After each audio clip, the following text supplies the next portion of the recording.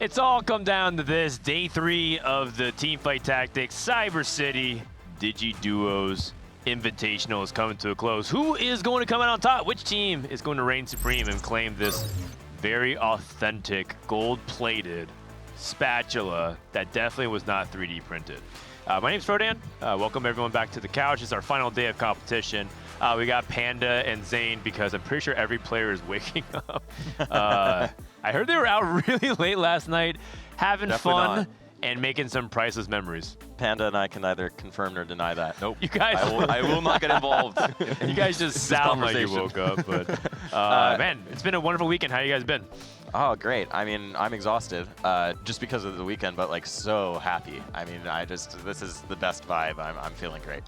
And for me as well, I think 4v4 is the cherry on top for this event. I'm super excited to see the teamwork, to see the listen-ins, especially for this very first game as well. It's great just being here. I think most people have said the same thing. The atmosphere, the environment, just even some of the most antisocial gamers here.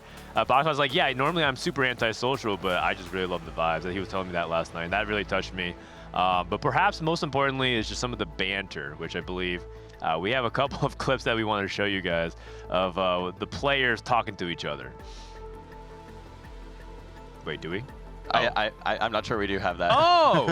So I think I heard someone say listen-ins. So I was like, oh, okay, we have. All right, well, in that case, no, we don't. Maybe we'll put that together. Maybe we'll put that. Look at that, Dan. You spoke it into I think I heard existence. producers talking to each other as opposed to me. yeah. We're bantering. Awkward. I just like sat there. I held for a long time. My bad. Yeah, the vibes are great. We're talking about the vibes. My bad. We logged in right with you.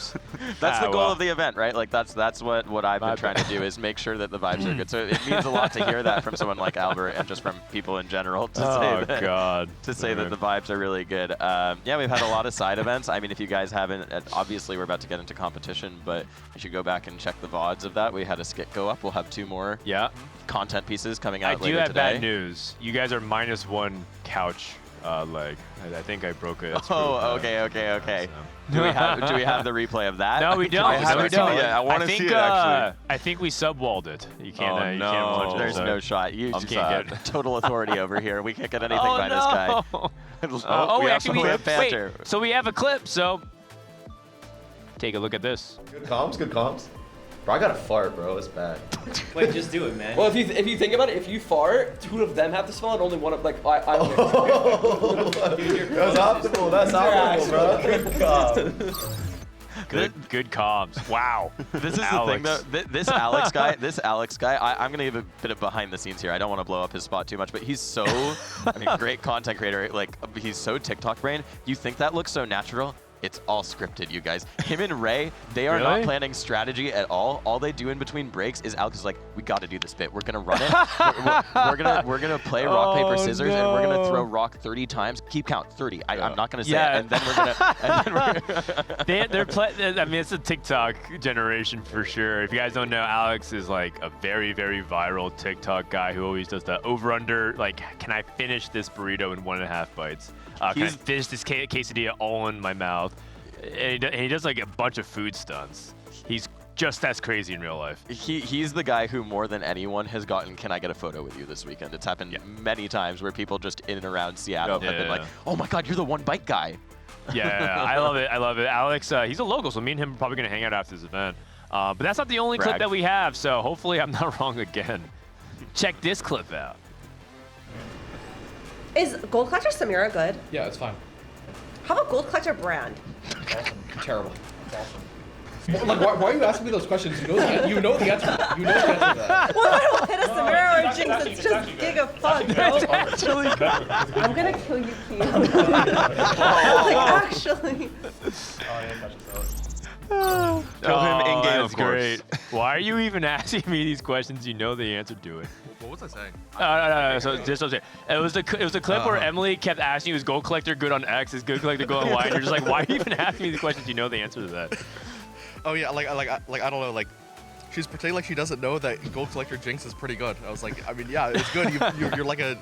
You're a challenger player. Like I don't understand. Yeah, and then she's like, and then Kiyoon is on the other side, like, no, Gold Collector Brand's actually pretty good. And she's just like, shut up. I actually do see Emily like asking you a ton of questions, yes. and you're trying to play your own game. Is it how distracting is it? No, it's chill. I'm down to answer like the actual hard questions, but it's like, it's the random ones that like I feel like it just clutters the comms. like ideally you just trust your partner to like do the right thing anyways, and I feel like she can. How are you feeling about having? You're gonna have to do comms with not just Emily, but also Cutie and Sykkuno in just a few minutes. We'll see. We'll see how that goes. Yeah, I don't really have that much to say about that. You were telling me that you think your chances of winning out today from the first series all the way to the last is 3%, like single digits. Yeah. 3%. Is that really true, or are you just saying that because set expectations low? No, I think like actually winning the whole tournament's 3%. Oh no. Okay, I think we have a really good chance of the first series. I think we have a shot at the second series. I think the last series is very unlikely for us to win a best of 5. Yeah, but that's also what you said when you won the world championship, because I mean you won with like 0 Reroll. You're like, I'm not winning this game, and then you end up winning it. So perhaps when the back is against the wall and against all odds, the PP shall rise again. Can we get the bracket up actually, so we can see why Dishsoap is saying that he's feeling that way? We can see like where everyone is at in the bracket. Oh yeah. Let's go ahead and pull it up in a second. if we get an opportunity. We'll give CG a time to grab that, but I think, there we go. Yeah, Dishsoap needs to go ready. Good luck today in your upcoming match. Yeah, you need to sit down. I think he's stalling. I think he's like he knows the inevitable. Team So Lucky and Bad, AK SLAB, Jetlag, Diff. That's going to be our first quarterfinals. This is the 3rd and 4th seed after 2 games of group stages. Then the winner of that will play Geriatric Gamers, who is our 2nd seed in the semifinals, and the winner of that will play Skateparge. That's the reward for being the 1st seed, for doing the best in group stages. So Skateparge, they're not even here at the venue. I think they're sleeping still. That was the. I wonder why. I mean, we've been saying all weekend like, oh, you get instant $5,000 if you get to finals because you're 2nd guaranteed. But the true reward is you get an extra hour of sleep, which it's a big deal. Granted, how. Anyways, it's valuable. That's all right. High value. High value. And the format is best of 3, best of 3, best of 5 for the final, right? Yeah. Yes. Single elimination, so no second chances. And it's 4v4, which is different than double up, so you guys get to see the 4v4 experience. I know a lot of people have maybe never even watched 4v4. We'll explain all the nuances later when we actually see the games. But for now, we do have... What's up, Zane? Oh, no, I'm just saying there's one other really important thing about the format, which is that seed 3 in the first match in the quarterfinals. Oh, you're right. Gets tiebreaker advantage for one game.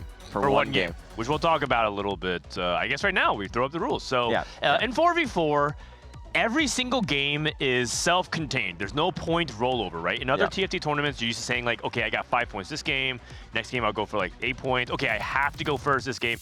No points carry over. Every game is self-contained. The way you win that game is by racking up the most points. So getting first gets you 8 points, second going 7 points, so on and so forth. The team that has the most points scores a point, and you play a best of 3 because you reset it for each game. And so sometimes you end up in a tie, because if you go 1st, 2nd, and then 7th and 8th, you'll tie the team that also goes 2, 3, 4, 5, 6. Yes. Or sorry, 3, 4, 5, 6. Yeah.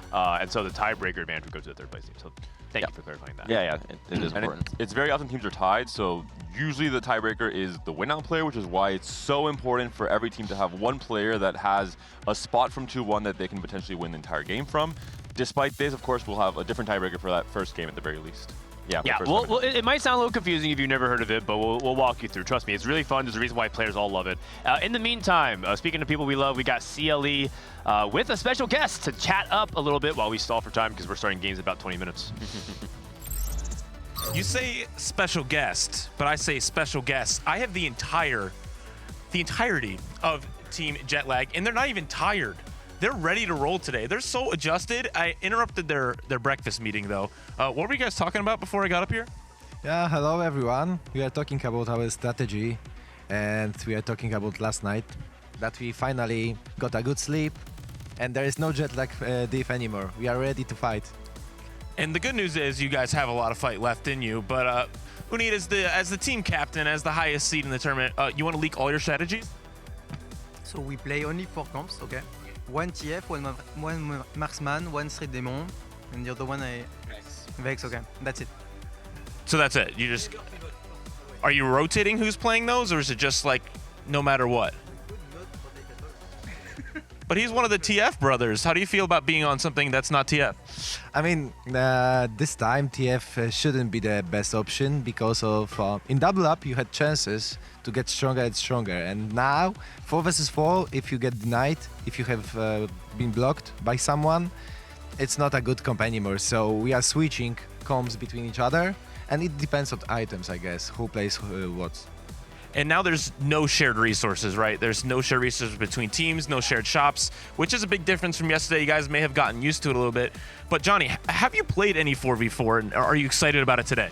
No, actually, it's my first time. I'm looking forward to it, especially because he plays TF every game. We'll get to the point. No, we are looking forward to it. I think it's going to be fun. We have some language barrier here and there, but we'll make it work and hopefully make you proud. Root for us.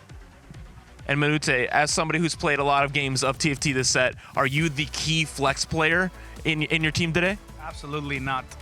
I think I'm gonna go Street Demon. Yeah, you know it. But let's see, because if I got a Genso and a good start, I can go Syndicate, and everything is open, so it can happen. And you guys are entering as the 4th seed today, but that doesn't really give you that much of a disadvantage, just a 1-game tiebreaker difference. Dishsoap's not seeming too confident in his team today. How are you guys feeling going into this weekend, you need? I think that Temptation is the strongest 4th seed in the tournament, maybe. So I think that if today we are able to avoid 8th and 7th, we can win easily. So as long as you guys don't go bot 2, you guys are going to win the whole tournament. That's what I'm hearing? Understood. That was our strategy. We wanted to start as 4th seed to play the most games. Like, you know, you are starting as last and ending the tournament as the winner. Yeah, as long as you guys will have the most practice once you get to the finals, right? Yeah. So then you'll be the most experienced facing Team Skateparge, who hasn't played all of these series of 4v4. So it'll be easy money from there. Johnny, anything to say to your competitors? Honestly, I was a bit disappointed in their double up performance. I was also disappointed at my own double up performance. But I think we can all play better. Let's hope we bring it on today. And 7 games to victory. Easy. 7 games to victory. You heard it here first. Team Jetlag, no longer jet lagged, but ready to go. So we'll be sending it back to the desk, get ready for game. You guys are up first, so we got to get you to your PCs. Let's do it. Awesome. We'll send it right back to the couch. Thank you, CLA. You guys have been awesome. In fact, I actually think Panda has bonded a lot with Bartosz, Tentacion, because you live in Warsaw as well. It's been awesome to see them because, I mean, they're very jet-lagged and very tired all the time. We were on the same flight coming here, but we just didn't know we were on the same flight, so we found out later. Okay. But the flight back, I think, will be quite fun, hopefully. It'll be fun. And we'll meet there in Warsaw as well, so very excited. I am worried about the confidence and the communication. Johnny mentioned a little bit. We talked last night during a very normal dinner at normal hours, and Johnny told me that you need, as the captain of the team, does not like or is not able to play and communicate at the same time. Oh, and you need to immediately tell especially Johnny, in your second language. Yeah, it's really, really he told hard. Johnny, That hey, is hard. I cannot be the coach. You'll be the coach tomorrow. And Johnny is worried about the language barriers. So I'm curious to see how they try and fix that in this game 1. The odds are stacked against them. They have communication barriers. They're exhausted, not playing anywhere near their usual time zone. And also, they're down a tiebreaker advantage. So if they win out, I think they've truly earned it this tournament because 100%. Everything is stacked against them. 100%. They've been ramping up. I do love, like, we really bonded with them last night, too. I think that was when the EU players really got a chance to talk to everyone. And I think they're just really appreciative of being here. Johnny and I were talking about, like, novels and stuff. It was great, and I've loved seeing them come together too, because, you know, a lot of the other teams in the event like do know each other beforehand. I don't think that's as true for EU. Like, they're just bonded by region, and so seeing them actually coalesce has been so cool. That's a beautiful sight. The reason why they are, of course, the lowest seed, as we are about to show you guys, is the scoring of what happened in the group stages. The 4th place team was Team Jetlag Diff, but that's only because SLAB at the very last second kind of swiped it away. 44 points versus 43, thanks to a very clutch top 2 by Dishsoap and Emilyywang. But the story of the weekend was Skateparge, Kiyoon and Yougelly, Alex and Ray both winning their groups. So that combined for 64 points, and they blew out the competition. I think especially Alex and Ray really popped off. You know, they were saying that XN's the strongest 4 seed. I think Alex is the strongest 4 seed, you know, personally. I think that's common knowledge at this point. His growth was just absolutely insane across this weekend, across the last 2 weeks from where he started, once he knew he was coming to this tournament. And I'm excited to see how they continue growing, especially as teams, and you know, the calm aspect of it can be very different 4v4. Yeah, Alex, in case you guys haven't heard, maybe you guys just tuned in today, but when we first were selecting players, we were looking around Emerald to Diamond range, and Alex was Emerald. He was struggling in Boxbox Bootcamp. He got eliminated early. Trisha was doing well in Boxbox Bootcamp, but she was also an Emerald. So we're like, okay, these are some good players to pick. And then Alex from Emerald climbed like 1200 LP in like a week or two. Went straight to Masters, and then got here and started climbing in Masters as well, because he's like grabbing people, asking them to help him and like get the tech and like learn. He's trying to learn other comps. I think he's the only 4 seed willing to play more than 1 comp. That's another thing too, because they're taking a look at Team So Lucky and Bad. I don't know if Dishsoap will allow Sykkuno to play anything but Twisted Fate Reroll, and I think that might be true of the other teams as well. Taskmaster. I do want to say we're getting close to getting into game here, but we have a very important thing to talk about before we get into game, which is that I'd like to say Happy Mother's Day. Happy Mother's Day Happy Mother's to Day, all of the moms out there. If you haven't called your mom already, you're actually have to leave the stream right now. You must mute. It is mandatory. Okay, I'll be right back. Go call them. Go call your mother. Go call the important mothers in your life. My mom, I love you. I hope you're watching. I don't know if you can hear me. I did call her already, so I'm hopefully clear there. But thank you guys for all you do. And yeah, hopefully there's some others watching their children competing right now. Yeah, there absolutely are. I know, because the moms in my life are watching this broadcast, because as soon as it's over, I'm going home. I have to go and keep you track. Yeah. But yes, Happy Mother's Day. We appreciate all the moms out there, the moms of TFT. And there are quite a few, even here. At the venue. I think we're about to get into game, so I'm going to go do creative producer things. Dude, Cutie is settling in and getting warm. Apparently, it's pretty cold. Dishsoap texted the group just now saying it's very, very, very cold in there, so it can turn down temperature even. It's okay. It helps you focus. I'm going to grab CLE to hop on with you guys and maybe see if we can get another player or something. Oh, wait, we got the unicorn. He's getting a little too comfy, no? My horn can pierce the sky. All right, we got CLE on the couch.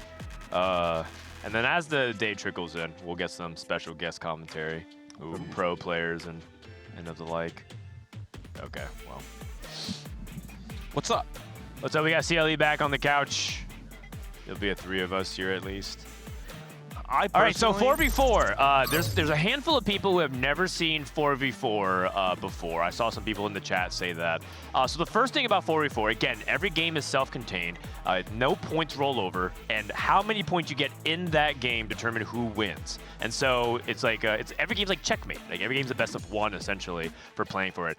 What this means is placements in each game matter immensely. Even if you can outplace one person on the enemy team, it can be a huge difference between winning and losing, because if you go 8th or rather if your enemy goes 8th and you go 7th, that is very good for the team because you just have to outplace one person. So as a result, in 4v4, it looks bad in solos if you ever go 7th and 8th, but in 4v4 there actually are good 7ths, and believe it or not, there's actually good 8ths. Because sometimes you recognize that your spot is bad, so you can take down the enemy team with you as well. And this dynamic makes it really interesting because there's one other element, which is that you can and will play against your teammates in 4v4. People are always, because in double up you can't queue up against, like if we're playing up Panda, we can't play each other. Exactly. But in 4v4 you can. And as a result, you have to play around that by using your item removers, by positioning badly, by calling out. And as a result, it creates some really interesting scenarios. And also, the fact that you face your teammates means that you can't just lose streak the first 2 stages and then have a super strong board and then think, oh, I'm just going to win out like a solo queue game. It's not the case. You have to actually preserve HP because there are times where 2 very strong players on a team can face each other and someone might get eliminated because of it. So it is very, very different, the mental aspect, and it's like a whole different meta on top of a normal game of TFT. And it's why I think a lot of pro players enjoy it so much. It makes the game way more complex, and I think in the best way possible. There's so much nuance in 4v4, and just as a disclaimer, it's going to be hard to It might be overwhelming if you're used to the chill pacing of TFT. Speaking of chill, we need to take a little bit of a tea break here. Hopefully everyone's tech is sorted out accordingly.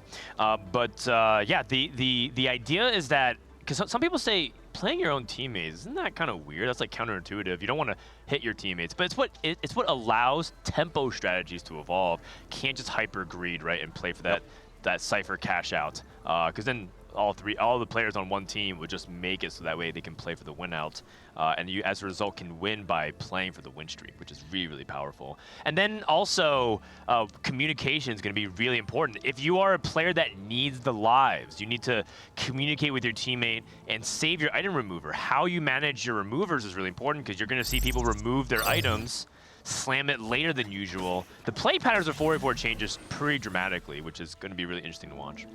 It is very interesting too. There's a lot of situations where ties happen in 4v4. It's very common that both teams will have the same amount of points at the end, and because of Team SLAB being the 3rd seed, they get to have a free tiebreaker and claim that spot.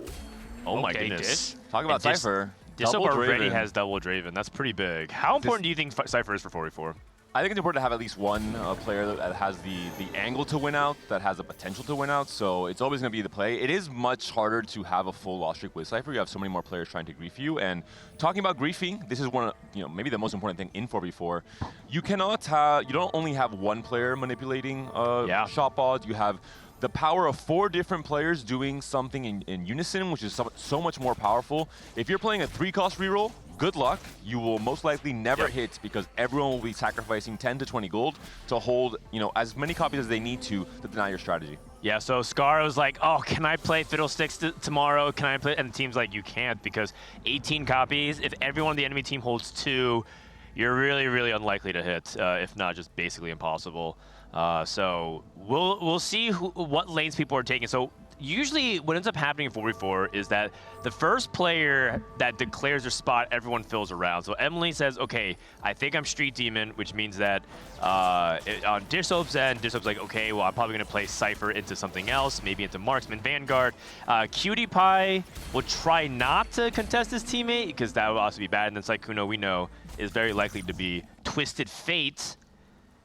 And what is that going to cause him to take? Because he can't really take something like Caretaker's Ally. Okay, pumping up it is. Over to Emilyywang. Delayed start.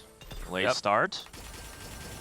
Oh my goodness. Zyra 2 and Mundo 2, so she almost certainly is. Wait, that's a Draven 2? Wait, what? This is it, the Dishsoap special. He duped it. Oh, he duped it with team tempo building. Draven, we saw it at the start of this had a lot with the Nitro board you played in Stage 3. Maybe it'll be the same angle again. Okay, and then Cutie with Component Buffet and early Morgana Bruiser might be trying to angle for Vex, because he has this Morgana pair to play around and he can manipulate his items. Component Buffet is a really good augment in 4v4. In general, item manipulation is really good, because that makes you agnostic to the carousel, because a lot of times in the carousel, you'll see a lot of people deny each other. One thing to mention with TF as well for Sykkuno, it's not wrong for him to play it every game. I think it's even correct. Even if the other team knows to hold TFs and you're not hitting your 3-star, it doesn't really matter. As long as Sykkuno knows he has to play tempo. His whole game plan is not winning out with a 3-star TF and 3-star Braum. It's staying very healthy and strong in Stage 3, taxing the opponent's team's HP as much as possible, and then maybe bleeding out to a 6 or 7, and that's his job, basically. Yep. In the meantime, and you can see no reinforcements here, just standard 4v4 fights. Take a look at what's happening on Team Jetlag. We'll see if they can set their macro. Branching out into Divinicore emblem. And so a lot of people are probably thinking Vex because of Divinicore. We saw Unita actually was one of the few people willing to play Zed, like Divinicore Zed. But the issue with that is if the enemy team catches wind of that, if you target the Zed, then he might be in kind of trouble. So I'm not sure about that. So let's take a look at Johnny. Johnny is he the Twisted Fate player, you think? If he has to, I think yesterday they cooked a bit too much, Johnny and XN, and they regretted that a little bit. So I think they might be playing a bit more standard today, and this could be one of the lines for sure. We'll see. He's using his first bow for Twisted Fate on Shiv, which is not a bad choice, but some people say you need that first bow to go to Rageblade.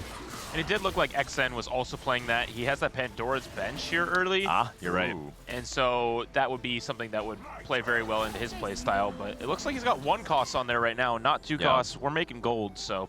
And Minute also has item manipulation too, Pandora's to keep himself. That puts him in a power position. So at the very beginning carousel, he can take whatever he wants, or even let Exentacion take what he wants and then say, oh, I'll just Pandora's and transform these items anyway, so don't worry about me. He also sort of declared on the interview, I'm playing Street Demon, so I'm going to keep my plan really basic. So I'm actually really curious how comms are going to sound on the carousel, because we'll see how they work together, and maybe you can get a little glimpse of that. In the meantime, Dishsoap actually lost his first match, by the way, despite having Draven too. You need. Just to show and you. The fact that he has the Divinicore emblem, I'm happy it's him. I think he is the most, experienced player, I would say, in general, with these kind of weirder spots where it's not the standard metacom. Yeah. Okay, Draven getting a win over Exentacion. That should be pretty easy. So many upgrades, though, for Dish. It's just going to be really hard for him to lose any more fights throughout the stage. Losing that first one's not too bad. Yep. But once he gets Cypher in, obviously as soon as possible. Okay. Let's go ahead and listen into one of these teams and see what they're saying. If there's a tier when we're picking, can I have it? Oh, there's a when we're picking, sure. You have the component. Yeah, Look at Emily and Cutie. I really need the staff. Never mind, he took it. There's another one. Yeah, you can. I really want this boo. Can I have the staff? I'm gonna take the rod. Oh wait, you should just. I'm at 100 HP. I'm Oh wait, not that's good thing. It's fine. Yeah, just take whatever. I'm not gonna really be able to choose. All right, so Sykkuno asked for a rod.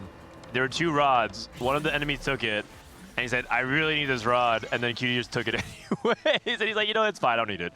I think Dishsoap's mental is going to slowly deteriorate as each carousel comes through just from listening to that one. Players wanted to cash out. Veg. Okay, you need still looking good in the driver's seat.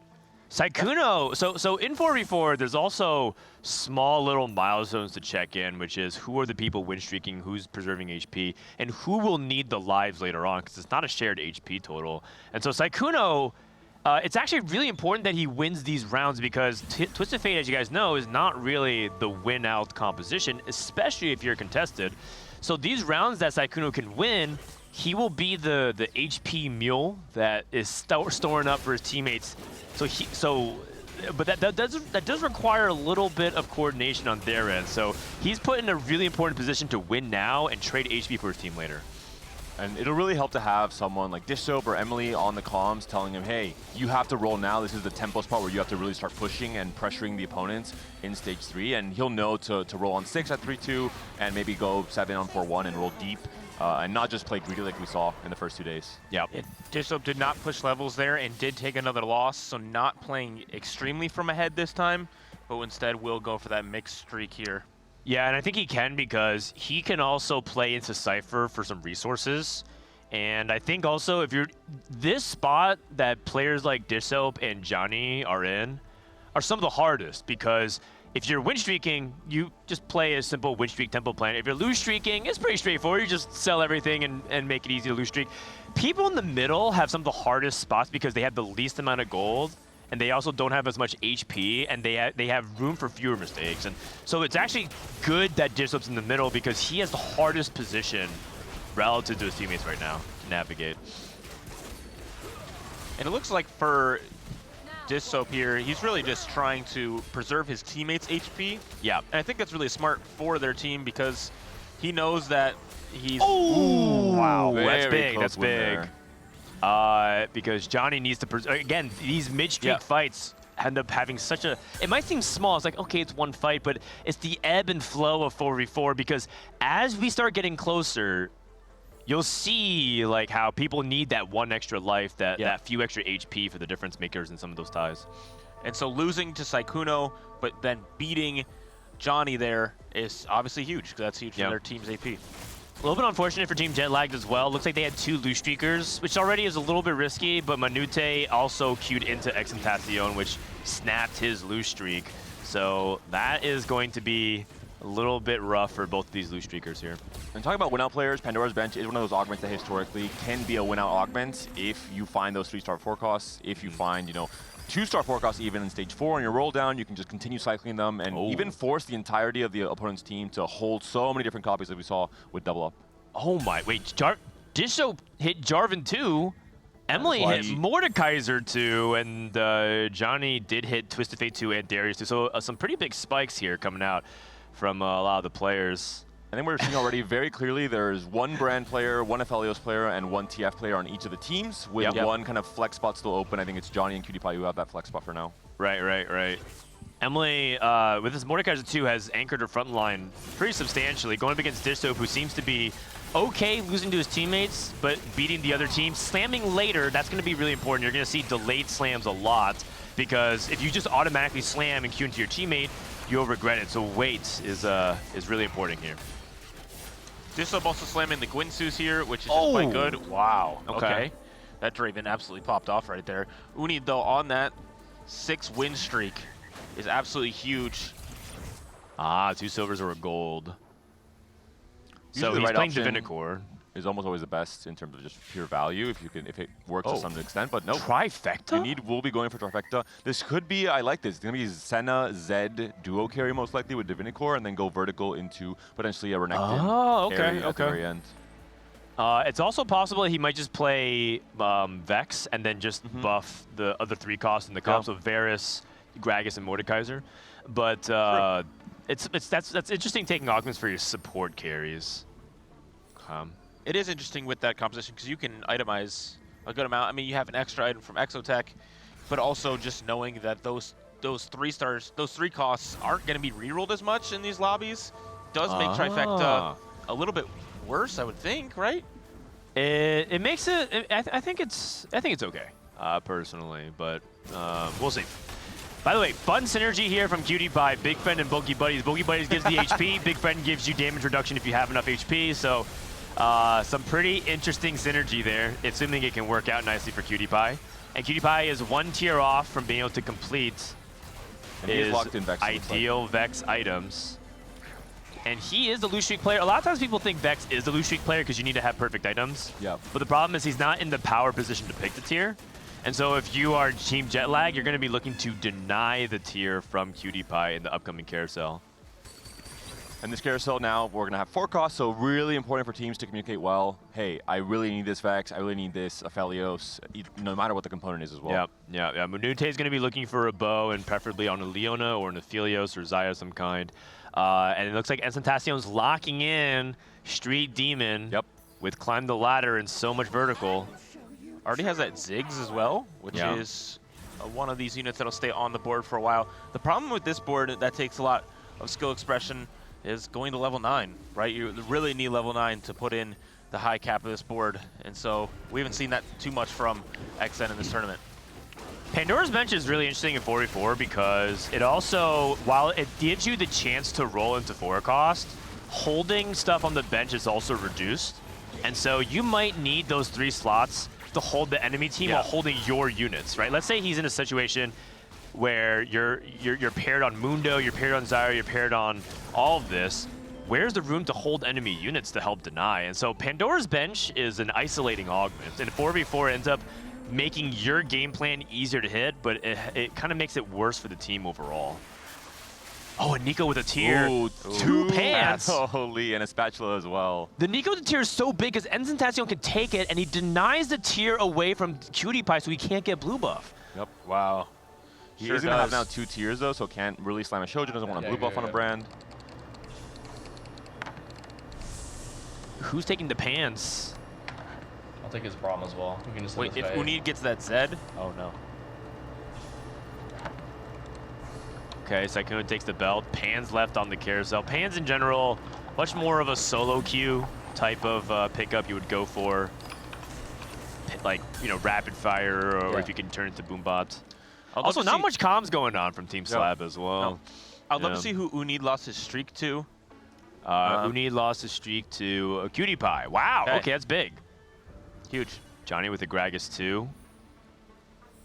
And Sykkuno holding strong, and this is, a lot of people are going to look at some of the weak links and be like, can we target him? But this is what Sykkuno needs to do. He needs to be strong. He needs to get these wins. And most importantly, he needs to try and keep that lead as high as possible to trade HP for his teammate later on. And this is exactly what is happening right now.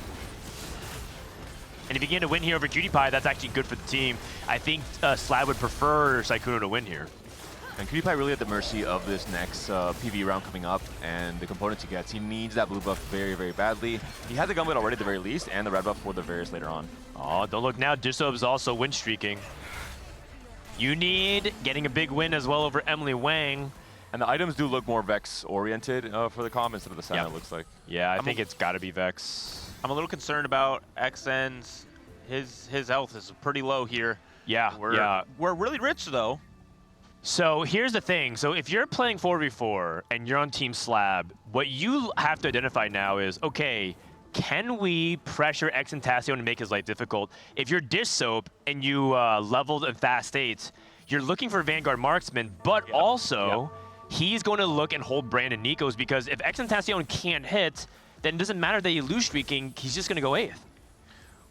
And one of the big markers for 4v4 is if 3 of your teammates go either bot 4 or top 4, 3 going bot 4, you automatically lose. 3 go top 4, you automatically win. And so sending someone out in 8th place really, really helps your chances of that happening. Yeah. Mathematically, you just can't come back if 3 players in the bot 4. There's no variation of placements that can get you enough points to win the game. And XNtacion's on a 10 loss, and Minute is also not the healthiest. It's looking dicey for Team Jetlag. Diff, no! If you lose this fight, it's a big deal. Wow. He does lose it. The other thing is if XN dies, that means Emily, who is on Straight Demon, will have a lot more resources in the pool. So if I'm Team SLAB, we have the econ lead, we have the streak. Dishsoap has to hold the brands. Obviously, Emily has to go for it. PewDiePie needs to contribute as well and hold the brands. They need to target XNtacion and send him 8th to get the first blood of this game. It would be huge for Team SLAB. I wonder if XN rolls on 4-1 here. He'd have one more turn of Pandora's Bench trying to trigger some brands and Nico's on the roll if he finds 4 costs, but not that much gold to work with, really. Yeah, the difficulty is he doesn't have turns, right? The value of Pandora is the more turns you get, the more chances. The more value, yeah. But he doesn't have much gold to work with. If he levels 8... Has, I believe, a guard breaker, so the items are good here. Yeah, the items are good. Maybe going for Rengar 3 as a side carry. Does go 8, does start rolling and buy every 4 costs possible. Yeah, the problem is if you hold the 4 cost, then you're not rolling, right? So like, you could keep 12 gold on your bench, or you could roll 12 gold to hit Nico too. Oh, there's a brand at least, so he can fit 7 Street Demon already. Yeah. We have Nico as well. You can't really roll the 5 costs either. He needs to win these fights. And his matchmaking pool is PewDiePie, Minute, and Sykkuno. Sykkuno, he's matched up against PewDiePie. If PewDiePie can potentially find a way to still be competitive, this would be huge. Okay, probably not. He's playing Morgan too. They didn't get the chance to level, has not rolled at all. And so we'll be doing that next turn for Cutie. So really a very important stabilization for XN here. We also have an Aurora being rerolled on the Pandora's Bench, so the opportunity to get something like a Koboko on the board. Or Samira. This is Sykkuno. Oh! Nah, narrow loss, bad TG items. Him and Dishsoap ended up getting the loss.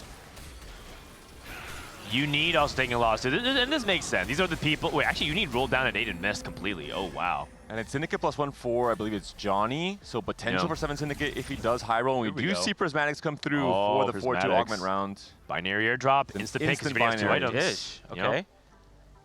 And this allows you to itemize Jarvan as well, which is kind of nice in the Marksman Vanguard line. And the quicker itemization for both Xayah and the Affiliate. J4-3 would be nasty. Ooh, nice chop. Okay. No Xayahs. You have to, sorry, 1 Xayah, excuse me. Yeah, it's okay, I guess. Ooh, Blaster.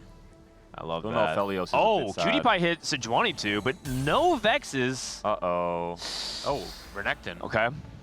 So he's going to have to just stay on this for now. How's Emily doing? Emily, 1 brand Samira pair, but remember, there's not double up. You can't send anything. And she also has a Street Demon emblem. And Cyber Uplink is a great augment. Yes. I do worry that she doesn't have enough damage here. Going up against her teammate PewDiePie, but how's XNtacion doing? Going against his teammate as well. Yeah, Minute's spot looks really good. The items are quite good for him, but the upgrades are not there at all. Yeah. And so the contesting between Dishsoap and Minute. But XN does need to win these rounds. But now Minute is in a similar spot where he's at a few lives left. Okay. And this is the kind of the problem with like the double lose streak, right? Minute and XN both being low, feeling like they both have to play the strongest boards. And you can't really like sack for your teammate because you just have to be as aggressive as possible. It's also important to communicate well with roll timings. If you have a brand in your shop, you should either buy it and sell it if your team's looking for it, or say, hey, I have a brand here, don't roll yet, wait, let the opposing team roll, and then buy and sell and allow your team to do so. So there's a lot of very critical stuff, and min-max team can do in 4v4. Johnny has Syndicate Emblem on a Zac. This actually has really, really high cap. Fighting a Zac on 7 for Twisted Fate can actually be really good, but the problem is he's very far away. And so now Sykkuno, his role in the game is really important because now he has to be very aggressive to deny what Johnny is trying to do, and Johnny's rolling very aggressively as well himself. And Sykkuno does have that HP lead, which obviously will be a huge part of if Johnny can die before him, he can maybe even still hit and stabilize and grab a few more placements. Wait, Cutie's still winning despite carrying Morgana 2. Hyperfangs on Varus is really good, and Minute takes a critical loss as well. It's looking good for Team SLAB right now. 1.5 item TF, who got double stunned by Sejuani as well, so maybe not an ideal fight there. Samira. There's a brand. On the carousel. They need to deny that away from Emily. They need. There also is a brand, and XN's going to be taking it. He has a rod, I believe, open, but he had one reforger still. Cutie probably leaving it open to his teammate, see what Emily wants to pick. Kabuko. And maybe one of the not so likely win out players on Team Jetlag for XN, who has now got Nico 2 and Brand 2. Yeah. And that's enough. In 4v4, you cap lower because there's so many people trying to, counterplay you. Samira. It's a Samira. This is huge. Yeah, and that's really big. If he reforges the rolling still. tier, I assume, trying to hit maybe a Morello. It's tough. He needs both utility sources. He needs Shred and Anti-Heal, so you could justify either. It also feels bad doing it because you might miss the other half. He could wait. I mean, Blazing Soul climbed the ladder, Brand 2 already. He should be stable for the next 2 fights. And then if I'm SLAB, now our Crosshairs moves over. XN looks stable. If you can send Minute 8th, he looks like he's the most vulnerable player as well. We did hit Aphelios too with nearly his best in slot, but the problem is these frontline items are so bad. We just have an Even Shroud and Open Belt. Yeah, just Even Shroud. And it's kind of a shame because he does have Pandora's, but at least he gets a win here. This is what the Twisted Fate player's role is, right? Johnny's trading his HP. He knows he's weak. Lets his teammate gets the kill. Finally a Vex for Imaqtpie. Oh. Good loss. Nice. Good. Perfect loss. Perfect loss. That's what you want. You want to get perfect loss to your teammates. You want to win by 1 or lose by 1, and you want to crush your enemy team. Dishsoap is looking good, though.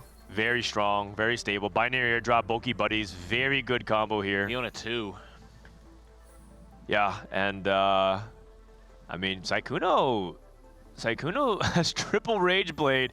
Oh, he took anger issues. Oh, I like it. That's actually really good for this comp. With pumping up as well, it's just gonna scale so fast in these fights. Yeah, that's right. Chat is spamming DP. I think they're talking about Sykkuno, right? Yep. They're talking about Emilyywang to FPP. This is Minute versus Emily. Emily needs to do big damage here to Minute. If she can get the win here, this would put the win percentage chance really high. Minute trying to hang in. It's Ziggs no Cyber Boss. Does he do enough? Can the Aphelios win this? Close! Oh, just and barely the Gunblade. And they need that to hang in there because XN, look at him. He's winning out. PewDiePie gets a win versus Uni, which is really huge. But XN's board is stable, right? And now he can even roll for the 5 costs. He's hit almost everything in his board. He just needs utility. Another thing too now though is so this is the HP preservation that's really tough. They need to try and milk Uni's HP total, but he's only at 39.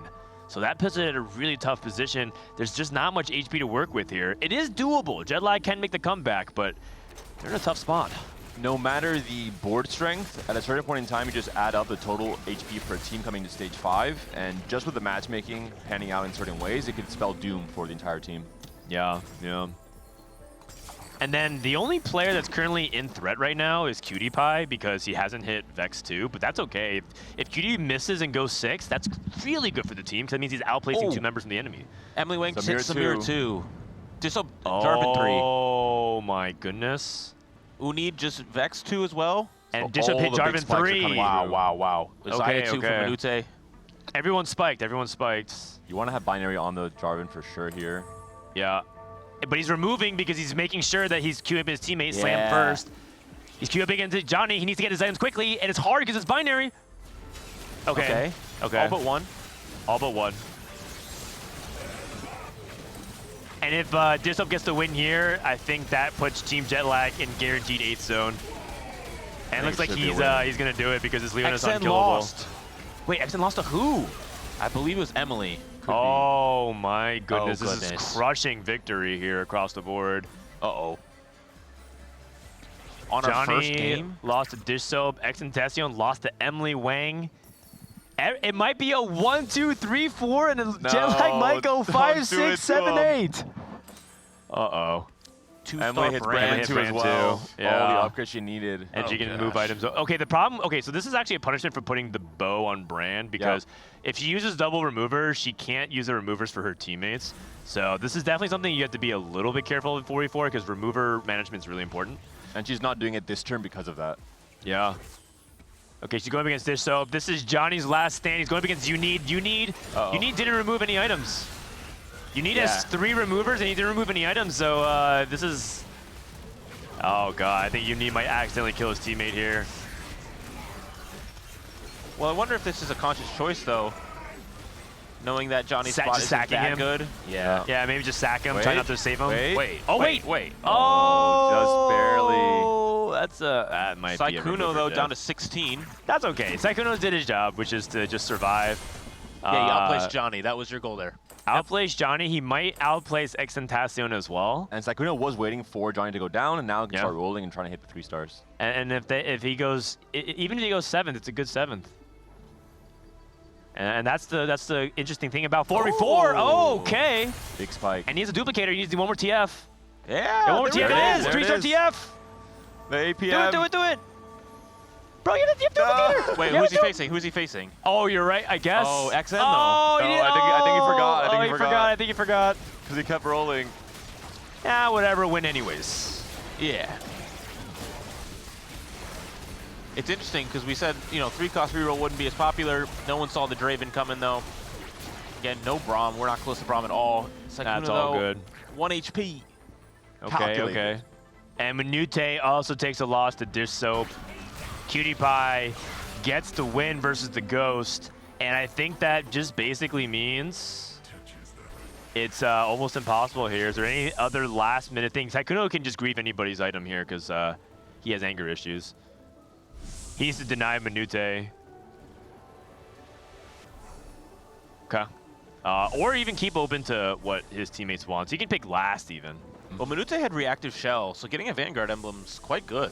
Yeah. Okay. A little. I mean, you don't really have any other frontline that wants to use a Vanguard emblem because you're just stuck on 4 Vanguard for Marksman. Yep. And Dishsoap takes another offensive item for his backline. See, the matchmaking now is going to be so important. Okay. Sykkuno has Unid, Emily, and Dishsoap. I'm pretty sure SLAB's win percentage here is like 90-something%. It feels like unless what ends up happening is that they need to send Sykkuno 7th. Look at the matchmaking for XN. He has both Minute and Unid. Everyone's on 1 life. It's going to be really difficult. He needs to match a Dishsoap and beat him, and then Someone has to die there. And then they need to win out, which is just really, really hard. Yeah, Sykkuno has to go 7th here, or they really, really don't have a chance. Yep. If they go 7-8, they have to go 1-2, and that's just actually impossible. That's a ghost fight. That's good. And it's I'm a Cutie who can put the dagger in and kill off Minute here and basically secure the victory. Sejuani wrong side though. Both the Xayah and the Felios will not be stunned by either of the casts coming through here. 6 Vanguard is a lot better though, and it's getting buffed next patch. He's also on the wrong side. Oh, it walks into the stun. That D-Claw's doing so much work though. Not allowing this Vex to continue to keep casting. Okay. Sykkuno is down in 7th. Unid out. Unid is in 6th. There's still a chance here. So they can't 1-3, right? So the only way you can counter a 6-8 is to go 1-3. And SLAB has tiebreakers as well for this first game. Yeah. Oh, so they have to go 1-2. So they have to go 1-2. Yeah. Well, I mean, it's Cutie hits Vex 2. Quite good. All right. About time. So who's gonna do it? Who's gonna be the one to end it? X and Tassion. They might even kill each other. Actually, we didn't. Uh-oh. Oh wait, here comes Dishsoap. Oh, is Dishsoap gonna end it himself? Captain America protects homeland soil. Even just with the Filios 1. I mean, X and Tassion's board is pretty dang good. I mean, Climb the Ladder, Blazing Soul is just a really strong combination. But Jarvan 3. Oh, wow, that brand burst. Manute is out, unfortunately. Okay, and that's 3 members. Will be a game 1 win for Team SLAB. And just, I think, a much stronger early game. By the time that Team Jetlag Diff came back into it, they just noticed, hey, we have way too little HP to do this. That's right. All right, so 3 members of Team Jetlag in the bot 4, which means Team SLAB is up 1-0. I don't think we actually formally made any rules about it, but the game is 100% over, which is why the players can get up. We don't actually have. It's basically like a GG moment, so I guess they could just surrender. Yeah, and what's the rule around the tiebreaker? Is this tiebreaker now roll over to game 2? Is it just like a one-time use tiebreaker? I need clarification from Zane on that, just so I don't say the wrong thing, because I would be very bad. But I believe it was game 1. Oh, it rolls over to the next game. Never mind. Okay, there it is. The surrender for the GG, and Team SLAB up 1-0. You know what it might be? It might be a warmth difference. Yeah. They look really snuggled up and cozy right now. And the game plan from Jetlag Diff was executed as expected. You mentioned it. We're going to have one player on each of the main metacomps, and that was the case for them. They didn't really flex out and play any more dangerous game plans like we saw yesterday from XN and Johnny especially. We'll see if it's going to be the same for game 2. I think the big issue is that your Vanguard Mark, there's 2 things wrong, I think, with the Jetlag macros. I don't think you can really lose streak with Vanguard Marksman. It's not really that type of comp unless you're playing something like Cypher. And the second thing is, I think Tassion and Manute both lose streaking, but the thing is, he took Pandora's bench, which is not exactly an econ augment, and that put him in a really tough spot HP-wise. And I think they just didn't have the HP to work with. And that's why playing your teammates is important in 4v4, because you can't just greed, you have to play against your teammates. Yep. Let's go ahead and play a clip of Team SLAB talking about Braum, apparently. Oh no. Let's listen to this. So legit sell Braum and roll for TF2 right through TF3. Oh, I know. He's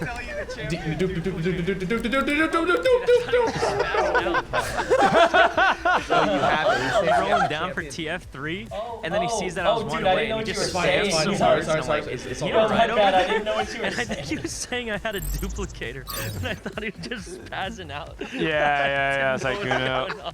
I promise you, I'm not that crazy. I'm not that crazy.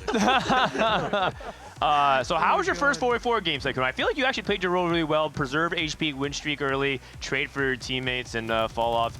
How was it on your end? I got pretty lucky, yeah. It went pretty good. Yeah? Yeah, I think it went well. Oh, here comes what do you What do you have to say? Dude, you didn't go TF that game. I didn't go TF because my teammates said probably that. had a better position, or? Nah, this game I didn't have even a single ball, so I decided to skip the Twisted Fate. Yeah. But my duo partner said he's gonna try it. And I said, be careful, Sykkuno is the Twisted Fate master. You did pretty good. Yeah. You did pretty Yeah. You did pretty good. Maybe you go back to Tuesday next game. I think you have some Maybe, some beef. This game I tried my best playing Street Demons, and it went fine, but playing Pandora bench into so big lose streak because I lost 10 in a row made me some nervous because, you know, I wanted to have a chill game, roll on Pandora, but finally I had to roll anyway by using the typical rolls. So, and also I was surprised because when I was looking for Brand, you had already a Samira 2-star, so yeah, that was kind of problematic when you're playing Street Demons, right? That's good, that's good.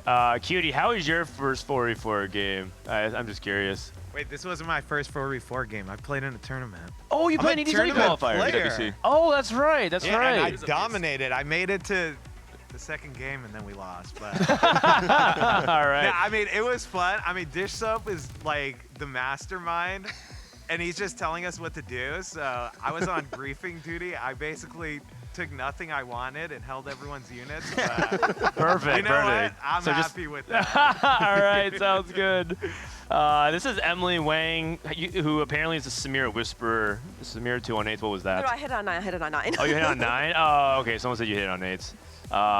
And looking good so far. You guys look also really snug, like cozy. You guys are wearing some. Do you guys bring some outfits for? Yeah, no, for this I mean, competition? they provided that. They got some insane fits at this facility, so shout out to Riot Games. Insane fits. All right, shout out to Riot Games. Good catering and sick fits. All right, I think we should get them ready for the game number 2. Yeah. Yeah. Yeah. Okay. Good luck, guys. Good luck. Lock Also, you guys still have the tiebreaker, so I think you guys are in a really good spot. All right. Hopefully for Jetlag Diff, I think they maybe realized with their first experience in 4v4 what they did wrong. Because it was not really a comp selection, it was not an item slam selection, it was not positioning, it was just the macro. You mentioned it. Yeah, just their from macro. the beginning, end of stage 3, we already kind of knew that they were doomed because of the way it panned out. I think Johnny, we saw coming into, I think it was like 4 after the stage 4 carousel, he only had a shiv and a bow on a TF2, and that was his game plan. You have to be pressuring so much more with TF. That's the main role for the comp in 4v4. And the other thing too is in 4v4, I think a lot of people might have the impression like, oh, you know, we should have like one, like you see how each team is trying to keep it simple. They say, let's have a TF player, let's have a Street Demon player, let's have a Vex player. But the reality is, if you can't play TF in some of those spots, maybe no one plays TF, and that ends up, and then you hold TFs while playing your normal game plan, so you're still counterplaying Sykkuno, but sometimes you have to let it go. And so that could be a spot where maybe no one on Team Jetlag was supposed to go for it, and that's the 4v4 difficulty, because you have to juggle each other's spots like that. Well, and I think it's interesting that I didn't know Cutie has played 4v4, and so Emily, Cutie, and Dishsoap have all played 4v4, yeah, that's which right. it's a very unique experience, and no one else has 3 players on their team that have played 4v4. Yep. Oh, so interesting. They may have a really big advantage. Most of them only have 1. I think Skateparge has, because Ray also played in the qualifier previously did he? as Okay. well. So and Yougelly. they actually even I think Emily teamed with Imaqtpie and Ray for the qualifier. Yeah, Friendly fire. which was glorious. And you know what? You can tell Cutie Pie is in his zone, but he's like, man, I can just chill and grief my opponents, which is kind of like what I get the sense he wants to do half the time when I'm watching his stream, anyways. He's just leaning into it. Any excuse to be a rat, he's down for. The goal That's of right. TFT is to make others play TFT less. Yes, you want to make it. You want to do well, but you want to make it as painful for your opponents as possible as well. Apparently, And Cutie at finds least that's the joy. vibe I'm getting. At least that's the vibe I'm getting. What's so yeah, more different than that's just game double up? 1. We're gonna play best of 3, and the winner of this will play Team Geriatric Gamers. Geriatric Gamers, I believe they're piling in. That's Boxbox, Robin, Scarra, and Trisha. And let me tell you something. That team, they were even hard sweating like the seating optimization. They're like, okay, who needs to sit next to whom? Trisha, you need to sit next to Scarra, but we also want Robin or Boxbox to be able to go look at as well, because Boxbox has been practicing Trisha, so they're like practicing their seating arrangement as well. Even though the voice comm is one thing, but having certain people on your left or right that can maybe go into your screen and point, hey, this for quicker communication and less chaos is also going to be an advantage. So there's so much Imaqtpie to do in the venue, it's like small in things, game. Exactly, yeah. For sure. And if you're tryhards, I mean, you really want to get any possible edge coming into these best of 3s. Yeah, and I think they're feeling pretty good against Team Jetlag Diff, but they said that they felt like they were underdogs against Geriatric Gamers, and I'm curious why. Dishsoap, it might be the classic Dishsoap downplay, because also the week heading into set 13 into the Arcane world, Dishsoap also told me that he was like, yeah, you know, we'll see what happens, and maybe I'll do well, maybe I won't. And then we all know what happened. And then we all know what happened. The 2-time. I think that's part of it. You have to just be cool. Yeah. You know who's feeling cold. good and cool right now? I'm a cutie pie. Wait. Oh, I thought they swapped. They swapped capes.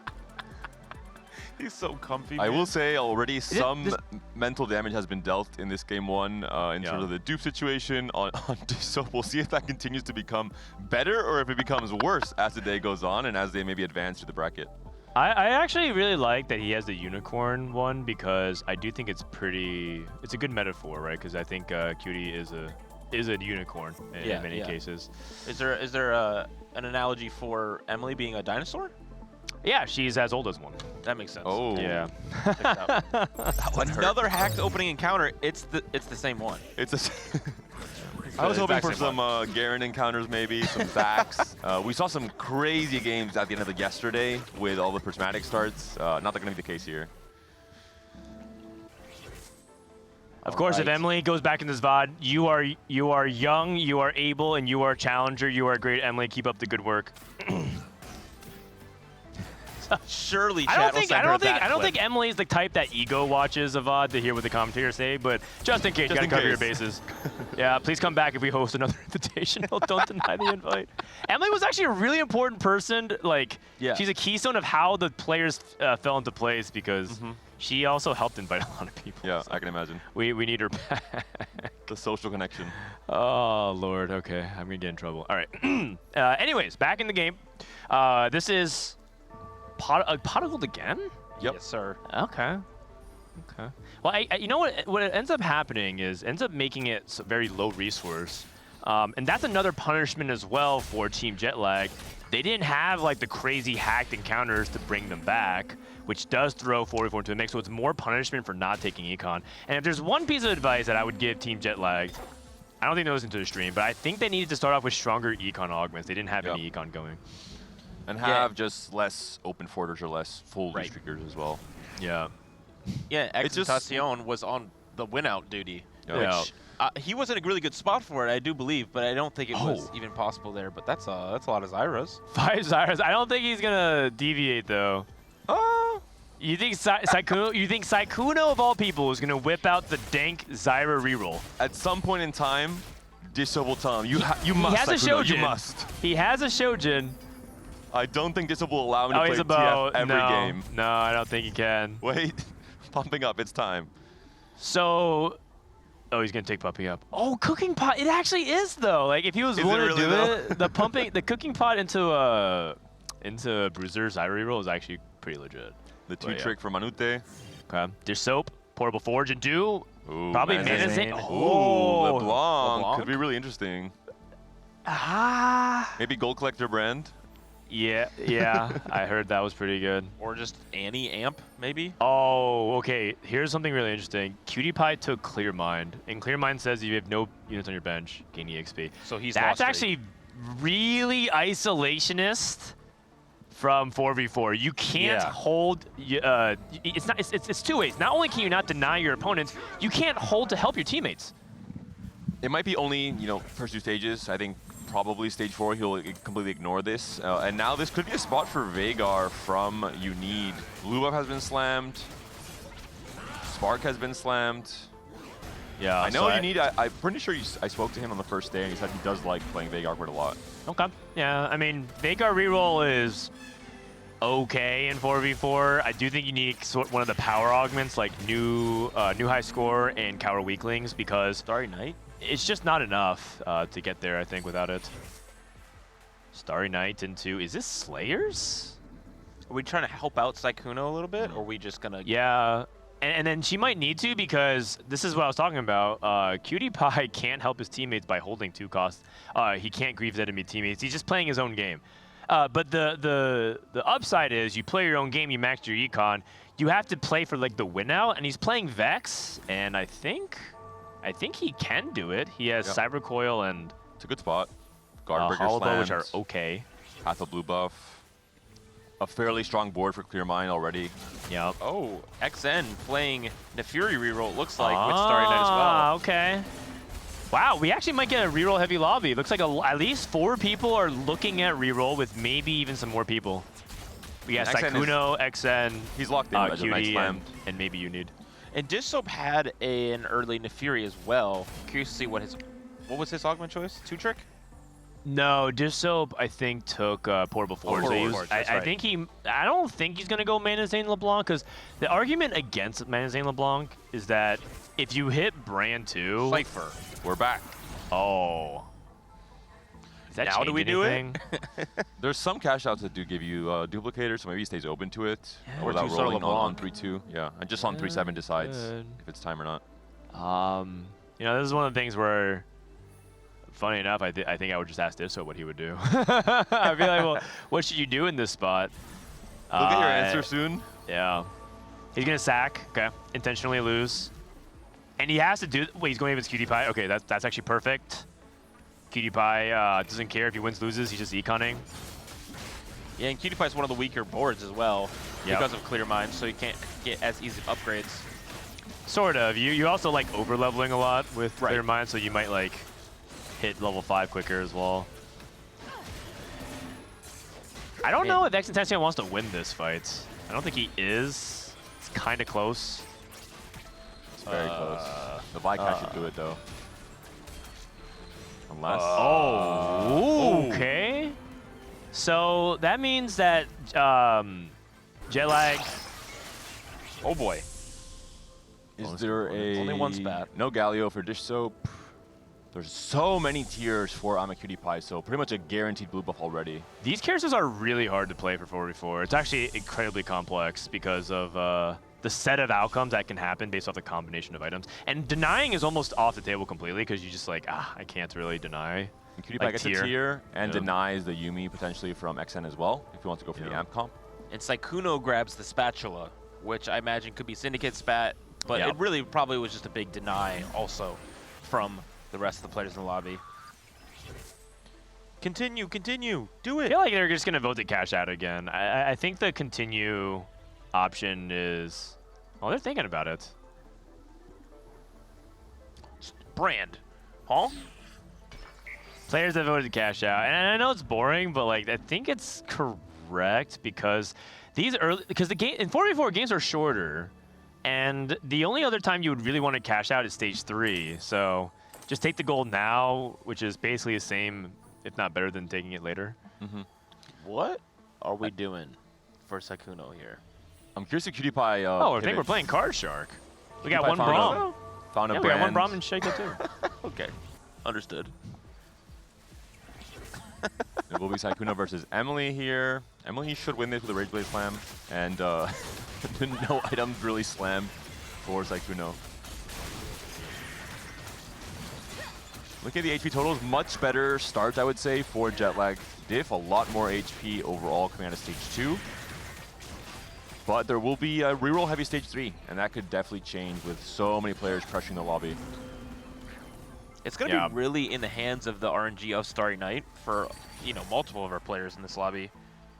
Johnny, though, back much on better TF. duty. 3 items already, fully completed instead of just 1.5 in stage 4. Yeah.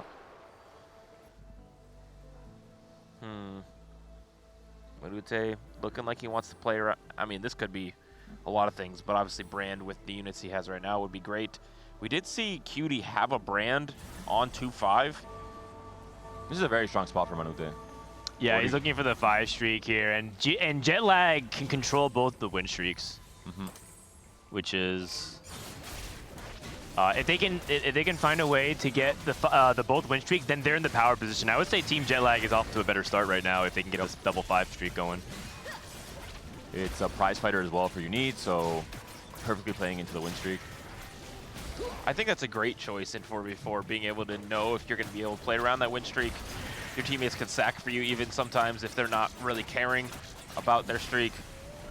You have a Okay, higher wow, chance they did to- it. They got it. They to got it. guess right, basically. Yeah, and they're 1-2-3. So Team Jetlag is looking better right now in terms of their HP counts. Taking a look at the macro, Cutie-Pie does have the blue buff, Clear Mind. Okay, like everything's working out fine. I guess it comes down to the rerolls then. Can Sykkuno preserve HP? Oh, we're back. And can Emily?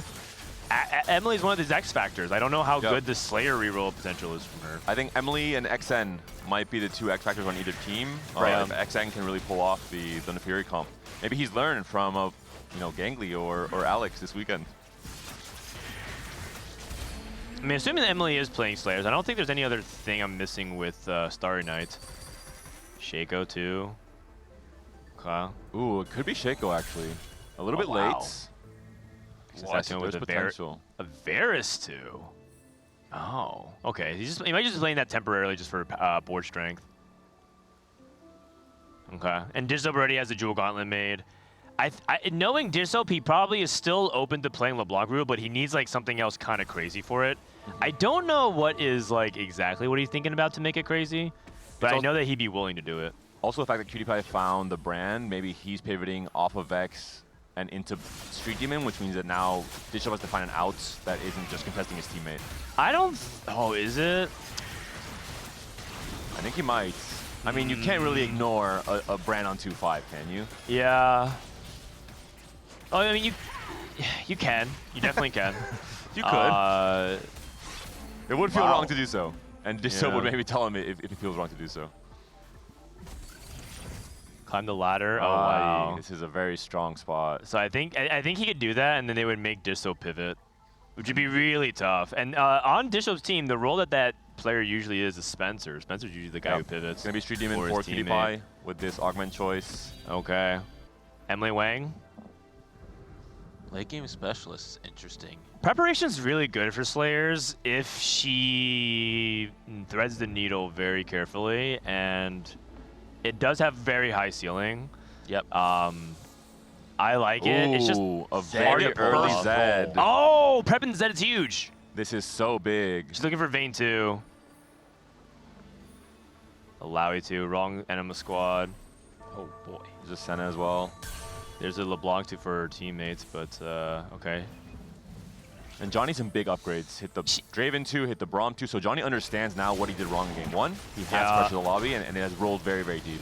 This is also kind of brutal for Emily because even if she didn't find another Vayne 2, she also could just have a Vayne copy so she can prep it on the bench.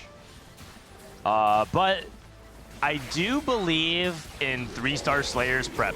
I actually do think that can make a pretty good run later in the game. It's also better in 4v4 because you can weaken yourself. Instead of removing items, you can prep a unit during one of those weak rounds in stage 4 as well. They're also Team Jetlag is still streaking.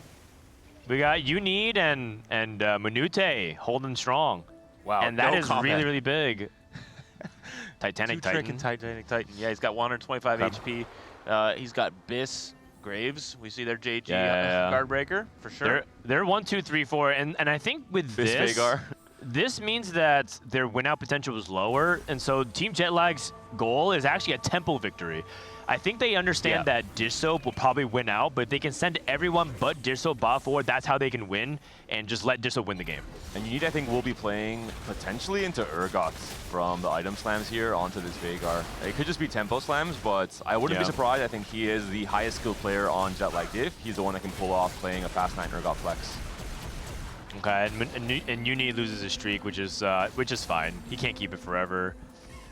Emily gets the win. Oh, Emily did hit the Vayne 2. Looks like she rolled again. Zed pair? Does Emily want that, or she needed a specific item? Another bow, perhaps? Well, this could be an even shot as well. Doesn't go for it. Bows are just really important when you play Vayne, so it feels like you need to get it. Minute not using his Titanic Titan to immediately go for something. What does he want? And then maybe is it teammates? So slow. No. Okay, I mean, Tier's pretty good. Tier's pretty good. Yes. All defensive components here. And currently, entire bottom 4 for Team SLAB, so very different to game 1, the macro. I really do appreciate everyone having the same little legend. It makes our viewer experience way better. Yeah. And also, there's been some good choices. The Snake is great. Holy cow, I didn't even realize. I was like, this was pretty healthy for Cypher. He's got Titan. Zed as well. 5 Cypher online at 3-5 with Titanic Titan. My 27 stacks, holding Yumi to the 9xN. I mean, a great spot for Dishsoap here. Oh my god. And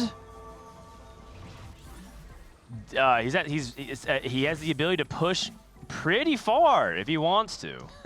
How far? That's the question. At least 4-3. I don't know if he wants to go to 4-7. I think you need the HP to trade to your teammate. I think you could push beyond 4-3 if your team had 2 win streakers. But I think Dishsoap's gonna have to cash out at 4-3. I wonder if he's also thinking about playing into Strategist Amp at Fast 9. kind of the OG open 4 comp. Yeah, that still contests your teammate though. The problem with that is QtPie is playing for strategists, so You you're don't gonna play contest the brand three-way at the very contested. least. It's Yeah, also true. 3-6 again, and Sykkuno is on TF1. Yeah. Has a dupe. Maybe he'll use it this time. Does have a dupe. Oh, there we go. He might have to. He might have to. There we go. He's not making the same mistake again. Dishsoap. I thought he was He's singing also at first. not getting full mentorship value. Okay, never mind. Yeah, it's looking really bad for Sykkuno. Okay, and Dishsoap frontlined his LeBlanc to get the win, or get the lose rather. Allow Sykkuno to win this fight. But this is lose streak TF, which is very bad. And now all of a sudden SLAB is in a spot where they probably have to at one point just sack Sykkuno. Oh god, Emily's losing as well. And Sykkuno's pretty poor as well. 40 gold, level 6. Oh, Cutie's gonna lose too. Uh-oh. I gotta say, man, I really don't like SLAB spots. We're back on Vex. Are we? But there's a blue buff slam.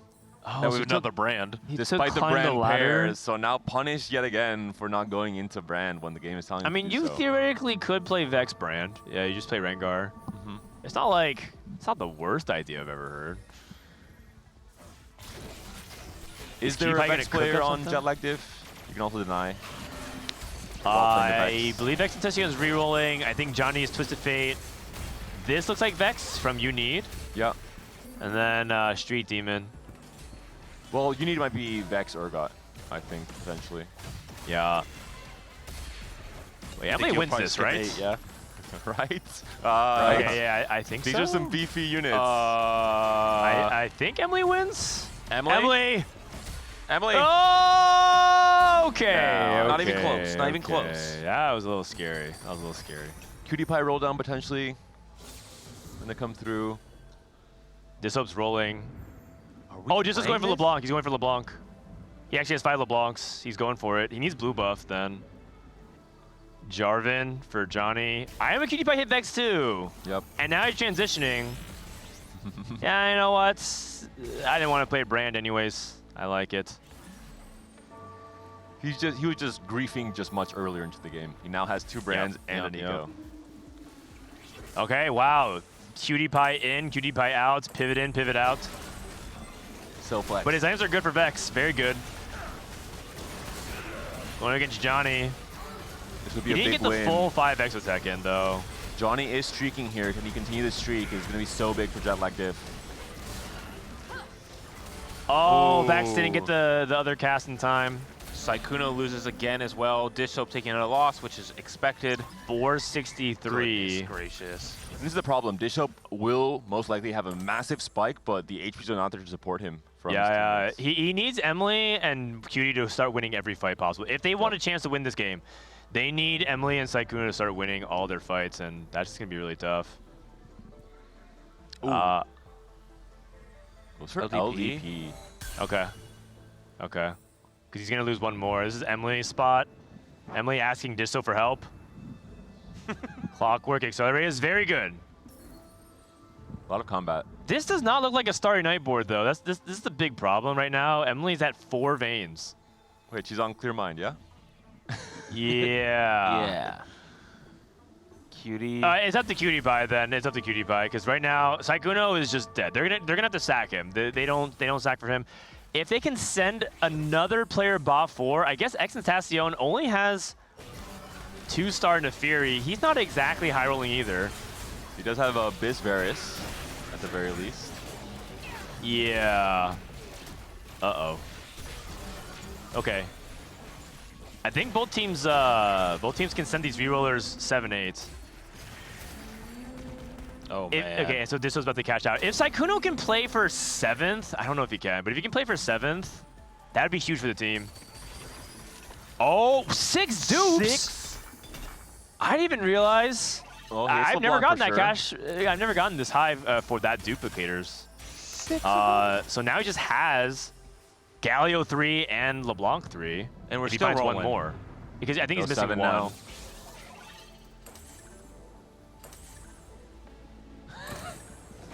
LeBlanc 3. He's missing one Galio for the Galio 3 as well. Holy cow. And then he can like Hodge. Oh no, he needs a tier for blue buff. Oh, he still doesn't have blue buff. Yeah. He's going against Cutie-Pie, and this is actually rough because both of them need to win. I guess they would want to sack Dishsoap. Dishsoap would lose here. It's better for Dishsoap to lose because he's going to win out. Or at least they have to play for the win out. I don't know if he will win out. And Cutie-Pie. One LeBlanc cast. Yeah, this is not good. Morgana. Oh, good loss though. Good loss. Good loss. Sykkuno though he's a goner. Yeah, the HP difference is just so big. Jetlag Diff. 101 for Manute. Oh, blue 90 for Johnny and Unid. Oh, we're not going blue buff. Is it Nico for No, Dishsoap? I think he is. I think he is. He just has he has a Titanic Titan, so he has to get there. Aha. Xantacion didn't deny him. Oh, he's going for Samira is why. Very slow snake.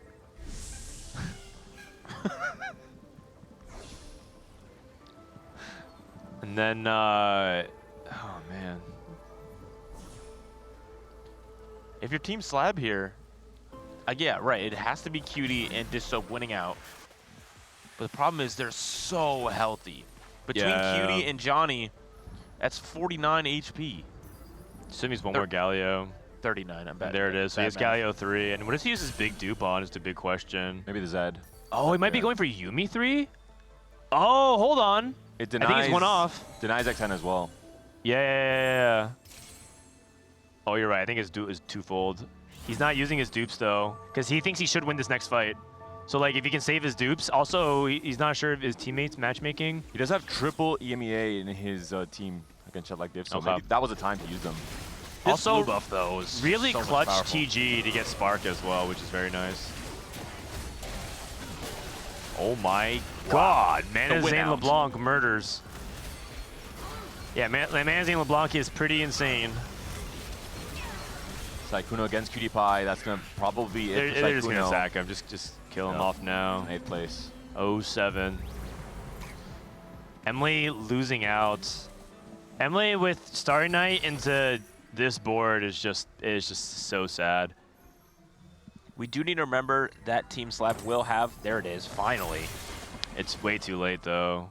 Team SLAB will have a tiebreaker in this game. Yeah, they can play for the tie. They can play for the tie. And they can play for the inferior tie, but the problem is that they're in a position to play for the good tie because of Dishsoap. Right. You know what's crazy? I don't see anybody from Jetlag even denying the veins. I was like scouting around to see if Emily was kind of like getting griefed. No one's even holding her veins. I just think that she was just really far behind. This Sejuani's really big, though. She got caught out of bad positioning as well. Oh, never mind. It worked. We're good. Yeah. Totally planned. Her lack of frontline items is also a little bit scary, but I think she should win this fight. Unid doesn't look like he's in a great spot either. No.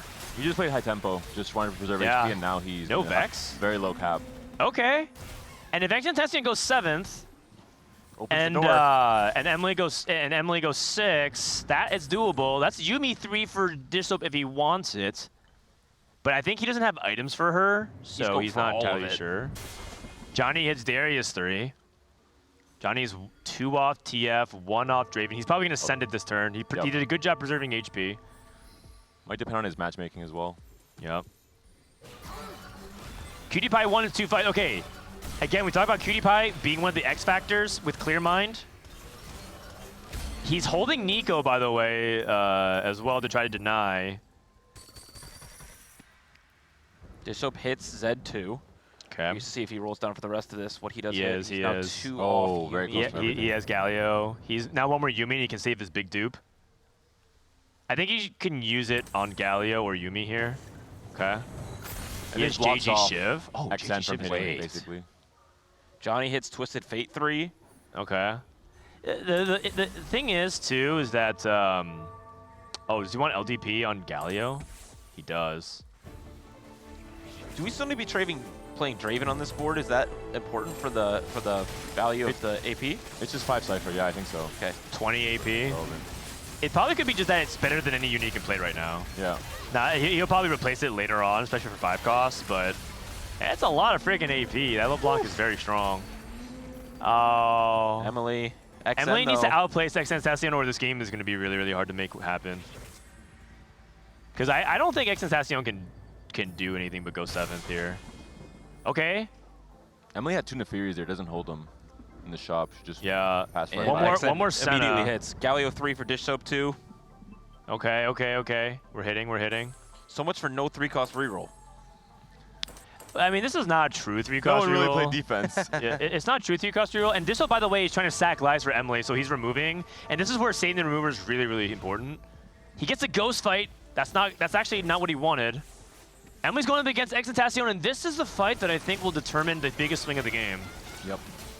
Nefiri wrong side. Gonna take a long time to wrap onto the vein. Yeah, good positioning for Emily. It's only no wrap for Nefiri. Oh, yeah. Is there enough burst? Oh, very close. Oh. Just barely, but Emily is still alive at the very least. That's huge for Team Jetlag. That is very big. Big spike coming through soon. Can go 9. Cutie winning they again. Need to win that. Okay, Cutie winning is huge though, because now Cutie has enough HP. They can play for the 1-2. Oh, and has this Viego to put in right now. Yep. Oh, pair. All of a sudden. Senna 3. Of Viego 2. No one's holding Senna 3 is Viegos. really big for Emily. The problem with Emily is her front line though. She's still playing 2-item front line, I think. Braum 3 for Johnny though. Johnny is looking strong. Yeah, Emily's still on 2-item front line, and one of them is Sunfire, so she's kind of like item gated this game. Again, going back to like why the encounter being this is a big deal. You don't get those extra resources. And you're also Clockwork Accelerator without frontline means that you're just not getting value from that augment. You need not weakening his board. He didn't even remove. Okay, so another thing about Exotech, they can remove the items. Yeah. And not slam them every fight. Big and mistake. He's playing max power. Doesn't matter. Nefiri's still up. Samira's still up. Yeah, and maybe they're confident Nefiri 3 is just that much better because of the 5 amp now. Okay, gets the win. Dishsoap loses. The Cutie Pie. That's fine. That's fine. He sacked his entire his bench. He benched his items. Viego 2 for Cutie Pie. Street Demon +1 as well. Yeah, but he's 3rd pick. Does Jetlag Diff know to deny? Emily's this is deny. She needs a frontline item, so she takes Crown Guard. Dishsoap still has this big duplicator as well. He might just take the Urgot. Anute goes for Brand. He's playing Street Demon. No one denies the Viego. Dishsoap doesn't really care about what he gets. Oh, he's thinking about a Yumi item is why. Oh, double JG. I think he wanted Gunblade then. Oh, but Cutie Pie probably wanted the Gunblade instead, so he let him have it. This is actually still winnable for SLAB, even though they're behind. Viego 2, but the problem with Viego 2, man, is that he's just a shell of his former self. He's nowhere near as explosive as he was previous patch. If Team Jetlag wins this, you have to tip your cap to Minute and Johnny. They've done a really good job controlling the pace of battle here for them. Really needs to play for that 4th here, if he can. Every placement matters a lot. Level 8. Last minute swaps. And this is XXentacion. Is he strong enough to beat Johnny is the question. And they have so I don't think so. And right? Johnny's not using his removers. Yeah. Emily? Wrong side for Cutie Pie on purpose, it looks like, for the Sejuani. I think they're just sacking Emily. Yeah. I think this is a mistake. I think Cutie needed to like remove his items as well. Oh, XN's down 2. And that's a placement swing. Okay, unless so now, oh god, that's actually such a big deal because they get to play for the 1-3. It's so much easier than play for the 1-2. Because now they have to go 1-2 in order to cancel out the 7-8. And Cutie Pie could afford to give the life. Is there a way that the tiebreaker would work that they could go 2-3? No, because they just outright lose. No, they outright lose. The only way SLAB can win this is if they go 1-2 now. Which is very possible. Both teams just sacking their lower weak players and not trading the HP to their teammates. This is Dishsoap versus Unique. Dishsoap needs to win this fight. Losing this fight is backbreaking. Not completely over if they lose, but it makes it way harder. And this should be a win for Dishsoap. I mean, this man, Zane LeBlanc, is just so powerful. The blue buff with the resets as well because you get so many kills. And Unique is dead. Out. Okay. Hey.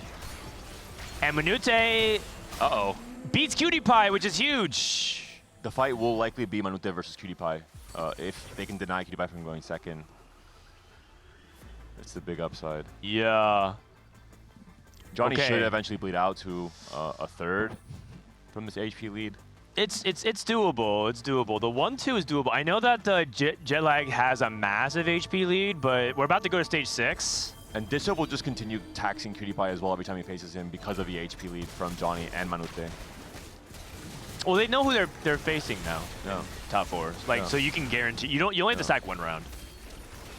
What's really important is that PewDiePie has to win all against the other 2 members of Team Jetlag for SLAB. Otherwise, Team Jetlag it just has too big of a lead. Pandora's in an emblem rolling for Johnny. Samira 2 for Manute. Oh man. Now that XN's dead. Yeah. What are those? It is the I think worst street demon pattern at the very least. Yeah. Very vulnerable to Sejuani. Especially against PewDiePie. Yep. Very hard to find value. Looking for Kabuko too. Okay. And Holding a lot of PewDiePie. extra Oh, PewDiePie's going copies. to 10? Oh. I mean, the Viego up 2 for free. And clear mind. Could be enough. And he knows he has to cap out high, right? Yeah. And here comes Sejuani's cast again. Okay. Wait a second.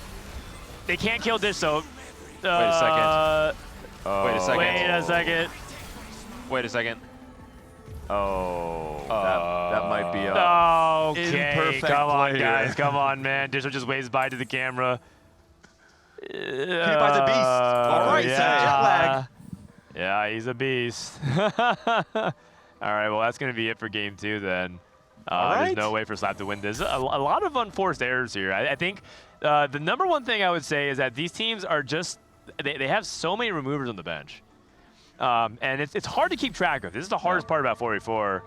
But the least you could do is bench your Exotech unit so that they don't have the item immediately. They're just One keeping day, it Dan, one slammed day. on their item and just say, yeah. So you gotta be careful about that. Don't play too strong of a board. I want a player cam reaction from Jetlag Diff seeing Dishsoap die. Like, wait a minute. Yeah, what happened here? Hold on. I think they're confused because they're like, wait, that wasn't supposed to happen. Personally, I'm really excited. We're going to game 3. Yeah, we would like to see it. I think we saw some great growth from Jetlag Diff. They corrected all their mistakes, the macro mistakes from game 1, and now I think it's going to be a close game 3, to be honest, despite the tiebreaker. Should be interesting close game 3 here. Still have the tiebreaker though, which is incredibly important. They do, they do. All right, 1-1. Kiyoon is on the couch, by the way. He finally woke up. How you doing, champ? I'm doing good. Doing great. You awake? Yep. All right, great. Man, I think if you're watching these games, I think if your team could just like learn from other teams' mistakes, just use these as visual examples, you guys could have a pretty big edge going into the final series. Yeah, I kind of watched the game 1 in the car today, and I heard Sykkuno placed the other TF player in the first game. He did. So they won game 1. The series is tied 1-1. We're gonna go to game number 3. I think one thing too is that some teams are trying to assign lanes, right? They say like, oh, you're gonna just play Twisted Fate no matter what. But you actually have a 4-seed Alex who can play at least like 2 or 3 comps. So I think it's really powerful. Oh, Dishsoap's right here. What happened? Last time I removed my LeBlanc, it was a 1-0. I thought I was chill. I almost won remove my LeBlanc last time I fought Cutie. It was like 5-3 or something. It wasn't that long ago. Apparently he's just way stronger. Viego 2. I guess the Viego 2 helped a lot. Yeah, usually Viego doesn't swing that much, but yeah, no, I thought I could remove her and then get a good loss. Yeah, it's okay. But, like, it was kind of doable though. Yeah, I have to give him the HP though. Yeah. It's just the way the game works. All right, no worries, champ. You still a good spot going in game number 3. Johnny. Hello. MVP of that game, Johnny. What went right? What felt like better for you that game? Of course, besides hitting. Having a Rage Blade, kind of important in Twisted Fate. Like last time I didn't have one until stage 4, I think. Yeah. And I picked Pandora's and I got like perfect items 3 rounds later. Yes. I was like, woo, okay, thank you. Mortdog is here, I can thank him personally this time. Yeah, right? you can actually go thank Mortdog in person. And Manute, really good job as well. Did anything change from game 1 to game 2 for the No, team? just playing tempo, which is my specialty, so I felt more comfort. and you can see that in the gameplay. We Yeah. have to say thank you to QD for letting us kick in the world champion. Oh, He's MVP such that a good game. guy. Oh, I saw you on Titanic Titan. It looked like you were a little lost on the carousel, but was that because you were communicating through your team? Yeah. Okay, I wasn't sure. Yeah, it's just so chaotic all the time. How are you guys handling English talking to each other? Is it really hard? Because Well, it's your he's second listening language. to music, so sometimes he's just spacing. Like, it's kind of funny. Yeah, I mean, I'm used to as He's a not even streamer, listening to I'm his hearing many music. I'm listening to music every time I play, but I know my job, right? This game, I had to just reroll Nafri, and that was all. Like, I was listening them, were talking to each other, but I was focused on myself. But I don't have to be a last, and that will be great. So I'm so glad I went 6th. And I did my job correct. 6 is really good in a team format. Yeah, I think and it's great. And also I'd like to say special thanks to Dishsoap that he gave us a helping hand. Thank you very much. Oh man! DM from each player. They've been waiting for that. They've been waiting for that. Actually, I want to give a shout out to you, man, because I think after game 1 it was a bit like we felt like, I mean, we're last place, right? It doesn't feel like great losing the first game, but I think you have such a positive energy and motivated all of us, so I think this is something you need in a team, and I'm happy that we have you, man. Thank you. Minute is El Goat. So, great. Congratulations. Get back to your player stations. I do want to ask Cutie. Can we wait? I have to update my Twitter bio beating world champion. Thank you. Yeah, sure. For sure. All right, Cutie, what was the breakdown in communication there for killing your teammates? I was like, should I remove her? He's like, no, it's fine. I watched my Viego ult his backline twice, and I was like, oh shit. Like that at Viego, as soon as it started ulting, I was like, oh lordy, no. and when you pick Clear Mind, did you get approval from the team to pick Clear Mind? Yeah, I mean, I'm not asking because I figure like, I have like a decent judgment of what's good, but I didn't realize afterward. I don't know if you saw my roll down. I saw 30 brands. Yes. And I was like, God, I want to hold them all so bad. Yes, but you can't because of Clear Mind. Yeah, so I was just like, that just blew up in my face. And it was in that moment when Michael Santana realized he fucked up. All right, good luck in the next game. Oh, I'm not supposed to swear. My bad. It was a quiet one. Messed up. Yeah. I mean, he actually.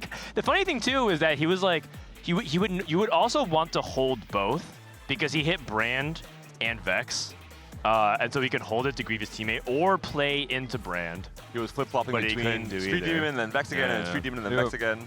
Hello. What's up? I just wanted to clarify something because I know you guys had a question. Yes. Tiebreaker is the first time it applies, so the tiebreaker advantage is still in effect for game 3. So they're still in a good spot. Yeah, it wasn't just for game 1. It is for the first tiebreaker. In this series or just the entire So tournament? now they need a clear victory. Team Jetlag needs a clear victory for points. Yeah, it's just because they got higher seeding. So seed 3, which is SLAB, has tiebreaker advantage in this last game. Still a pretty big advantage. The other thing that I just want to clarify is like what we've told players is you can forfeit when the game is mathematically sided. You don't have to. If you want to play it out, that's fine. You know, make the casters fill some space. Make them earn their keep. Okay, that's it. That's right. Thank you, Zane. Also, it doesn't roll over to the next series. It's not like they have that tiebreaker going into it. It's only just to differentiate the first match, Seed 3 versus Seed 4. Yep. I'm excited, man. I hope people feel like they're getting a good sense of 4v4. We haven't had like the close tiebreaker scenario yet, but we'll see if that happens next game. In the meantime, I think we caught a funny clip. I think they wanted to show you guys. I don't even know what it is, so let's take a look. Yeah, don't worry. Sykkuno is going every game Twisted Fate. Like, it cannot work every time, right? Yeah.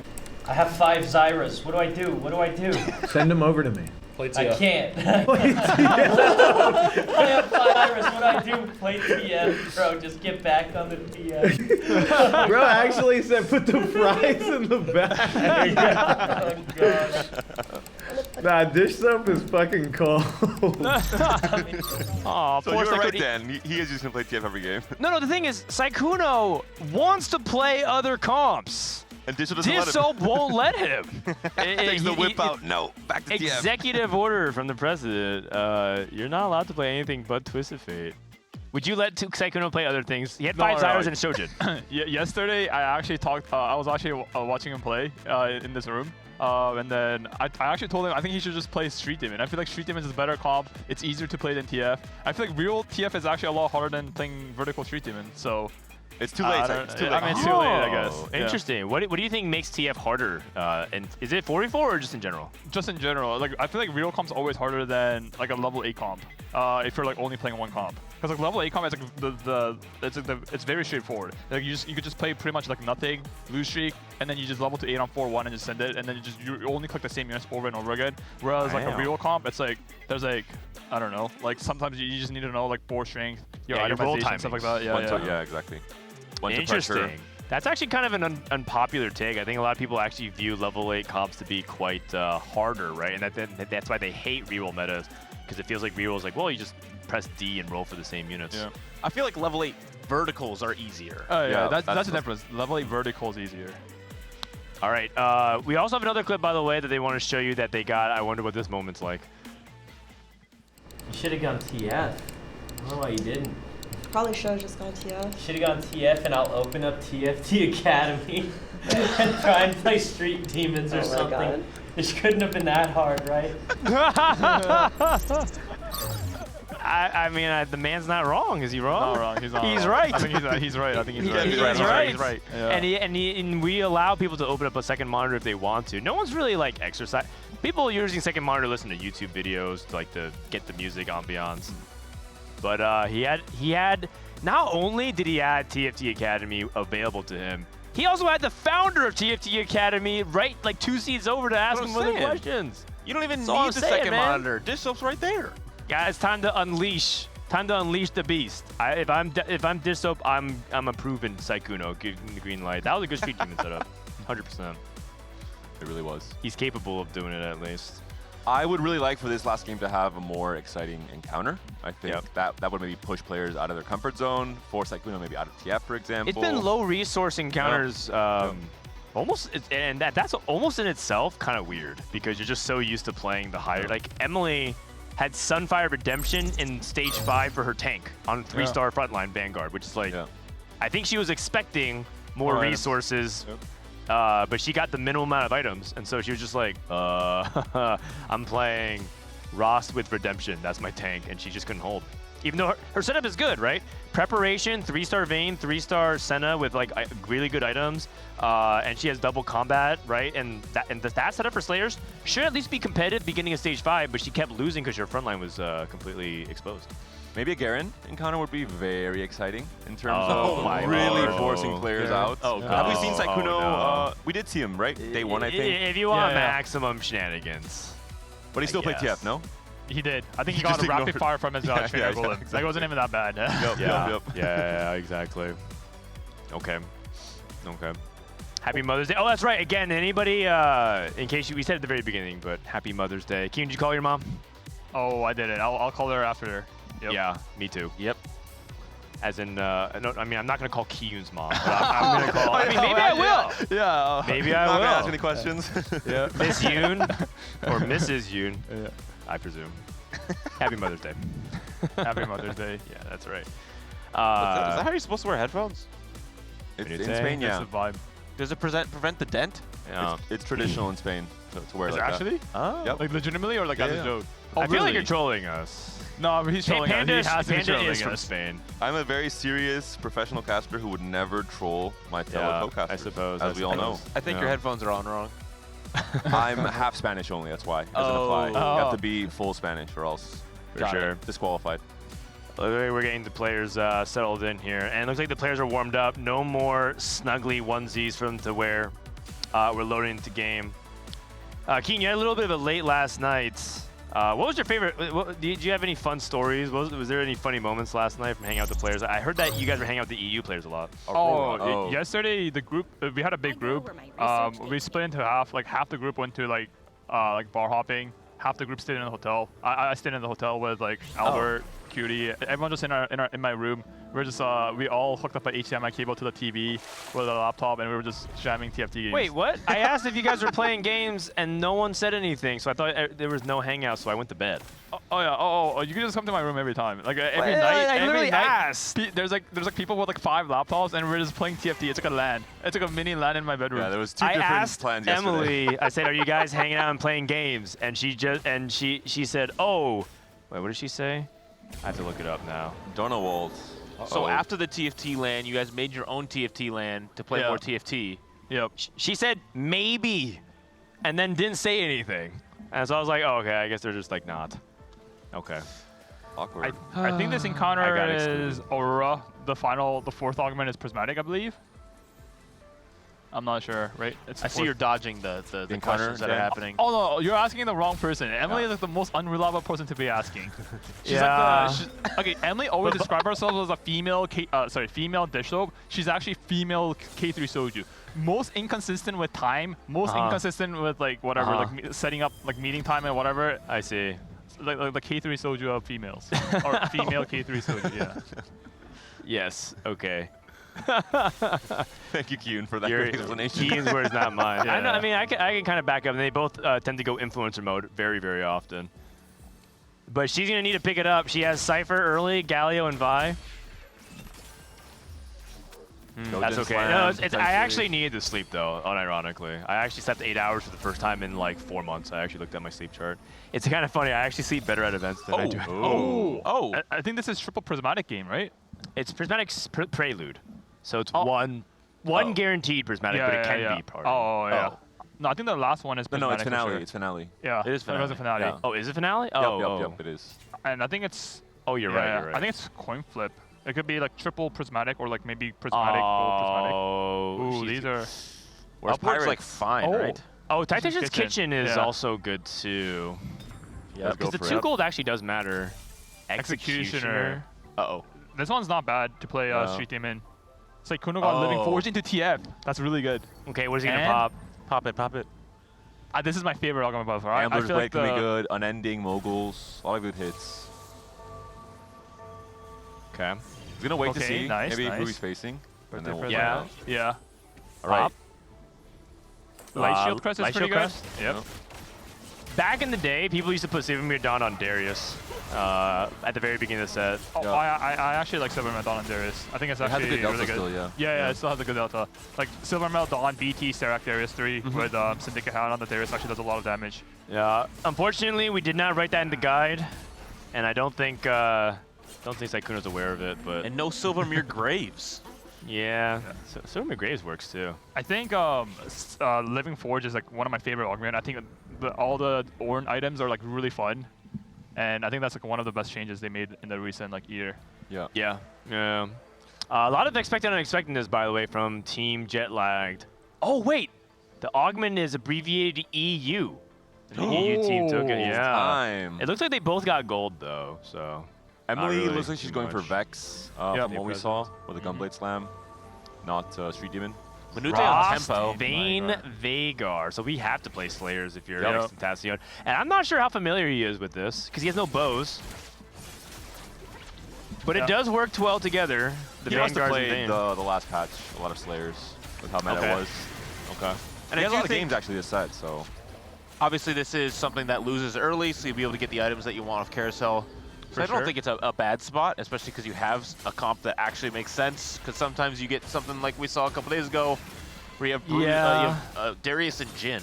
That was an interesting one. Yougelly made it work.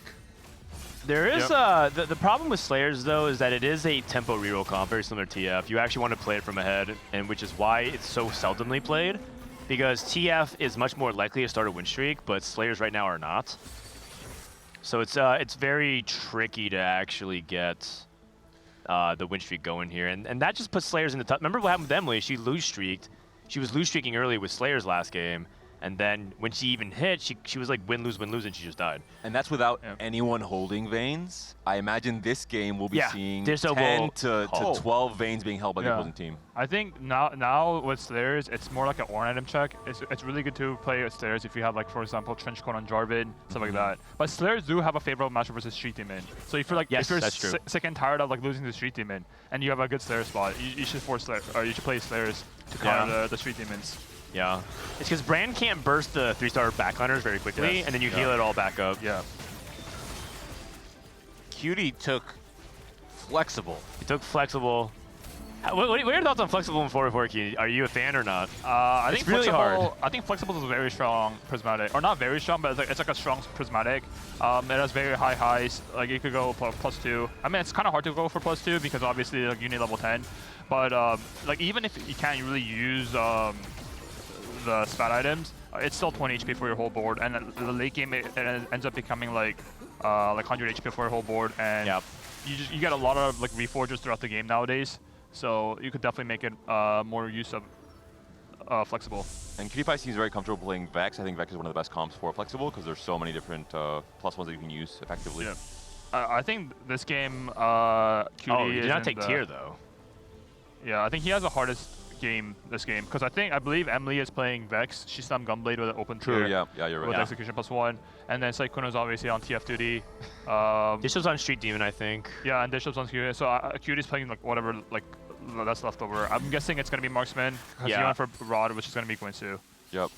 Maybe he's open to something like... Oh, no, he's Anima. He's Anima, probably. Yeah, for now. He might just play like 4-4, 4 Marksman, 4 Vanguard, and then on 9... Oh, and then on 9 you can play 5 Anima with the Aurora. Okay, I see. Yeah, they can see that. Dishsoap also took Unexpectedness? Expected Unexpectedness? Yeah, and I think he got a bunch of gold. He's at 40 gold. Back on Cypher, dude. And he's on Cypher again. Which should be good for him. He's the player that I trust with Cypher the most in this lobby. Yep. This is, I think, very ideal scenario for So Lucky and Bad because I think having a win-out player, like having like one win-out player is obviously really important in a 4v4, and putting that role on Dishsoap is obviously the best outcome, right? For sure. Yeah, on average, you would think so, except he played Cypher last game, and then he misjudged a fight and then died. He lost to the GOAT. I'm a cutie pie. Oh, that's right.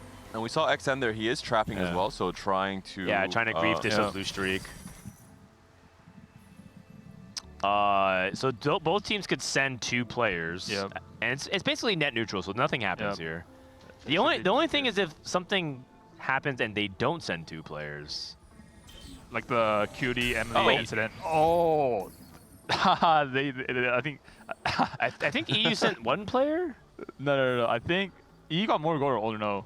You know, Exentacion got 8 gold, which means 2 other players. Oh, you're right. I think 2 players from SLAB were sent, but I mean, maybe we'll have to listen to the comms and go back and hear. The funniest clip I've seen in the 4v4 tournament, the one that was held like last week, was Emily's team was playing with Emily, Ray, Cutie, and Saint. Yeah. And then it was straight up Among Us. Like what happened was everyone selected left, right, or like whatever, and then Cutie like just without thinking just clicks right one, and then we're like, wait, what happened? Why is the number wrong? Like why was the split wrong? Yeah. And then the entire team they're like talking for like 5 minutes. Like, what could have been? Are they trolling? Are they like mind gaming us? And then Cutie just sit there, just listening to music, just vibing, and then it just ended up being Cutie being the Among Us or imposter. Yeah, no, I think he even chimed in. It was like they were like, who on their team split? And he was like, oh, dude, I don't know, man. That's crazy. I can hear his voice. Yeah. It looks like Dishsoap's on Street Demon duty this game. Yep. Yeah. I mean, cash out into Street Demon is very, very common. So this is one of my favorite parts about Cypher as a trait design is like you can just now take out Cypher. You have 60 stacks, you can still cash it out. Yep. I also love the Sykkuno's spot is amazing. He has a Living Forge, which is also a scaling augment. Obviously, he has high highs, and he also full streaked with honestly like close. He actually 5 win streak with 0 upgrade. Yep, that's really, really big for the team. And we saw what happened last game with Johnny. Oh, there's a Rod. Rageblade Shojin. No TF yet though. This spot looks amazing. Honestly, I think my goal, or I think I would be the most happy if I see Sykkuno win the lobby. I think that would be like peak TFT. that'd be super hype. Because he's been wanting to. He's been like so looking close for too. it. He was so close too. I think Cutie and Sykkuno went second one game. It was like off of like a few flexible for Cutie Pie? Golden Golden Eye. Oh, that's Maybe amazing. Ignoring the anima. The biggest part is he has a Reforger. The Reforger is gonna come in clutch. Hopefully he doesn't use it prematurely. Also, Emily like super high rolled her items. She somehow managed to get 3 tiers. She has a perfect item Vex, blue buff Gunblade, and then a perfect item of Vow for Sejuani. The setup is looking really good for SLAB. Sykkuno 3 tiers. Loses. I don't think he had an item. He didn't have to time all of his items here, but that's okay. This is Manute. Still has the headphones on his forehead. Importantly. Manute is once again, Forge could be pretty high roll if he gets the Mana Zane. He's looking for it. Let's go for it. Sniper's Focus is good. Sniper's Focus. Insta-pick. 3-item brand now. This is Emilyywang. Emily's playing Vex, I believe. Yeah. Bulky Butters is amazing here. You like Bulky's better than 700 Bulk? Yep, for sure. I think Bulky's better, especially she has a Fawn, so she gets extra Bulky body value with Fawn. One other thing she could have also potentially done was take the hero grab back and go for Varus 3. That's definitely an out. Varus 3 is very, very strong in the Vex board. Maybe less consistent in 4v4 though, because if it's definitely going to be harder to hit. Dishsoap got Portable Anima forward. Visage, and it looks like his expected and unexpectedness gave him gold. 4 costs. Oh, 4 costs. But no, it might be gold, I think. I think Is it? gold. Okay. Yeah. It's possible. He's very rich. Expected and unexpected has very, very highs. Like, you could get a Fawn, you could get sometimes or an animal, whatever. But there's like a cash out where like you could get like econ into econ into econ. Getting a triple econ from expected and unexpected is like really bad. Yeah. Usually, the ideal scenario is you get 1 econ and then you get 2 combat from expected and unexpected. But obviously, you can't control that, so. XM with the duplicators. Wow.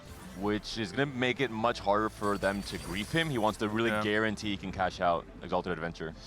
He is pretty far off still. I mean, we're only on. He does have three copies with 3. He's gonna have 4 smaller Nikos at stage 4-1.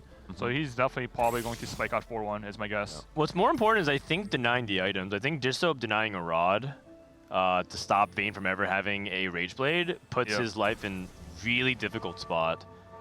I think the biggest point in this game is X and Dishsoap's gonna both spike at 4-1. Yeah. And they're both gonna be like really low, like 2 lives at most likely. And it's gonna determine like who can win that fight and be sent to 1 life. Right. And so the transition turn is going to be really important. Yes, for sure. Dishsoap's basically taking max damage. Yeah.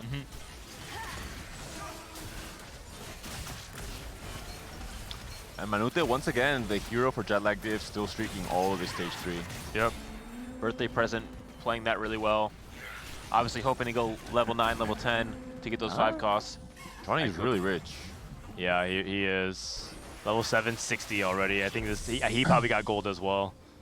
One good thing about playing TF in a 4v4 is that Sykkuno being this healthy with a good board means that he could always like use the Syndicate hat trick on his teammates and like give his HP to his teammates. And hopefully like Dishsoap and his team taught Sykkuno that he's able to hat trick. The fact you said Syndicate hat trick makes you think of football. Like oh yeah. I'm like, what is he talking about? Oh yeah. I don't know this tech.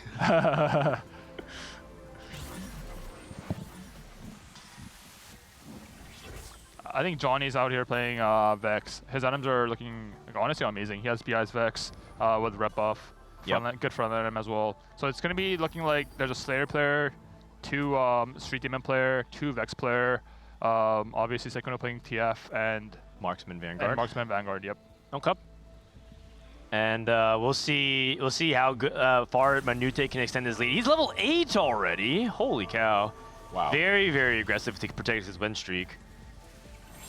Yep, he has a very solid board. I think he'll be definitely having the Ziggs too, where these items are definitely stronger, but yeah, obviously it was a Ziggs surprisingly is pretty good with Sniper's Focus because of how much he does the column damage on his spell. Looks like he's getting an easy win over Uni. They're going to extend the lead. Oh, Uni actually has forward thinking. Wow. Oh, forward thinking. I mean, forward thinking can be really powerful. If you have the HP to play for as a team. What is he playing for? You need. He's like marksman. Vanguard. He might be. He's either 4/4 marksman or he could also be Ox, I guess.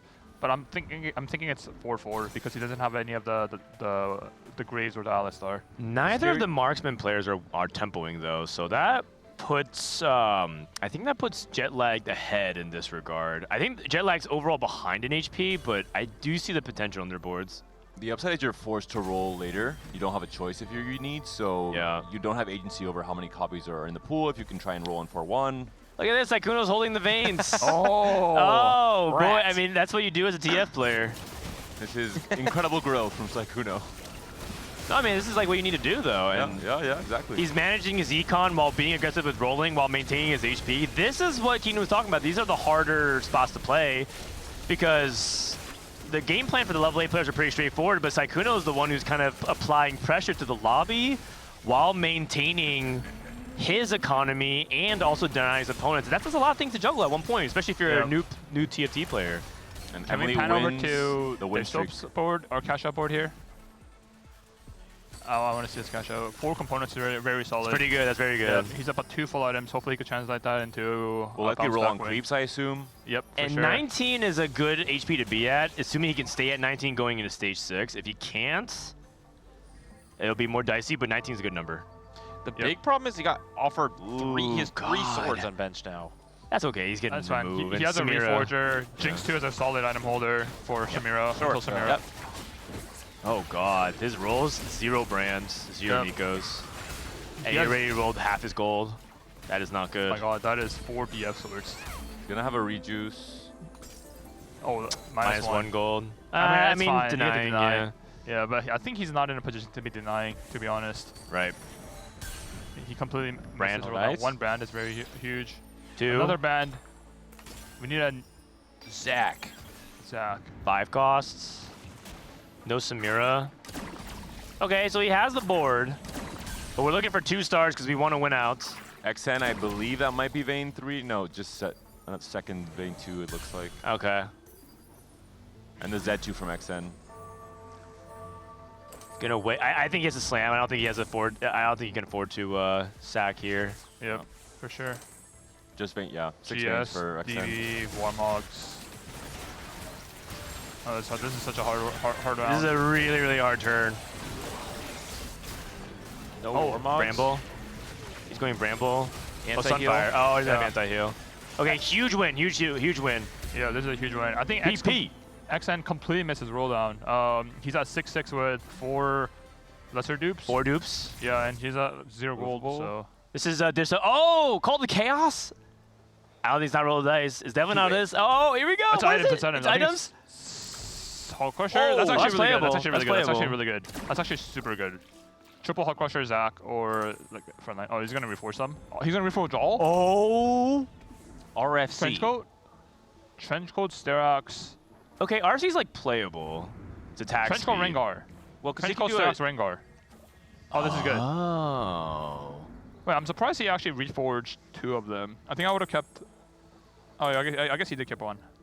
That's gonna be a lot of Zacks. Okay. And then he's going Bramble. Anima. Okay, and Sunfire. Yeah, he's going Bramble, Declaw.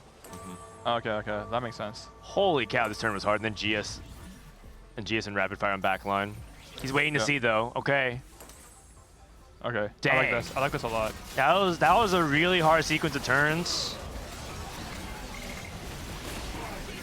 Yeah, breaking news. Dishsoap's good at TFT, so that's good. He's not completely out of the woods though. It's possible for him to lose this fight. Oh. Okay. Huge win. That's a very big win. And Imaqtpie to Coronation. Oh. His he got rapid fire. Oh wait, He's 6 gold knocks. He's 6 golden knocks. Oh, Vein 3 for XN. His cash out is Radiant Giant Slayer. Oh, that's good. That's very good. That's very good. And you can dish Quicksilver. You can reforge it even if you want. Wait, and I think the Vanguard +1 on Zed he took Call to Chaos. I think he took Call to Chaos, and his Call to Chaos gave him 5 random emblems. Yeah. These emblems are good. Wait, he also he has double Vanguard emblem. Yeah, he has double Vanguard emblem, and he also has double Reforger. This could be very, very good. He just needs to remember and reforge Executioner and Demon Slayer. Yeah. Not Demon Slayer, sorry. But he's like at Demon. 1 life, so he's like trying to get things on as soon as possible. Yeah, he's definitely 2 lives. He's actually, like, honestly, he's pretty strong. He needs to, he's gonna not slam versus teammate. He like Vanguard on Zed. Oh god. Hopefully it's not a Vanguard Zed diff. Oh, he's at 1 life. Uh-oh. That's really bad. That's really bad. He can't be at 1 life because if he rotates back into Dishsoap.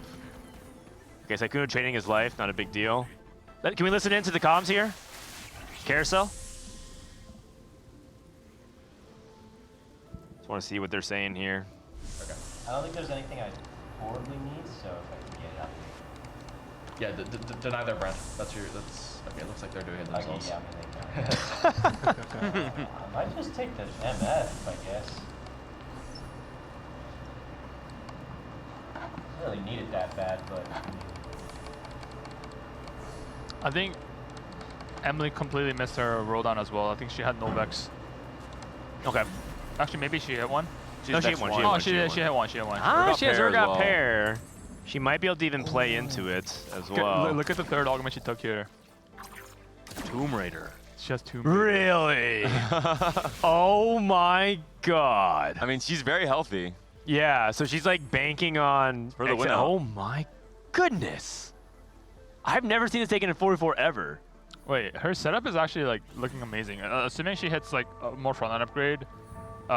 She has a Fawn, she has Executioner +1, and she already has an Urgot which can farm and make her snowball. This is going to be a very important fight. I don't think she's going to win though. Yeah, she's at X2. She doesn't have DPS.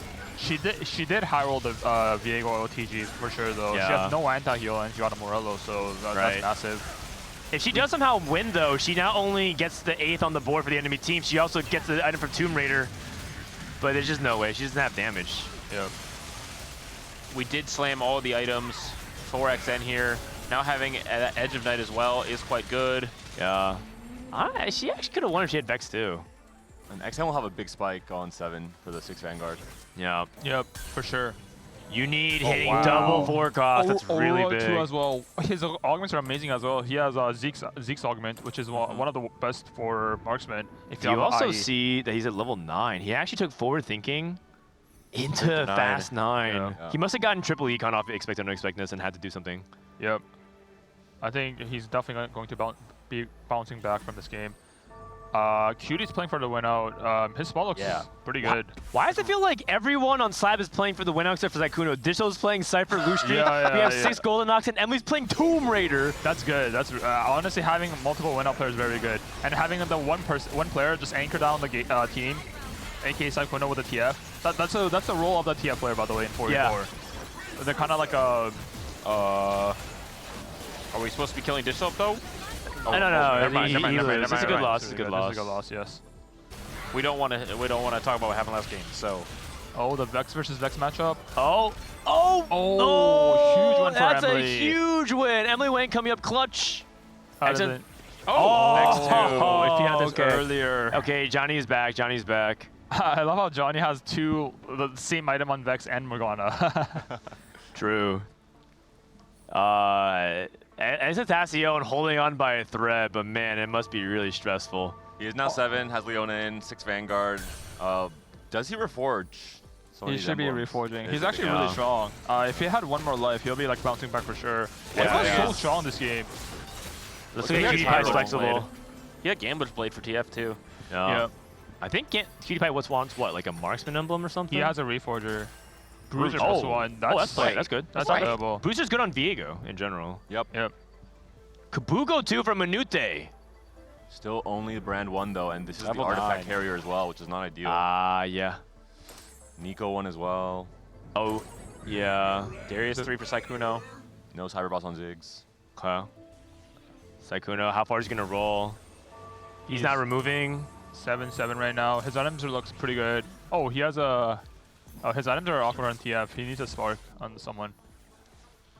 It's I'm fine. guessing he He's didn't roll for here. Dishsoap. Yeah, because he has like maybe 2 teammates in his rotation. Yeah. Also, I guess he has Gambler's Blade value. It's kind of awkward for him because he has a spark, but he can't really slam it on TF. And he can't really put it on a frontliner because all his frontliner has TGs. I think this is a good loss for Sykkuno though. Yeah. Not bad. That 40-net loss is not bad. That trench coat Tentacion. Oh! Uh-oh. Oh, Cutie! Almost clutching it. Tibbers? No. No, I don't think Tibbers can win this. Big win for Team Jetlag. That trench coat Zach just stalls for so long. It does. There's so many things in the front line. Johnny also hits Sejuani too. Dishsoap's at level 9. Ziggs too. XN went 8, I think, added in the Vex. 13 blobs. Fusion Emblem plus Divinity Core. Okay. Yeah, oh, wow. XN's strong. Setup here. He's strong. He's really strong. He's very strong. But I feel he only had one extra life. He'll be actually so stable. Yeah, and if you're just tuning in, they're 1-1. The winner of this game moves on to play in the semifinals. Cutie Pie needs to start picking up the wins here. This is a big matchup. This is huge. This is huge against Johnny. This is everything. Sejuani's very good here. Viego gets the cast in the back line. Sejuani stuns our back corners, but Aphelios is away. Second stun does come through. Oh, but the rapid fire Aphelios is actually so big here. Yep. Wow. Oh, Cutie Pie, massive win. Sykkuno down to 1 life. Oh my God, who goes 8th and 7th has such massive implications. I know Sykkuno had tricked for his teammate. He's literally. Oh, he's sacking. They're sacking him. They're sacking him. Okay, that's yeah. pretty good though. That's pretty good. Oh, okay, and we're still online. Above 30 gold here, pretty much. Yep. So So yeah. The Sykkuno. Yeah, I mean. He's sacking the Gambler's Blade. Yeah, he's only for MF too, but I think at this point he's He completely missed on TF this game. Draven, no? Yeah. Yep. It's okay. And the next Tentacion.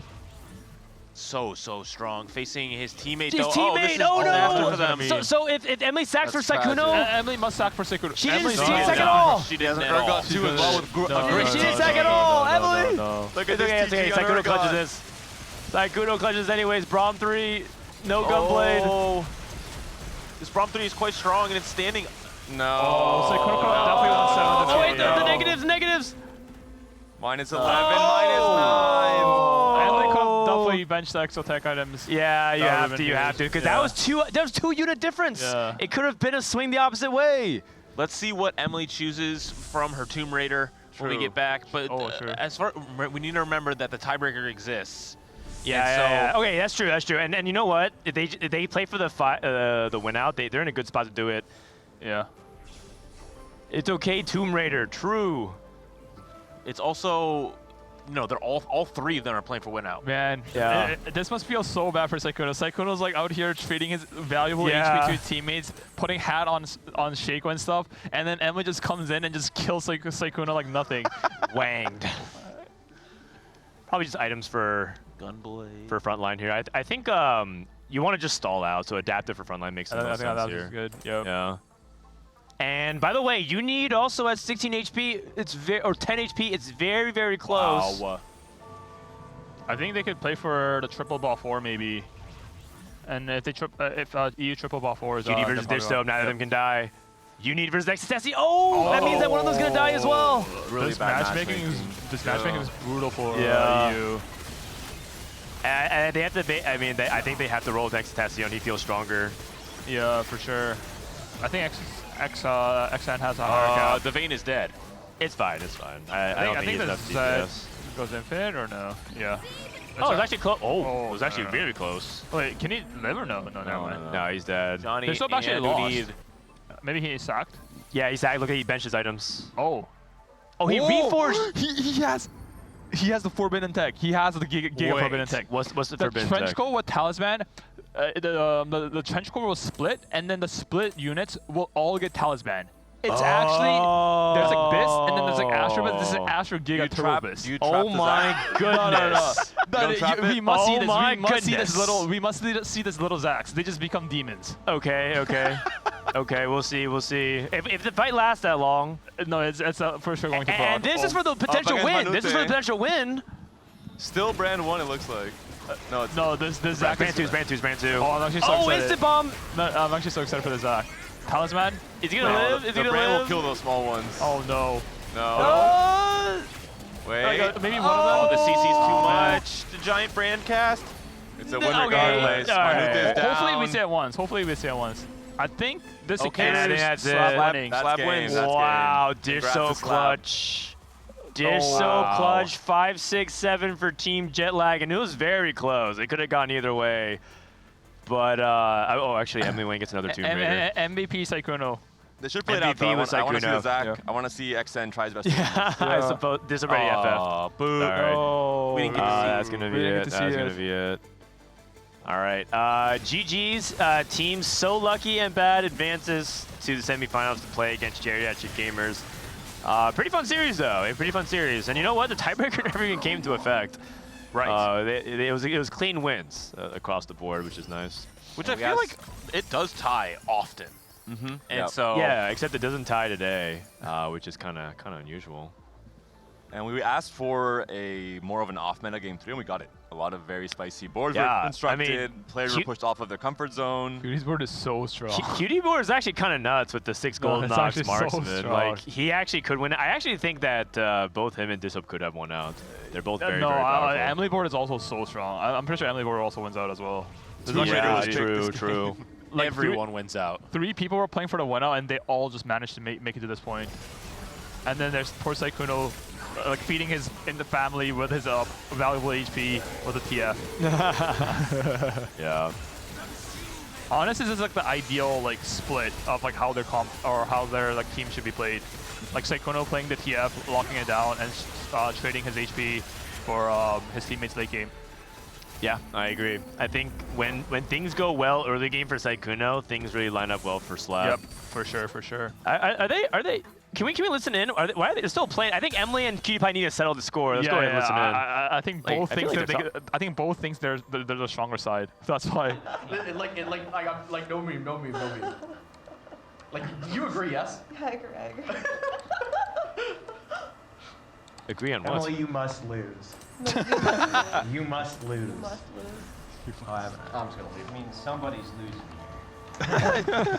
He's right. Sykkuno's right. Beat me? Somebody's losing. I think I printed like The voice 30 of reason. items on my first stage with 6 golden ox. To the interview, boys. Good job, everybody.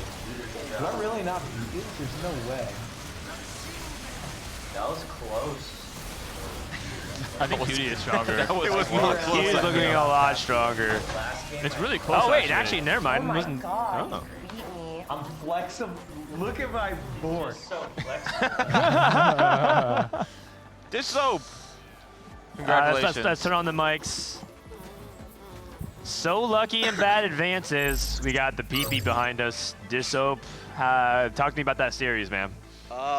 It was interesting. I feel like we could have had it in both games. I'm gonna blame the second game on me, but honestly, I'm pretty sure we're clicking in this 4v4. Yeah, Low-key. who is the MVP of that series? You get to crown one person. Probably PewDiePie. Yeah? He was playing some really weird spots every game, Yep. and like always ended up with a like super strong board. He was like stable every game. All right, PewDiePie, up on the mic. Dishsoap just crowned you the MVP of that series. Do you agree with him? I'm pretty sure I'm like griefing my team because I didn't realize like how important it is to have like set comps. And I'm just like clicking anything. Like, I thought flexible would be like a really strong augment, and then like they asked me what I'm planning on playing, and I said I'm just gonna wait and see. Oh no! Yeah, in 4v4 that's really dangerous. But you figured it out, man. You put together a pretty good Golden Ox board. Was there like a bet going on? Like, why'd you guys stay in the game for so long? No, it's because she was telling me to FF, but I told her I'm like 99% sure I outcapped her, and I did. Oh, I see. Because I'm the I see. superior player. I see. Emily, do you agree it was QTPie this MVP of that series? I think. Yeah, I think Cutie did pretty well. I think. No, I mean it's probably Dishsoap, but like Cutie did well too. Yeah, Dishsoap is doing an insane amount for us. Like he's basically micromanaging us, and we're just peons. What does that look like? How's that? I mean, I basically ask him like what he thinks is stronger, like because I wasn't sure what items to put on what, so I'm just like asking for his feedback. Like I don't know if it's like 4 marksmen or like something else. Like right. Yeah. Sykkuno, I have a question. With Dishsoap right there, is TFT Academy still open? Oh, no, I don't even need it anymore. Wow. Because it made me such a good player. And you guys could do that too. If you use TFT Academy, eventually you might grow to not need it. But if you haven't used it yet, it's probably one of the best things to learn. I swear I didn't pay him. Second only to watching my goat Frodan stream. Shut up, dude.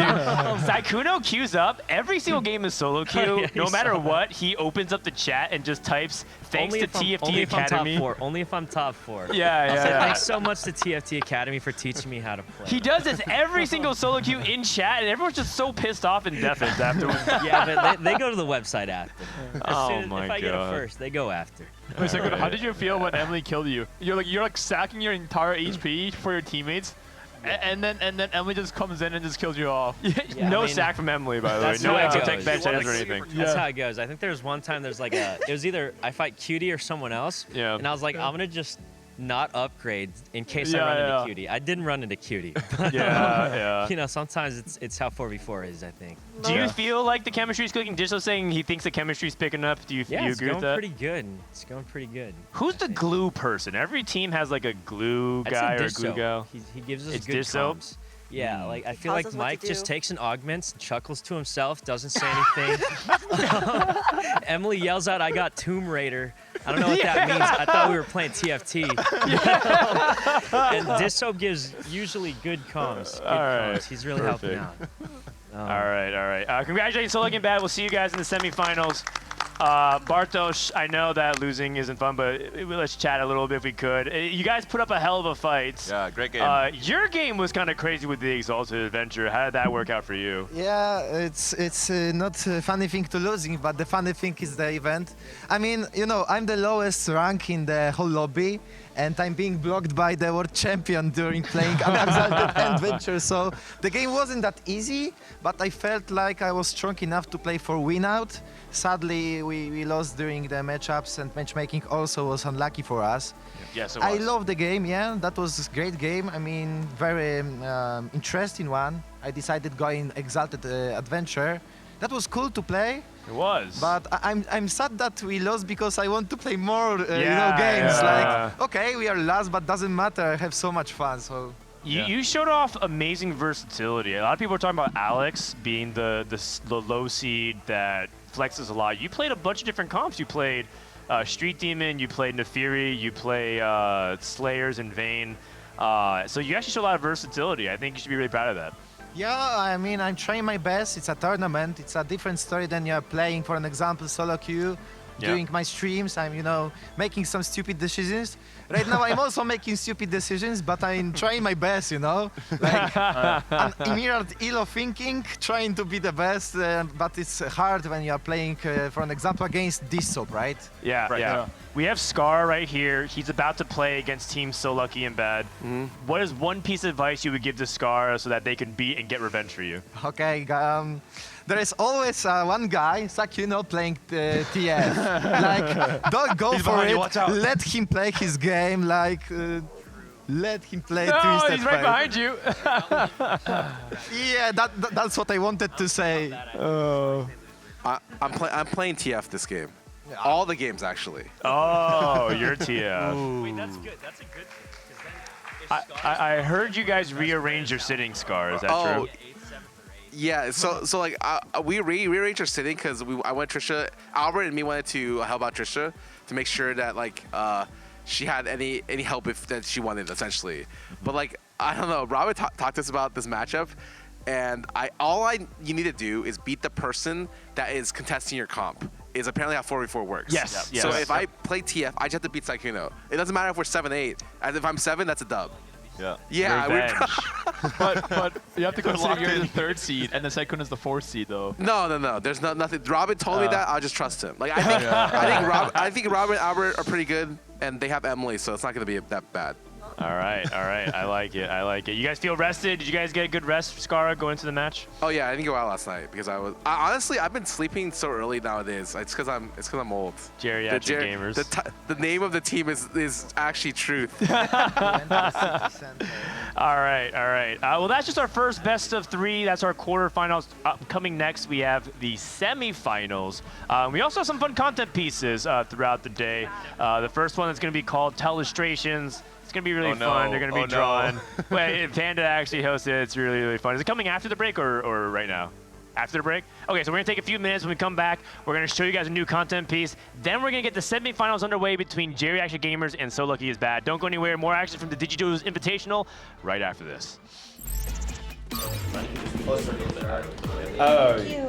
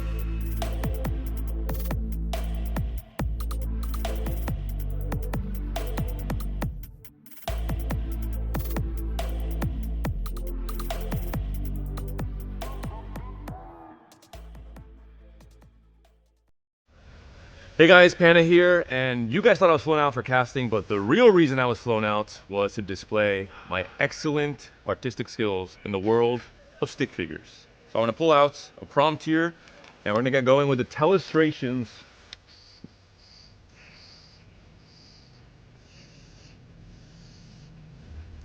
This is clearly, oh, it's an animal, I think.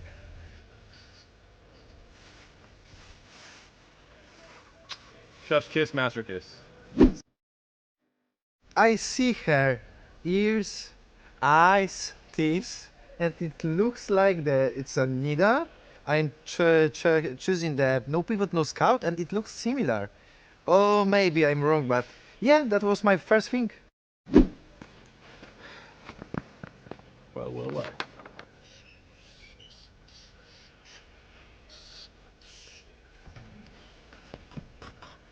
Pivot.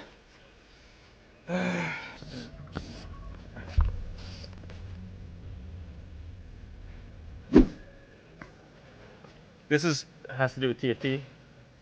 This is a cat, I think.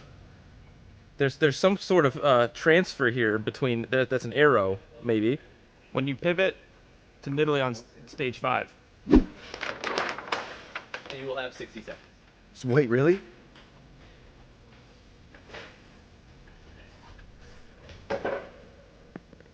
That's an IE. That's Hodge. This is Samira. This is good. Right? Alright, I think it was Emilyywang going 5 amps with Infinity Edge on Nidalee. So this is Emilyywang right here. She's choosing the item, and there's a green thing on what looks like an Infinity Edge, maybe? And this is probably Nidalee, and it says 5 amp. I don't know what this is, man. This is... You know, I forgot to add this in. I should add this in. What is that? It looks like a spaceship or something, right? But I think this is pretty close. No, take your time. I'll come to you. Okay, yeah, let me know. Thank you. Who wrote this?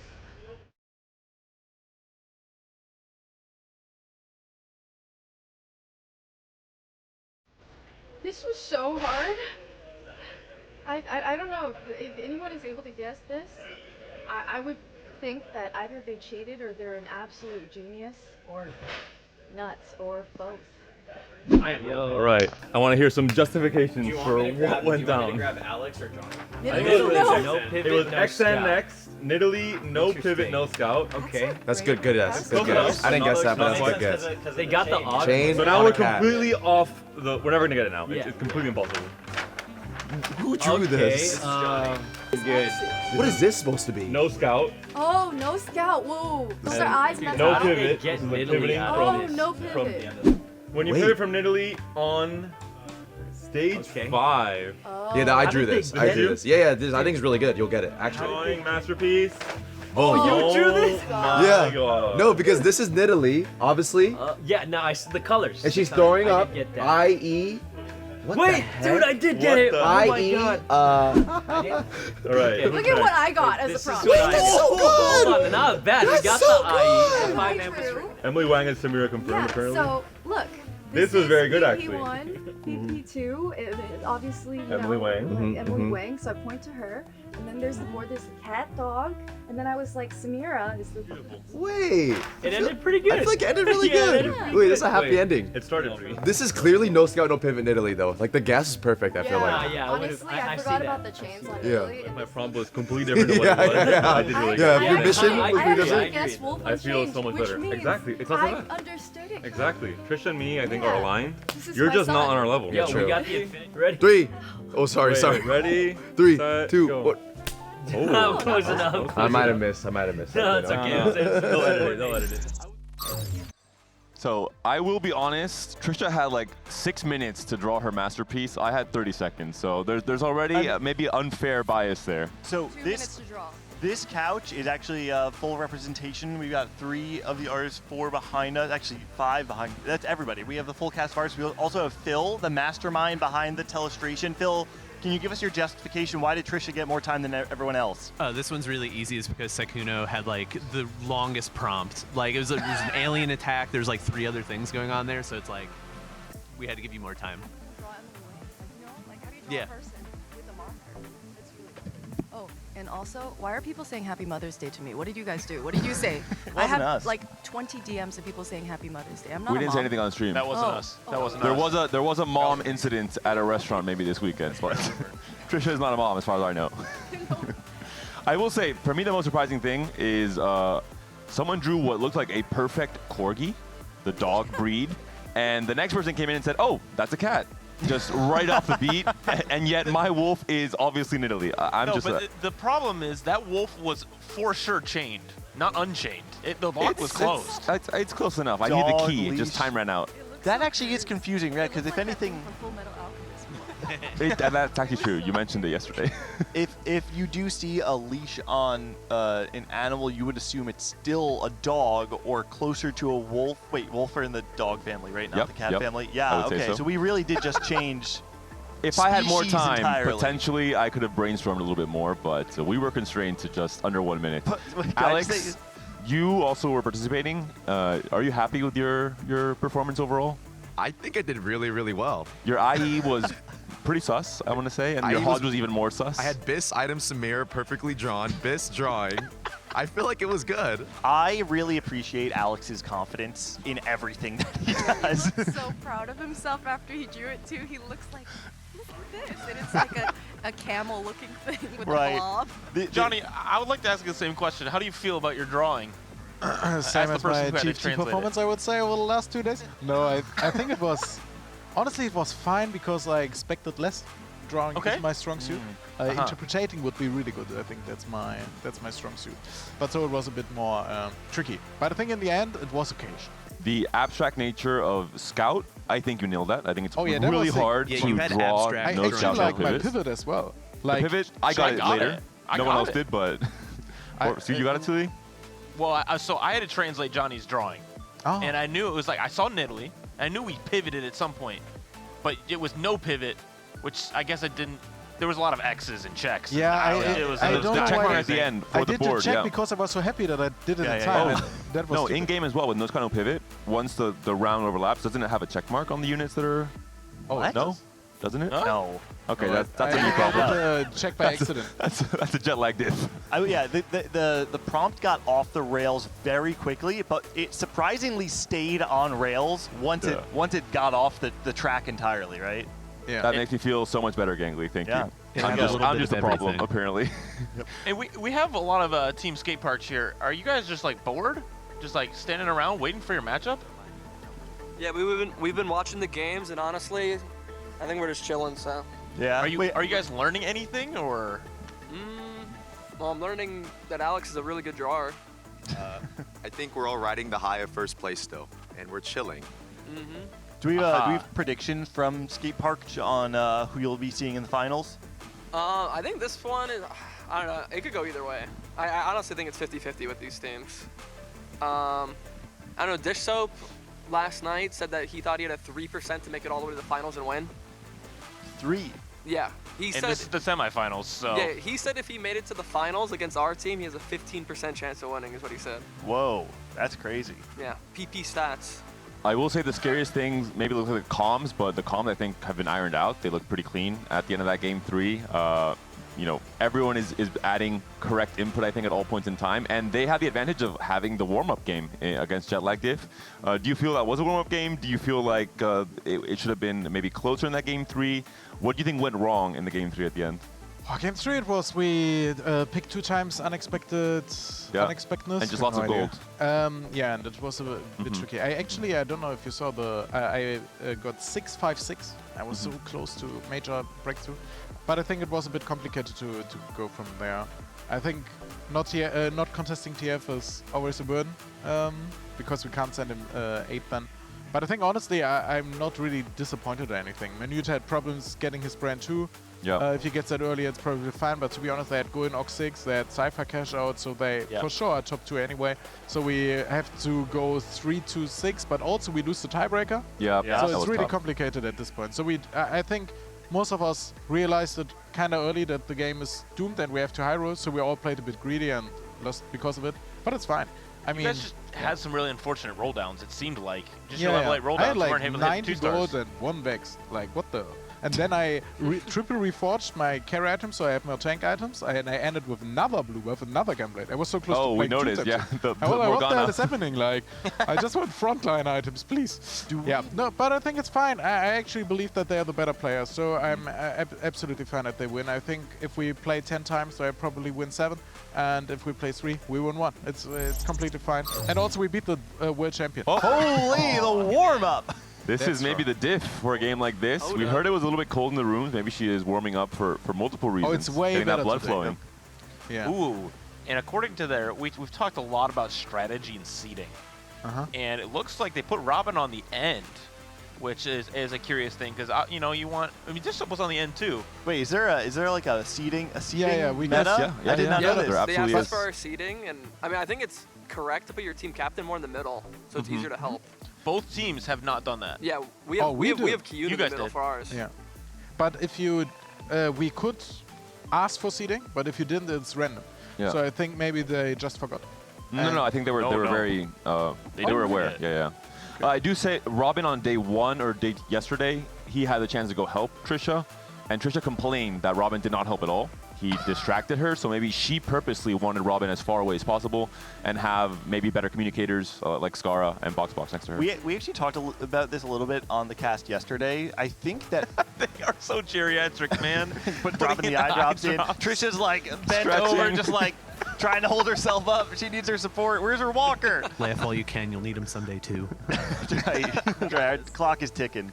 There is an element in 4v4 that not only does it rely on your skills in TFT, it relies on your ability to play the game while being distracted. Because comms, while they're helpful, they also are a distraction, right? And being able to tune out your teammates when they're talking to one another while also have active listening when they're giving you something to listen to is not easy to do. It actually is quite difficult.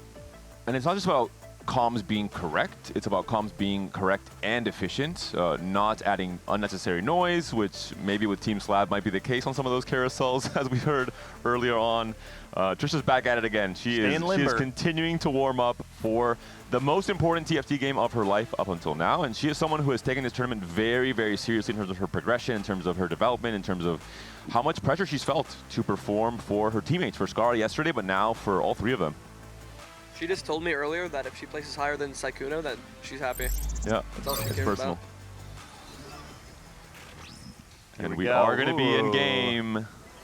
Here's a fun interaction. These golems are great, and I always just want to find an excuse to take the gold generating golem, and I just never. The excuse is when you have LP to lose, right? Yeah, that's when fair. you've got a buffer. There's no LP in this. Exo for Trisha, not Send it. ideal for Vex, so that's already maybe I discounted. mean, if you want to make an excuse, 4 versus 4 is the only chance, right? If you have more HP than your teammates and you're actually looking for ways to make your board weaker, you can actually go for gold. Yeah. But it's like you really have to dig deep to justify this. I'm heavily biased. Trisha and was in our room all the time, and Scarra as well, and they were cheering Good for us all the vibes. time. Like, Yeah. no, it's insane. Like, I can't thank these guys enough. That they made our experience that much better. So this will be a heavily biased cast. Be ready for that.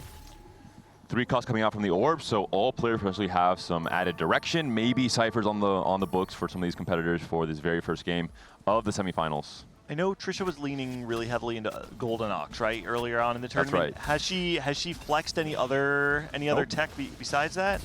There have been a few games, but majority, if she's able to, have been Golden Ox. Okay.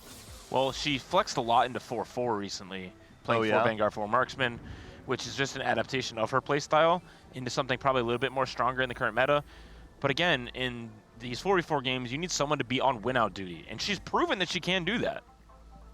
Hold on. Nefiri potential for Dishsoap. Come Gangly is on. almost Just got injured. breaking yet another sofa. Another couch has almost taken a sacrifice due to his Dishsoap. excitement. Gangly, walk me through why you're so excited. Listen, Dishsoap and I, you guys know, we talk all the time about course. strategy. Yeah, we have a lot of conversations, and we had a long conversation all about Nidalee Reroll, where he disagreed with every single thing that I said. But this might be the time where we get to see it come into practice. Not really the items you want for Nidalee Reroll, though. Although maybe you Pumping up, Thorn Predated? You got half a Hodge, right? Sure. So with this, you would go Nidalee reroll just to I understand this correctly. Nefiri, but probably not anymore. I don't think you have the angle anymore. I think it's a bit you do pumping up and pumping up Nefiri. Yeah. Yeah, for sure. Yeah, for sure. Yeah, we'll be pumping you're up. not believing me now, but wait 2 Okay. stages. Yeah. I'm a big believer of the comp. Will likely be potentially into Aphelios, or maybe Golenox has an upgraded Alistar here. The Moo, the cow is ready to go, as well as potentially a Graves here. Let's check out all the different augments though for Trisha. Also pumping up. She did actually play a great game of Vanguard Marksman yesterday at the very end. Not playing at the Golenox. Scarra is contesting Sykkuno. And Scarra is going to be locked into TF. Which makes sense. Sykkuno is also on TF for now. And that's a Nitro for Emily. I have no idea. That's a TF too. Oh my god, he used did he both double dupes? dupe? Double duplicated TF. Double duped. Double duping to lose is definitely not the not the line that you really want to be playing on 2-1. But I think what Sykkuno's doing is he's standing his ground, right? He's sending a message. He's not trying to win, he's trying to send a message. I think if one guy doesn't need to send you a message that he's playing TF, it's like yeah, that's true. But yeah, for sure a mistake. But I mean, in the end, he always sits. Like, I don't know how, I don't know why. Flatline. Cutie Pie on Flatline will be guaranteed playing for Vanguard, 4 Marksman coming into stage 4. Boxbox, 4 Nows just on Healing Orbs. Pretty strong augment with Brand, for example, has the Morello already slammed. But maybe Angling Vex as well. The exo item for Boxbox is going to be not ideal for Vex, really. Cybercoil and Pulse Stabilizer on 5. I'm curious, this is for many, actually, I believe everyone but Robin, this is their first 4v4 game ever. Really? Boxbox as well? Boxbox as well. Yeah, we Wow. were just talking about last night. He's never played 4v4. And so this will be interesting to see how they can figure it out as a collective, because as we've seen for Team SLAB, 3 of them were just playing in a qualifier last weekend. And so this is recent and on the top of their mind. Yeah, 4v4, I mean, obviously, we don't have to say it, it's kind of obvious, but the fact that it does play different from solos is something that can't be understated, right? The thing that stands out to me the most about playing 4v4 is that you all have to be playing different shapes of the game. You can't all sack stage 2, you can't all sack stage 3, you can't all spike at the same exact point in time. You really want to diversify your tempo so that you are able to keep an even spread of HP. And Robin is locked into Cypher, hoping for maybe LeBlanc on this upcoming carousel. Already on 30 gold, 3 Cypher now in for this very first round, and a great late game augment in Spirit Link as well. So we talked about win out players. There's no longer any tiebreaker advantage, so winning the game is incredibly important for both of these teams, and Robin is trying to settle himself as that player for Geriatric gamers. Yeah, for those who aren't familiar, because we had a little bit of a unique circumstance last time, the tiebreaker in 4v4, when you tie in points, say that you go, 1, 2, 7, 8, you'll have the same points as 3, 4, 5, 6, and then the tiebreaker there is whoever wins the game. And so winning games in 4v4 is incredibly important. That's why you'll see many of our players play for the win-out angle, and some players just play for the middle placements. I mean, even right now, we have 2 players leaning into pumping up, something that you want to reach critical mass and be able to find your top 1, top 2 finish there, and then obviously Robin, right? The perfect examples of your team setting up a win out, even in stage 2. I would love to listen to the Geriatric Gamers comms on this carousel.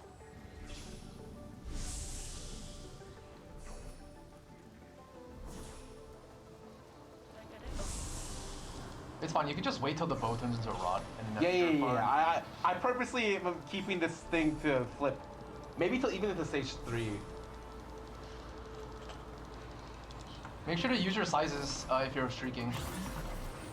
Yeah, I already used mine. Oh! I had double TF.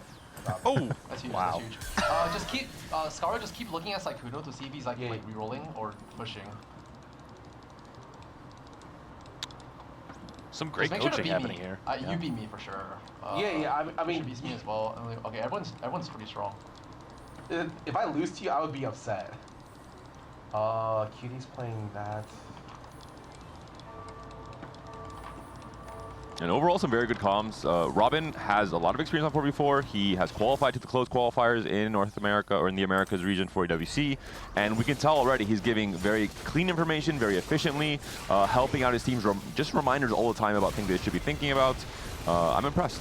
he's also leveraging the fact that he's playing Cypher right now, right? So other players, even in stage 2 where your decisions are more limited, there are still a lot of things you have to think about. You're trying to set up your line for stage 3. You're trying to figure out exactly the direction. Robin right now has the bandwidth to instead use his mental energy to scout the rest of the game and give direction to his teammates. I loved the comms there to Scarra saying, hey, make sure that you're watching Sykkuno so that you can match his tempo. I think it's a beautiful example of just what in-game leadership looks like in 4v4. But also, I think like what I like about the tournament in general is like that you played so much double up against and with each other that you actually know the playstyle like of your team, but also the enemies. For example, he never has to look for Rodan because he never played a Rodan the whole tournament. He goes level 7 and he rolls on 50 gold until 4-2. So I think this is something you normally don't get, at least at my level, because obviously you face some players more often, but not that often that you actually know what they do. I love it. It's a really, really cool experience I never had before. And Sykkuno did turn around the minor mishap in the very first round loss after duplicating, which is a very high tempo option where you're sacrificing your scaling for immediate strength, and now has that 4 win streak. And Robin also locks in that 5 loss streak with Cypher. With Sykkuno and Scarra contesting each other, I imagine that Sykkuno, it wouldn't surprise me if Sykkuno ends up just like slamming this Shiv on stage 3, doing anything it is to preserve HP, because Scarra knows what he's doing, right? He's not opting into contesting this line thinking that he's going to be one of the top 4 players on his team. He's doing this specifically to lower the cap of Sykkuno. If you're Sykkuno, the only thing that you can do is salvage HP on stage 3, unless, there's always room for some high roll to bail yourself out. Another TF for Scarra. He is high rolling the start of this game. But the good news is for Sykkuno, he already has TF2. I know he used the whole gold augment on it, but for him, that has been a big struggle, is stabilizing around TF2. And so already having it here early on in this game and using it to streak, he's on a 4 streak right now, is going to be quite good for him saving HP while Scarra is down below at 74. Also, we are on gold augment next one probably, like 70% chance, I think, 66. So he has like a 100% chance to hit dummy with a gun, because like it's his personal augment. I never seen this guy without it. This definitely helps as well. But jokes aside, it's actually tailored. So if you have Syndicate 3, you have a good chance. Yep. So not having it on the board here probably is a major blow. Is that because one? It would be great to have it in 3-1. And 2-trick. That's 2-trick, thank you. I actually had the pleasure to contest him today. And it's actually, from the mindset, it's really difficult. Because you know in the moment you say, yeah, I'm TF here, I'm not top 4 here. I'm getting that. And the only way to actually get it is if you have more HP, if he drops out, and then you can roll. I had one game where I finished top, I think. Oh yeah, I actually won that round. I had one where I went 8. So this is the feeling Scarra will enjoy today. Dumbify. Silver augment in the end. We're on Dishsoap's perspective. He is now the win-streaking player for Team SLAB, coming to the stage 3. Branching out could be a high roll option if he wants to go for the win outs. He's on pumping up, which is a pretty generic combat augment. He can try and, go into different 4-cost lines as well. I love watching Dishsoap just look over at Emily's computer and be like, that one. I saw him say like 2 words. Nice. That's all he needs. And Cutie we saw Fiddle too, but he isn't going to be playing for Fiddle. Restart mission. Oh, that's why. I see. Whoa, restart mission into hitting the Vayne 2 is huge. And Sykkuno just went level 7 off of placebo, so playing very high tempo, really understanding his role on this team with this comp. You have to play for trying to tax your opponent for as much HP as possible to the point where they are going to end up killing each other in stage 4 and 5. He didn't hit a single Darius or Prom. Like, that's actually quite unfortunate for him. Yeah, no Syndicate in. Yeah. Well, I mean, you do have higher odds of hitting a Braum on 7, so maybe they're trading which 3 stars they'll go for. But for Scarra, he has a bunch of other upgrades. And for Sykkuno, he did lose his streak and obviously is losing again here to Dishsoap. So Dishsoap and Emily, we saw it a lot in the last series, are both playing fairly high tempo, keeping their HP high, but also playing around augments specifically that give them win-out options. How high is the Cypher cash out right now? Let's check with Robin. 200, wow. 205 already for Cypher. Pretty Potentially a Zed can be on this stage 3 carousel. And also going to slightly contest the Dravens for the TF players as well, so maybe slowing down the natural copies that come in for Sykkuno and for his own teammate Scarra. I really do like the decision to go 7 for Sykkuno for the reasons that we were outlining before, but I feel a part of that I have to imagine comes from being on this 4v4 team where people are feeding information to you, right? And if you're unsure, like, oh man, should I be rolling on 6, 7? Someone is probably in his ear right now saying, hey, you got to go 7, you got to try and stop the bleeding and just outlast Scarra and play for a 6 or a 7. Yeah, I would like to agree, but actually it just plays like that every game. So I'm not entirely sure, but I think what he actually changed is like he's slamming more items. You know, like I think he's playing more tempo in his own style. And honestly, I think it's pretty impressive how he changed his playstyle over the days while still playing the same comp. Like, I think he got a much better TFT player in 2 days. Let's have a listen in with Team SLAB and see how their comms are looking for this game number 1 after the warm-up in the first series.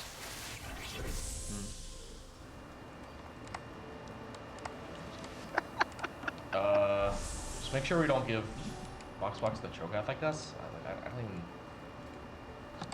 Okay. Oh. I think he's playing Brand, actually. Never mind. I'm gonna take a tier. Does anyone need that? No, I need a sword. I need a. Do you need a sword? Okay, well, we should have said that. I was gonna take it. Looks like better comms than last game. Was that because you rolled a 0? Oh, was it bad last game? Or maybe not much comms at all. It's if you ever a little bit quiet. Roll like for bronze. Well, can you sell that brand? Oh, thank you. Yeah. I'm pretty low. And Emily already on a copy of Brand, 50 gold, level 7, Shojin and JG Slam. Double Econ is a little bit scary, but if she can roll first and whoa! That is a TF3. Scarra, he chose violence today, and he warned Sykkuno. He said, hey, buddy, I'm playing TF every game, and he did not lie. Scarra is a very honest person. Great slams. You can transfer the Draven later on. Very high tempo. When I was looking at Scarra's items on 3-1, I felt like they were quite bad. He also had rolled the hacked component into a sword that round, so he was sitting on 3 swords. With the pickup that round, though, he's able to actually make a really strong setup now, and then rolling down before Sykkuno can hit. I mean, this feels really bad for Sykkuno now, because you don't have the combat power. You've already used your 2 duplicators on TF, and you know at this point in time, you're not playing for a TF3. I mean, he might be, but you shouldn't be. And he chose to, instead of going the traditional level 7 and then rolling for TF, Draven, and Braum, chose to go a little bit under Sykkuno, roll on 6 heavily, hit TF, and then eventually maybe go to 7 later on in the game. Yeah, I think the only sad part for him is that I'm not quite sure who he faced in 3-2, but if he wins that round, Scarra is actually on the way to hit top 3, why being contested. But it's, I think, it's just so, I played a lot of solo queue next to Scarra between the games, and it was really enjoyable. Like, he did so great. Because he's just a great understanding of TFT. Like, he gives so much input, and I think it just shows here. And Robin is locked into Vex off of Cypher Cash Out, has the blue buff and the Gunblade Slam, has pretty great exo items, not the ideal I think, but close to it. Hyper Fangs for the Varus and Repulsor as well for one of the tanks.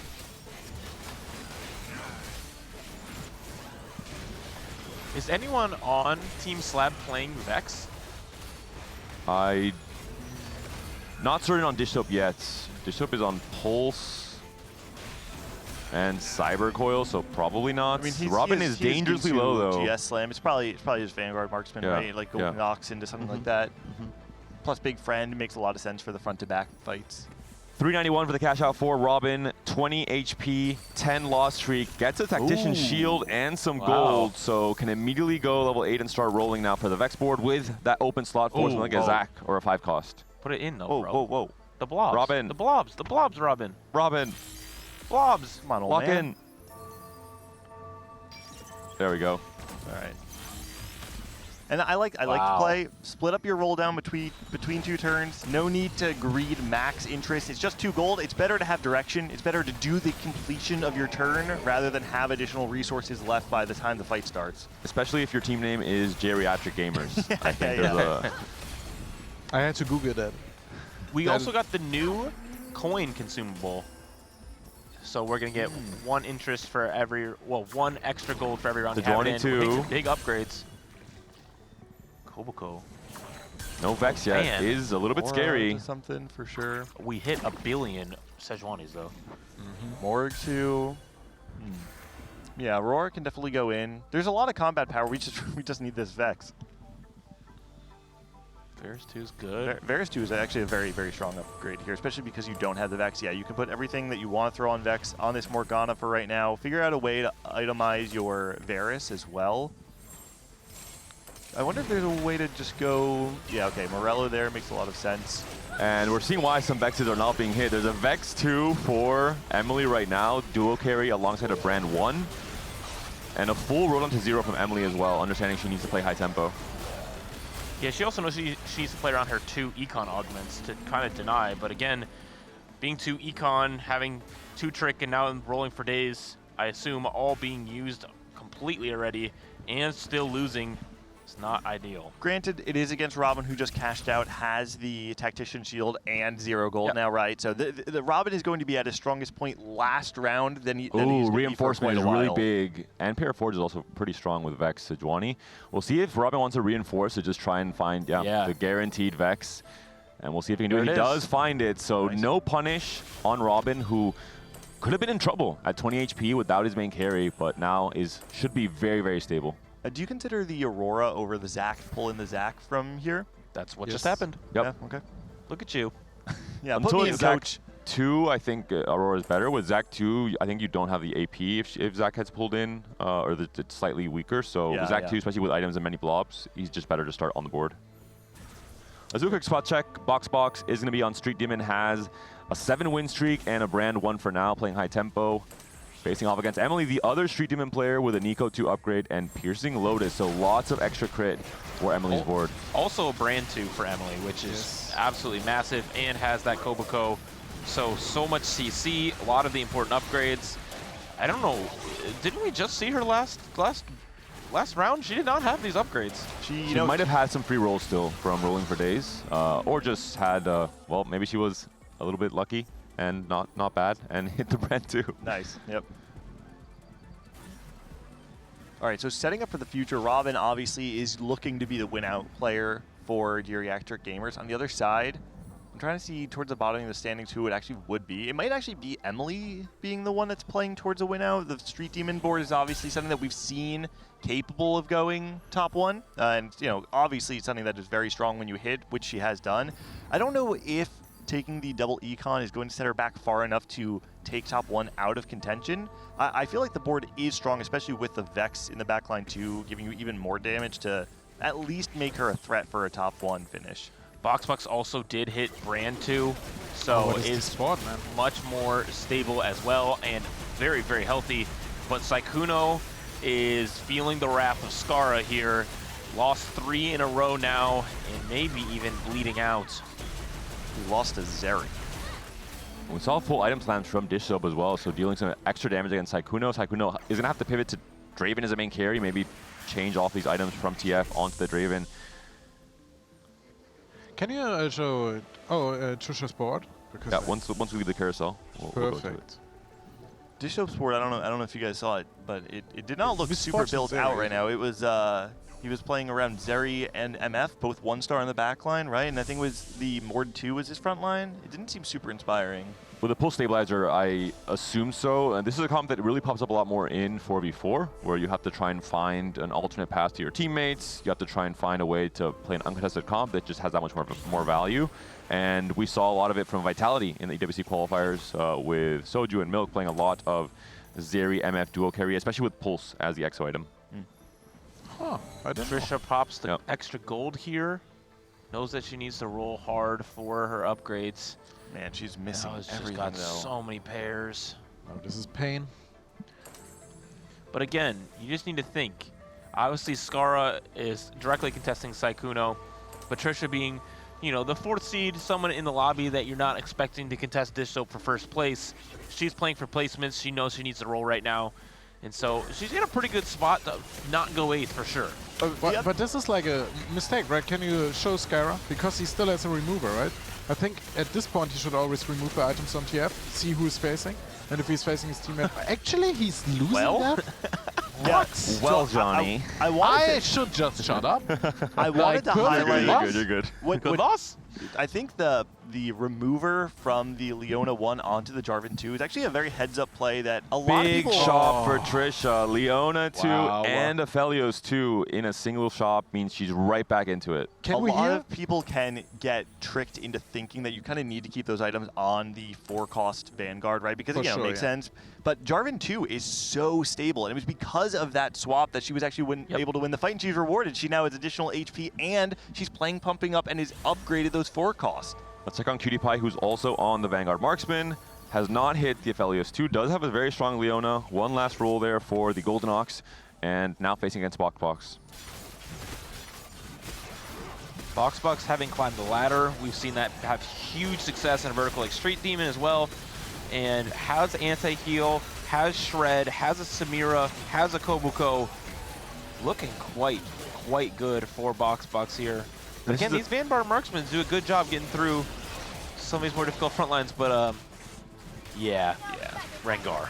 I mean, you can see Aphelios 1, Xayah 1 on the other side for Cutie. It's really hard to actually break through. And once it was upgraded, Aphelios 2, frontline tank potentially coming in to buy some more time for the Marksman with a trait that skills by itself already and the Rage Blade to do its thing. One thing to note for Imaqtpie, he does have Flatline and also Little Buddies. So if he's able to find a Kindred, he should be dropping the Jinx, adding in the Kindred, getting some extra value on his 4 and 5 costs. I like the pickup of the backline Golem instead of the front line. The reason for me, at least, is that relative to how tanky Leona is, your Golem's not actually going to add that much time to the fight, but because your front line is already so built out, you have the upgraded Leona, I imagine you're actually getting way more value out of just additional damage in the backline. So yeah, I like the pickup from Cutie. Do you think that the Golem is coded as a 4-cost? So does he actually profit from I don't think buddies? so. I don't think so, no. I mean, as like a 1-cost. Very specific.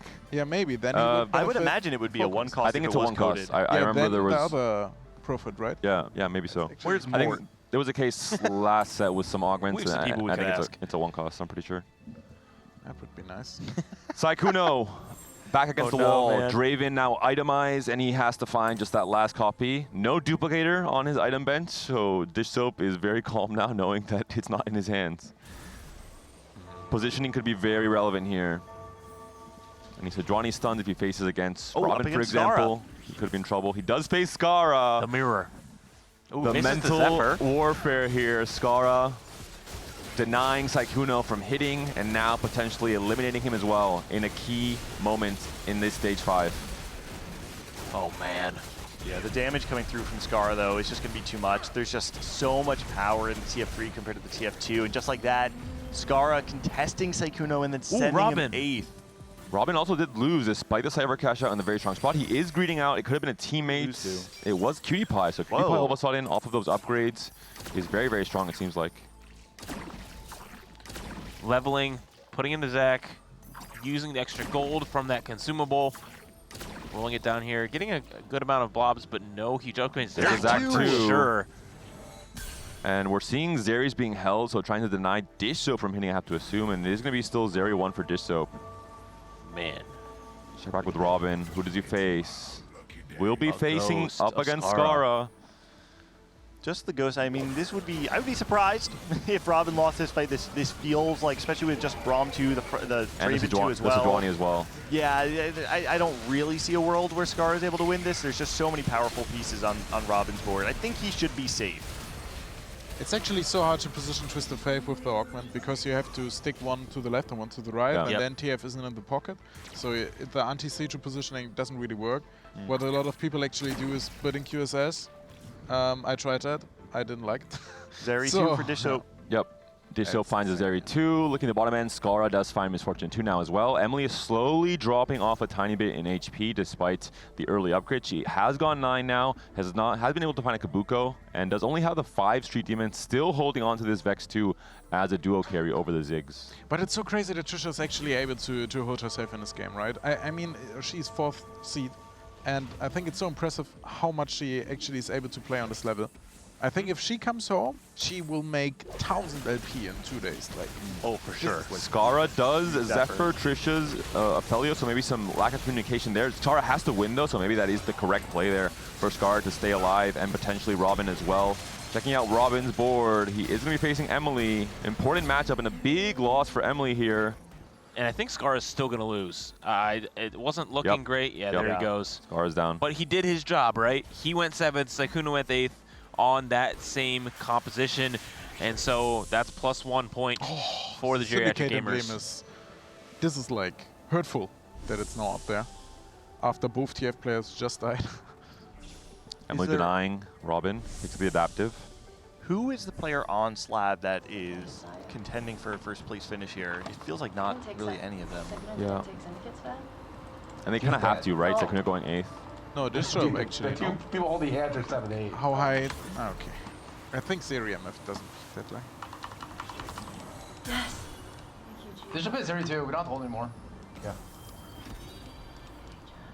And finally, it's 7th Street Demon for Emily. And then finds a Samira. And then you just give that to Jinx. You're good to go. Robin is the big win-out player for Geriatric gamers. Emily potentially can be that player as well, but missing key upgrades. Samira 1, Kabuko 1 still. Up against Trisha. Can Trisha be the hero here and eliminate Emily in 6th place? Pumping up at the end of stage 5. Yeah, Trisha did just hit that Xayah 2, which is a huge upgrade to have that secondary carry. Obviously, this Aphelios will be absolutely pumping out damage. But the Ziggs with the Gunblade staying alive. Oh, really bad cast from the Ziggs. 1 unit loss for Trisha. Incredibly close fight. Holy. Oh, the Look HP at the bars HP right now. lobby. 5, 7, 8, 10, 16. Anything can happen here, 70. depending on the matchmaking. Wow. I mean, Boxbox, obviously, he's going to have enough time to really play for this top 1 finish. Obviously, anything can happen, but it feels like he's primed to guarantee that for his team. We should see removers come through. Emily has 3 removers still. Robin has a remover as well. Boxbox had 1. It's just Trisha with no removers at this point in time. Everyone else has. And yeah, we just saw the Boxbox use the removers here. Look at his matchups, too. 2 out of 3 are Geriatric gamers. He didn't remove. He did. He did. He's He's facing Emily. Slamming back items. Really important fight here. Both front lines completely upgraded. They're holding strong for right now. Second brand cast is coming out for each board.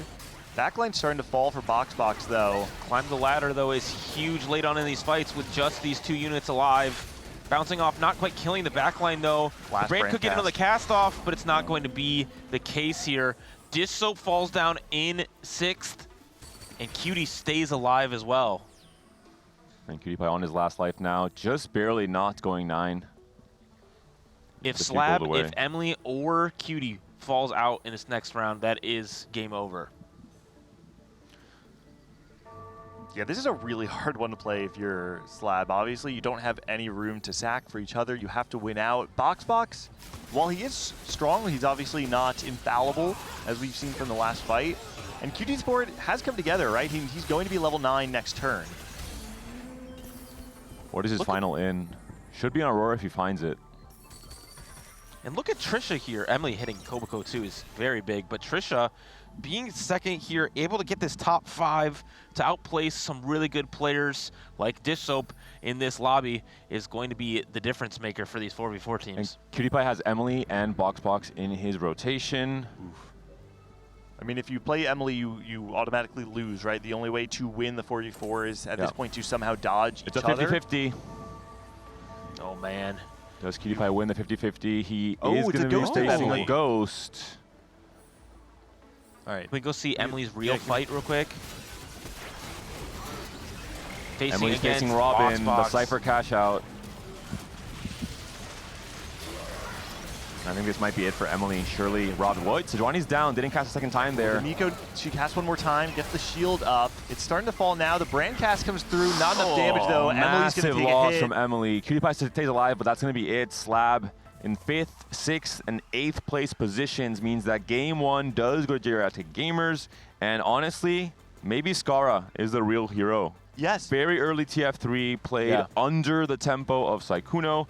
Didn't allow Sykkuno to stabilize at all this game. I want to talk about Scarra for a second because the thing that stands out to me is, you see that he goes 7th, and I bet you there's someone out there who's like, TF went 7-8. Well, no. A 1-point swing in 4v4 is huge. Scarra guaranteed Sykkuno went 8th, and he was able to essentially do a heads-up matchup between him and Sykkuno, guarantee that he got 1 more point over his matchup, and set his team up for success. So yeah, I mean, I think really well played and heads-up play by Scarra.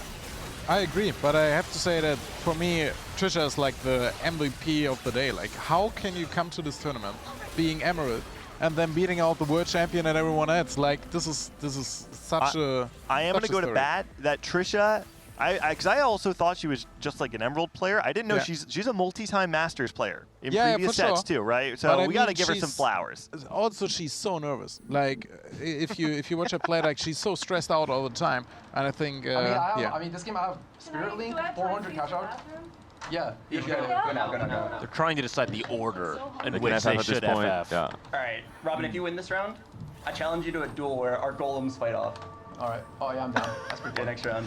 And the content man inside of Boxbox is coming out to play. We might get a Golem 1v1. You're 391. Maybe. So it'll just come down to augments, right? So Spirit Link plus Mana Flow will obviously win. What's on the other side? Oh, it's not close. Climb the ladder, healing orbs, which none of those are going to do anything. They do nothing here. Robin's looking a little bit too strong. Alright, let's self-board and let the dummies fight. Oh, now we have to sit through They have to do the carousel and all that. These content-filled gamers, man. just end the game. And Robin did his job. Good communication early on in the carousel when we heard him. Yes. Also played the obviously riskiest game, playing into Cypher, having to stabilize. No Vexes on the roll down. Found reinforcement, found the Vex, fortunately, despite Emily holding. And then from then on, only lost 1 fight after that. So clean play from the captain, from Robin. Yep. And Dishsoap's spot in this game was just not great. Healing doesn't do anything. I have Mana Flow. Mana Flow for the goal. Mana Flow. You're cheating. You put that shit up. Put that shit up. Don't get Mana Flow.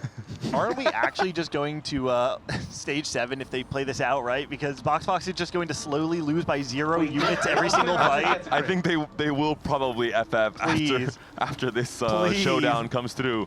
All right, the Golem 1v1, different positioning, middle for Robin, and it will be Boxbox with the left corner. Wait, Who crits? Who wins this? And Boxbox wins! The real captain of Geriatric Gamers takes the W. A very respectable Wait, death. Spirit Link doesn't work on golems anymore. Oh, we found the tech there. Spirit Link doesn't work on golems. All right, the more you know. It doesn't? Apparently. I don't know. I don't know how else said. he lost that. That looked like an unlosable match. Oh no, wait, was he? Wait, did he not get mana flow value? No, he moved right? it front line. Oh, okay. He was a real crits coming through. We'll have a chance maybe to speak with some of the team. GG, and GG to them. A strong first win. Despite the warm-up game from SLAB, despite the PP, both PPs, of course, Emily and Dishsoap being on that team. Really good team play from Geriatric Gamers. Very clean, I think. And we talked about maybe the weakest link, the 4th seed, Trisha, also popping off, Johnny. Insanely. Actually, I'm just amazed by her gameplay. I think pulling this up and not panicking when you have. She has like 5 pairs, I think. Yeah, that would be a tilting moment. Geriatric Gamers here with us. Scarra, we want to ask you first. You did your job. You went 7th, but you hit TF3 very, very early. You played very high tempo. I cheated. No, 100%. I just hacked the game. Are you proud with that game? No, I feel a little bad. But like, honestly, whatever gets the job done. Do you think the card shark hates you? Nah, he's used to it by this point.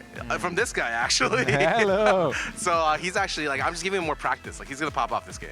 We were talking a bit on the couch just about, like, how, someone could probably look at the game and go, like, oh, TF went 7-8, ah, ha, ha, ha. People don't quite, they don't always understand the importance of getting a 1-point lead in 4v4 can make a huge difference. The TF players are probably the best players on the team. So, like, usually you give TF to your strongest player. And so, yeah, that's why, like, it looks bad results-wise, but honestly, like, we did our jobs. The math checks out. Boxbox, you are the real champion of this game. Your Golem is superior. Run us through why you think your Golem won that fight. Yeah, I don't know if you guys saw, but I did a last-second positioning swap on him. We saw it. Very fast fingers. Second row, leftmost hex. I'm pretty sure I got a crit. Are you proud of your game? Are you happy with how you? There was a kind of a contest between you and Emily. You ended up the victor. What part of the game do you think was in your kind of advantage? Where did you get the edge against Emily? Oh, where did I get the edge against Emily? I don't know. She actually beat me in our previous matchup. We were like pretty evenly strength, but Robin was like strong enough to win out, and I had the HP lead against Emily, so yeah. I was pretty confident we were fine. Whoa! My favorite graphic of the day so far. Crazy. They're not showcasing your positioning though. I mean, something's missing here. I want to talk to Robin real quick about some of the comms that we heard in the early game. It really stood out to us. It was on the stage 2. I think it was stage 2 or stage 3 carousel where we got to hear you just saying, hey Scarra, make sure you're scouting Sykkuno every, blah blah blah. You were able to kind of take a step back and look at like the big picture. I think a part of that too is that you're playing Cypher, so you don't have to worry about it. Can you kind of speak to the importance of like that type of communication in 4v4? Oh yeah, I just basically like. I mean, when you're playing TF, you're basically not playing 4v4, you're playing 1v1 against the other TF player. So you just need to like constantly scout the other TF player, grief his items, and then like see if he's like rolling for TF3 or pushing for level 7. And then according to that, you need to like change your playstyle and stuff. So I just told Scarra to keep scouting Sykkuno's spot and then play accordingly from that. Robin, 10 loss, Cypher. You got to win out. You roll. You're at 0 gold. There's no Vexes on your board. Were you nervous at that point in time? Reinforcement kind of bailed you out, and you hit the Vex, I think, in 1 roll after that. How much did you feel the pressure for yourself and for your team performing? For me, it was like, the thing is, like, I have Spirit Link, and I 10 loss, I got a Fawn. So even without Vex, I feel like I should win a couple fights on stage 4, even with like Morgana carry. And also, I just need 1 Vex to stabilize, so I wasn't that worried unless I fought someone like Giga Strong, like 2-star 4 cost, 2-star Brand Nico on 4-2 or something. But even then, I'll have 1 more life. I feel like as long as I hit 1 Vex, and Vex was uncontested. I know Emily had Vex 2 on her roll down, but I should be able to hit 1 Vex, and 1 Vex should stabilize stage 4, and then I'll roll that back down for Vex 2. I wasn't that worried, but like, it's kind of low roll, but I did get a Fawn. And I mean, that game was pretty easy. Like Spirit Link, 10 lost Cypher, it's pretty easy to win out from there. For you, maybe.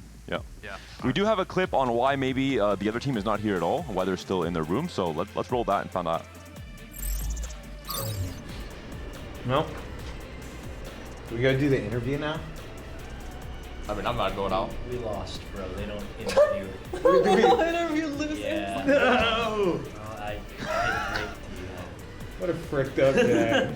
I don't know how interested they are. PewDiePie was ready to play for some content, but apparently Dishsoap said, nope, you gotta stay here, lock in, prepare for the next game. Robin, real quick, just speaking about losers, what do you have to say to your Golem? Oh, dude, I mean, Scarra said I can't get mana flow, so I put him on the front. I thought in my head I would win for sure because I have Spirit Link, but I forgot they nerfed it. It didn't work on Golems. So I was like, Golem, why are you not healing? Like, what's going on? And then I thought I would have a severe advantage with mana float and Spirit Link, so I just frontlined it. And then he did a last second swap. I don't know what that does, but I think that Cubby Hex gets plus 0.1 crit chance, I think. Yeah, maybe. It's gotta be. Something I feel like was worth mentioning, I think the game-winning call there was actually Dishsoap Robin was keeping track of anyone who was going for a 4 cost and didn't hit it, but their counterpart did hit it. So like he didn't tell us to hold Aphelios because like Trishan still needed Aphelios, but he was keeping track, and then he figured out that it was like MF and Zera, the only 2 that are worth holding. Me and Scarra picked up 3 of them. Dishsoap was stuck at Zeri 1 for an extra like 3 or 4 rounds. Ended up making the difference. He also told us the item remover trick because none of us have played 4v4 before, but like save your item removers for the end. That's why I was able to just keep item removing my Nico, so that when I eventually face Trisha, I could give her a win. So we could secure the top 4. The small things really do matter in 4v4. Best of luck to all of you for game number 2. Lock in, and we'll see if you guys can close out this series in just these 2 games against Team SLAB, who are very locked in. They have not moved from the room. The door might not be open, and hopefully they can come back after their great first series against your team, Johnny. There's an element of getting iced, right? They play the game, they lose, you got to sit there for a little bit. The other teams, they're getting out of their chair, they're getting interviewed, the energy is pumping. SLAB, I mean, they were just sitting there in silence until they told Cutie that they don't interview losers. I mean, it's like, you can talk about all this all you want, but the really hard question is how cold is that room? Because the other room, it's not our one upset that you see Trisha, she's like freezing. Oh yeah? And if they freeze as well, they will have problems in the Rodan. I think literally this is like I think it's also cold because they were wearing the unicorn suits and everything, so it looked like they were also quite cold at the beginning. But hopefully it's better now for all of our teams. So we see the swiftest of roll downs, the fastest of APMs, and last second Golem position swaps to win crucial fights in the late game, of course. A bit more crit.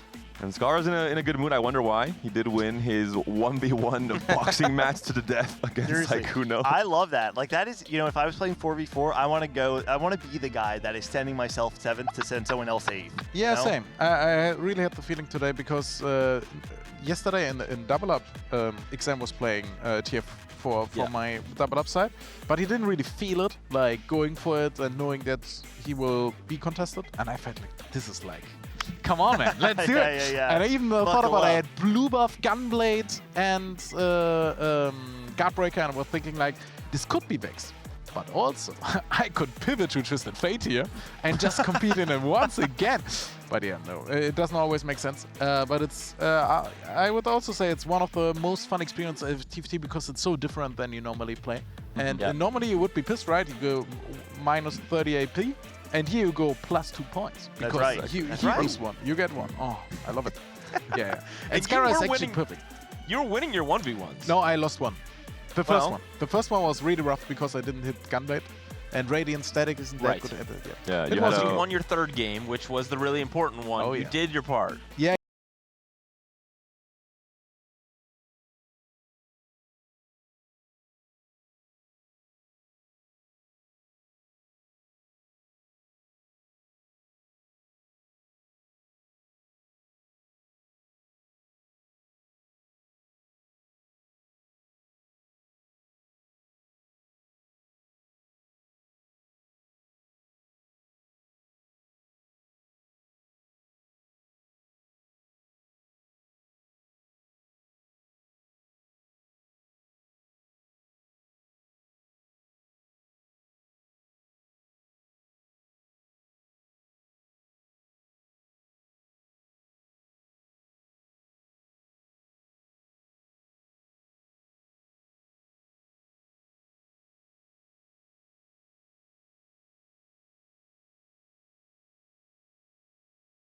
Also, the right mindset and the right emotion coming to this game too.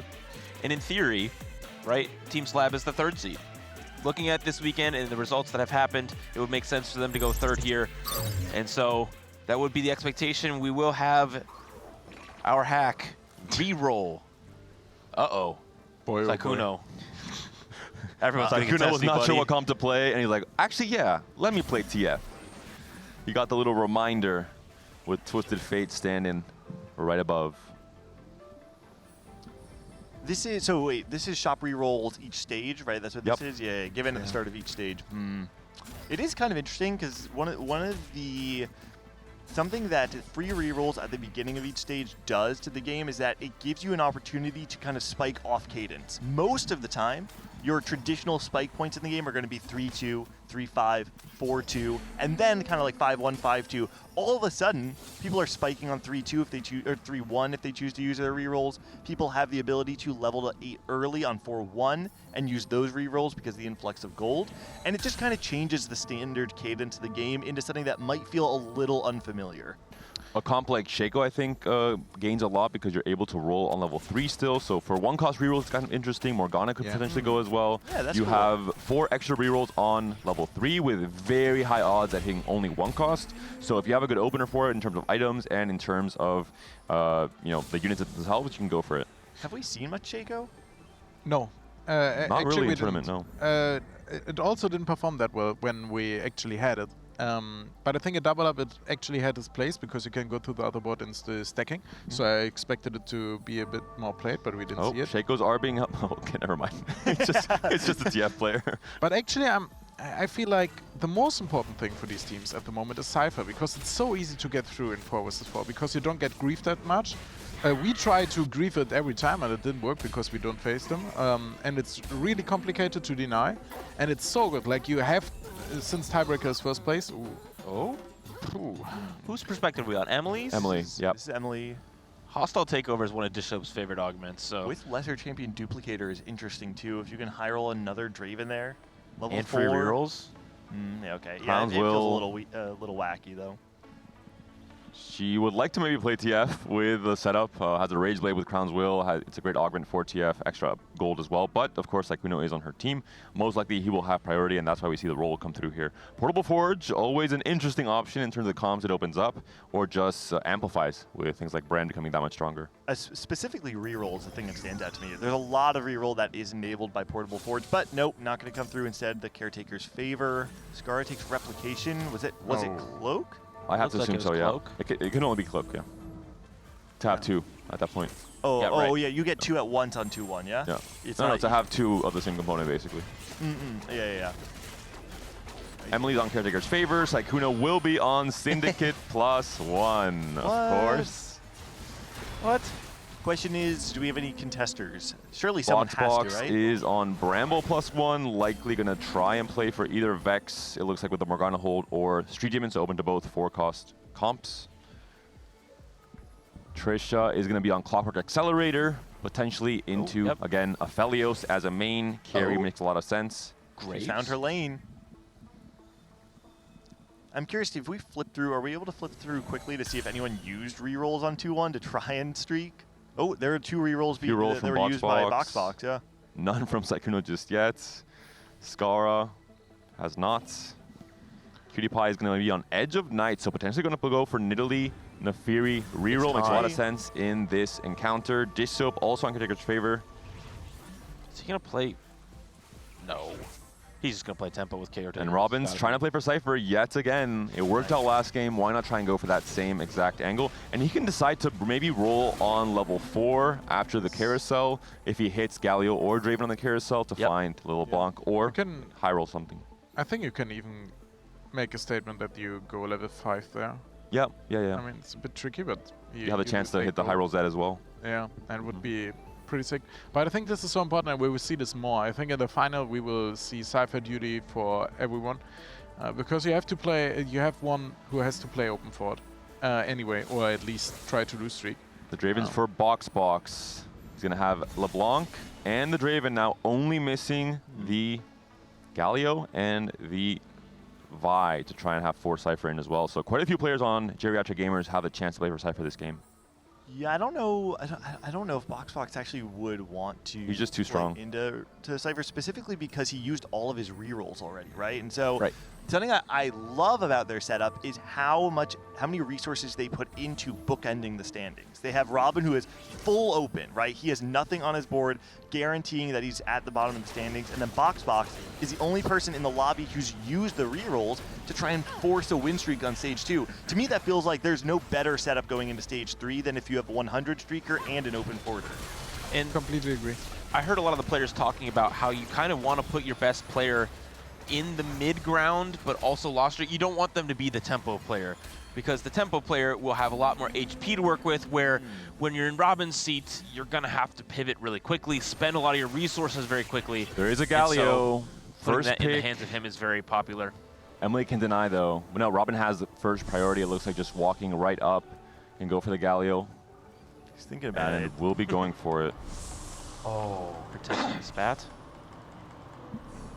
Oh, I grabbed a stat from Emily, by the way. Okay, your stat is Marksman spat with MF.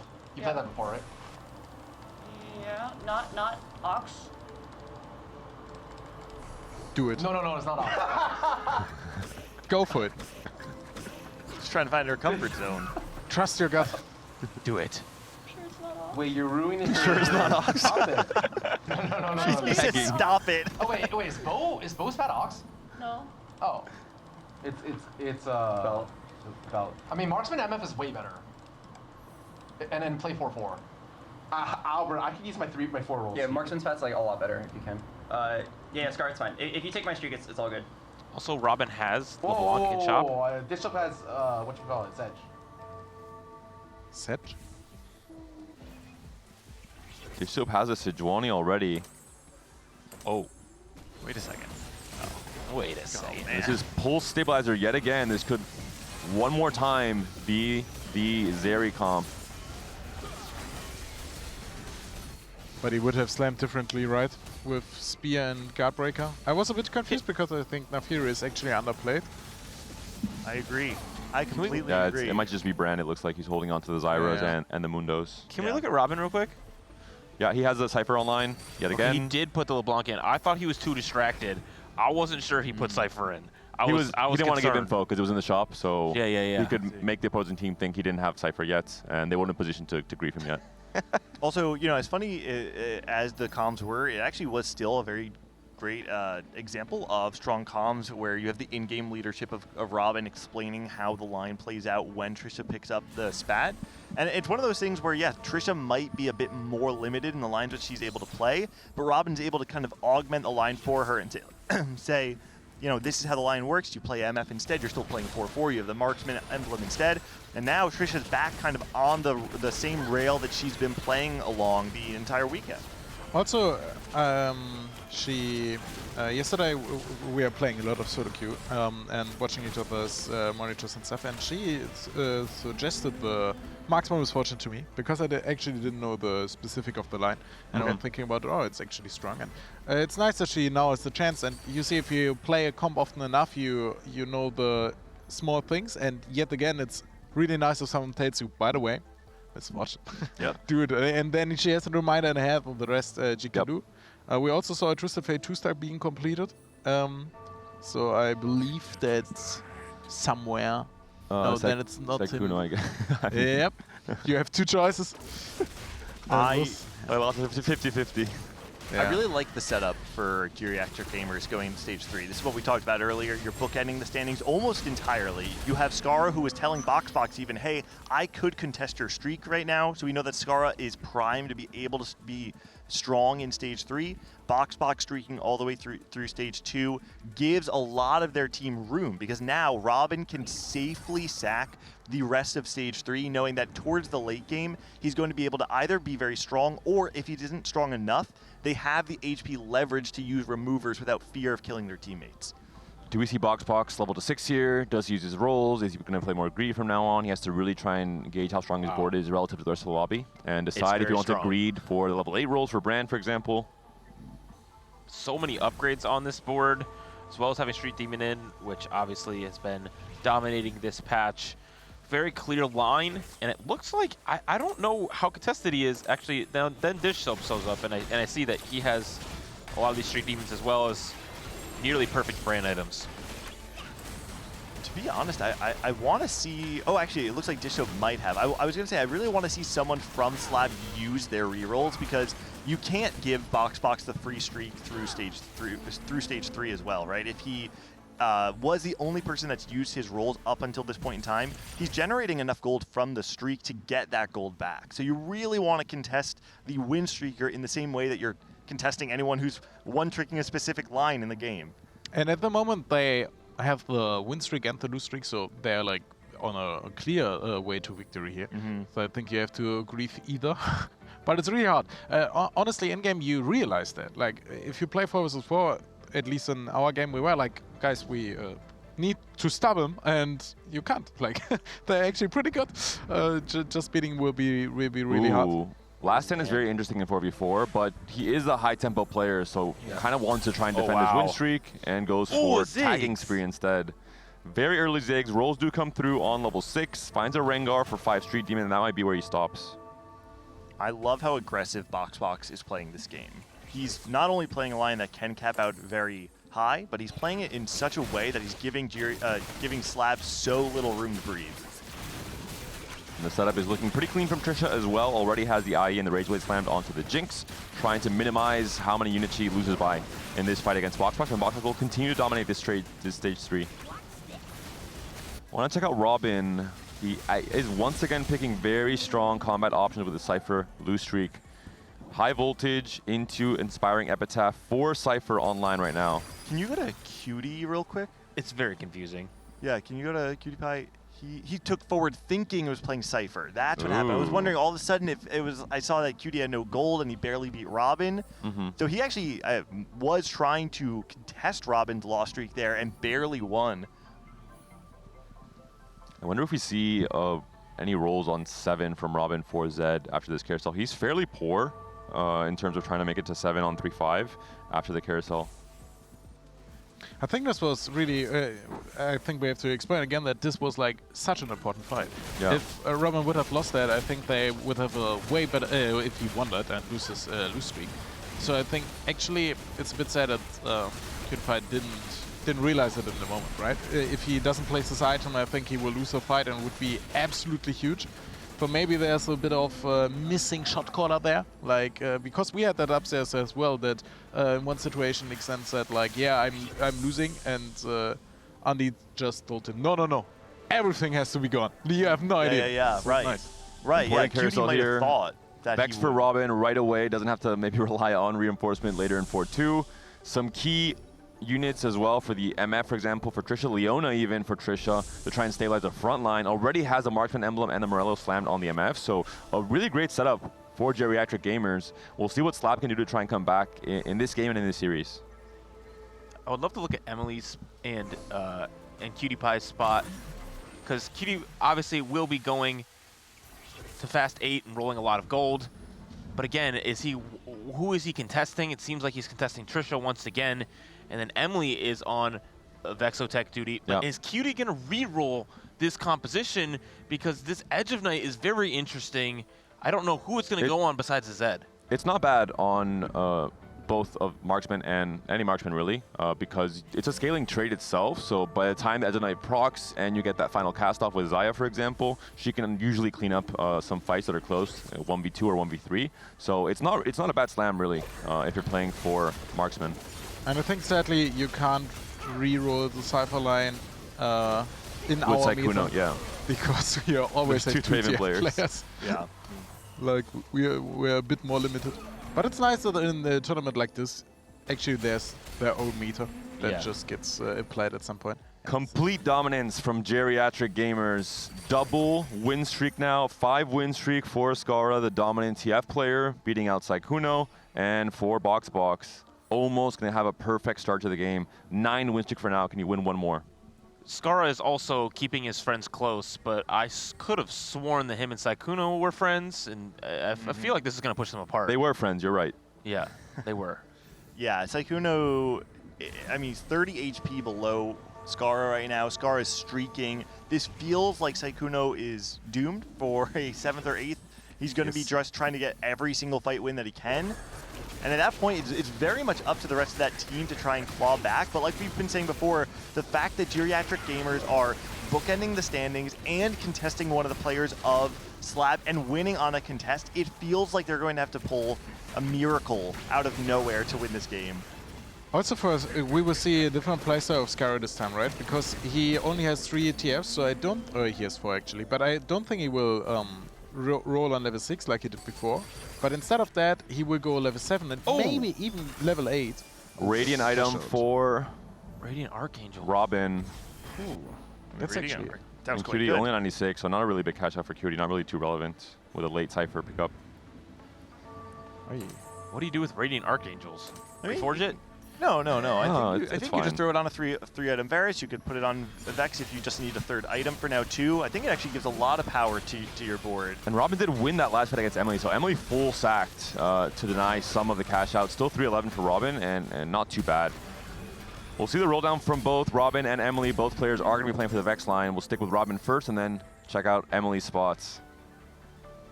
And in 4-2 we go to forward thinking. A lot more gold for Robin. Good call. A lot of rerolls to use. He's hitting some pieces. Varus too. Very strong at stabilizing right off the bat. Quick transition. Who knew Robin was the man with the quick hands? Still a lot of pieces left, though, to get this comp fully online. No Vexes. No upgraded frontline in general. There's Mordekaiser too. Okay, that is actually a very crucial piece Vex in your pair for Emily. stabilization point. Oh no. So this is... And a lot of decisions to make now. Still the items on Morgana, so might just be one more loss. And then she's facing Boxbox, one of the strongest players in the lobby. Robin has found a Vex. Archangel Gunblade missing the blue buff. Does he slam the Shojin here? Does he try and reforge first? He does and doesn't. He has a lot of reforgers actually. Wow.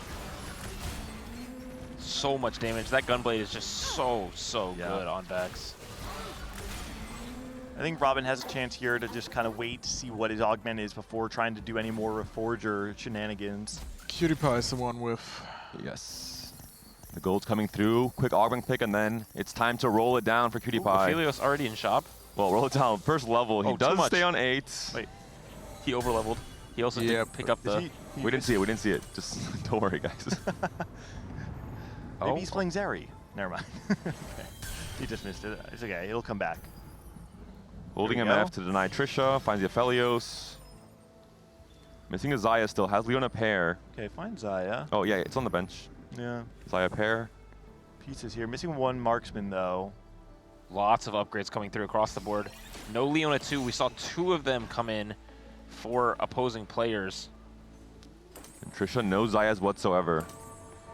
Still has 5 rerolls, but no gold to buy anything. Flatline last augment is going to be great for Trisha, though. Is she MF2? She's not. Okay. Not MF paired either. Man. Oh, no. Not MF paired, not Aphelios paired. But at least she got the Leona too. So there's some hope. I But really like the grab bag pickup here too on the on 3-2 for Trisha. This is one of the comps that there's so many damage threats and frontline threats in the board that you're able to use excess items so well. It's kind of sad that you're doing such a good job spectating. I think it's let's really go, chill. David. I'll Not take. having to do it myself. All right, is let's like, do a spot oh. check. Healing orbs for Scarra, currently the HP leader on TF, but still a ways away. Level 730 gold to work with. Boxbox.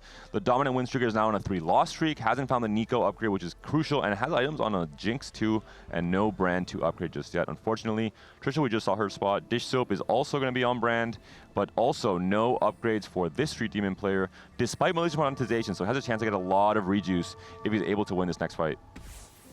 Oh, but it's such a risky pick. Like, you have to bet that you kill stuff now, or it's really doomed for you. You kind of have to go for it, I think. Sykkuno's online. Blazing Soul plus a heroic grab bag pickup does mean the TF3s in the cards. Is that Braum 1 though in the front line for Sykkuno? Oh, he was rolling on 6 the whole game. Oh, he changed his approach. Maybe trying to do what Scarra did last game, but Yeah, not exactly. really panning out just yet. Yeah. But I said he never does it, and then he does it. Like, This will be you get surprised. This lobby will be very, very low cap, it seems, as of now. We're not going to see any people really pushing 9 with a lot of rolls or 10, maybe besides Boxbox, but again, he didn't find what he was looking for. Cutie also did hit some of his units, but again, keeps losing. He's down at 27 HP. This Nico is so important. It's on Boxbox sides. He's winning. Does Sykkuno deny? He tries to in time. Does he make it? He does. Oh. Sykkuno maybe saves. Wow. Maybe not saves the game, but a very important decision there. Last second stops Boxbox from the free upgrade. I wish we had the comms on that. I want to hear it. And Dishsoap like, get it. Get what? There's no TF. What do you mean? Oh! Dishsoap gonna be continuing to farm gold, it looks like. 2 big upgrades there. Big no upgrade for brand. PewDiePie as well. Hits the Aphelios 2, hits the Leona 2 as well. And holding a lot of Xayahs, denying Trisha.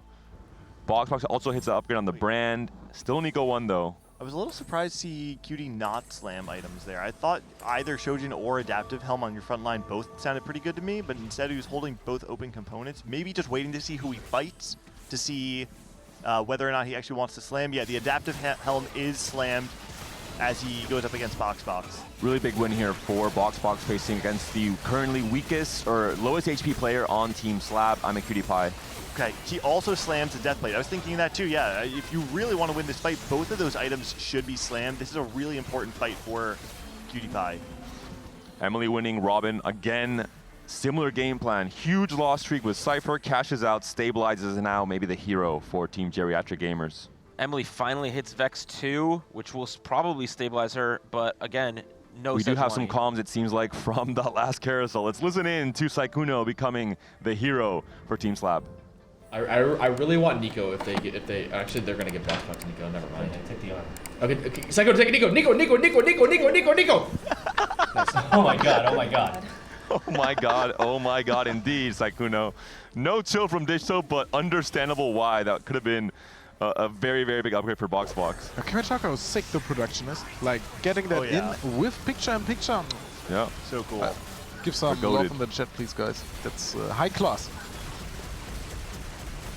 Scarra facing off against Emily, the other loose streak player. Great augments for Emily as well, coming to the late game. Spirit Link and Cyber uplink.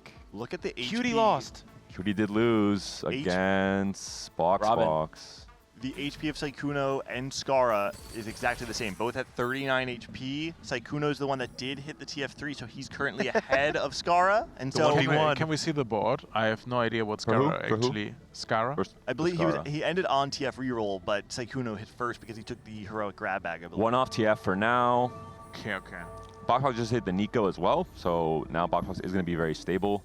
Overall, a very, very close lobby. I mean, look at the HP spread here. 42 only for Trisha at the very top, and Cutie is the only one who's maybe falling a bit lower.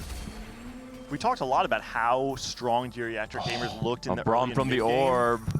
but people missed on their roll downs, and now we're kind of seeing the effects of that because the standings are starting to flip a little bit on their head, and in a game that I think we thought SLAB One off was from almost both. entirely There's out. the TF, no duplicators. Does he find the Braum as well? One off MF. There's a Did world not where find they it. do come back here. True, yeah. MF2 for, whoa, the sell from the MF from Scarra, and immediately Trisha be knows to roll and does find the MF2 upgrade.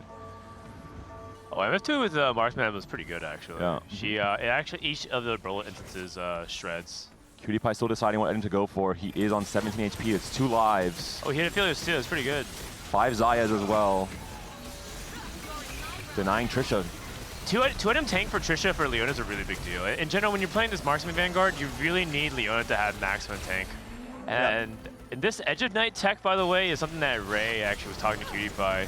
It's the K3 Soju not today Marksman backup. Yeah, it's actually quite good. It's not bad. It's not bad.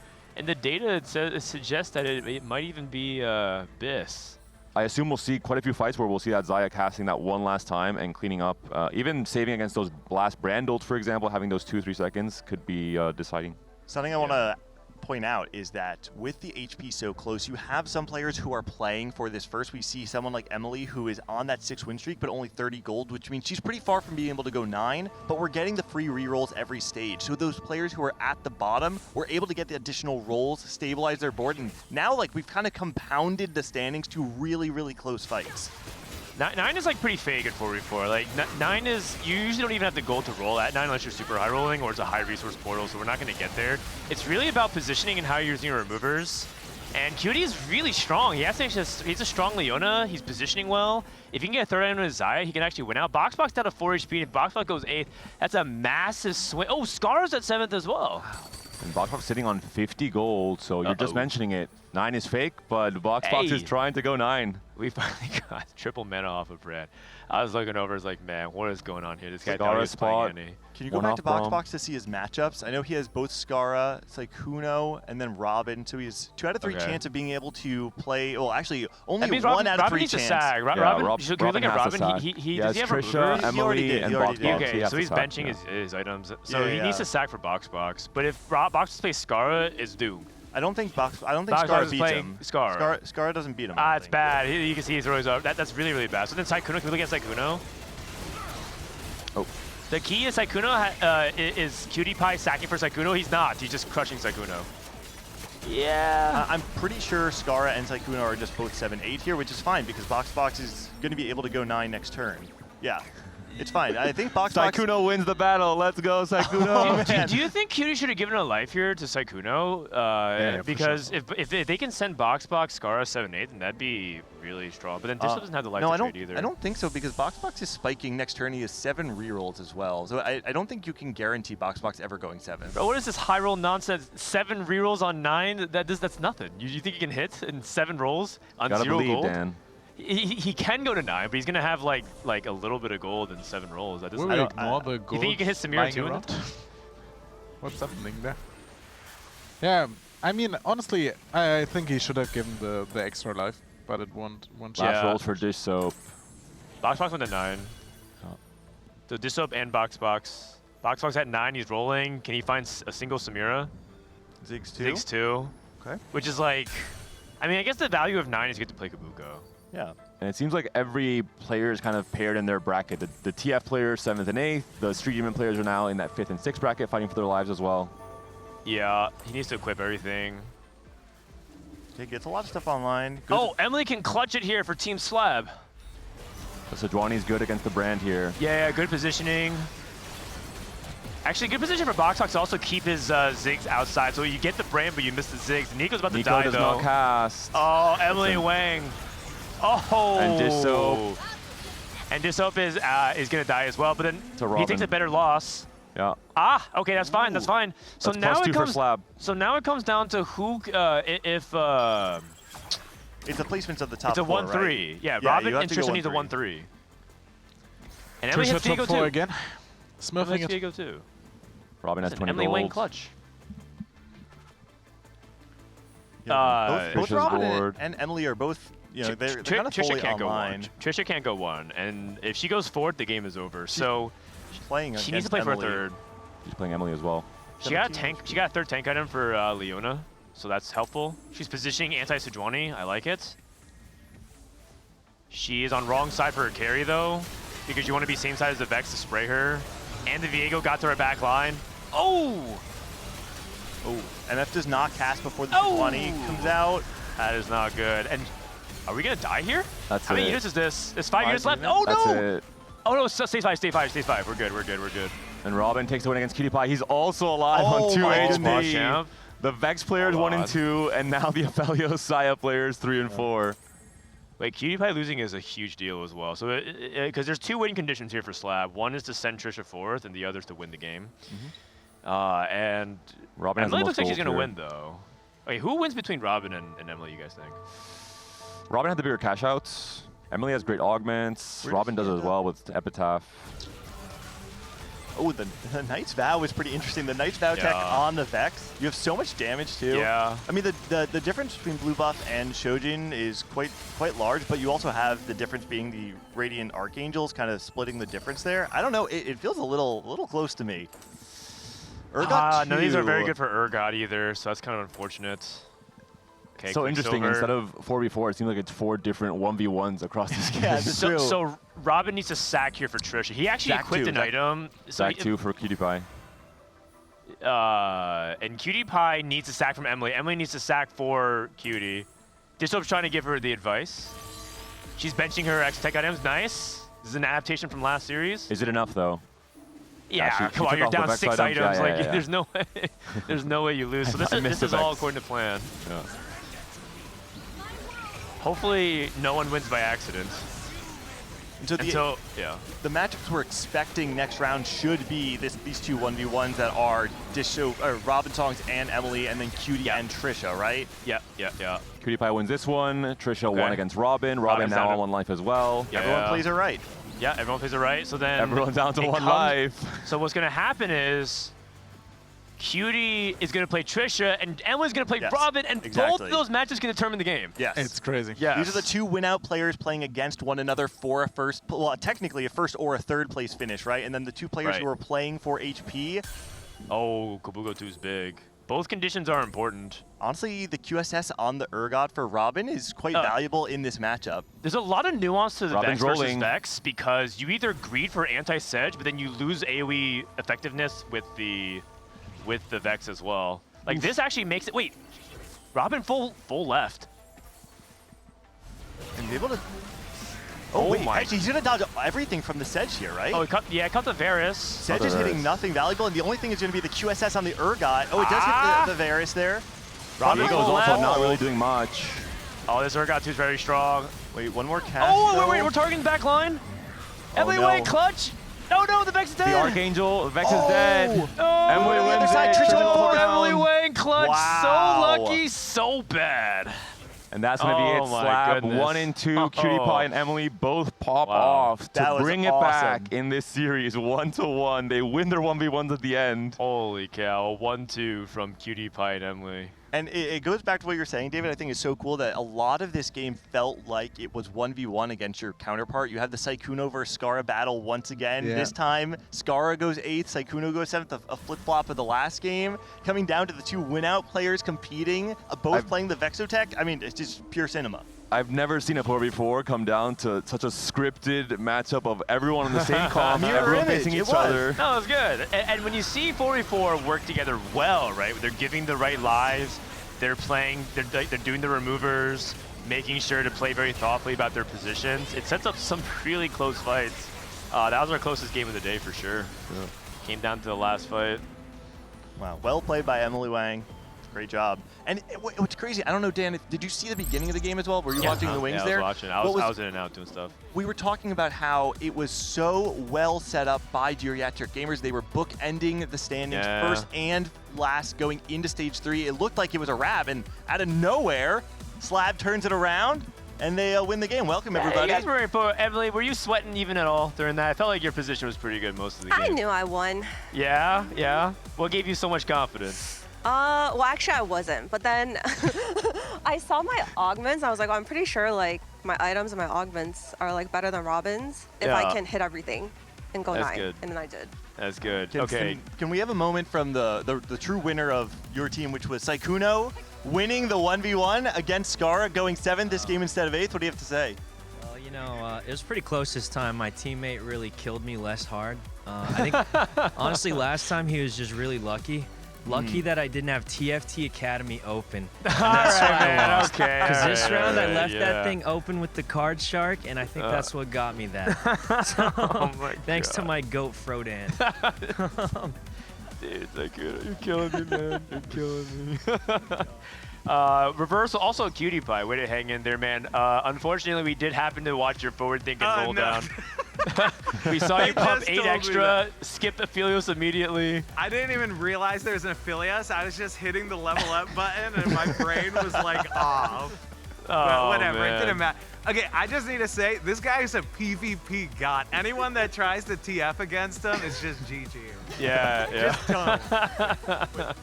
Why is Scarra like trying to contest? Like what is the game plan there? Did they say anything? I think Scarra says that his goal is to outplay Sykkuno every game. I'm not sure why. I feel like Scarra's like actually like I feel like he could actually like make some good boards. I'm surprised he's like going down to the going down the TF PvP route. It's personal. Did something happen in the Sage Jam Slam between you guys? Like you guys were on opposite teams. Nah. I can send him some guides for TF though. TFT Academy. There we go. Also, can we look at the score? Is that actually Scarra's score? Like, get this man off TF, man. I like it. I like it. So the series is tied 1-1, right? Series tied 1-1. Oh my gosh, best of 3. Yeah, you guys just have to do one more game. You guys feel like you can do? You guys are feeling confident? Just the team seems like it's still coming together here pretty well. It feels like you're talking a little less. Wait, what? From what I'm looking at, are you still talking a lot? Oh, in there? I mean, kinda, yeah. Oh, But okay. the thing is, like, they were doing some like really hard roll downs, so like, I just shut the. I just Try shut not up. to yap? Yeah, Okay, okay, that's what yeah. you're saying. I just shut up when they do their roll downs. Except for when there's a Nico on the carousel. Oh yeah. I mean, he must. He must. I mean, Boxbox went 7th or 8th. Like you talk to the mic. Oh yeah, Boxbox went 7th or 8th. He was stuck on Nico 1. He lost Yeah. like 3 fights because he was on Nico 1. Do you sense any weakness from the enemy team besides Scarra? Like, do you feel I like don't- any openings? I feel like they're actually trolling, trying to play like contested TF. Like Scarra, I don't know why they're doing that. Like they're just trolling. All right, no worries, no worries. Wait. All right. Wait, what? Really? Did you guys... Dan? Did you see this? Huh? I'm right here, man. I've been here with you the whole time. What is this? This is a bit. There's some big news in the TFT scene, that's all I'm going to say. What are you tweeting right now? What is this? all right. There's some big news in the TFT scene. Congrats, Dan. Congratulations. Oh, well, this is really awkward because Dishsoap Thanks, is Coach. standing right there, and he is not on Team Vitality. But yeah, actually, Wow. I've been working with Vitality for a little bit of time, and I'd be joining their 4v4 team. Man, this is actually kind of awkward because Dishsoap and I are now enemies. I already told him he was getting cleared. Holy, the trash talk is already starting on day 0. That's right. See you in Riyadh, buddy. All right, get back out there. Yeah, it's actually pretty cool. So I've been working with the Vitality guys for the closed qualifier, or for the open qualifiers. We're looking to work them as well for the CQ coming up in a couple weeks. But 4v4 is really fun. It has a lot to offer, and I hope that I can just help these guys as best they can succeed. So it's interesting. It's interesting. Listening to Soju and Preston and Milk and Setsuko all prep together has been quite eye-opening, to say the least. These guys never shut up. Holy cow. I literally have to like deafen sometimes because I can't concentrate on what I'm doing either. I imagine the task at hand is challenging for so many different reasons, but also I think maybe very rewarding as well. With such a unique opportunity. Can we give a round of applause for Panda's acting? Man, I was like, I was put on the spot in the last 2 minutes. Are you serious? I did not know how to navigate. I was looking at your phone and you didn't even see it. Exactly. Like, he was oh, dude, you can't blow up his spot like that, dude. No, I can't. Even better acting, no? Oh my god. Okay. Next, you're in gonna tell me Santa isn't real. Presence of a professional 4v4 coach, I feel like it might be worth it for us to unpack a little bit about what Dishsoap is talking about between this 1v1 between Scarra and Sykkuno, because there is value in seeing that a player is playing a narrow lane and saying, if I'm able to get a 7th and they go 8th, that is a 2-point swing for my team. There's value there, right? And Sykkuno, you know, the 4th seed, maybe has the most narrow lines that he's willing to play. Dishsoap is very convinced that contesting is not the play. Well, how do you feel about it? Well, in my professional head coach opinion, Dishsoap's right. Really? Yeah, I mean, it's a shocker. No, I mean, I think he's right. So in 4v4, there is basically the expected value, the average placement expected value, and that's just a fancy word to saying like how well you think you're going to place this game, has to be realigned. And I think Scarra went the opposite direction. A lot of people think like, oh, I'm playing for like a top 4 or like a 4.5, but it's okay to play a composition if you're expecting a 5th or 6th. The way Scarra's approaching it is averaging like a 7.x. So like if you start from that, the theory of like, okay, I'm loading into the game and on average, I'm thinking 7th or 8th, you're hurting your team on average because you can still find ways to counterplay the Twisted Fate player without having to just say, I'm playing Twisted Fate as well. Like you can just hold Twisted Fate 2 on the bench. And if all of you hold Twisted Fate 2, that's basically like contesting him. So you don't have to actually full on go into grief mode. So what Dishsoap is recognizing is he might be trying a little too hard. Like he's getting mind games by Sykkuno, you know, when Sykkuno throws rock every single time, I think at this point, Sykkuno or Scarra might be tricking himself and throwing to scissors. Especially if I think there might be spots for Scarra to have a very strong stage 2 for a different combo altogether, a very high roll start where the expected value and the expected position is maybe a 2nd or a 3rd from that spot, and he's throwing it away to play TF contested and just to try and get a 7th instead of an 8th. But if you do have a Twisted Fate spot, I mean, by all means play it. Yeah, of course. It's just, you know, if you don't have the Rage Blade, you don't have the tempo, because we've seen people play Loose Streak TF, and if you can't, like Johnny, you played Twisted Fate, you saw it. How smooth was that game when you had like everything lined up compared to the other game when you slam Shiv? Yeah, and I think this is like, we talked before about exactly the same. We were saying, okay, we can just hold him, we don't have to buy him, and we actually thought about just buying the Braum because we thought like it's easier to actually deny that on later rolldowns. And if you have perfect items, it's really good. But what we always are seeing, like the only way you get top 4 and don't play for 7x is if someone, if he dies before you roll. So you have to play win streak 100%, and if you don't have Rage Blade opening, you are not allowed to play. I think it's just a bit too much otherwise. All right, loading in with component Anvils. There's a couple things that stand out to me whenever I'm playing with Anvils. Specifically, I think that Anvils really open up those lines that like to spike on 3-2.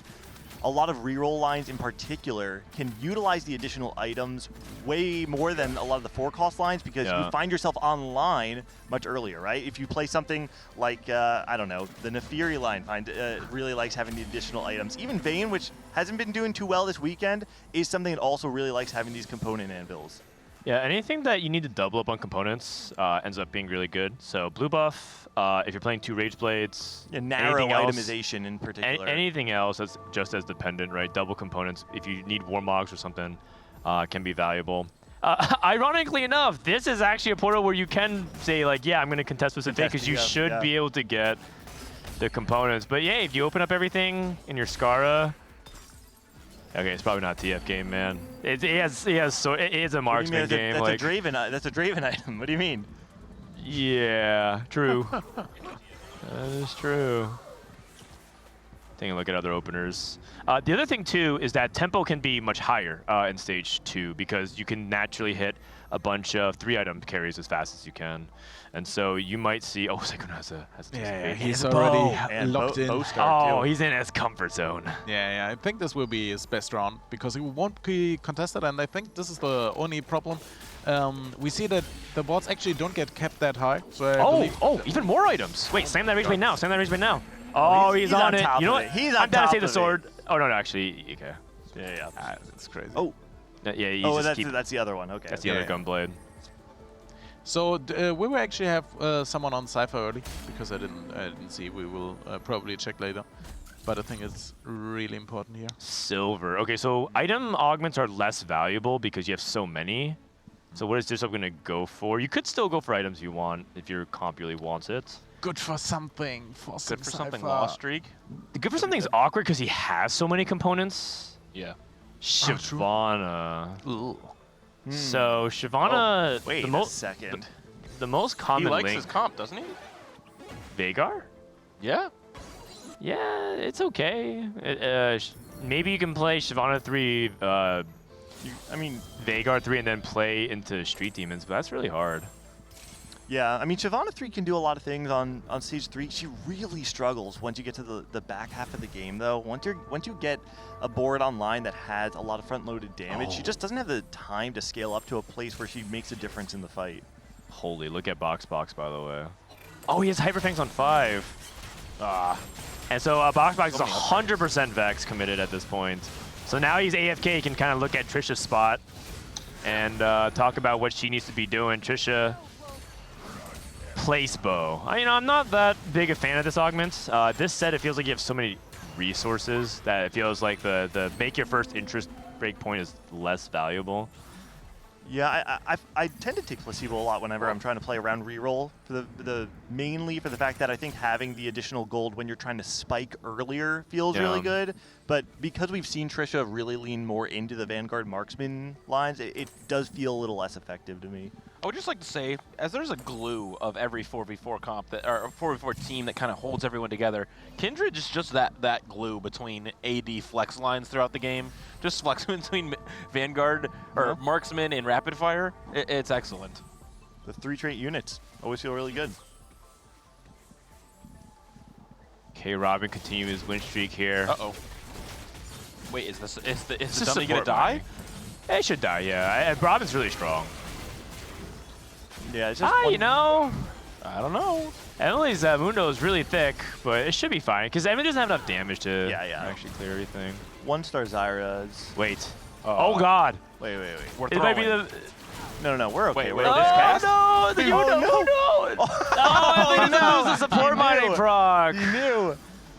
Oh, that's awkward. That's okay, I think. You don't get it till 3-7 or 3-6. Yeah. We're spiking on 4-2 anyway, right? Yeah. Man, Street Team is pretty good, you guys. You just won with Syro 1 against that board. Oh, man. Beauty takes Band of Thieves. Whoa, I actually, when we were looking through the augment selection before, I was thinking to myself, like, oh man, I'd actually be surprised if anyone takes Band of Thieves just because of how many items we have already. Instead, Cutie really wants to try and brute force a win streak on stage 2. Yeah. It makes sense, right? He has this Poppy 2. And is looking pretty set up to play another Vanguard Marksman sort of game.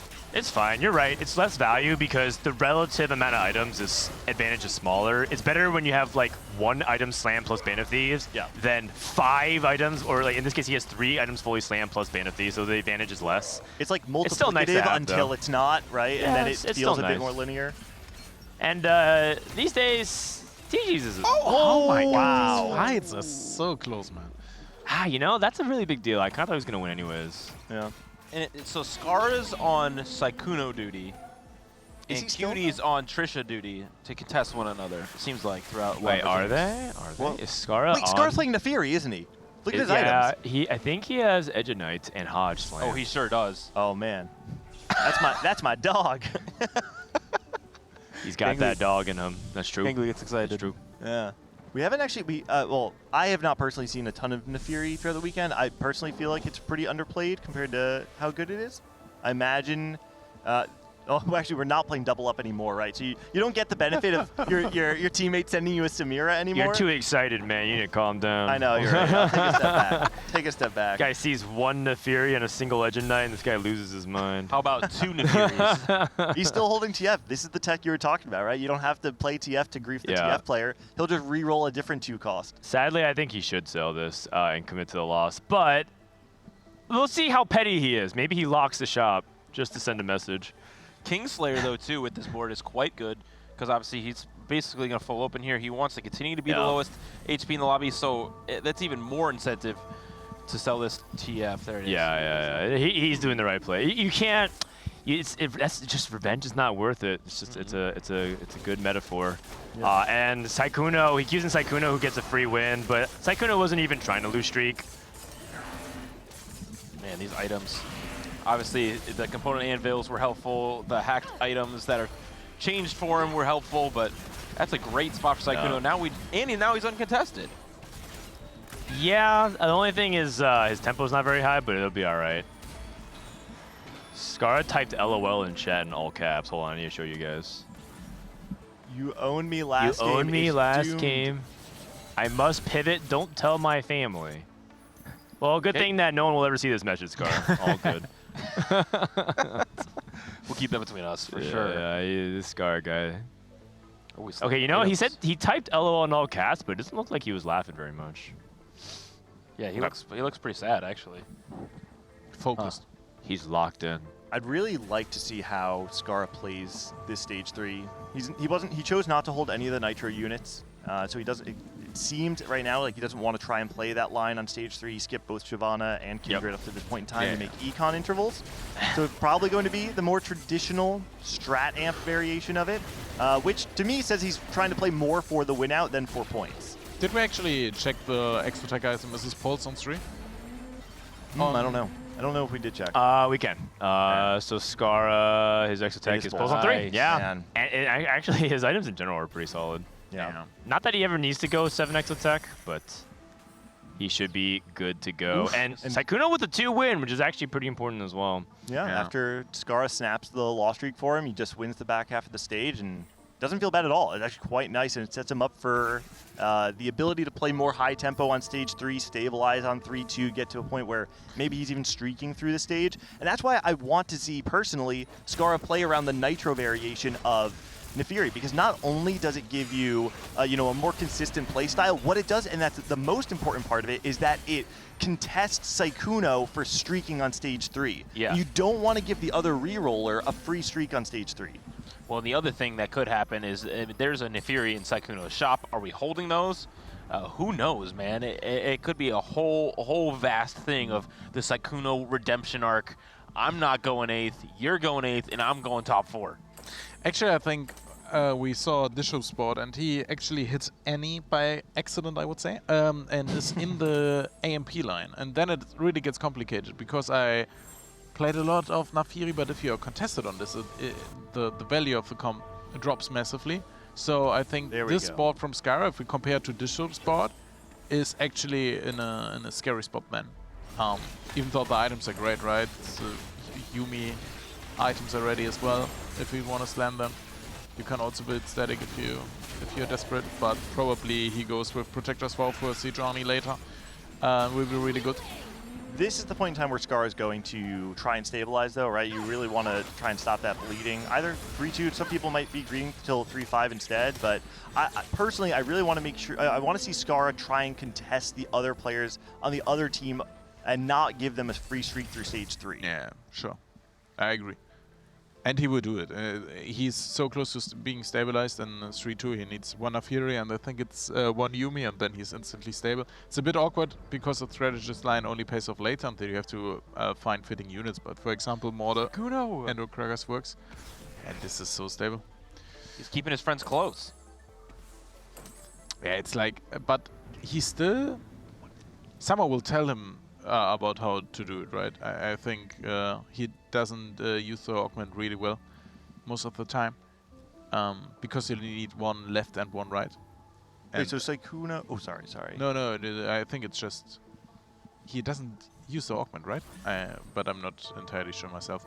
What's interesting to me is that both Sykkuno and Scarra did not try to make a play to stabilize their board on 3-2. They're actually both playing... We do have 2-star Nefiri now. He's still at 50 gold, which would let on that he didn't roll too much, but he's not slamming his other items. It looks like he wants to continue his loss streak, which I guess makes sense in this 4v4 format. You see Boxbox, who definitely wants to keep winning, but that might not happen. Yeah, I didn't realize he actually did find the Nefiri too. So, you know, that's going to be enough for him. Who are the other players that are streaking here? Just Robin is the only one that actually found himself on a meaningful win streak. Sykkuno won that last round, even though I think Sykkuno was still level 5 there. This is a great spot for Trisha. 2-star Jinx, 2-star Jarvan, and also an Aphelios already. So Golden Ox already getting those procs in to get the extra damage amp. Okay, I wanted to ask there, do you ever not use your remover and actually just replace the... what is his name? The other Vanguard. The Sylas? The Sylas, thank you. The Sylas 2 with a Sylas 1 to move items over to the Jarvan 2. Because the removers are just so important for the late game. To me, I actually feel like the Sylas 2 is not enough of a difference to make me want to lose that. And I think that's a little just a lack of experience at 4v4, because those removers are so much more important in the late game rather than power right now. And Trisha, you know, plays a lot of solo queue, and so playing around, you know, her strength right now makes a ton of sense for the situation.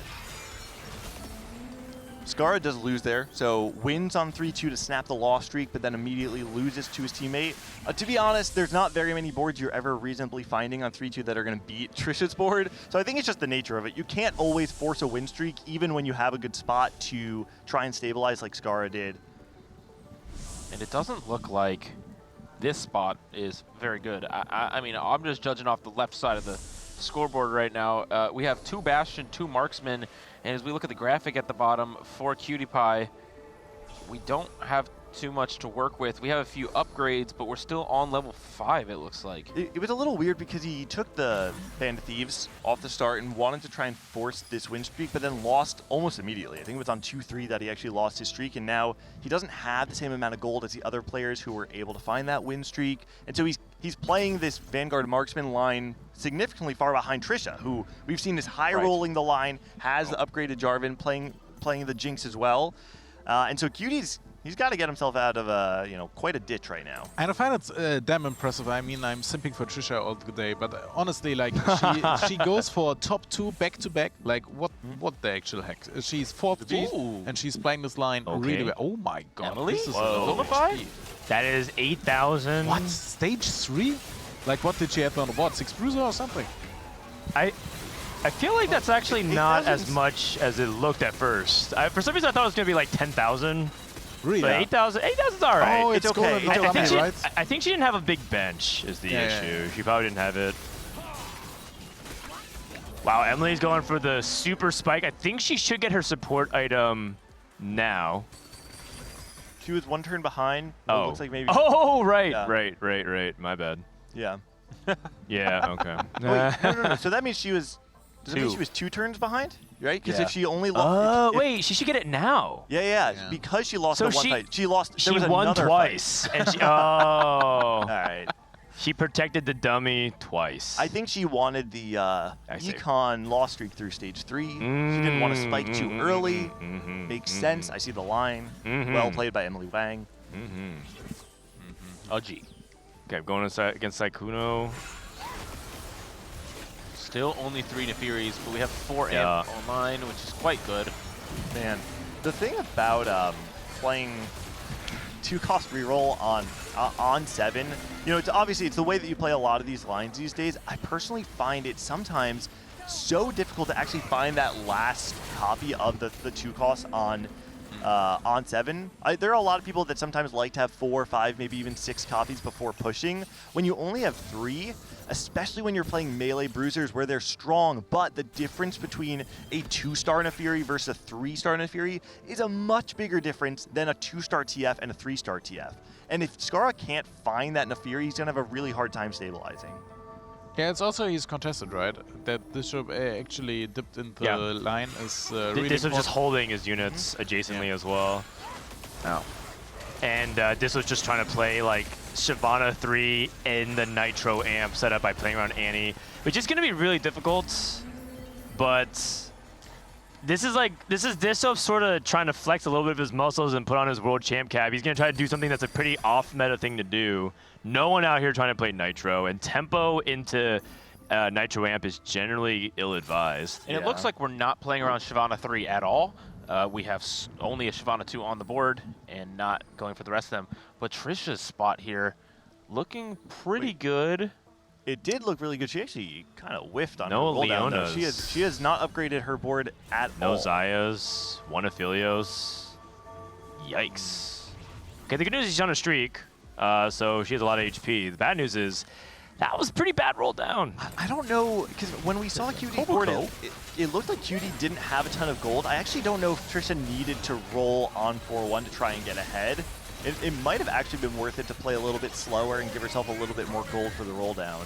Assuming that she is not contested, I think that might make sense. She is contested, but Cutie's really far behind. Yeah, but the thing is it's not just like the one person who's contesting you, it's also the other people who are gonna roll down. So it's all relative to like the pacing of the lobby. Also, Emily's playing Cypher. She's playing stage 4 Cypher. Spirit Link! Emilyywang's gonna play for the Wang Out again. Did I say the Wang Out? She's playing for the Win Out. And she got Aegis? Oh my god, this is just so awkward.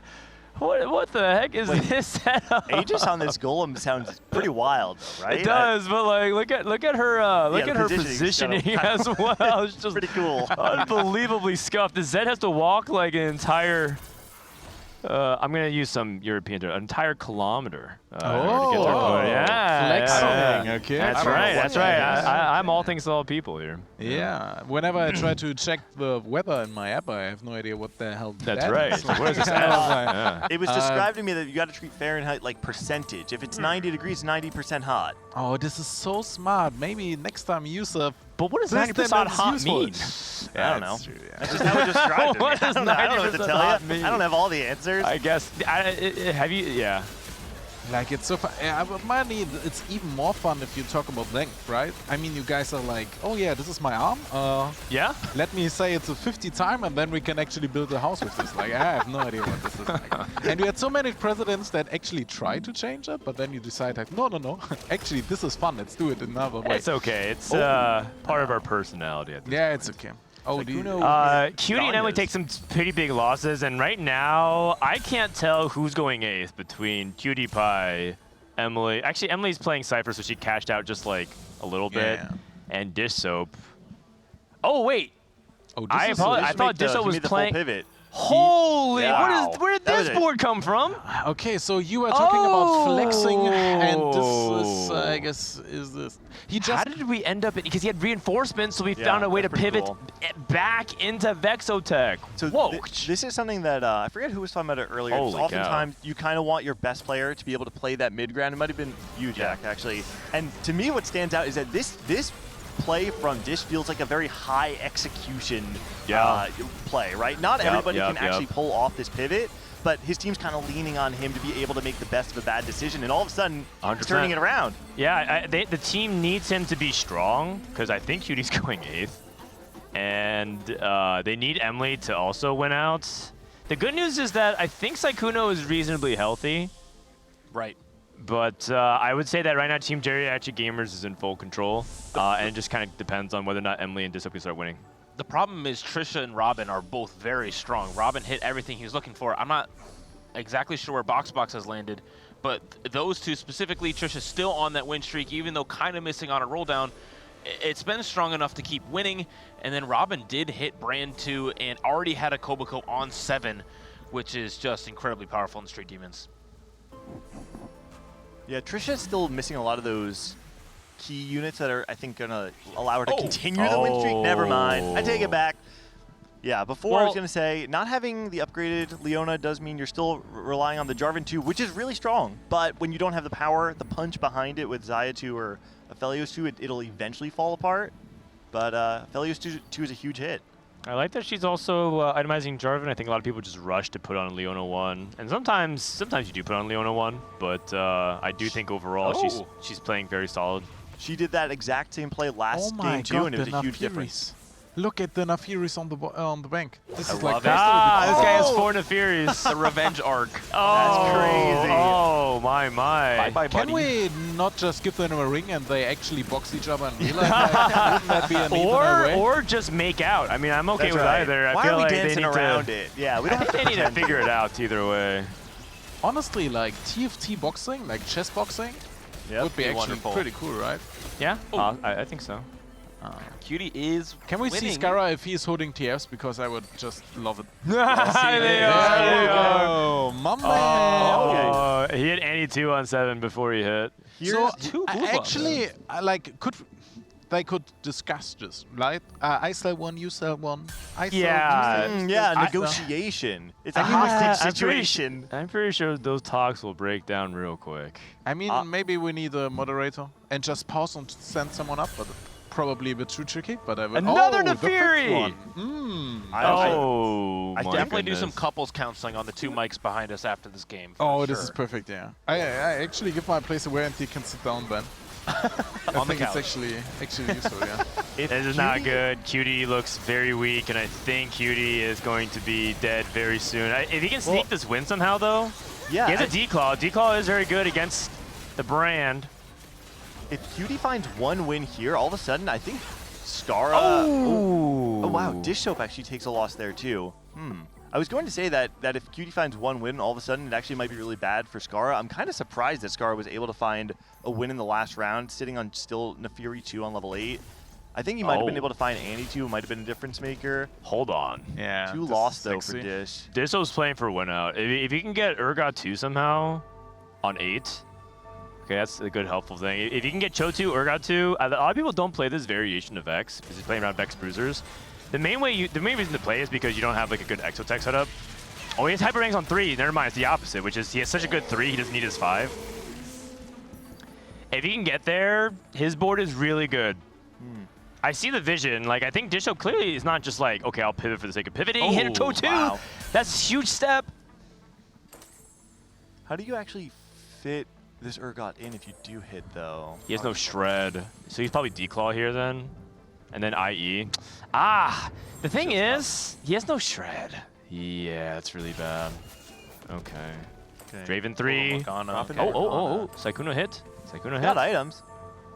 He's got full setup. Oh. Double weight. Slam the sword there. What? No, it's okay. Trojan. It's double Sojourn, yeah? Yeah. Or he's asking his double Wait, Gunblade right Sam- now? Oh, you gotta do something, though. Oh, who's he up? Is this Cutie's board on the other side? No, it's not. No, it's Trisha's. No, this is Trisha.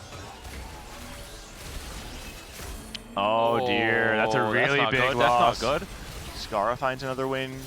Cutie's being Dishsoap. Oh, Team SLAB does not have the HP to trade this, and right now it's looking like SLAB is going 5, 6, 7, 8. Yeah, that HP is really hard to make up for because you're eventually going to play someone on your team. And you kind of need 2 win-out players here. And Scarra just hit Yuumi 3 as well, which will stabilize him even more. And it's just the HP problem now, right? As a team, the HP is so much higher for the Geriatric gamers, and because of that, they'll be able to trade with one another, where for SLAB, Dishsoap losing there means that that's bad Trisha's news. still win streaking. My goodness. Trisha, MVP of this series, maybe. It's so crazy. Yeah, she's a beast. I didn't sim for her like for 10 minutes, so I have to do it again. She's first place. Like, what the actual heck? Yeah, she's doing a good job, and even if she loses here, which looks like she will. Oh, Gunblade? It's still reasonably close, and Dishsoap in the meantime kills off his teammate Sykkuno. PewDiePie loses. Okay. Emily did win, though. So the way this can work is that they send Scarra 7th, and then they play for the 1-3. They can do that. I think it's doable. I mean, Scarra, if I believe, was still sitting on 4 amp, no Samira, no Nefiri 3, right? Yeah, He I has mean, Yuumi 3. He's not. Yeah. He's not a complete pushover. No. Yeah, no 5-amp. His matchups right now, he's also playing against Trisha or Robin. So actually, if they're paying attention to HP totals right now, they might want to sack for Scarra, guarantee him stay alive for one more round. Okay. It's against Cutie though. Against Cutie. So if he beats Cutie here, that might be the beginning of the end. Cutie needs to try and survive as best as he can here. Good TG items for Xayah. Yeah, this D-Claw is going to hold up quite well, I would imagine, against all this AP damage. The Timbers comes out, but the front line has fallen over completely for Scarra. Yeah, Scarra is going to die as long as Dishsoap can hold then. Dishsoap does not hold. Boxbox ends him. And now SLAB needs to play for the 1-2, which is very unlikely at this point. I think Dishsoap needed to play for a not 7th there. Uh-oh. Uh-oh. Cutie is still on Aphelios 1, by the way. It's really hard to find any world in which, based on the HP totals, they find themselves a 1-2. Yeah, I think it's probably over, to be honest. It would require some miracle matchmaking, and it specifically also requires Emily and Cutie to win all their matches, which I just don't think is going to happen because Cutie is on level 8 still looking for Aphelios 2. And Emily is strong, but she's the only person that looks strong from the team. And it's not like she has all the pieces either, right? She's still on Nico 1. It is stage 5, and so as we go into stage 6, people are going to be spiking even harder. I think it was Robin just picked up the Kabuko 2 as well. Yeah, it's looking really hard for Team SLAB. I mean, I think Emily has win-out potential. Oh, she's trying to see if she has to sack for Cutie. She used her last remover, so now she can't. No, she gets one in 2 fights, but yeah, it's really, really tricky. And of course, if the Cutie just dies here, that might be it as well. He's going to... Oh, wait, he got the ghost of Emily with the removed brand items. Nice. So the item remover actually mattered. Yep. Sick. Okay. Does Emily win her fight, though? She lost. Oh, man. Oh, and now I think it's mathematically impossible because they're going to eventually kill each other. Yeah, and I think that if you're looking at Team SLAB, they lost so much HP early, like all 3 members losing. And Sykkuno did a good job preserving the HP, but yeah, in the end, not able to actually play for the win out because Cutie Pie and Dishsoap were not strong enough. Again, thinking about Trisha and her role on this team, right? We're looking at the 4-seed Sykkuno from Team SLAB, who has been playing his role quite well, right? This is exactly what Dishsoap had instructed him to do.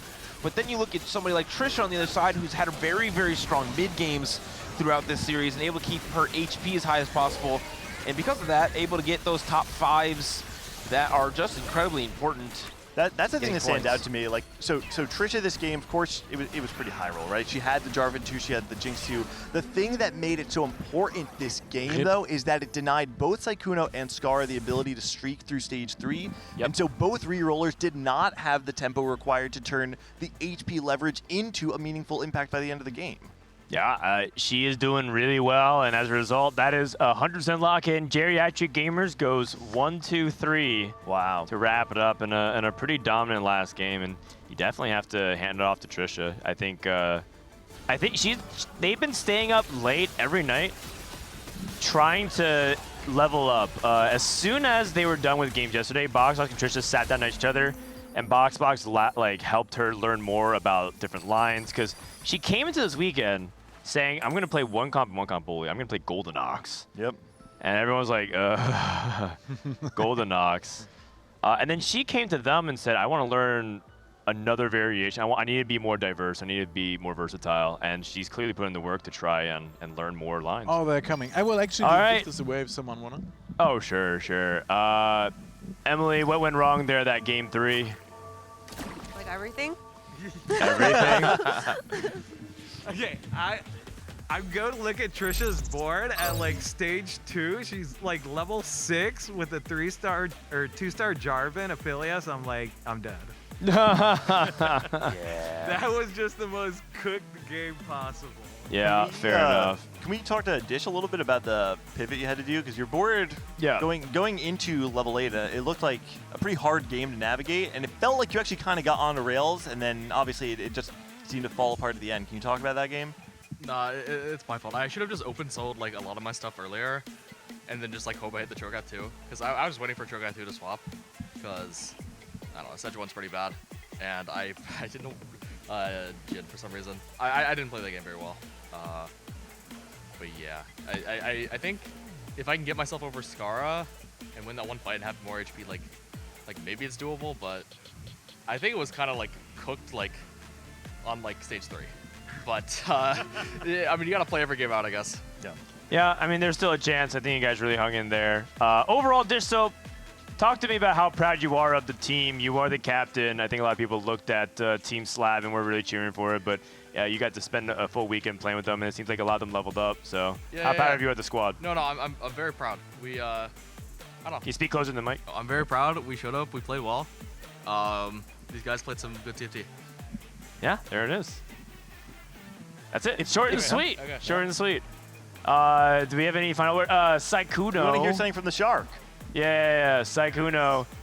It felt very personal holding all those Nefiris. It felt like maybe you were holding even more than necessary at some point. No, yeah, definitely. Dishsoap said hold every Nefiri no matter what, and I was like, okay, if you say so. Got it, boss. Yeah, I think Scarra didn't get Nefiri 3. I didn't get TF or Braum 3. Yeah. I think me and Scar just had the roughest. We just got constantly ganged up on every game. Me and Scar were in the trenches out there. Yeah. But you know, it was pretty fun. It was pretty fun. Yeah, there's not bad. I think you should be pretty proud. What up, my goat? Team Wait, we should hash this out though, right? The two of them right here. Can we just like kind of make sure everything is cool? You guys are like okay, right? Yeah, wait. I told them before. I said that whoever rerolls, the TF player is the best player on the team, right? Wow. Yes. Yeah. I also said I said the same thing, and then he went into Fury. Oh, that's because a spirit possessed me, and then I saw a dog, and I really like dogs. They should add the double up trade feature. I would have traded my 2-star Nefiri for your 2-star TF. Yeah, I would have traded. I would have done the trade. I look at your bench, and it's half of my comp, half of your comp. I looked at yours. I saw like a bunch of Brahms, 2-star TF, and I was like, I'd do a trade with Scar right now. I think we'd be all right with that. I was like, dang, man, Scar, this felt kind of personal. Yeah. Dude, I feel like me and Scar had the toughest fight there. We were in full PvP mode. I'm looking at Sky's board every round. I'm just like, damn, he has this many? Oh, how has this many? Oh, he has this many. And then he got, the second game, I thought he lost. You know what happened? I took Replication, hit 4 Negatron capes, or 3 Negatron capes, then hit 2 more, then hit 5 swords. Wow. I had 0 rods playing TF, and I was just like, what do I do? All good. Yeah. Robin, you guys won. Who do you think is the MVP of that series? MVP is definitely Trisha. It's not even close. Get her over here. Come on, Trisha. It's a marksman specialist, and yeah, she just like top 4'd both games, and that's what we need from her.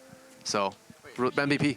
Trisha, Robin's one of the most successful tournament players of all time, winning multiple regionals. What's it like hearing that from him? Try not to tear up because I have an anxiety disorder and I really wanted to do well. Oh, you did amazing. You did Everyone amazing. Put in a lot of effort to coach me, and so I'm really happy.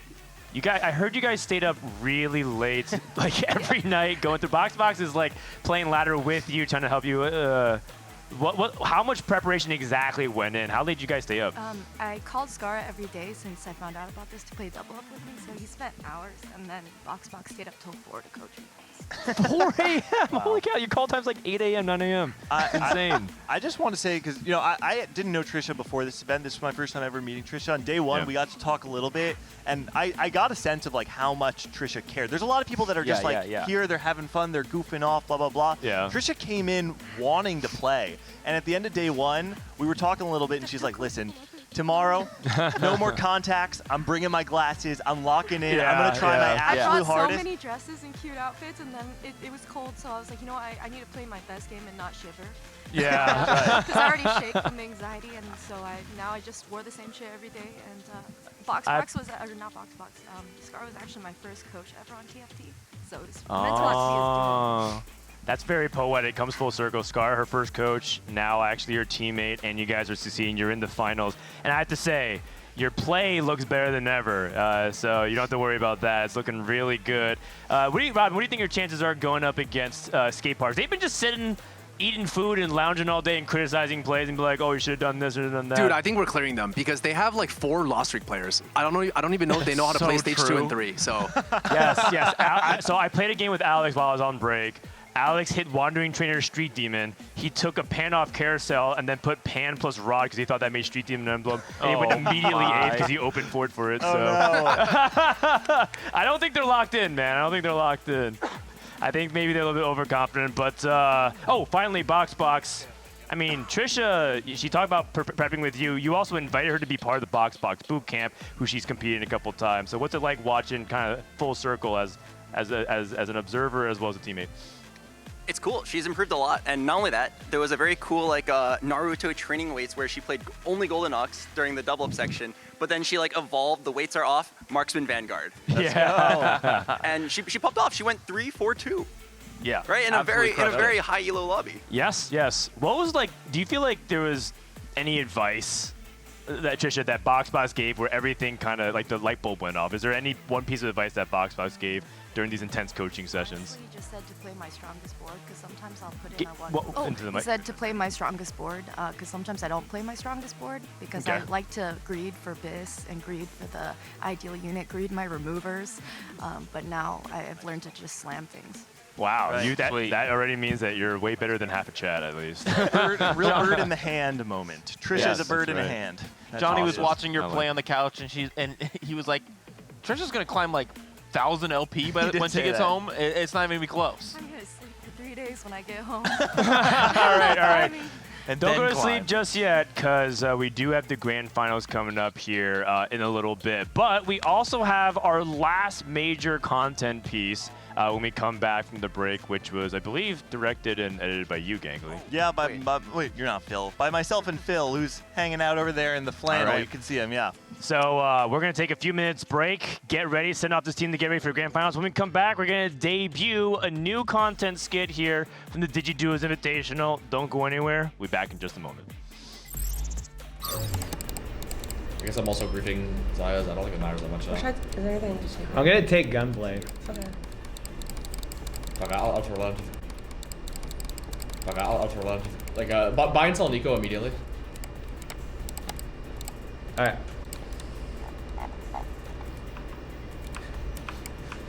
I got that B-roll shot for your editor. Okay, I hit Nico.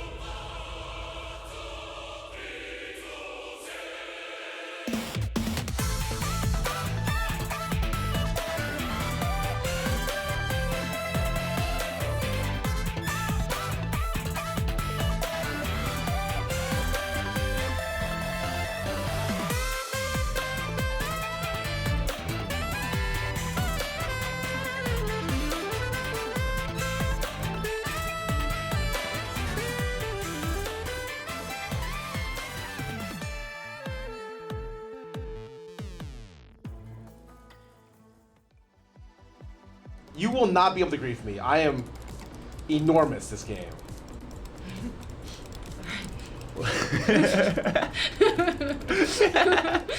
Okay. Welcome back to the Teamfight Tactics Cyber City Digi Duos Invitational. We got a lot of people here gathered for this next bit, which is a featured content piece. But perhaps nothing bigger than one of our special guests. We got, can you introduce yourself? I don't think if anyone has ever met you before, why don't you go ahead and introduce yourself to the stream? Yeah, my name's Steven. No.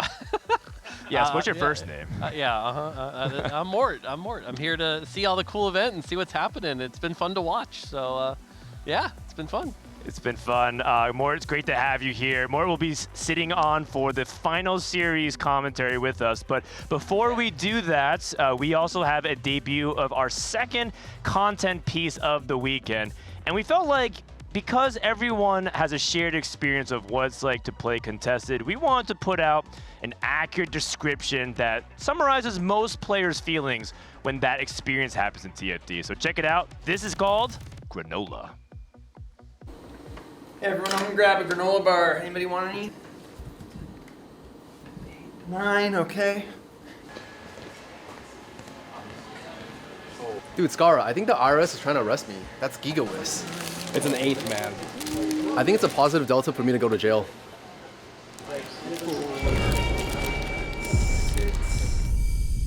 7, 8. Yo, he's got 8. Oh, do you guys want one? It's the granola wave.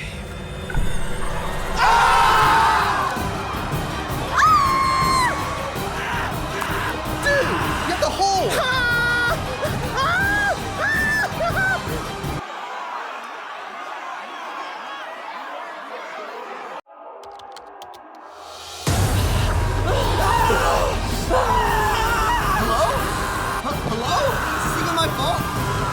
Rat!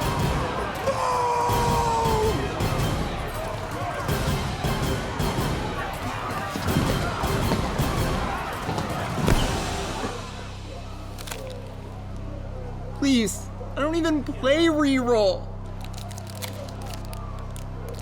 But you fall out with a rat. Has this ever happened to you? Do normal situations make you think of your last spot 4? Do you call any minor inconvenience an 8th? Around the world, TFT players all struggle with the same problem. TFT Brainrot. TFT Brainrot is a serious condition, but it is in fact reversible. Take it from me, I used to have the vocabulary of a 6th grader, but now I can read words with 9, maybe even 10 letters. And so remember, take a deep breath. Teamfight Tactics, it's just a game.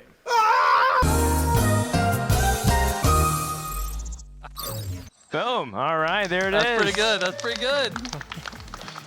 All right. Do you feel like that's a fair, accurate representation of being contested, Aesah? What do you think? Oh, being contested in TFT is way worse. Oh, I see. Yeah, it's true. That only is like a tip of the iceberg. If you guys want to catch any of our skits or content, check out @CompeteTFT on social media or just anything that's like Play TFT, I think, on other social media as well. You can find out the full skits. The content team worked a lot because they only filmed this a couple days ago. But overall, they did a really killer job doing out illustrations, stats, as well as the granola. What do you think more about that, Skip? Those were great. That was fun. And you could tell everyone was having fun filming it as well. That energy kind of came through. So that was cool to see, and enough memes in there that I enjoyed it. Solid 2 thumbs up. Who wins the Oscar for like the best performance? Oh, that's hard. There? Roger killed it, I think. Yeah. I thought they were all good. I liked Nature's little is this even my fault? Nature's is awesome. Yeah. So that was good. It's funny. It felt like the writers were memeing harder than the actual players. Yeah. I mean, that's just a normal day at the office for us. So, yeah, that's true, actually.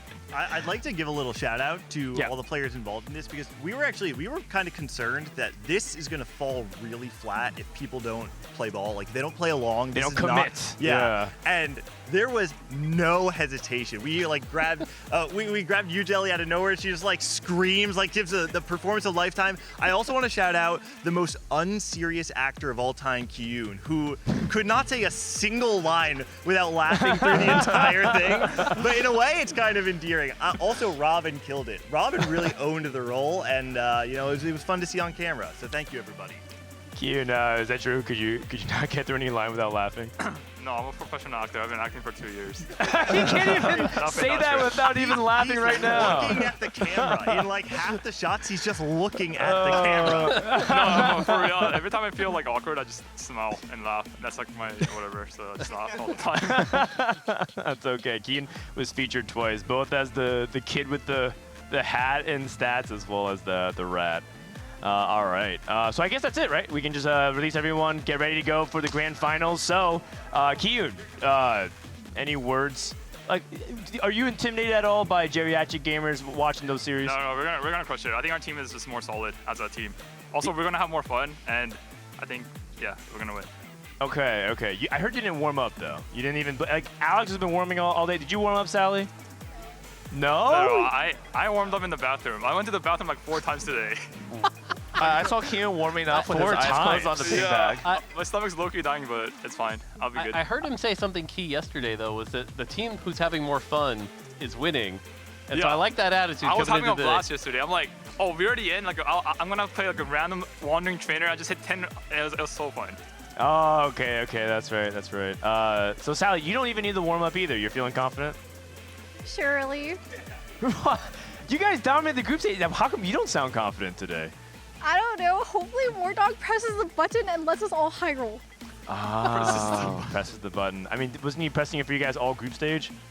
Just do whatever you guys did in group stage, whatever arrangement you had. True. No, we're actually so unlucky and good, though. Okay.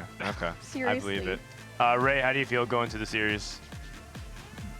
Feeling pretty good. I haven't played 4v4 in a while, though, so... I mean, it's a lot different now that we don't have a cannon to send each other units. Completely different strategy. Like, can't send Alex a Fiddle 2 anymore and stuff, so...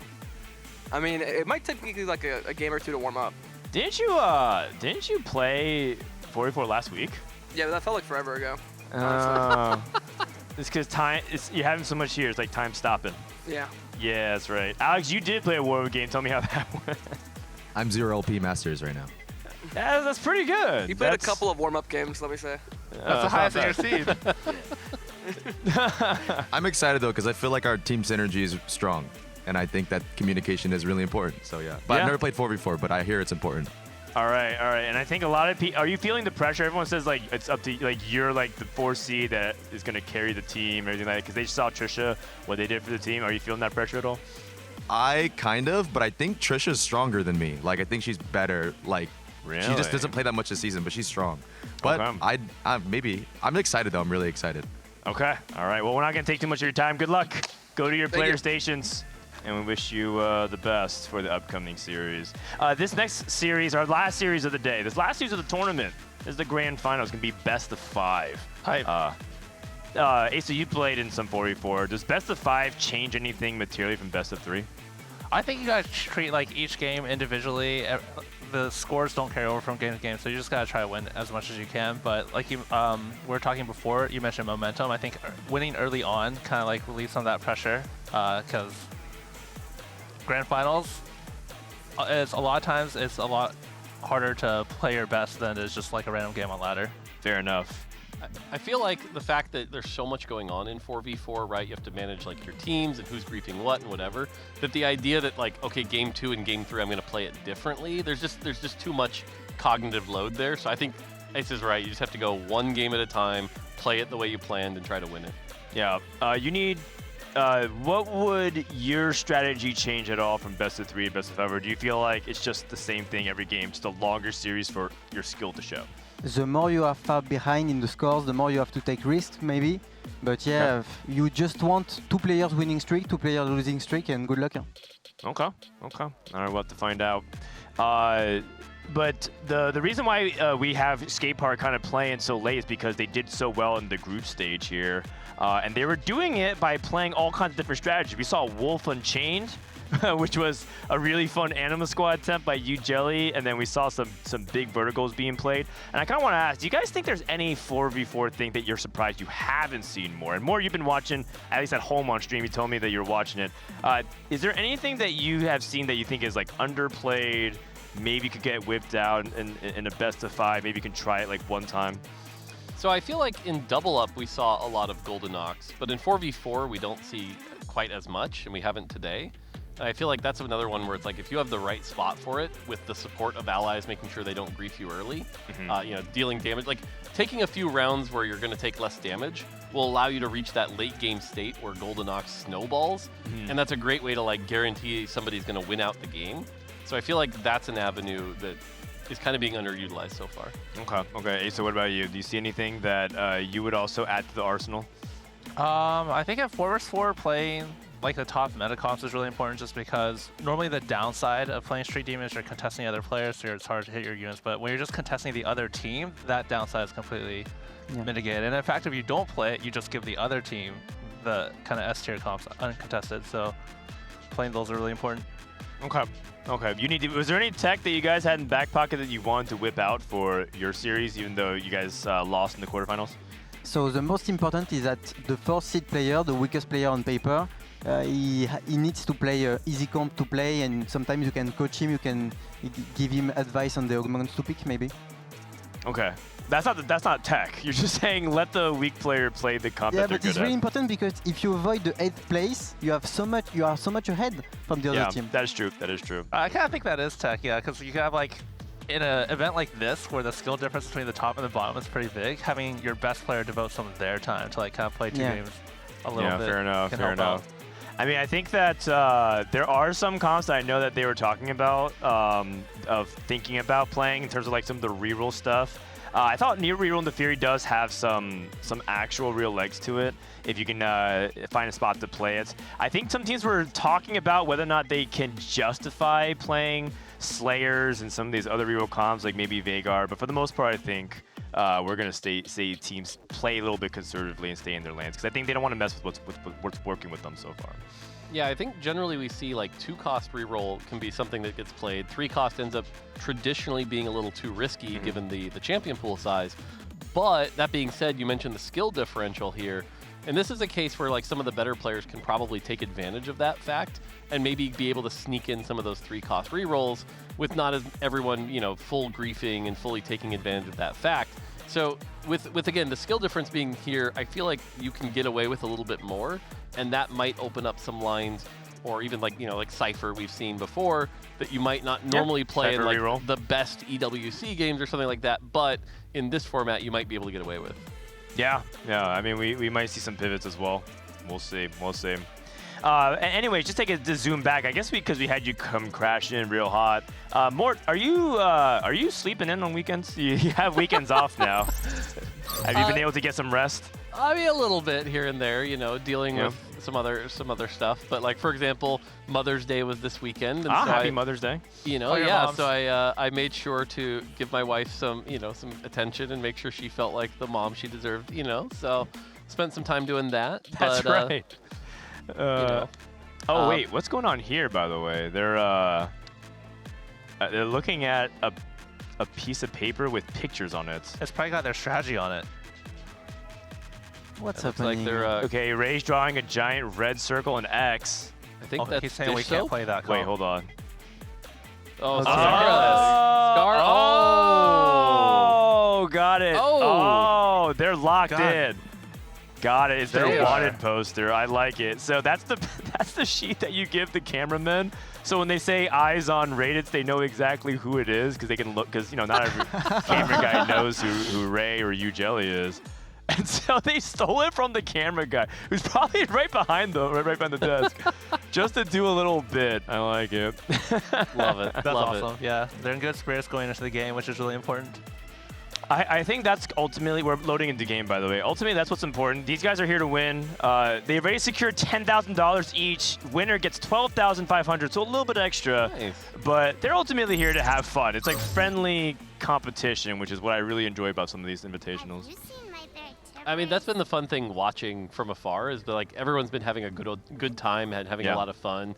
Even, like I said, seeing Kiyoon come out and just be like, oh man, we were just having fun. We tried this silly thing. Like, you know, and I think some of the lower seed players have also just been like really enjoying their time here. So that's been really cool to see from afar. Yeah, I feel like some of the lower seed players have been sweating more than the higher seeds. Yes, like, they are. Yeah. Alex played 3 games this morning and was like asking me for help and coaching. And then also, it feels like the lower seeds were having, like their batches were so fun to watch because the top seeds were like kind of meta slaving into like 4 Street Demon, 4 Marksman players. But the lower bracket matches were pretty hype, so I hope they bring some of that energy for this game. This is the Grand Finals. Game number 1 is Golden Gala, so pretty basic down the middle encounter, just all gold augments, nothing too crazy. We'll see if Geriatric gamers can keep themselves hot. I do think it's important to get those reps, right? Practice using your removers. Oh, I have a little pause here. Practice like communicating. Hopefully everything is good here. Is there anything about Golden Gala that stands out in 4v4 you need, do you think, when you're like approaching it? I don't see anything special. Maybe you can get a duplicator, minor duplicator, to easily force a 3-cost comp. Maybe you can play the Augment Hero Gragas. It's pretty good, huh? Yeah, you think so? But then you can get denied, so it's risky as well.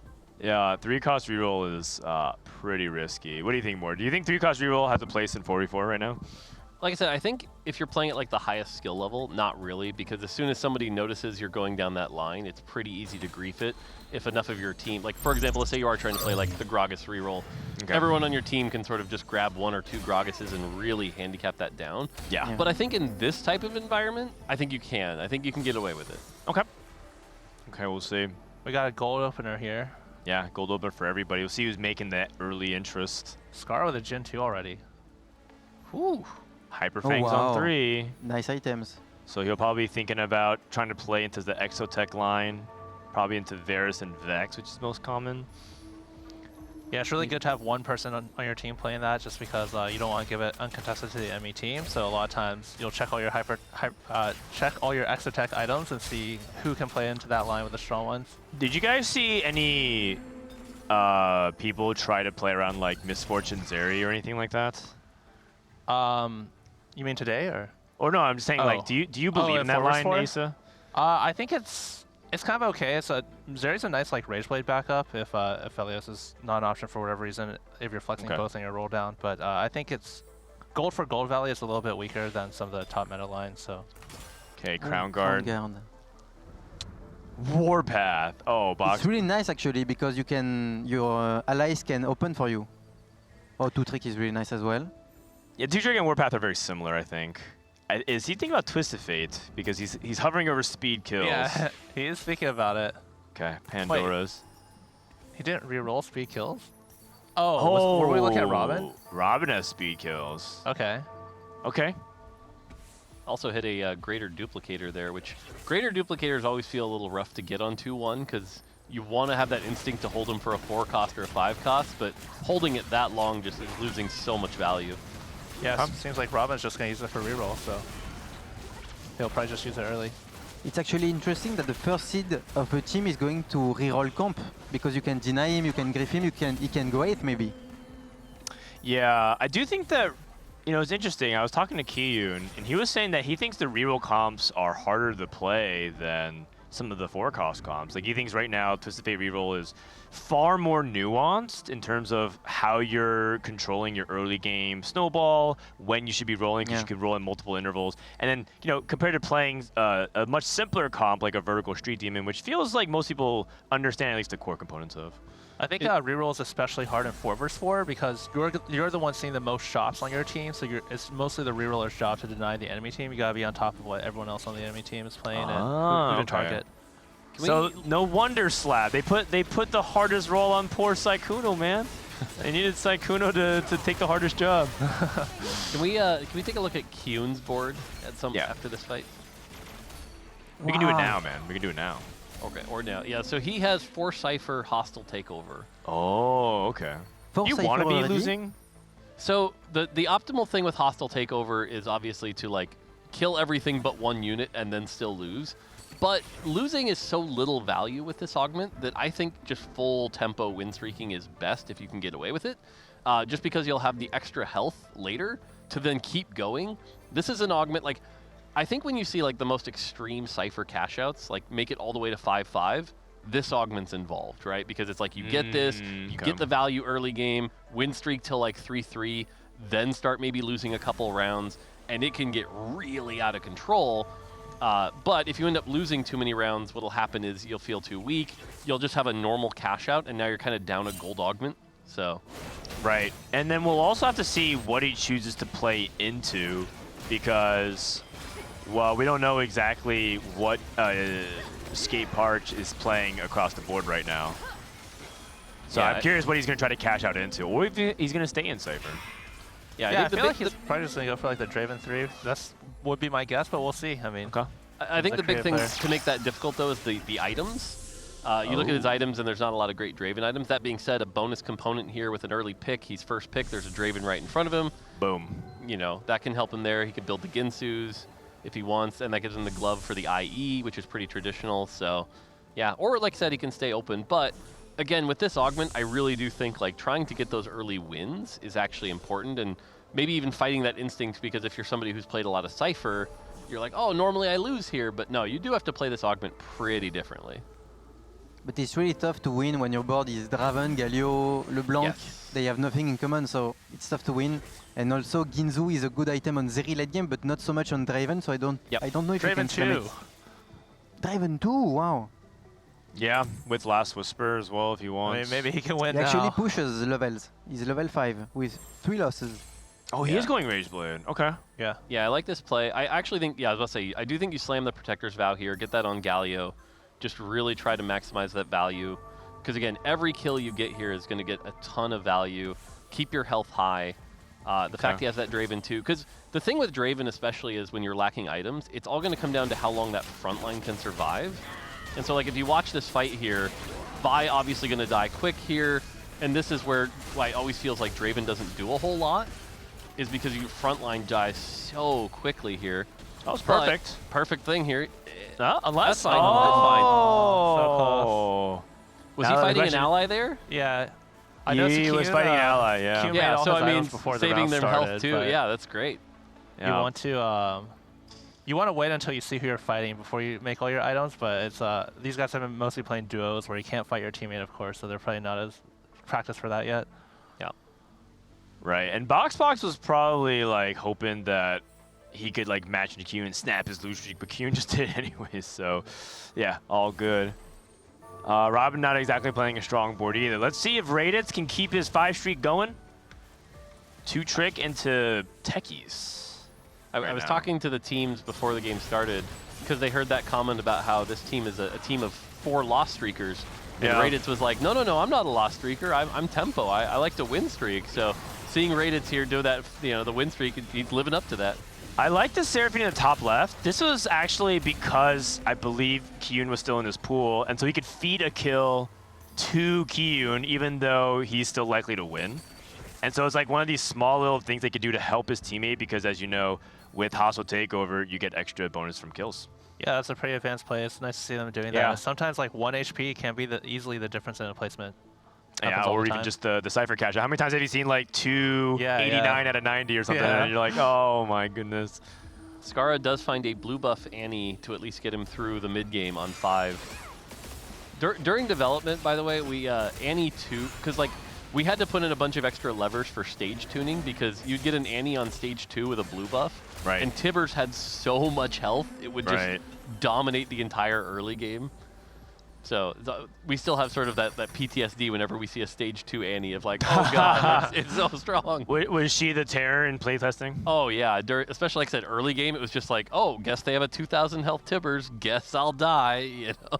Yeah. I wonder if we want to lean more into this if Scarra, like you could just slam Shojin as well here. Actually, you can still do both because Shojin's good on Varus. But the thing is, the third tier in Vex often wants to be either Vow or Shiv, so you would have to slam that, but then you're stuck with 2 swords. Yeah, I like Shojin just for the item economy, even though like I would rather have Shiv, but then if you have 2 swords like you said, so I mean, Giant Slayer is a good option as well. Yeah. Yeah, I was thinking Giant Slayer just because it keeps the options open, and then Adaptive I was like 50-50 on, so it's interesting to see that because obviously Gunblade probably going to be one of those other swords is what you're looking for. So. Yeah, that makes sense. Keep the sword open for Gunblade. That also works too. Yeah, the 4-4 format, he's fighting a member of the other team, so just every single win is that much more important because you're also giving the enemy a loss. Boxbox is playing Street Demon, looks like right now, so he might be the Street player. I don't see a lot of value in Starry Night, so I don't think he's thinking about that. I think he's helping his teammate right now. Oh yeah, that's probably important. Can we look at Trisha? So Boxbox is staring. He's looking at all her augments right now, trying to help her. Not today, Marksman. We've seen that, or forward thinking. We've seen both of those options. Very nice. Yeah, good choice. And now Boxbox back to his own screen. Oh wait. He'll get there. Hurry up. Boxbox. Oh, what's happening? Uh-oh. Uh-oh. Boxbox, you gotta pick your augment. Boxbox, you gotta pick your augment! You gotta pick your augment! Oh no, he got a Starry Night! Oh no! Oh no! Oh no! That's very bad. You can see, look at his face. He's sort of like, uh-oh, what happened? Oh no! Oh no! Oh, throwing for content. So can you actually pivot and play Dr. Mundo Alistar 3 and Zyra 3? That's so sad. So honestly, I think what you do in this situation, one of the things that people often forget about Starry Night is that as you level up, the odds of seeing the 2 stars goes up pretty dramatically. So I think in this case, you just play Street Demon normally. You keep going. Yes, you're down a gold augment, but at least it's 4v4, so you won't take as much damage. Get to 8, and then cool, you might hit a 3-star Mundo, you might hit a 3-star Zyra, and then use that on top of the normal comp to be at least a slightly higher thing, rather than completely change your playstyle. Okay. Is there any like reroll that can fit? Like, I guess he has a Vhagar. Theoretically, Street Demon plays into the same core. So if he's still playing, if he's the Street Demon player, he can maybe pick up some like 3-star reroll while looking for the Street Demon core ultimately and still playing that. So it doesn't feel like his team is giving up things like Brand and Nico for free. Yeah. And he's transitioning his items as if that might sort of be the case. I think he's open to the idea, possibly. Yeah, he's actually pivoting to Vhagar. Yeah, I think like after you take Starry Night there, you're mentally thinking like, how can I use this augment? So you're probably thinking of Vhagar right now, who he's got the items for him. So. Yeah, I'm not a Vhagar. Right, maybe. Yeah, I'm not a Vhagar believer. I feel like you have to have it from the really good spot here, and this does not feel like the good spot. So okay. You need the cyber segment. Oh, there's a Nico on the other side. But Oz can deny it. Oh, they're racing to it. Oh. No, the dagger. Oh man, that is good counterplay. We have a replay, by the way, of that moment while we look at the rest of this carousel. Oh no. Okay. All right. The worst thing that could have happened just happened. Yeah. I forgot to pick my augment. Oh no. I mean, Box Cannon's fine. Oh, what'd you get? Starry Night? Starry Night. Rob was like, it's fine. It's fine. Let's take I a was look. waiting for the it's fine, you could do this, but nope, it was just oh, that's unfortunate. Yeah, he actually spent like 40 seconds looking at Trisha's board. Yeah. He's just gonna go for the Vhagar. See, I don't know. Especially considering we saw Rayditz with it. I don't know if Rayditz is still playing it. That would be the thing that would weigh in. But contested Vhagar, especially while at 49 health, I'm just not a believer in this state. Oh. Well, I mean, Starry Night could theoretically bail him out, right? The idea is you just hit everything. 3 Vhagars right there. Wait! Why is he holding all these bruisers? Is he thinking about doing something? Yeah. Maybe. Kind of silly here. Is he trying to go bruiser reroll? No, he's not. Okay. You know what's nice though? At least he would be rerolling 2 costs for Robin as well. So pulling it out. That's true. And Vhagar's still pretty good in stage 3. Yes. But he actually needs maybe Vhagar 3 on 4-1 right now. He has a clock on his head. Yeah. Yeah, that's my experience every time I play Vhagar. Is it's like you're doing really well, then 4-2 rolls around, and then you're like, oh. And in late game, you lose every fight because he's just killing people one by one. He's too slow. I think part of that is a little bit of positioning, though. I do think people position Veigar a little bit too much like this, like just in the corner, and then you get isolate. the splash. Yeah, you don't get the splash. And part of it is because you're playing Street Demon, so you feel like, oh, I need to get these hex values. I do think you need to ungreed a little bit. Okay, remover, nice. Remover is actually extremely precious in 4v4 because you can remove the items and put it at the last moment. Yeah. But now we needed to do that. Yeah, that kind of worked out really well where the removers add that extra layer of like, yeah, do I use this now or do I save it for a health preservation in the late game, which made them, it's a really cool game design concept there. Yeah, I don't think you guys ever had 44 in your mind when you're thinking about item removers, but it just so happened to have a major impact. I'll be the first to admit we were not, designing around 4v4 with that, but like you said, it worked out really well and adds an extra dimension, especially considering the primary audience of 4v4 tends to be our most like deeply engaged challenger players. It's like they're the ones who kind of benefit from that really core decision making. Alex with the early fast 8. Alex is rolling on PvE.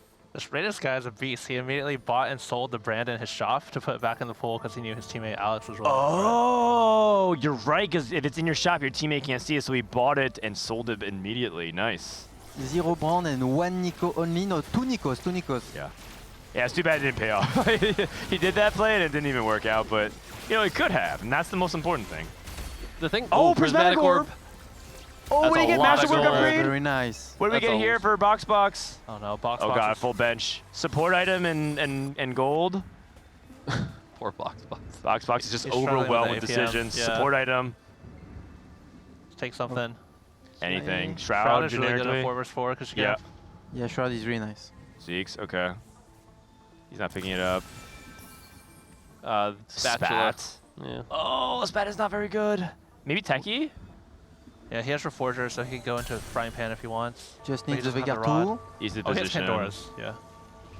Oh, you're right. If he's unhappy with it, and he has 2 Reforgers as well. He has a Strategist Spatula, which is extremely nice. I like it. Unique. Not bad, not bad. That's pretty good.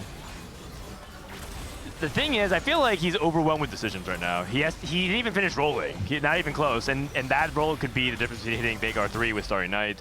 He didn't get his items on in time. He didn't position. It was just too much. It was just too much to do in 30 seconds. Yeah, and I will say, we were talking earlier about how he was rolling during PvE. I think that's one of the times where rolling during PvE really can help, right? Especially if you're not like a top, 1500 LP challenger. It's like spending some of that time is a resource, and spending some of that beforehand is a good thing to do. I was instantly picking his Ockers before helping his teammates. Like, not this again. I think he learned his lesson. Oh, please. Oh, Capacitor. The problem with Capacitor, I just think it's kind of low power level in general, but it gives him the Veigar. Hey, he's close. He's close. Okay, 1 off. You really want a 3-star techie front line with this because that's who the augment is mostly for. But yeah, pretty far off from both. The bench lock is rough here. Okay, that's good. That's big. 4-2 Veigar 3. Now he needs to position correctly. Yeah. And he's also close to Shyvana. He probably one more Shyvana. That's good. I think tempo matters here, so he's rolling. But yeah, you're right. He's still not positioning around. He doesn't have his items on his techies. Like, he needs the items on the techies. Also, I think you saved the pan for the techie emblem, yeah? Yes. I mean, right he's got the pan now, so. Is there a techie emblem tech at all, Mort? Do you know any good techie holders in the setup like this? Oh, there's one. Let me think. I gotta think. There is one that's really decent. I can't remember who it is off the top of my head, but there is one person that uses it really, really well. Okay. I'm sure there's. I'm sure. Oh, sorry. Yeah, sorry. I was inside. Oh, we have Iniko in the back. Hello. 4 marksman, 4 vanguard. Aphelios 2 for Yougelly. So it looks like Trisha and Yougelly are the marksman players. That's okay. Aphelios 2, nice. Leona 2 as well. Leo 2, and she has little buddy's glass cannon. That's a really good set of combat augments. That's really good. She can actually top 1 maybe from this spot. It was Techie's Kobuko, by the way. Ah, okay. Even on the rework? Yeah. Okay. It's still really, really good. The autos hit really hard. the fact that you get the AP from the Cyber Boss multiplied, and the fact that it links in with 2 Bruiser really, really well. It's a solid pickup. That's specific 3 on the other side by Robin, though. Quick question, you need. If you have little buddies, is it worth taking out Jinx too for like a Kindred? Of course. But I don't think she can because right now Jinx is holding items and Kindred cannot hold items. So she needs Xayah too and then she can cut Jinx. Okay, I like it. Jinx is amazing as an item holder. We haven't peeked on it in a bit. Oh. Can we have, I think the open mics behind us is putting a lot of white noise. Could we lower it a little bit? Thank you. All right, thank you. I was going to say, we haven't looked at Kiyoon in a bit, but we know he's got that Cypher cash out still building from the Augment. So very curious to see how high that's going as we reach this 380. That's pretty solid. So it'll probably hit, you know, one more step up before 4-7. But given his health, I don't think he's going to be able to push for the 5-5 Insanity. Unless his, like, if he hit Draven 3 like this turn, maybe. But we're probably going to see a 4-7 cash out here. But that could be as high as, you know, 450. That should be enough to go first, usually, depending on what he gets. Yeah, the issue is that his other teammates are kind of low in HP as well, so... Boxbox's job is to play for not 8th, given what happened on 3-2, the 3-2 incident.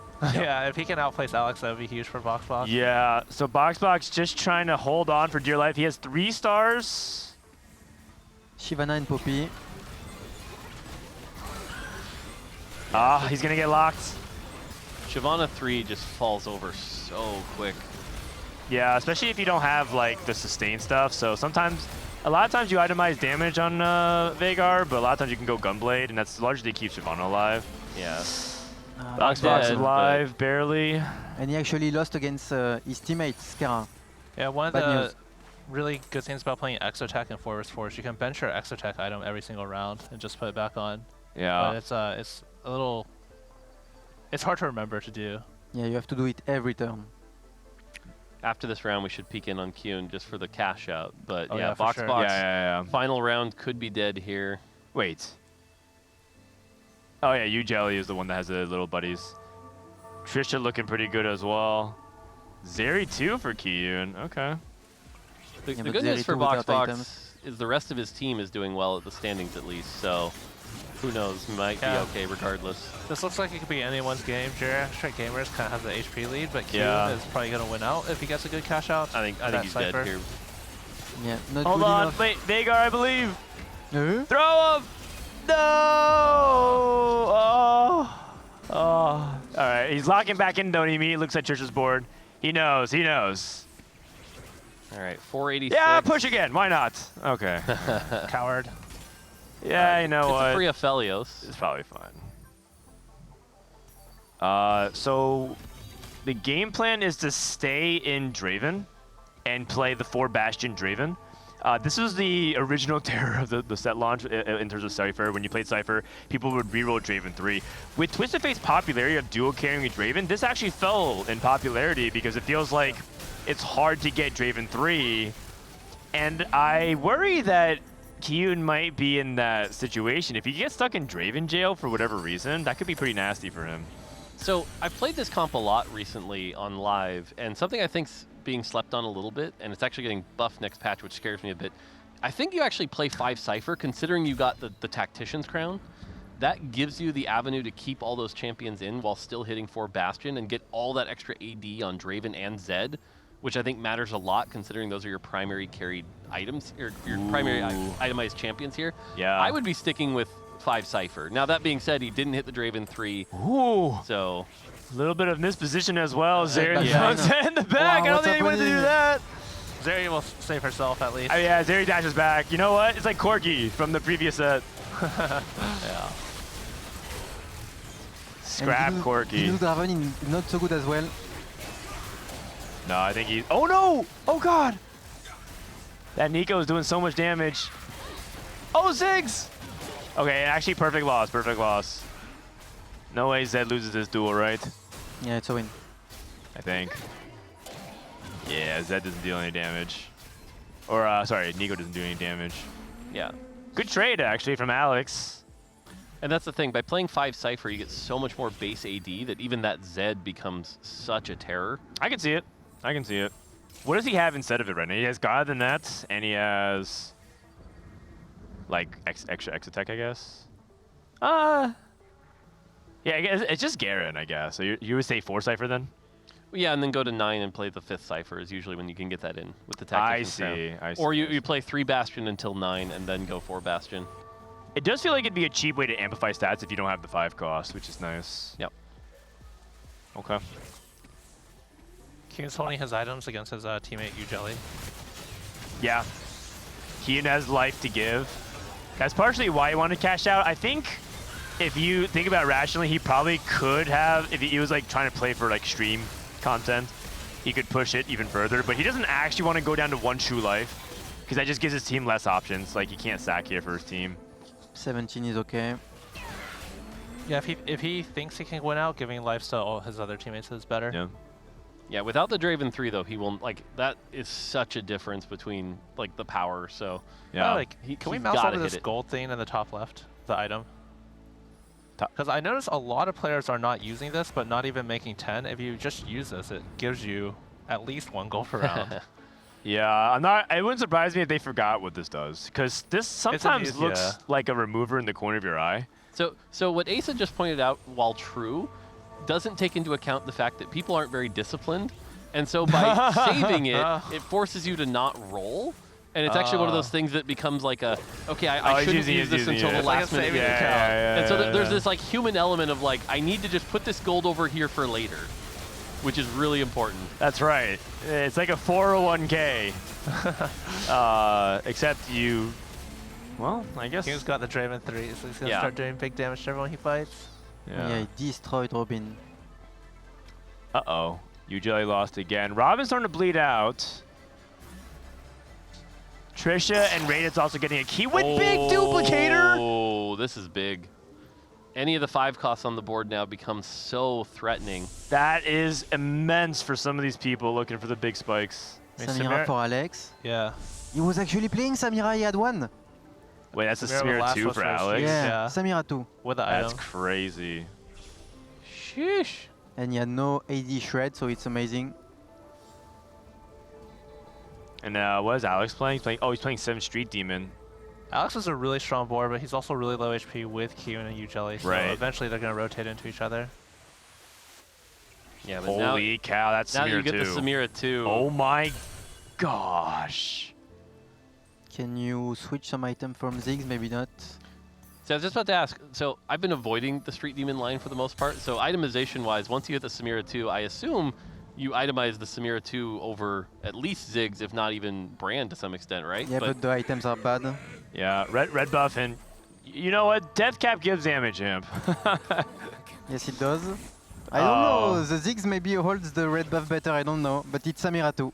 A lot of damage. Yeah, I mean, she's pretty good at applying red buff. Yeah. He lost some of her Aegis bonus.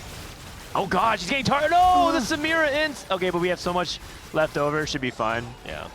Alex is amazingly strong. He has a jeweled gauntlet on Brand Radiant. Yeah.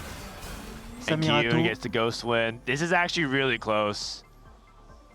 Team Geriatric gamers preserved their HP a lot, but Trisha is now bleeding out. I think her HP advantage and that duplicator doesn't help her. Look at what the duplicate is right now. It's on her she can't do anything with it. It's looking really bad. I mean, she could dupe a Sylas, honestly, but... Are you guys underestimating the Sylas 2 spike here? Oh. I mean, it's a spike. You're not wrong.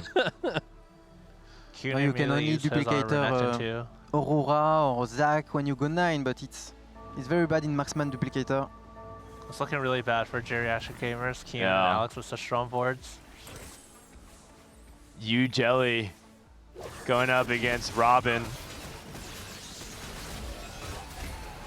Robin did such a good job preserving this HP, but I just don't think that. I think he's just getting outscaled in late game now. The Brand got destroyed. He has really good combat augment, but it's not enough in the late game. Oh, Alex lost. He lost to he lost to What? Kiyoon. Got it. No, he lost to Kiyoon. On purpose. And so that's actually that's actually amazing because if they played on stage 6, he would have died. Yep. At 2 HP. So that was best case scenario. That was best case scenario for matchmaking. Very good communication as well. Yeah, and now we're at the point where it could just be Boxbox Trisha in 7-8, and if Robin goes bot 4, that will determine game number 1. Scarra can actually reforge the Sunfire on Jax because he has red buff on Aurora. Now, credit where credit's due, Rayditz called out that, the team has, full loss streakers on their team. And sure enough, that's kind of what we saw here is, people building these late game boards and then spiking up. And seems like mission accomplished all according to plan. Yeah, it looks good so far. I mean, part of it is that Kiyoon's able to get early Cypher racking up. And Alex able to get that Samira too. It's not over though. Scarra trying to do his best to hold his team together. Can sell this Urgot, for example. But that would be selling his Aurora unit. It's so few frontline upgrades for 6-1.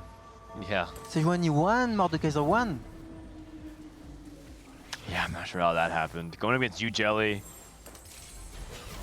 Taking a look at Trisha. This is Trisha's last stand, and it's going against this Kiyoon and almost a certain loss. How's Alex doing? Alex is going against... who? Radiant Blue from the other side. Oh, it's Yougelly? It's Rayditz. Oh, it's Rayditz. Rayditz at down. Yep. Alex Rayditz is so dead. strong. Yeah. 3 people from That's Geriatric down. That's it. Oh, That's 6, 7, 8. 6, 7, 8. Ouch. And That's it. GG. And Skateparge able to escape from that game. Wow. I can't believe it. I think that duplicator was a big swing. Obviously, the Cypher was a big swing. This lobby got so insane. That prismatic orb was also crazy too. Yep. Yeah, the carousel with duplicator. I think this is a sample game where like a lot of people kind of struggle with the swing, right? Because if you looked at Alex's board where he was rolling, he was fast 8 on 3-7. He was rolling down to 10 gold, had missed the brand, but then he prismatic orbed into a bunch of gold. And then we saw the duplicator, and so it's like all of a sudden, all that econ he spent just shot right back up. So, and we got Rayditz behind us already. What's up? Oh, what up, Ray? Bro, my partner surpassed me. I know. I was thinking about removing. I was like, I don't want to kill you, and then I forgot to remove her like last second, and I'm like, oh no, I'm sorry, Alex. And he's like, wait, do I even lose to you, bro? And then he killed me. He 17-0'd me. Wait, so he should remember for you. Yeah. That's right, man. That's right. That's a story of like what's going on. It's like the 4th seed's really coming up huge. I mean, part of it. What'd you get off your prismatic orb? Radiant. I actually got saved that game, so I had no tears, and I was playing Vex, and then I got a complete item Anvil, which gave me blue buff and masterwork, and I just got a Radiant blue buff off walls. Oh man! Wow. And Mortdog applauds. Slow clap. We have Boxbox on the line. Boxbox. no. Unfortunately, we did saw what happened on 3-2. Oh yeah. Yeah. Hold on. Can we turn on Boxbox's mic real quick? All right. Can you? Yeah, you like my pivot? Yeah. It's a Vagar. Oh no. We were sitting there watching with like 10 seconds left. We're all shouting, Boxbox, turn your head, turn your head, please. What went through your mind as that was going down?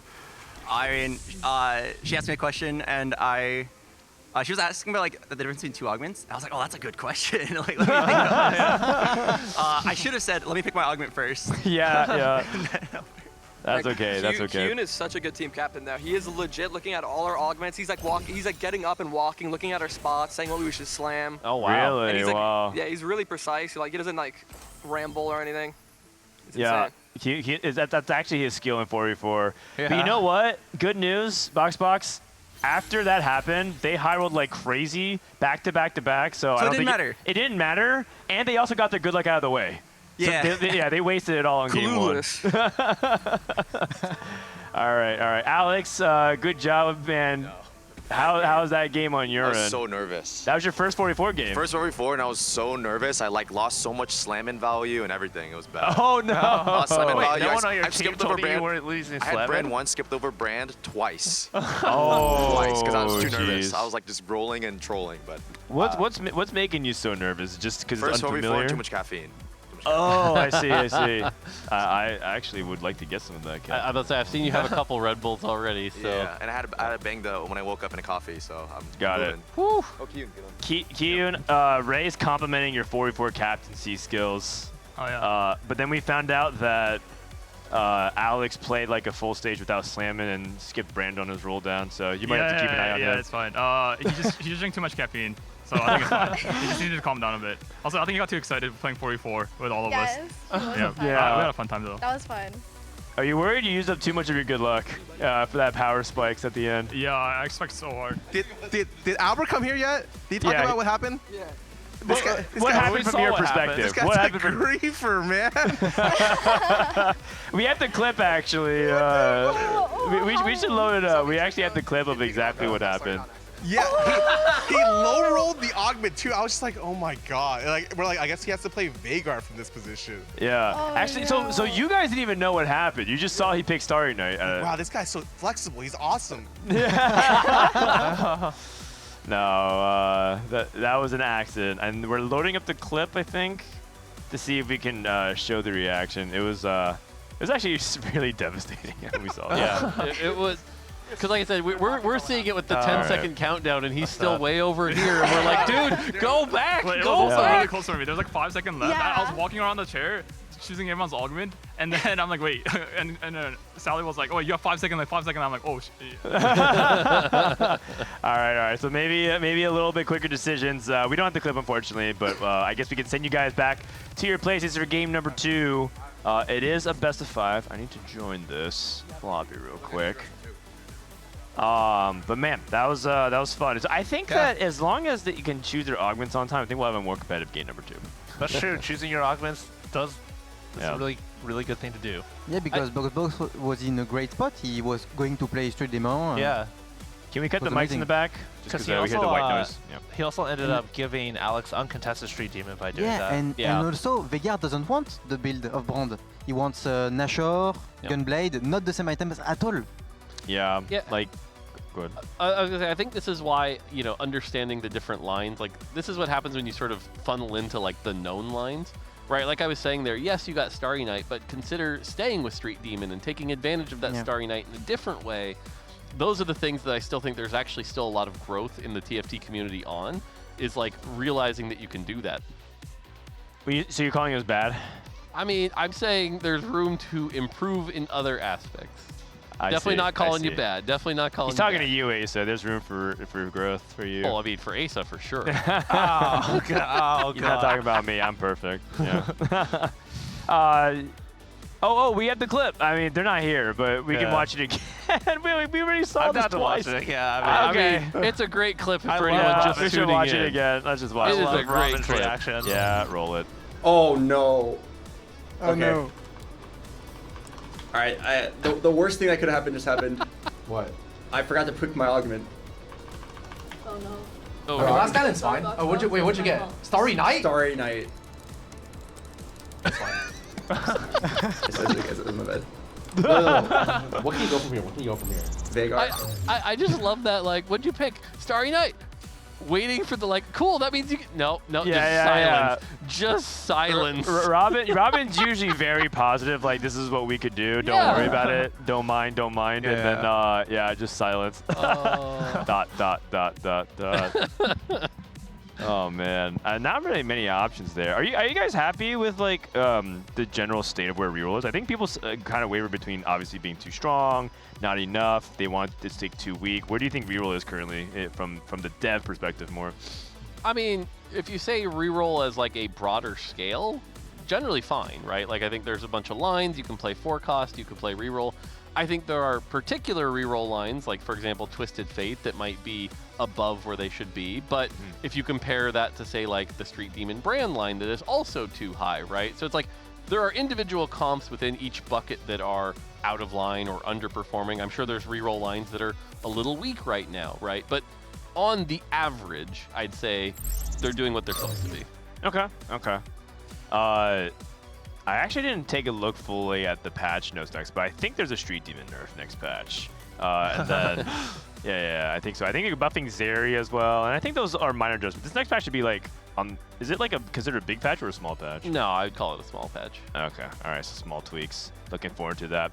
Game number 2, underway. We're loading in, and it looks like it is going to be Vi component Anvils And remember, this is a best of 5, so even if Team Skateparge wins this, they still have to win one more afterwards. Yeah. We still got a lot of TFT to definitely play. got the momentum on their side. Even looking at the player counts of the teams, Geriatric Gamers looks a bit dejected. Nah, they're fine. It's one game. They're one game. Okay. I think Scarra coming down and making fun of Boxbox already kind of tells you kind of the dynamic of it. Yeah. So my hot take, by the way, is this encounter is the best encounter in the game and actually has the highest skill expression. Oh, interesting. I disagree. I'm interested to hear the pro and the against. So go ahead, Smort. You start off. I think the fact that you have all these components, you can actually make things like early blue buff or Warmogs, and you have the agency to make a decision early, decide to tempo off of that, or make the decision to lost streak and save them for an even more optimal play later. There's just a lot of dynamic usage with this encounter, and it's not that inflationary to the rest of the game. It's like just a solid, I don't think there's many complaints about it. So there's just a lot of really cool ways you can play this opener. Okay. And then Aesah, what is your counterpoint? I think when he says pretty dynamic, I actually find that on this encounter, people lock in their lines a lot earlier. Like you mentioned, blue buff. A lot of times people will pop their Anvil, and if they have an early blue buff, they're just like mentally committed to playing Vex most of the time, and sometimes maybe Annie or Yumi. Sometimes people will pop and get an early Rage Blade, and then they're just kind of mentally committed to playing Twisted Fate or Aphelios or Zeri most of the time. So your angle is that they commit too soon because of the extra items. Yeah, whereas if you don't have your extra items, you kind of have to play around what you're given more. Gotcha. Okay, yeah, I can see that. Yeah, I think it's because more you see it in like the ideal way it's played, but in practice, people just want to slam Rage Blade because they see a bow and they're like, oh, I can just make Rage Blade if I just get a rod right here. TF Deafen. Yeah, exactly. It just feels like one of these games. Can we actually listen to a team for their 2-1 augments? Maybe not. Maybe even this game if we can. Oh, Robin's looking around. He hasn't picked his augment yet. Oh, the Poppy. Yeah, button mash. Poppy, you saw his items? He has the beast? I feel like it's too risky. It's too risky. Ah, no Poppy, no fun. It's okay. Oh, wait. No fun. We got Vibe. Okay, we got some fun here. Sheesh and desist. Boxbox after a Veigar gameplay. Okay, so Boxbot said going 8th once wasn't enough. No, again. We can go 8th again. Oh, actually, I he like has the beast also. I think it's good. All right, I know Zach was actually not too bad. Aesah, walk us through it. I mean, you get a lot of damage through your Vi, so you can just play Vanguards, and you can also just fit in Slayers, Jarvan being a Slayer, and there's already like a pretty solid comp that people just kind of know how to play around it. So you don't have to do anything too crazy. You just get what's kind of cool? Extra power in this Vi. You say that you don't have to do anything crazy, but the cool thing about Vanguard hero augments is that it actually could be anything. You can play Slayers because it naturally bridges to Jarvan. That's true. And Vayne and Senna, and there's variations within Slayers, but you could also just play Vanguard Marksman. Yeah. You can also just play if you back when MF and Aurora were too powerful, when Aurora was too good, you could have played Aurora and MF, and then guess what? Brahm's a Syndicate that can all tie in. And so theoretically, Vanguard hero augments are extremely open-ended in your backline, and I've seen people do some really crazy stuff with Cease and Desist Vi and Rost hero augment as well. So in the ideal world, you can see him flex. But we'll see. It's interesting where hero augments have landed this set because we haven't had a patch yet where they're just like all out of control or anything like that. I'm just saying, like I'm not trying to imply change here. I'm just saying compared to previous sets where there was always like 1 or 2 that felt way out of line, this time they're like much more narrow. I think the closest we've had to wild off was like the first patch Rost, but even that wasn't that insane, So they've actually become a thing where it's like if you have the right spot for them, they make sense, but otherwise actually don't just insta-pick them, Yeah, no, I agree, and I like that. I like the spot that they're in now because just look at the chat react. They were like, yes, holy cow, he's picking Cease and Desist Vi. It's cool. They wanted to pick Button Mash Poppy, but then when it was like, what was the Story Weaver Garen, the story champion? Yes. That one was just ridiculous. It like determined entire championships at like MSI because the guy just hit it 3 games out of like 5 or something. Yep. Yeah, and like I said, I think that's why this set they've kind of ended up in about where they're supposed to be, which is like play from the right spot, but not just hard force. Yeah, exactly. I am surprised about the items put on Vi. I thought that she needed more damage. Yeah, I thought he was going to go Infinity Edge as well. I think she works fine with just straight up fighter items. So you're talking about like Titans, Bloodthirster, Stairs Gauge, Hand of Justice. Yeah, okay. I think it's because Infinity Edge and all that stuff, that kind of falls off even in the late game, and she kind of just cares about being more of a drain tank in later stages of the game. But both can work. You can actually put Infinity Edge on her, then just item remove later on. But the downside is, in 4v4, using that remover guaranteed gives you one fewer option in the late game for your teammates. So that's a trade-off you would have to make.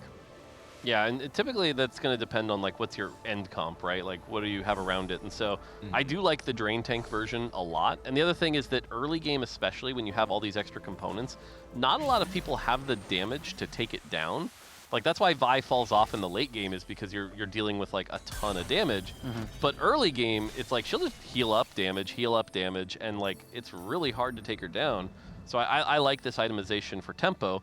Which again goes back to what I was saying for the opening encounter. It's like there's some good choices here, but I realize I might be too idealistic. So no, I mean I like this encounter. I think like you said, you can't really complain about this one. I feel like it's pretty. I'll tell you, the only person I've ever heard complain about this one is Dishsoap, and that's because Dishsoap. He said that specifically. He doesn't even have a real complaint. His only complaint is that his AVP is lower on this than other portals. Yeah. That's what he said. He's like, I don't know why, but my AVP is lower on this portal, so I don't like it. Well, it's just because like a lot of players, they just want to play Vex, and when you just have two extra animals, it just makes that line so much easier to hit. Yeah. Or like this Twisted Fate build, for example, that Rayditz has. I'm trying to get better about this, but the way I interpret that is I don't have anything to complain about, so I've decided to find something to complain about. I think I mean, I think it was a joke, I think. Yeah, I'm laughing. It's all good. Yeah, I don't think it's a real complaint. I think most people agree this is a fine portal. It's like the same territory as Golden Gala, like pretty safe, straightforward. Oh, see, Golden Gala to me is so boring. I agree. It's like, thank goodness you can introduce Silver Gala. Oh god, Silver Gala. Yeah. So that was in. That was in set. I mean, the last set. I am struggling to sleep at night, so you know what? Sometimes it might be good to play one Silver Gala before I go to bed. we turned on Silver Gala as a joke at the end of the last set. So. Oh right, you guys teased this by having the hacked encounters. And we got Boxbox and Trisha for Geriatric Gamer, both 100 streaking, so yeah, for them. But hey, you know what? Season this is Vi 5 streaking. Skateparge did say they're a lost streak team, so they don't count out yet. Yeah, this is what I was saying. Like a 3-item Vi hero augment in stage 2. Wait, nothing's killing that. Hold on, are you kidding? Wait, so Geriatric Gamers controls both win streakers, Trisha and Boxbox, and they control both lose streakers, which is No, sorry, I misread. No, it's just Robin. They've got Robin. They got really good back streaking for sure. Yeah, 3 people full streaking, and then the other player, Scarra, is a 3rd in HP. That's like the best thing you can have. Is Robin streaking? I see the thing say 0. Oh, they had a draw. Yeah. They had a draw, which is fine because he's drawing with the enemy team, so it's just breaking even. I also think that Scarra is really in trouble because he faces Rayditz and he has shop glitch Rayditz, so we will have a lot of TF before Scarra. It will be tough. Yeah. No, that Zero Streak is actually a big deal because it actually stops the only thing good going for Skateparge, which is that they had at least a loose streaker. And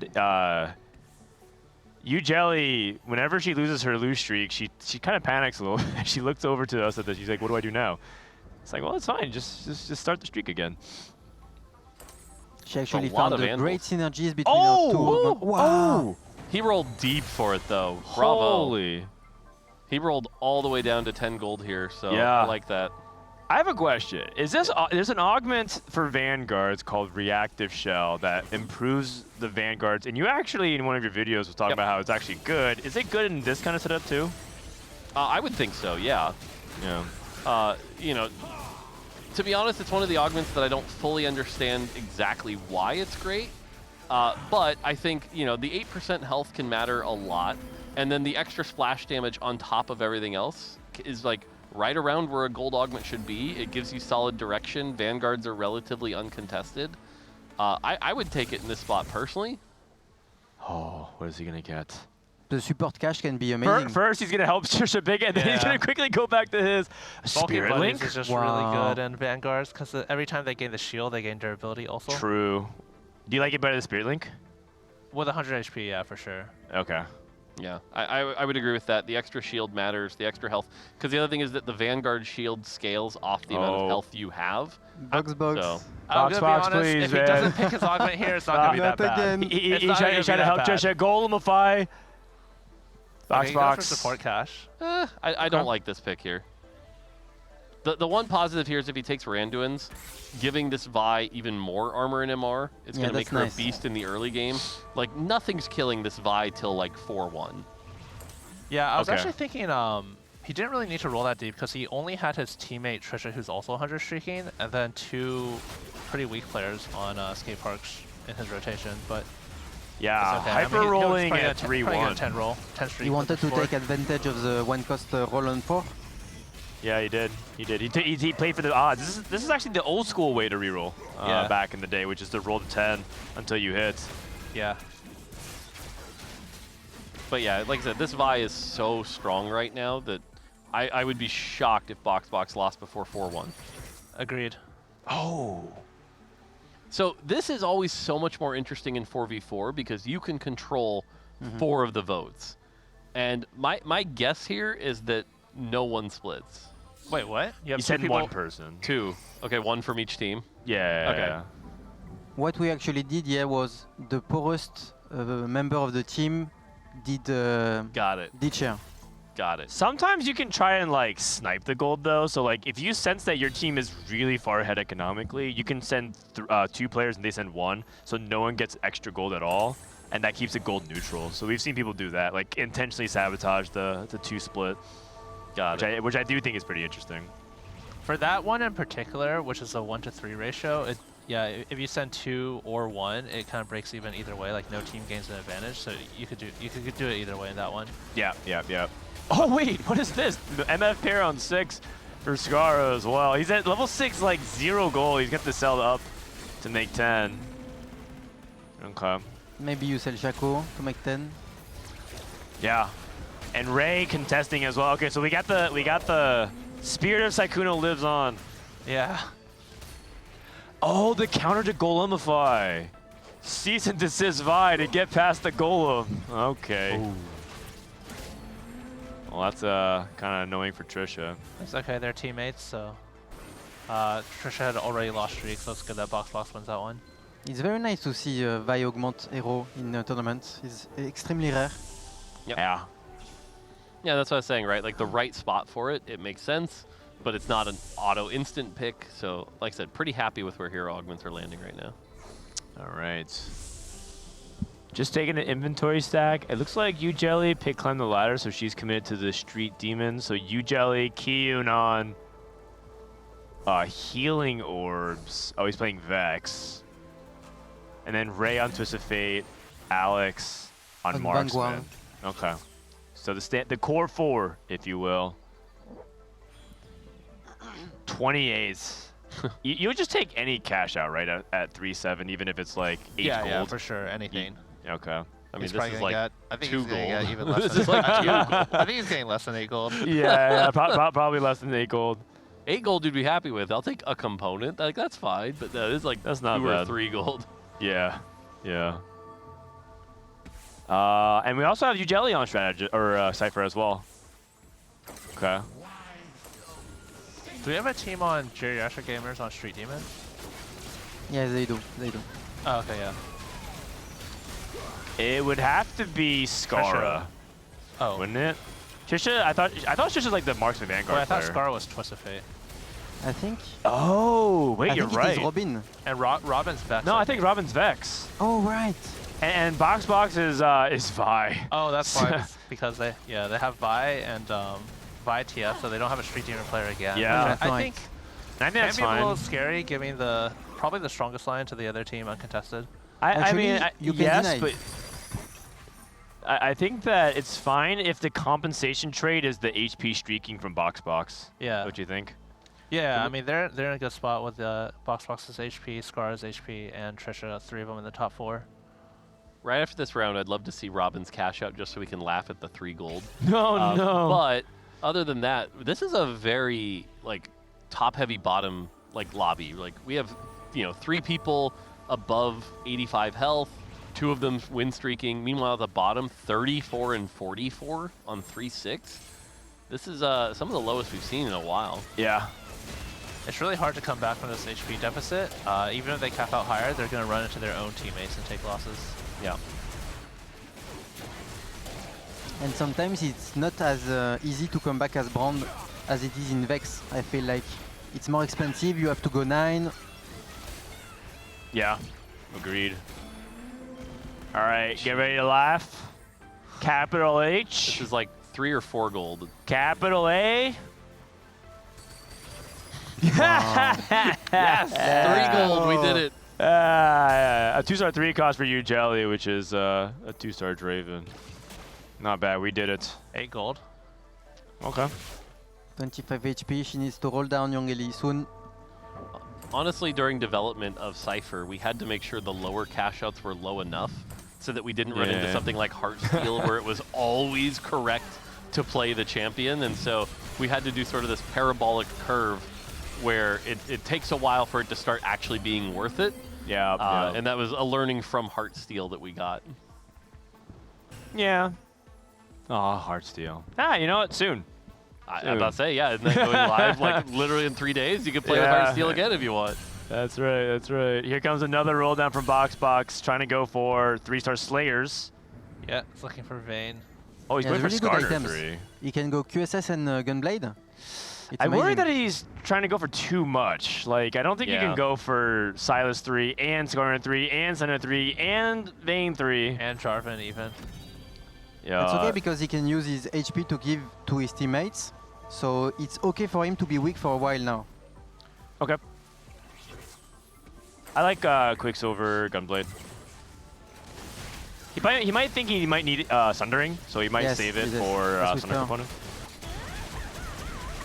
You are correct. Rayditz is in a really good spot, playing TF Reroll on a win streak. Dude, Vi is so sick, man. Never mind. You know, I'm kind of down for the 4-cost Vi to do this again, because I think this is what her ability from like set 3 or something, right? Yeah. And she was a 3-cost back then though. Yep. She wasn't a 4-cost. But I like the like tracking and go back and assassinate thing. It's pretty fun. Wow. Okay, wins again. Here comes. You can actually go for the right one, Tomb Raider.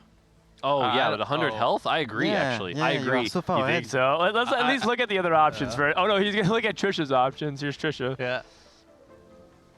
Overheal, very good. And then back over the Boxbox. Come This on, dynamic Boxbox. is so funny.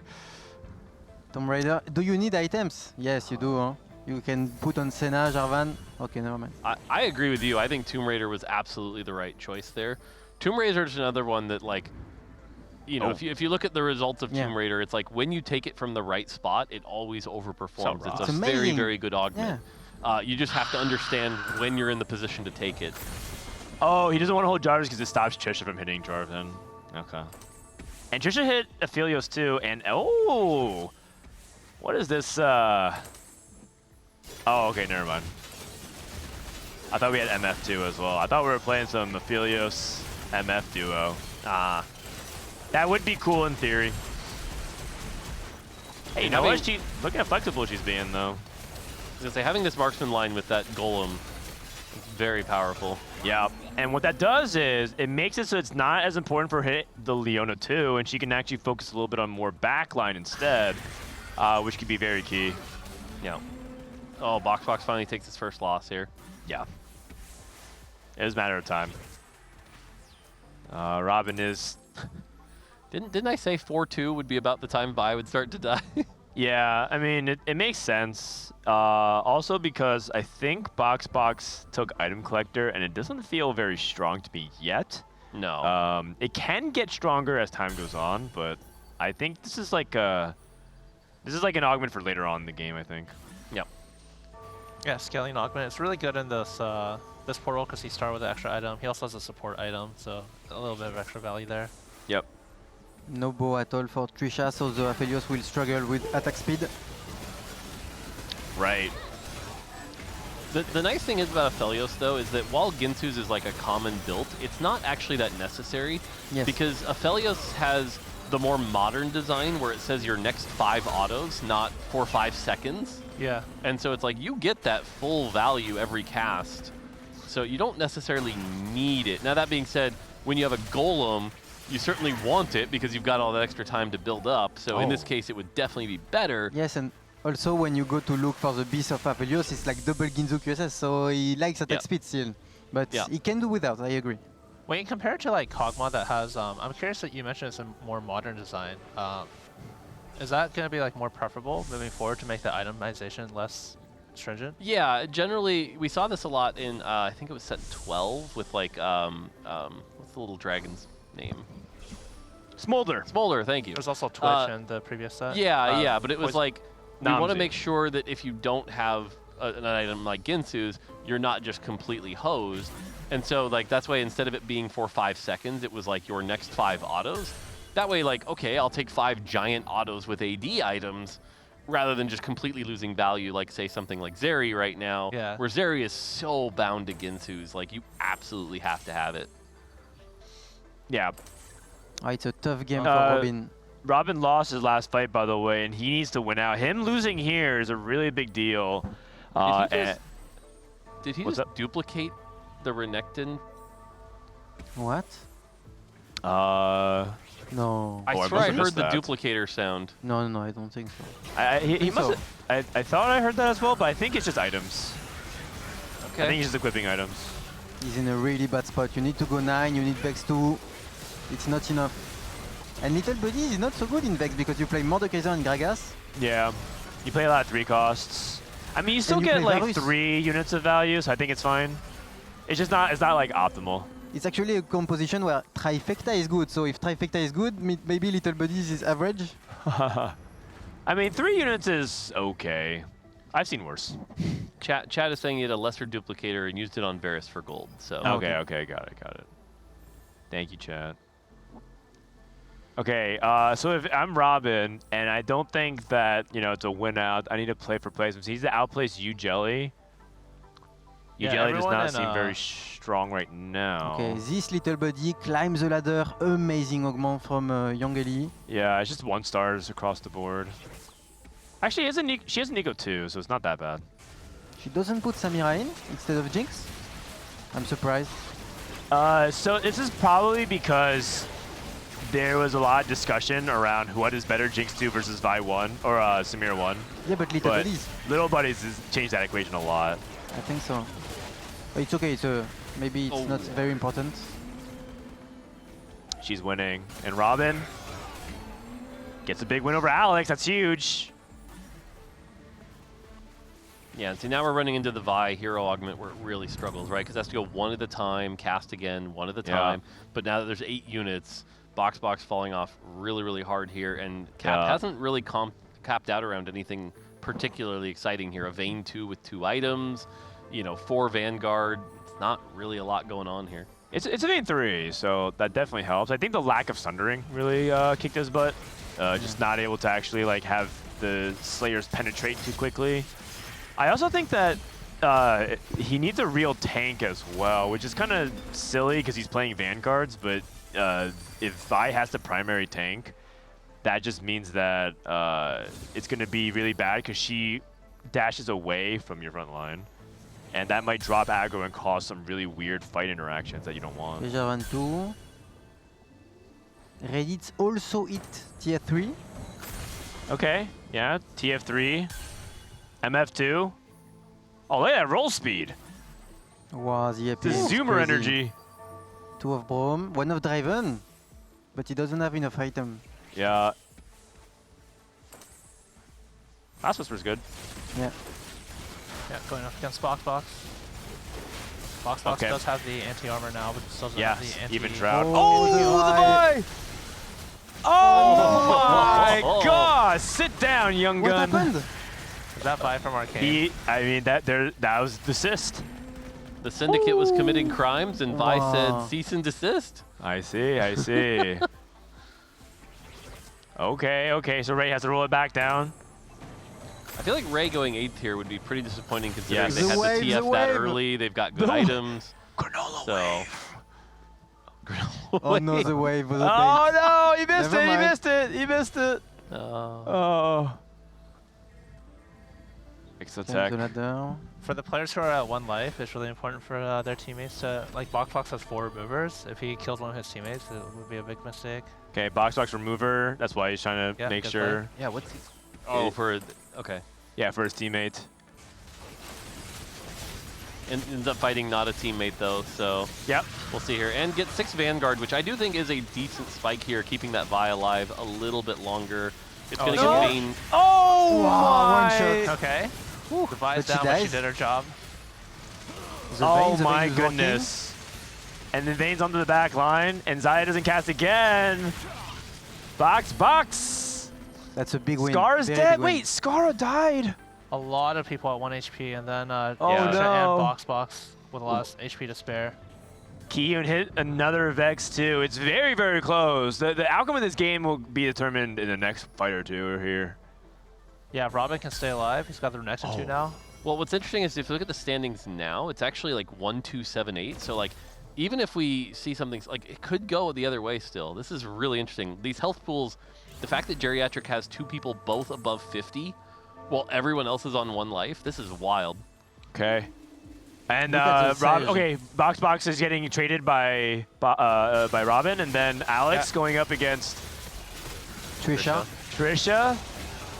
It's a marksman Vanguard matchup. Yeah. The Golem If is Trisha huge. can take out Alex, that'd be huge for the team. Oh!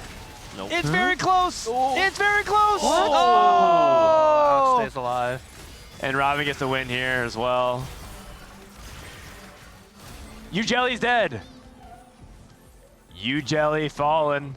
Wow, it is so close. Ah, she lost to Ray. Okay, But they couldn't help it because Yeah. Ray was at 1 life as well, so they had to kill off somebody. Yeah, in that situation, you just have you just fight with your strongest board, and whoever's stronger. The exec spot can be okay when you play Vex. To put Yeah. on Renekton maybe? No, it doesn't want. Okay, Kiyoon took it.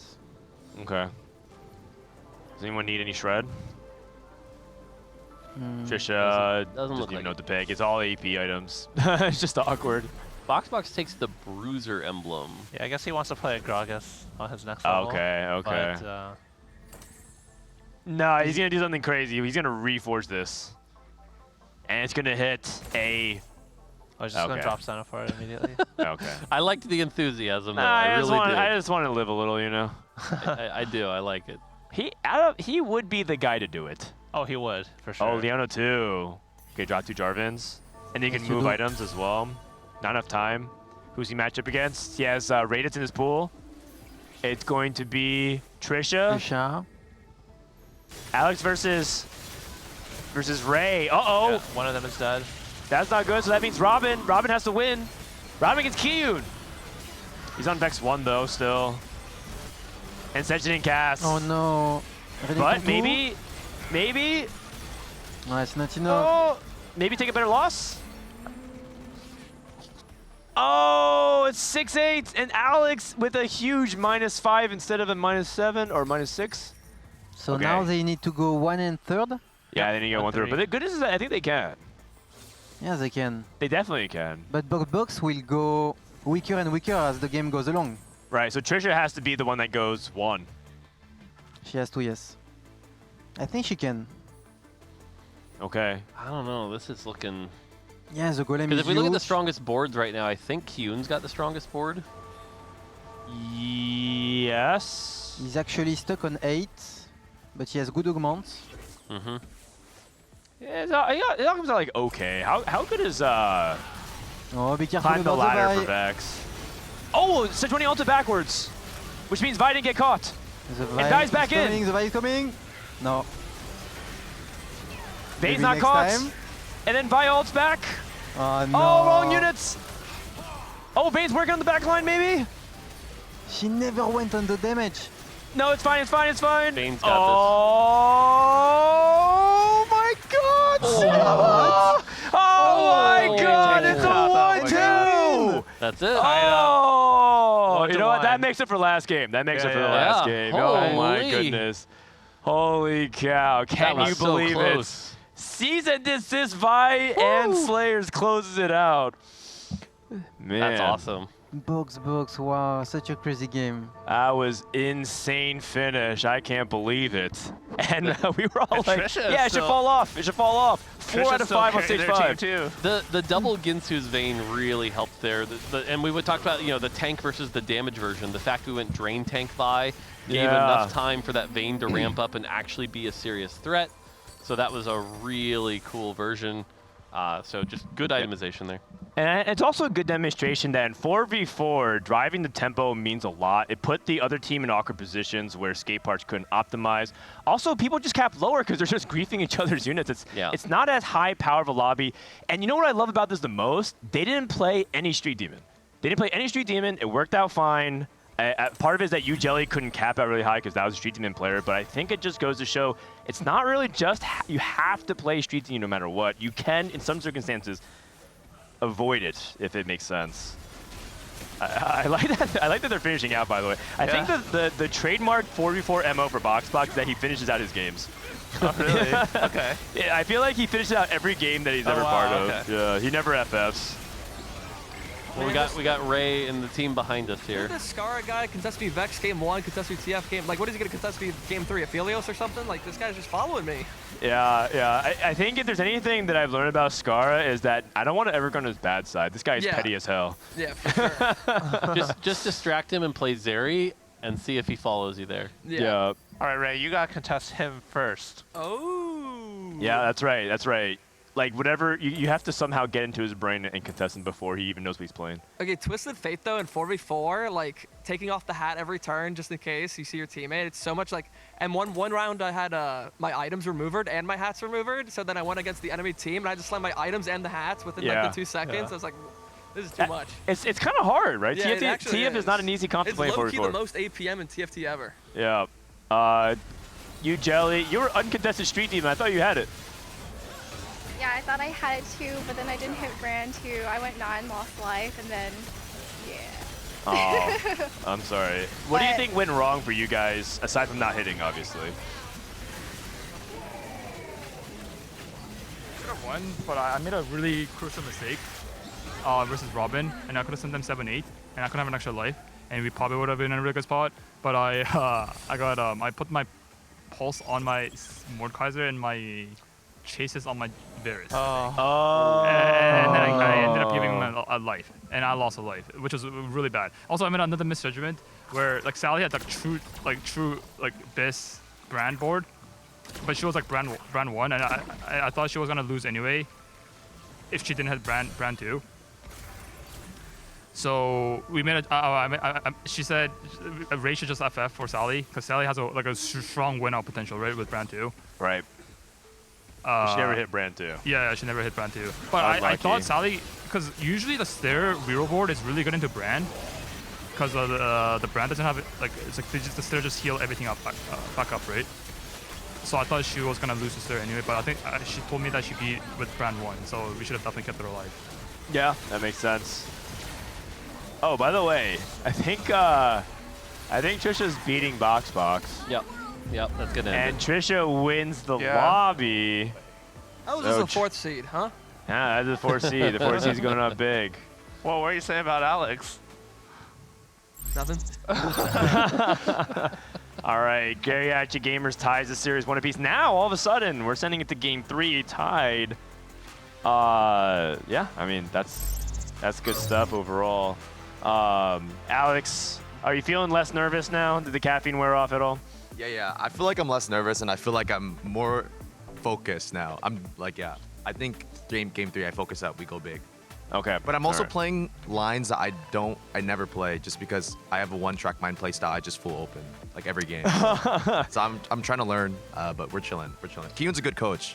Like we're figuring it out. Okay, so you're trying to evolve even in the middle of a tournament. Well, I have to because it's like I'm assigned a role, and because I have the best spot for it. Like I had Jinx pair Jarvan to start. Okay. So then I feel like I'm playing that line, and I know how to play it, but I just I just have to lock in and chill out. All right, no worries. I want to talk to Boxbox. Dude, what inspired you to take Cease and Desist Vi? And how you feel, man? You kind of like popped off there that game. Yeah. I actually like we were like sitting here trying to figure out who's gonna play Street Demon, who's gonna play Vex. I'm like, none of these fit. I just bought my whole shop, and I see Cease and Desist. I told my team, I'm like, guys, I swear I'm him. I swear. Yeah. Do we have a clip of that? If we can go back and find that, I would love to hear the audio clip of him saying that to his team. So you said I'm him, and you clicked Cease and Desist Vi. Oh, I didn't think you'd fact check me. I actually didn't say that. Oh, okay, got it. I just said I'm gonna do it, and Rob was like, sure, why not? And then I was on 7 Vi's at about 25 gold, and then I was sitting there like, imagine the pogs if I roll down and hit here. Oh yeah. But I crafted crafting, so I was like pretty confident I would hit. Okay. Did you expect it to go as smoothly as it did though? It felt like. Is this augment like underrated? Like, did you have prior experience to this and know that? Actually, the moment I saw it, I pulled up TFT Academy and copied the guide. Oh yeah. Yeah, and followed it. Yeah, no shot. That's actually great. Once I hit Vi 3, I was very confident that it was like easily like first or second. And then I saw Trisha hit Golemify. She didn't know it was sick. Like with the bruisers, you put in the bruisers, and then you Golemify. And then I just said like trust me, like click it, and then she ended up popping off and getting the first place. That was really, really sick. And you know what? This makes up for the other time, because there's another time you copied TFT Academy's hero augment, and you said you went like 8th. I think it was the Wolf Unchained Silas. Yep, I went Wolf Unchained from TFT Academy. Yeah. I was like, this build doesn't make any sense. Why is it telling me to reroll Seraphine? Well, because Seraphine was really good at the time. This was earlier, and Animal Squad was OP as well on that patch. Yeah. And so you went 8th, but you know what? It made up for it, so I think we'll call it even. Yeah. Thank you for the first place. Second place. No problem. Robin, that was an exciting finish, was it not? Oh, yes. Oh, I forgot it was best out of 5. Yeah, best at 5, so you guys are tied 1-1. Okay, yeah. Yeah, that game, I was like, my spot was so bad. I thought I was going to go 8th, and I felt so bad, but like, good thing my teammates got me. Yeah, because I was like, oh my god, I'm going to let my teammates down. I'm going to go 8th with open Vex. I had like 1 Vex. My spot was so bad, but yeah. No, you held out. Your team held out. And Scar, a quick question for you before we send you guys back. Ray said that you need to stop contesting him every game. Is that coincidental, or is that I think it's crazy targeted? because like I'll contest him and he's just luckier. Like I swear to God, the first game, I was a positioning problem, but he barely killed me in Veigar and kept the streak.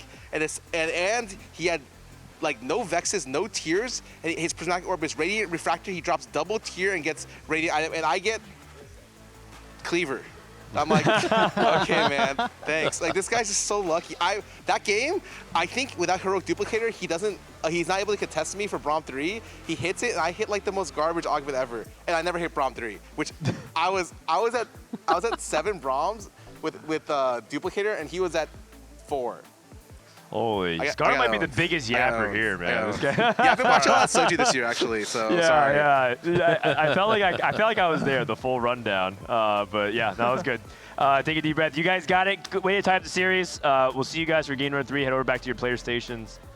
And that was an exciting finish, though. And you know what? I want to see more of that. I think, if anything, that I hope gives a glimmer of hope for some of these players. 'Cause I think talking to them, they feel like they have to have that Street Demon play. They have to have that Vex play. They have to have that Vanguard Marksman. But it doesn't be every game. Yeah. There's definitely openings to do other things. For sure. Yeah. 100%. That must have made you really happy. Yeah, no, it was definitely a fun game of TFT, seeing an unconventional line do well. I gotta say, I'm just enjoying watching 4v4. I've been watching a lot more of it lately, and just little ideas come to my head. Like, for example, when we saw that final match kind of end it, I just want like a big like KO to just like drop in and be like, it's over, teams, just to like really celebrate that moment of like, teams are done here. So yes. Actually, I have an idea to follow up on that. After the KO, Vanguard goes into your control panel and uninstalls League of Legends for the losers. What do you think? I mean, I see no flaw, right? Yeah. I mean, we gave you guys kernel access for a reason. Wait, but what if it's just your team's fault? I feel like it should just uninstall it for the person who went 8th on your team. Because I always do well with my teammates. Like, I mean, we want them to feel bad, but we want to understand that it's a team effort. I think that'd be good. Yeah. All right. Not my team is throwing. Aesah is competing in the closed qualifier for EWC. Who's on your team? We unironically might have the weakest team. They're all my friends, though. It's a lot of fun playing with them. We have Goobums, Phoenix, and Kiting is hard. Okay, Goobums, Phoenix, Kiting is hard. How did that team even come together? That's like an interesting mix of players. So we used to have Solus, but he abandoned us and he called us the leftovers. But that is kind of how we came together. Is none of us were like really taking it seriously. We didn't really scrim until just a couple days before the event, and we're just like, yeah, might as well just play. It's open qualifiers. Well, how much of that team was the same team that did well at Macau? Yes, that was the same team that we won tickets to Paris for in the 4v4 side event in Macau, except we have Goobums instead of Rainplosion. Rainplosion, sadly, of course, can't play in EWC. But yeah, Kiting and Phoenix played with me in Macau. so similar team. So like you guys have at least had some of this success before. That's true. Did you see how they qualified? Their team lost in the first possible round that they could play in. They got to buy you had first to go round. full low bracket? So they played 7 series in the lower bracket through the gauntlet of round of 120, for the round of 64, to the round of 32, to the round of top 16, round to the top 8. They had to win 7 series in a row. Phoenix had to go 1-1-1-1-2-1. In the 2 was a 1 because he FF for we were just top 2, so he just FF. Oh, so he literally went 1-1-1-1-1. That was my bad. And a lot of them were impactful ones. So people have a new term. It's the garage ult. Nice. Yeah. Every single one of them, except the one where we're top 2. Every single one of them, he had to go first against the one on the other team to secure the game. It was crazy. Can't believe it. All right, game number 3 underway. We got gold subscription for Twist of Fate. If you need to head out, you can just head out. Aesah gonna take a little bit of a break. CLE back on the couch with myself and more. CLE, you enjoying the game so far? I absolutely have been. 4v4 is so exciting, and it's fun that it's 1-1 right now. Now they're just playing a best of 3 straight up. Yeah, so I guess it's effectively a series reset. What's up, Zane? Yo, I have more casters. We're gonna have Iniko. Oh, they stopped. Iniko's gonna come in, and then I have a contingent caster. If someone slams a Ginsu's and a Gunblade, then we'll have Sykkuno commentate. Sykkuno comes in. Great. Okay, all right. And if not, then he'll go back to watching the ping pong tournament. Oh, there's a ping pong. Can we at least get like a picture-in-picture feed of how that's going? Like 30 seconds. Dan, you think I'm not on it already? You think I'm not already? Okay. I need to see that. And also, someone might need to fill in my spot. spot while I play as well. Hello, the white noise is back. It's me. Oh yeah, the white noise. Look, yes. Here it comes. Oh. I heard there's a TFT. Who's that? I can't see. Gangly versus... I can't tell the other I think that's Flex. Felix, yeah. That means that Panda just won his game. What was this that, Panda Felix? guy, oh my god, he just scoops every single ball from below the table, Panda's chops pretty everything. good. Yeah, he's very good. He's pretty good. Infuriating. All right, dope. Well, they're playing the ping pong tournament. We'll keep you updated.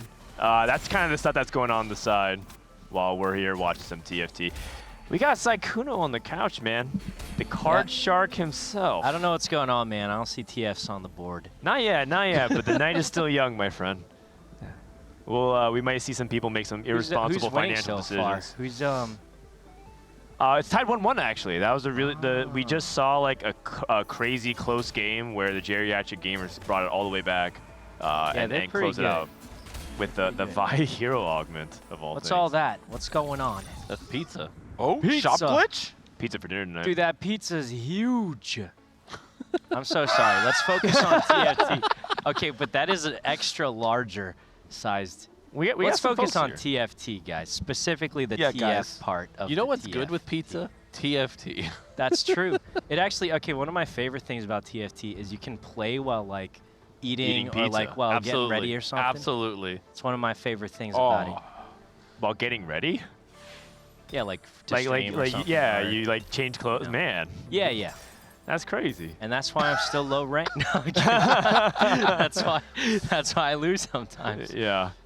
That's why. TFT's right on the line of one of those games where you can like watch a TV show on the side. Right. But then like when the game starts getting really intense, you're like, I'm gonna you gotta pause the lock show and yeah. Yeah, you can play it different ways, and that's one of the best parts. When I first got into TFT during COVID, I would play TFT, and I watched, I think, 20 seasons of Survivor on my second monitor while I learned TFT. Okay, that's a good show because you don't need to like full focus on it. It's not too plot driven. Yeah, that's a good choice. I can see that. Are you enjoying the recent seasons? I started getting back into it a little bit recently. Well, I don't have cable, and I have a very hard time keeping up to date with things, so I'll definitely like binge it later, but okay. So I have no clue. Big fan, though. Oh, Inigo's mic is cut. Hold on. Or I wonder if we have any this TF players, though. Sykkuno, do you see any? I'm going to be totally honest. I think I attract the TF players because every time they're in game with me, they all spam TF. And the second I'm not in the game, they're like, yeah, I don't touch that comp. So I'm not sure what it is, but... Yeah, it didn't top 4 last game, so I can't play, you know. Yeah, it didn't. I don't think it top 4'd all day. I think I think in my last game, I was going Nafiri, actually. Is when it felt like I think I had more. Oh yeah, you had more Nafiris than Twisted. I had more Nafiris than TFs, but that was intentional. Don't worry about it, buddy. All right. Yeah. Okay. No, we found one. Wait, there he is. It's Boxbox. No Dummy way. with the gun. Albert, my goat. That's my guy. Okay. So I'm he's curious. What do you think about this augment? Have you ever felt this augment be very impactful? I don't know if it's super good, but it does like send a message to your team and the other team. I see. You're going What message TF, is that? That you're gonna either run it down or you're taking someone down with you, probably. I see. Yeah. I think every single game, it was me and the other TF guy going 7th and 8th. If I got 7th, I felt like I won. So hopefully it goes a little better. I feel like Albert's really good, right? I think TF. I think so. A lot of times doesn't get first, and I feel like Albert is good at getting first. So do you think this is a good move for him? I mean, I think it's like good enough, right? In 4v4, the first when you're instead of playing for like a first, you can play for a really good 5th or a 6th, and it's nice because a lot of times playing for 5th or 6th feels bad. But in 4v4, it moves the goalpost so you can help the team. And so even if he's not going to be able to get like a first place, I think that's totally fine because his job is to try and pressure the enemy team. I always compare like these high tempo reroll comps as like the entry fraggers. Like they have to go in and do the dirty work. Oh, that's pretty. Wait, I play entry fraggers in Valorant. Yeah, it makes a lot of sense. That's why I like these comps. Yeah. I played a lot during the Syndra set. You know the one where like everyone just went Syndra? Oh, set 12. Yeah. Yeah. I like that one. You like that one? Yeah, I went Syndra, then I went Ahri, and then Toast said, why do you keep choosing girl characters that have balls? And I said, that's not it. It's just a 2-cost reroll. It's just 2-cost reroll, that's it. It's got nothing to do with that. I see. That is an unfortunate common denominator. No, weird coincidence it was. Yeah. It was a weird coincidence. And Twist of Fate, I mean, it's not quite the same. He's good, though. I'm not gonna lie. As soon as you said that, I started going, okay, who are the other girl characters with balls, so we can make sure they're in the next set. Oriana. Oriana. Yeah. Okay. Oriana as long as reroll? she's a 2-cost. As long as it's a 2-cost reroll. Yeah. As long as it's it's 2-cost. All right. Trisha's still back on her marksman, and so is Ray. Just trying to take some inventory stack. Are we going to see Alex contest TF as well? It looks like it. Mort, can I ask you a very, very, very specific set spoiler that the answer is probably just going to be no to? Sure. Is Oriana a 2-cost that uses her ball as an ability? I can neither confirm nor deny such a rumor.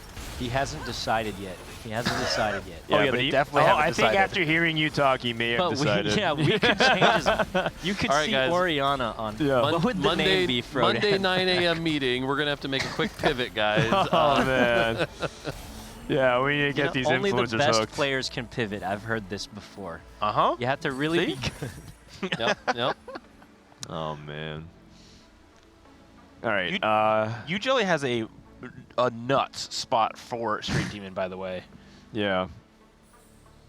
Yougelly is actually she opens into Street Demon almost all of her games, and so she's in her comfort zone. You might think like, oh, you know, she's losing a lot of HP. She does this all the time, so she probably feels pretty good about it. Trying to intentionally lose, and the person contesting her is Scarra. He's really good at that, yeah. Scarra. oh, it is. He's intentionally losing. Also, who wins? Uh-oh. Or specifically, who loses? Who wins by losing? Yes, and I think Scarra behind the Morgana's is worse for him. Does he lose? Wait, those the shields were the massive. shields. Yeah, I thought Scarra was gonna lose, but Yeah, but oh no. Wait, but the echo here. Oh, you can see Scarra panicking. Look at him jiggling about. He needed to do the trap. He needed to do the corner trap. He needed to trap it. Ooh. Yeah, Morgana actually, because she gets those casts off, does a lot of damage over time, and so that made a pretty big difference combined with the Poppy shields. So that's not good. That's not good. By the way, I know this is tooting our own horn a little bit, but sometimes I forget how much content we have in this game because I was looking at Yougelly's board, and I was like, what are those items in her inventory? And I completely forgot that that's how the augment works. I was like, oh, right, that's what that is. And it's like, I haven't played that in so long. Spray can. Spray can. Yep. Using a champion to tag the hex below. I mean, I never got the impression this one was like crazy impactful, but it is fun to spray. I like freestyling a lot more though. It just feels, yeah, So- man, that one feels fun to play. So, development story. With this set in particular, there were a lot of crazy ideas that the set designers had. Sure. And our lead of sets, Giovanni, has already been coaching them of like, if you have a really cool idea like that, make it an augment, right? So originally, Street Demon was going to be this whole like painting mechanic and stuff, but it's like that's a little bit much for a core origin.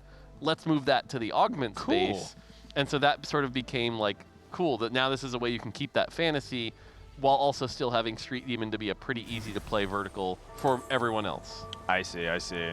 I was talking I do think that would have been cool though to have the spray can. But Yeah. you're right. It would have like been like a ton of like what the heck is going on here. I was talking to Nico yesterday just about his role and how much he works with next sets and tries to bring designers back down to earth a little bit. And I'm sure that's one that Nico was like, you know, there's some of these things, but I think it's fun that you can take some of those fun ideas and then move them into something that's still usable and playable, but not all the time. So he crushes their dreams. Yeah, usually. Yeah, he's the bad guy. In the dev team, there's like the bad guy to be like, yeah, well, here's all the reasons why that doesn't work. And Nico's that guy. He's the good guy for the players, though, surely. I mean, it goes both ways, right? Because on the one hand, yes, you get some of that, but on the other hand, we have this joke where it's like, oh, you're finalizing the fun out of the game, and so like it's a back and forth, right? Oh, like God. each team has to sort of represent both sides, and we find that right balance. So, insert joke about riot balance. Yeah. I mean, yeah. Doing a great job on both. Thumbs Hey! up. All right. Ray taking raining gold. Or Golem. raining gold. Eh? Anyone? All right. That's Got a a single golem. laugh from me. Those. Oh, Trisha Golem. got the golem again. Beast. Yeah, very good stuff. She's learning. Alex with the roll down. Oh, no. Okay, so in your opinion, Sykkuno, no rage blade, see. Shojin guard breaker, twist of fate. Is the spot This is cooked, pretty as the bad. kids like to say? This is really bad, actually. Like, I would say, remember when I said Albert can do so much, you know? Like, I locked in on this comp because I felt like I should just learn one thing and be pretty good at it. I feel like Albert could probably have done something. I mean, he's locked in now. Oh, this is Alex. Boxbox. This is Alex? Yeah, Bob. This is Albert's spot. Boxbox. Oh, they're both. Oh, okay. They're contesting. Just running it down, huh? He's got better items, but only TF1. Oh, these are pretty good, yeah. Oh, are you supposed to put But his dummy with a gun? has a gun. Well, the more it shoots, the more powered up you are. Assuming he has that thing. So. But are you supposed to put it like in the second? Usually you see people put it towards like the back. Yeah, I see people put it in the back. I don't know if there's a right I like or third wrong row answer. personally. Okay. This augment in particular is like surprisingly very strong. And it's like trying to really understand why it's so strong, but the effective health you get from the dummy is really important and can swing a lot of early game fights, which allow you the time to get to that TF2, that TF3 that happens on like, 3-5, 3-6.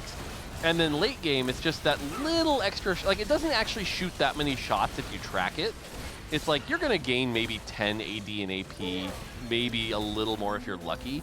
But again, target dummies in particular in our past in our augment design have been surprisingly valuable. We've had to take target dummy augments and nerf them repeatedly because there's just so much health from those target dummies. Yeah, this getting one, extra body on the one's board. not that OP, right, guys? At least theoretically on paper. This is the only but comp I play, please, bro.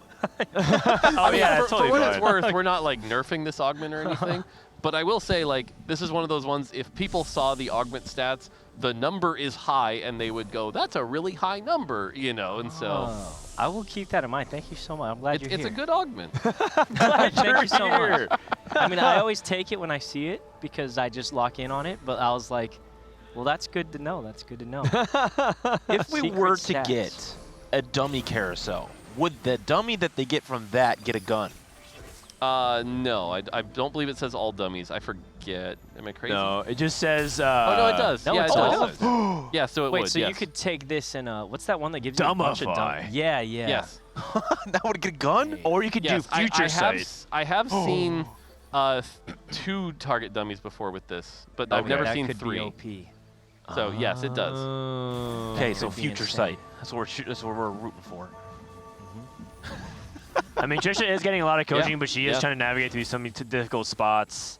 The Golemify, and Golemify, she's on a win streak. This is a very important couple fights. If she can finish on a 10 streak, she puts her team in a really, really powerful position. While having Dumbify as well, which will get our Golemify, which will give a lot of those stats and taking us into the late game and keeping the economic power that comes from this, that'd be crazy. This Golem is Wait, so that thing hard is to a stop. Chungus, bro. That thing ain't dying. Look at That's that actually the name of the Golem if you right click it. It says Actually? Chungus.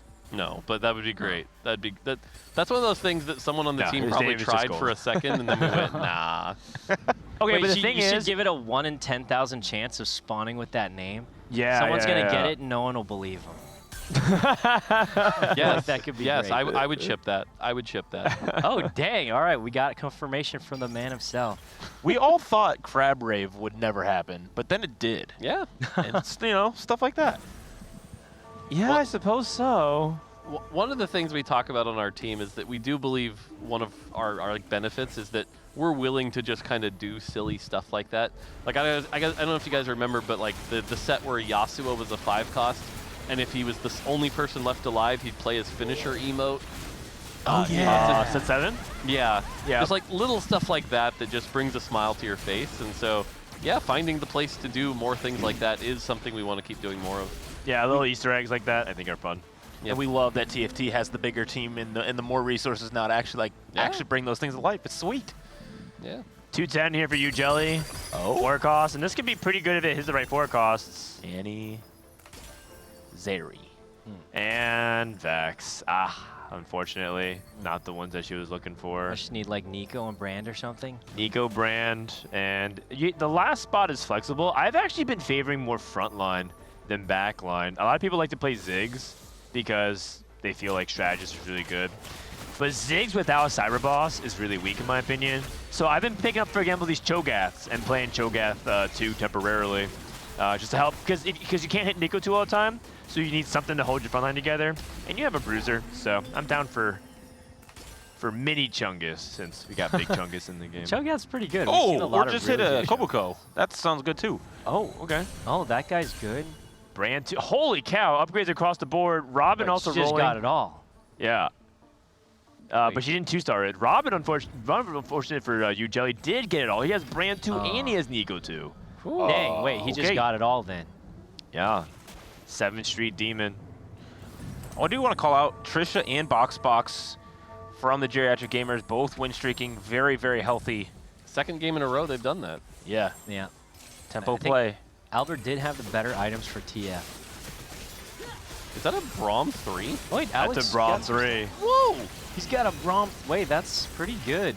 Okay, so recombobulate. Oh, but you banned it on 4-2. Didn't you?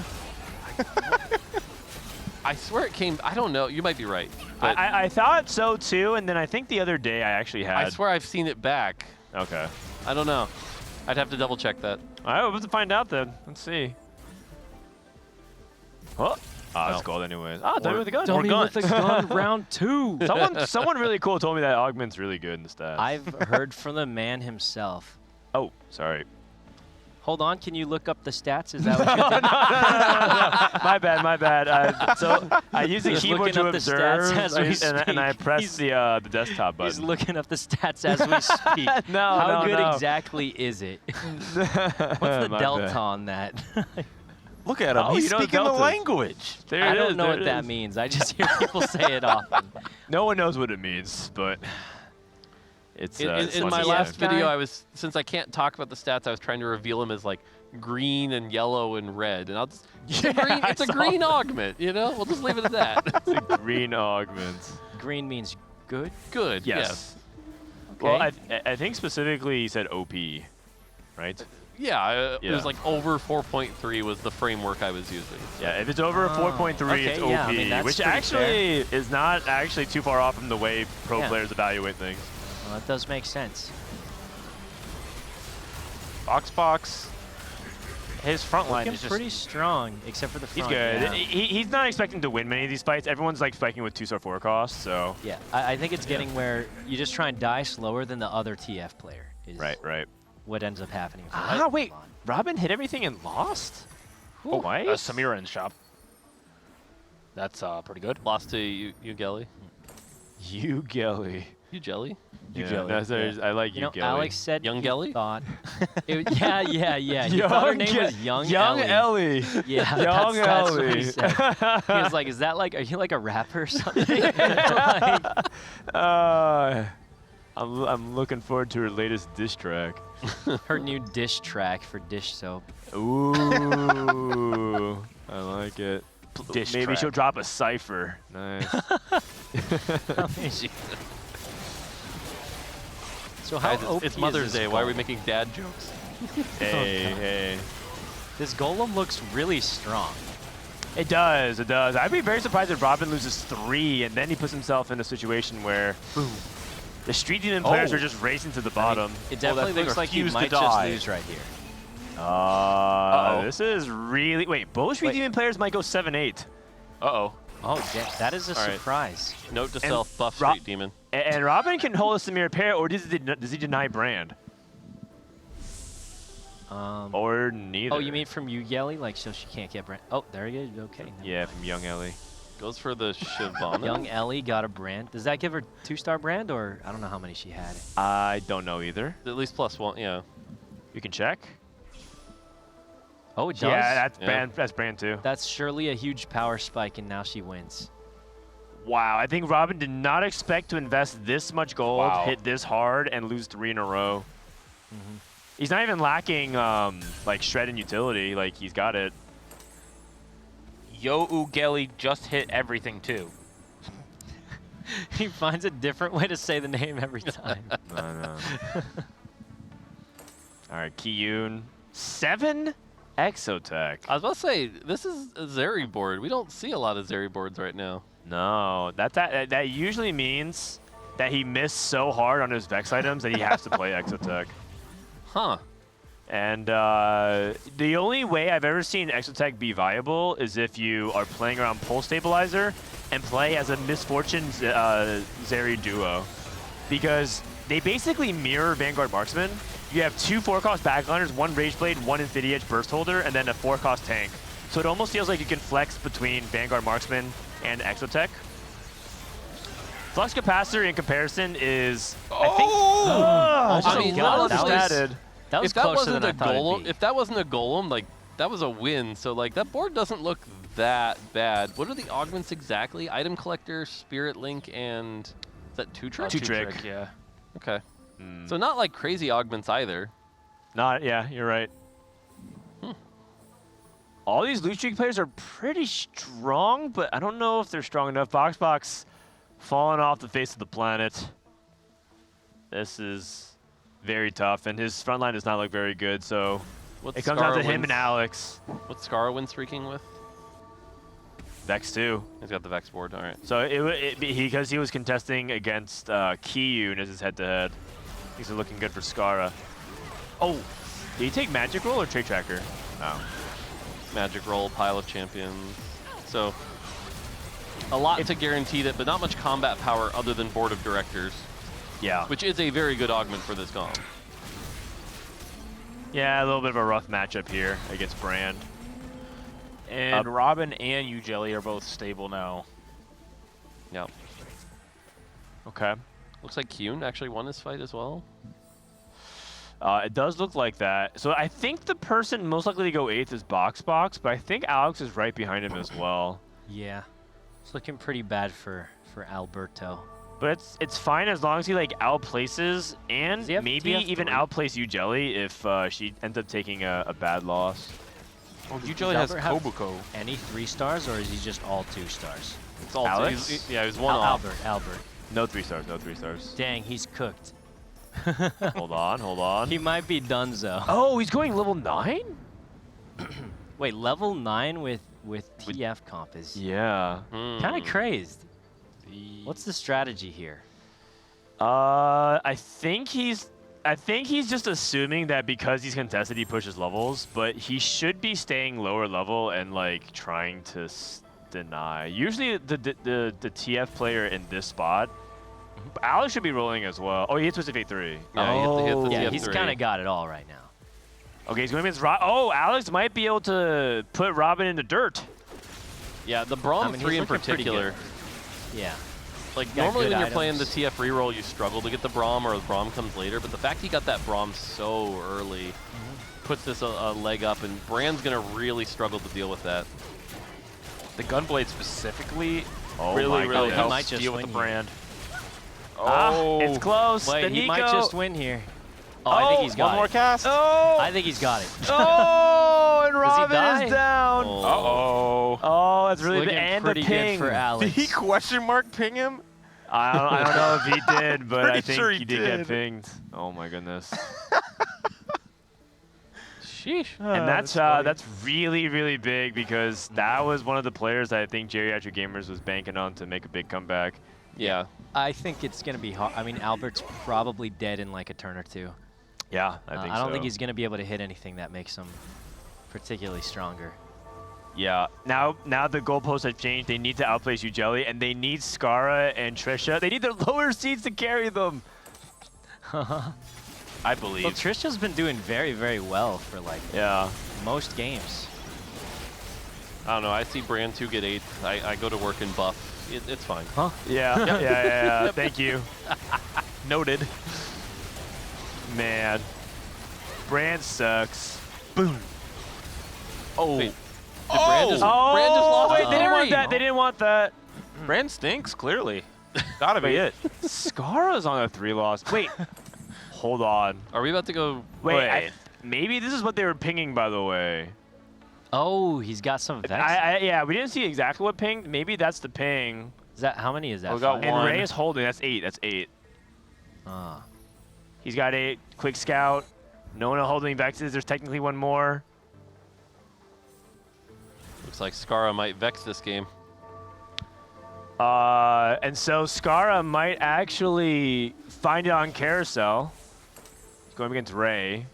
Ray is holding one of the Vexes. Scarra's stuck on Sejuani 1. The problem with Scarra's front line is pretty suspect. No, it's fine. He loses this fight, puts him in a place to get first carousel pick. Hold on, I think he got this fight. Oh, the Vex redirect. And Yougelly. Oh, gosh. Twisted Fate. Okay. Oh, didn't target. Oof. Boxbox at 7 HP. No Vex. Boombot emblem. It's not really applicable to anybody here. Kabuko is nice for Yougelly, though. And Boxbox takes the stone plate on Nico. Oh, did she not have anti-heal? Who? Yougelly. Yougelly? I think or maybe she was did. just trying to deny it from Scarra. I think she does, doesn't she? Oh, she does she not. She does not. Oh, so what was a good take there? That's messed up. How this ends up playing out in the bot forward tells us a lot.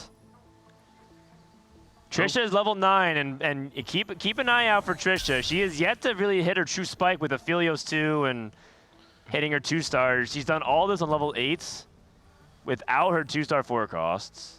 Yeah, she's still been doing pretty well. Like, she's winning a lot of rounds. Yeah, the Golem just does so much work here. Ah, there we go. Okay, and then she can move items. Scarra hit. Oh my god, wait, Scarra hit Vex 3. He actually did it. Oh my god, that's it. Whoa, we're Geriatric gamers are back. Somehow a 3-star 4 cost. Everything. Wait, but now he's facing Boxbox. That's fine, that's fine, that's fine. Wait, it's not fine, it's not fine, it's not fine. It's not fine. You need to trade HP, you need to trade HP. Unless Yougelly loses. It's going to come down to who loses harder. Oh, Yougelly's not losing. Oh, wow, okay. Wait, that was a clone of Boxbox. Oh. Boxbox is still not good. It's still not good. Okay, and that's the case, then they need Trisha, no. If they that's need the first case, and second, right? That's the case. That's fine for the 1-2. Yeah, you're right. Yeah, that's because gonna be. Actually, honestly, to be honest, Trisha's looking good. They can do Scars. it. Not only can they, I think they will. Look at the HP totals. Like Trisha just takes this nice and safely. Scarra wins every single fight. I think they win this. Trisha's carrying. The only way that it doesn't is if somehow Trisha goes third. Right, which with 68 health seems so impractical. Yeah, that seems unlikely. Oh my gosh. Just have to the make sure. lower seeds. It's Scarra and Trisha carrying the Geriatric gamers. Oh my goodness. And Ray was even holding. Ray even held the Vex. That was the last Vex. It wasn't even like they weren't trying.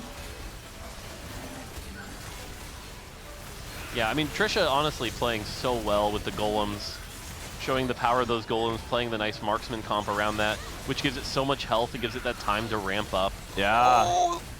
Oh, Kiyoon barely loses to Trisha. He lives. Oh, okay, Alex lost as well, and that's one. Okay, they're 1 round away from doing it. Yeah, like this, I think just ends it. That would just be incredible. I can't believe it. To see a 3-star 4 cost and 4-4 are incredibly rare. Yeah. It's so incredibly is there a rare. tiebreaker here, or like, how does this go?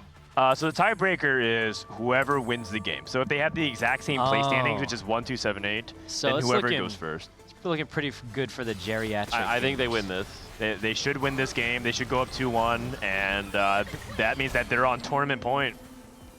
But we'll have to see if anything crazy happens. I don't know if there's a 3-star 4 cost on the line for somebody else. Now, if we end up going to Game 5, who's going to sing Silver Scrapes with me? Oh, I got you. All right, Nice. you and CLE got it, because I don't have the pipes. I don't think so. Are there words in that song? Do do do do do. Yeah, that's it. Wait, no, you. Oh wait, hold on. We got Cho'Gath 3 attempt. Kiyoon's gonna send a 2-star, right? Yeah, but the wrong Yeah, mode. send that right over, my guy. Send that right over. I mean, I this, think like I it said, will this fight likely probably be ends two. it. Yeah, like it's probably over here unless This is the fight that turns because we know Scarra's gonna beat Kiyoon. Yeah. So they got an item on their bench. Is there a reason? The Declon bench, not on Mysterious? Yeah, you should have it. But Declon's not that helpful in this matchup anyways. I mean, it might not have made a big difference, but like. They did it. Holy cow. Woo. Dang, Wow. first and second. Geriatric Wait. gamers back-to-back 1-2s. Yeah. And in 4v4, when all is lost and you go 7-8, you can always win out and go 1-2. Once again, another 1-2.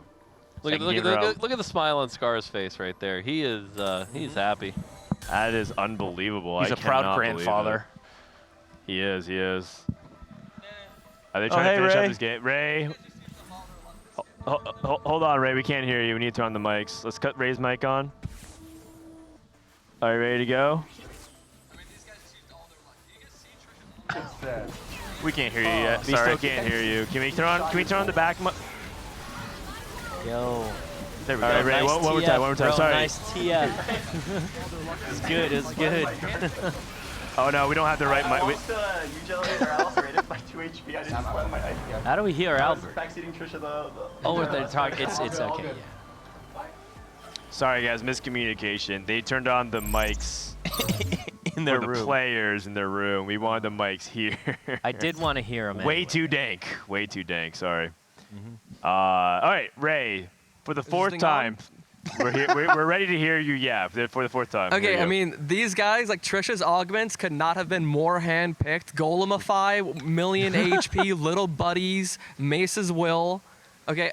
Mace's Will. We're complaining about Mace's Will. Okay. They have a glove. Her augments were insane, and then I'm holding Vex, and Scarra hits the last Vex somehow. If he doesn't hit that, it's just GG. It's like, nah, these guys, you already know they're low rolling next game. PB. Hey, they can roll next game. They've got another game after that.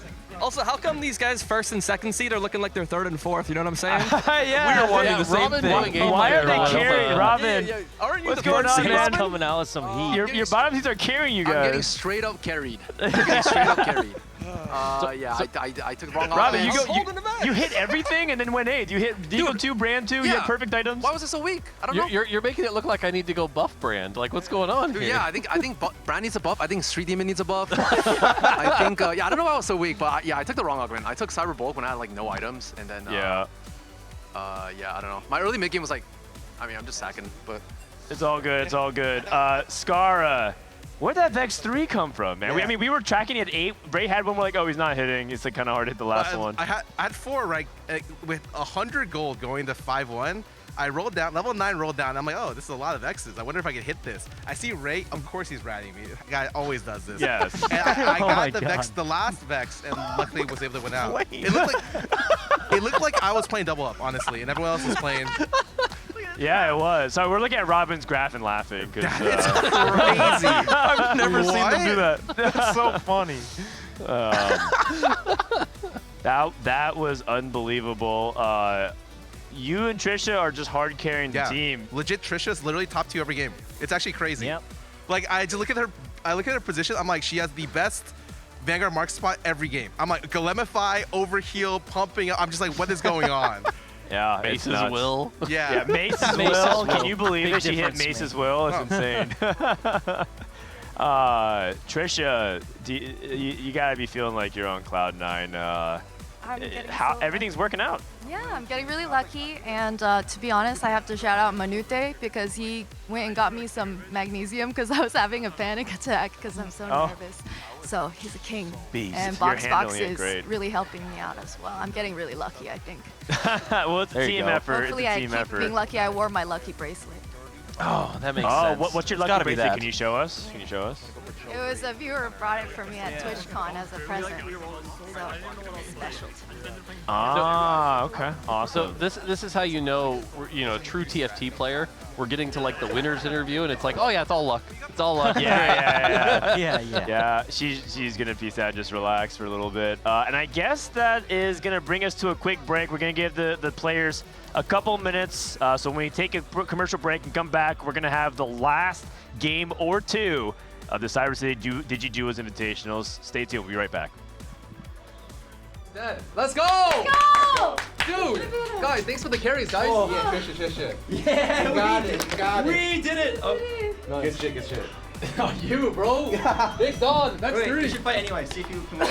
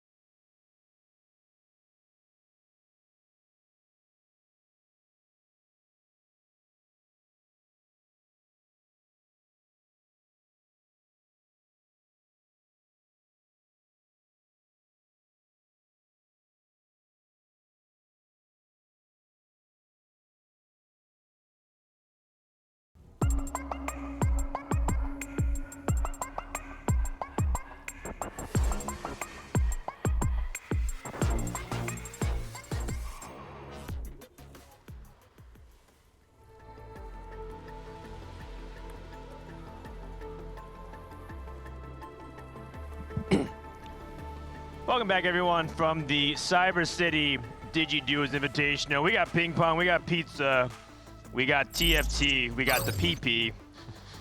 We got Mortdog still here. True. True. And what we don't have is a fourth commentator, but we're working on that. Everyone else, I think everyone's having too much of a fun time just yapping in the back. As soon as I walked by, Dishsoap literally stopped me. He's like, and he looked really serious, like he really wanted to talk about something. And he said, "Look at this."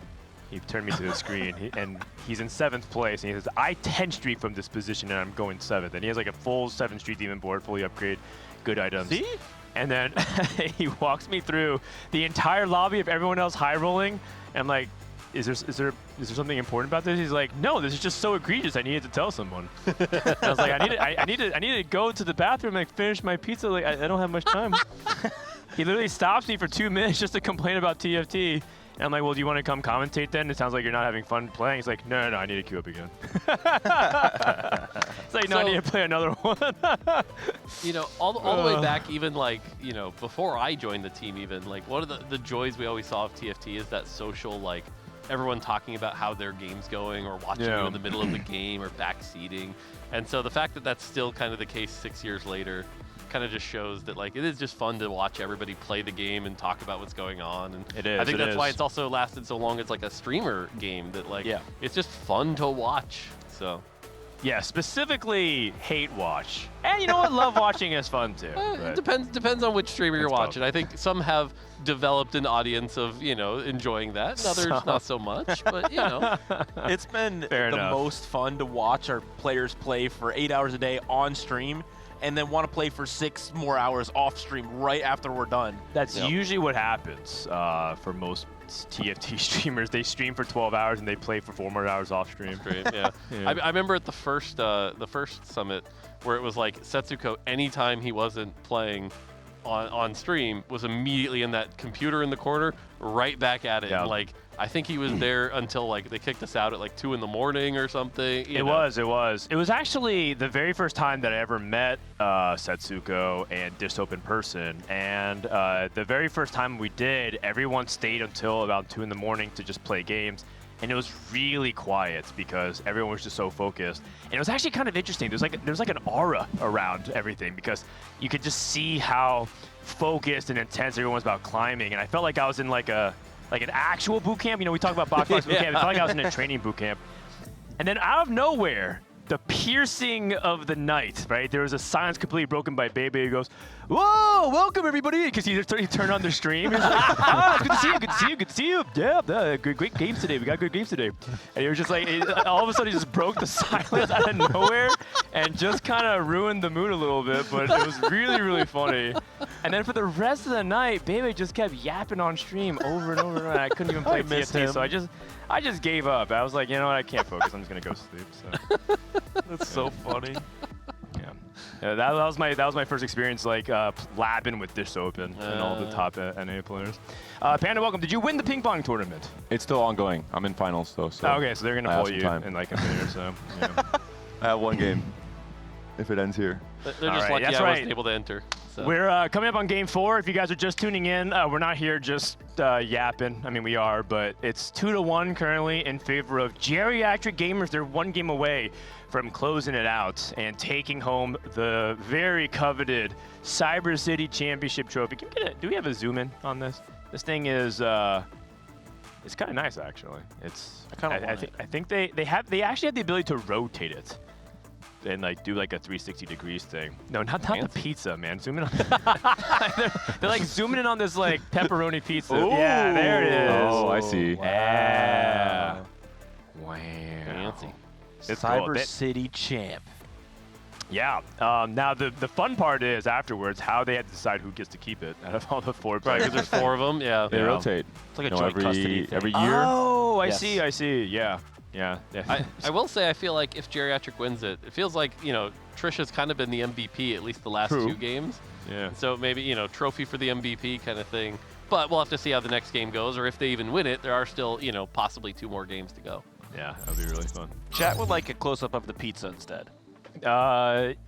It's pizza. You know, it could be arranged a little bit for a hefty price.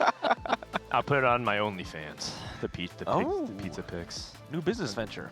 I mean, times are tough. Esports winter. Gotta make a living somehow. Robin's actually still eating the pizza. Bro, finish your food before talking, man. Really, on Mother's Day? Come on. I think they're having a good time. It's important to get that little bit of food break. For Skateparge, a little bit of a reality check. They were very confident. Their egos were flowing. They were saying like, yeah, we got this, easy. And now I can see them. I can see a little bit of the stress. There's no longer goofing off on camera. Every time we cut to them, they were doing some kind of bit. Now it's time to take the gloves off. And it will be the eggs on stage 4, so you can choose between the different length eggs. Usually 9, I think, is the most common pick, the safest pick. I know there are some more high variance options for the 13-round egg. We'll see if it'll be 9 across the board for most of our competitors. Yeah. Yeah, generally the 13 egg is more powerful. The question is it debatably, is it worth it? But the problem is there's one cash out in particular in the 13 that is generally perceived as pretty negative. This is actually going away next patch. It's going away. Okay. Bye-bye ZZ Rot. Yeah, that ZZ Rod unfortunately just didn't quite land, I think, where they wanted. So, yeah, so 9 ends up sort of being the safe fallback. The other thing is that generally you have to be in a really bad position to ever take the 4. I mean, you have to be at like, 20 So you would health. appreciate this. You know, I do have to watch a lot of 4v4 for other regions to keep track of them. And APAC actually picks 4 turn egg and 4v4 pretty often, specifically to try and control stage 4 tempo. And so that's a questionable pick. You know, reviewing with some other team members and whatnot, we're always on the fence whether or not that's actually correct. But it is a much more open strategy in 4v4. The issue is, I feel like the reputation that a 9 turn egg is like largely driven in like, okay, it's always 9 turn egg, you never click anything else. And I think in rare circumstances in 4v4, I think it might be correct. Yeah, like I said, I think right now that might be true. Next patch, a lot less so. 13 patch, kind of getting that fixed. So at least it'll now be an option to try to greed for that a little bit better. And it is the same cash out for all players, so there is information to be had in terms of who's cashing out first. You can go to their board, check out what it is, and then maybe plan and adapt your next 2 turns to better prepare for it. Yeah, top on board with MVP last game, Scarra with that Vex 3 to see what he gets here. Yeah, pretty standard augments here. 2-Trick, Scapegoat, Pyromaniac.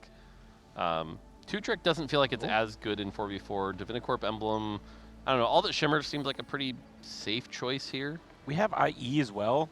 Yep, I can see so that. You can go with Gold Collector. He doesn't have an item holder for it, though, which is the only issue. Usually you want like a Cogmaw or some kind of good AD item in the back. Maybe 2-Trick is just better, too, because that puts you in a higher HP position to take a higher egg cash out, so.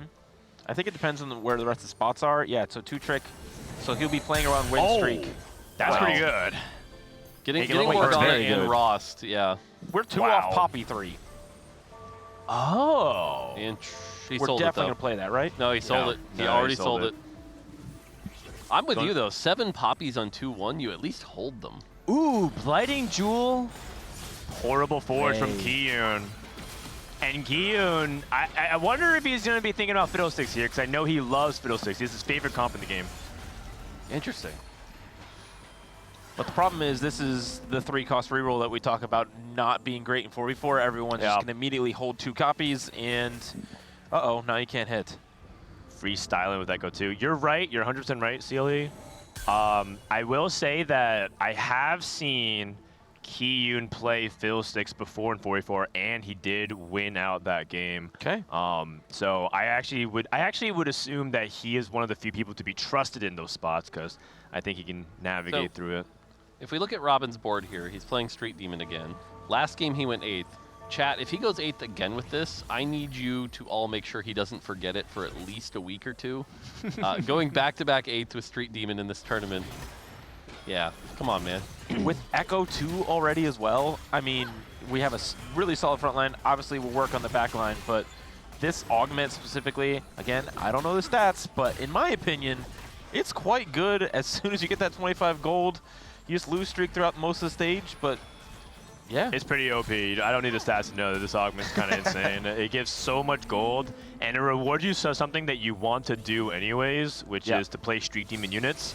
And you basically get like a mixture of combat power because you get the Street Demon units early, and you can also get a bunch of gold, which is exactly what the comp wants. So, okay, very nice. Real quick question. Don't you buy that Mundo and use that Mundo to fill up more spots, right? That's what you do? Okay. Yeah, you could, yeah. My hot take on the augment is it's actually pretty balanced. Its power is generally relative to the performance of Street Demon. It's just very tied to that. Early Warpath. I am a big Warpath believer. I love this augment. You would be, Mr. Tempo player. All right, talk to me about why you like Warpath so much. Like you said, I'm a tempo player, and so having that free 2-star 2 cost to get you going, allow you to, kind of like what we're seeing here, level to 5, play that and get that advantage. And then when you start to fall off, that's when the big cash out comes in. And all of a sudden, if you look at that value, it's like you preserve all the health in the early game, then you get 2 full items, which is the same value as like BRB, and you get all the 2-star 4 cost and the 5 costs. So like when you add it all up and you look at it on paper, it's just so high, but you just have to play that early game tempo well, which like you said, it's kind of my favorite, so. There's a Fiddle on the carousel, and Kiyoon does not go for it, so maybe not opting for Fiddle reroll. I was thinking maybe you can use Fiddle with Lightning Jewel as a tempo option, not go for the 3-star, and just try and go fast line with that. I'm not sure if that would be correct or not. We know Kiyoon did play Urgot Flex in day 1, so he's comfortable in the comp. Yeah, it's possible that he's just going to stay on Morgana and then play for... just like a fast 9 strategy. He's not even going for any component. It's just Draven for the Cypher. Okay, so he is playing Fiddlesticks. Yeah, it could be, Cypher cash outs tend to be very good for Fiddle. There's just so many good hits in terms of artifacts, in terms of duplicators, in terms of... I think there's no real misses. It might be the one comp that best uses them.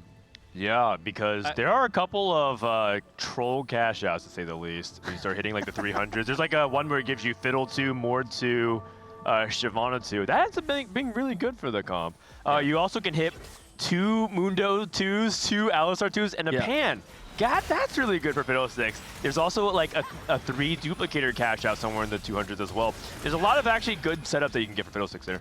The Pan one in particular, considering he has the Blighting Jewel. The Blighting Jewel, you could get the Bruiser Blighting Jewel combination. Yes. That combo is real nasty. Though, I don't think that combo is as good on Fiddlesticks because he can't generate from the like double proc of the double mana gen. But it's still fine. What do you mean? Well, because Fiddlesticks is mana locked during the spell. Right. So you can't generate extra mana while that's happening. Oh. Well, it's like Morgana can just like constantly permacast. Yeah. So it's a limitation of Fiddle that he doesn't take advantage of the Blighting Jewel quite as much. It's still good, don't get me wrong, but it's still not insane. like it's not as insane. And we saw the Morgana from Manute in day 2. It was Morgana 4, I believe, with Greater Moonlight, but he had no front line, and he was already on 1 life when he finally hit and assembled everything and ended up dying out into, I think, a 7th or 6th. Oh. Is Boxbox playing Shaco? Shock Glitch? It's possible. Where's There's a Quicksilver in the belt. Oh, I'm a fan. Yeah, I think it might be. I think it's been very underplayed this weekend. We haven't seen much of it at all. Trisha 100 health again, by the way. Oh, you jinxed it. No. Oh no, it was Yougelly that lost. No, it's Trisha and Scarra again. Yeah. The real tempo players. Holy cow. Okay, depending on how fast Boxbox can hit this Shaco 3, will tell us a lot. Even if he doesn't hit it right now, as long as he collects a good amount of pairs or a good amount of copies. I do feel like if you're going to play Shaco reroll, you need to hit it by like 3-3 at the latest. Okay. I would say even earlier. Yeah. He's one of the few hyper roll champions in the game at the moment because hitting a 3-star Shaco enables you to get more kills, which allows you to kill more, and it just snowballs onto itself. A good amount of swords, though, is great for him. We now have IE. Oh, jeez. He probably feels really bad about that number of copies. Should you? How much should you roll here? He only has 6. I would press it like 2 times, go to 35, and then if you don't hit, go to. Okay. So now, okay, now you go. Commit, Now you the commit, wave, the wave. Yeah, we wrote it. There you go. Okay. And then you go IE. Could be Sterax, maybe just Implant Redemption for size. now. Okay. That's really, really big for Boxbox. Because you really want Hodge, right, as your 3rd item? Yep. Can we listen in to Team Geriatric Gamers for their augment choice on 3-2 as well? Because I am interested to hear what they have to say coming up. Because this is a potential huge round, not just for Boxbox to win this fight, but for their next coming augment choices. If Trisha and Scarra can continue to streak. So, hot take, by the way, I actually don't think Hodge is the right choice if you're going the Slayer route. Oftentimes, one of Shaco's big... Oh, sorry, Tom's. Oh, yeah, I was thinking for an augment round. Okay, okay. Oh, magic. Oh, wait, how bad? Am I looking to win out? Because I'm going to do Prismatic Pipeline. Coronation, Flurry Blows, Wait, Blazing what? Soul. Do I look to win out? You're streaking, no, you're streaking. Yeah, roll, most like a roll, Flurry roll middle, Blows. roll middle. Reroll the middle. Oh, calculate enhancements. It's good. Yeah, it's Flurry good. Blows is good.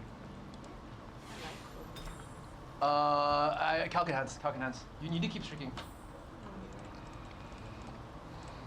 All right. And Boxbox. Wait, am I holding Fiddle for Kiyoon?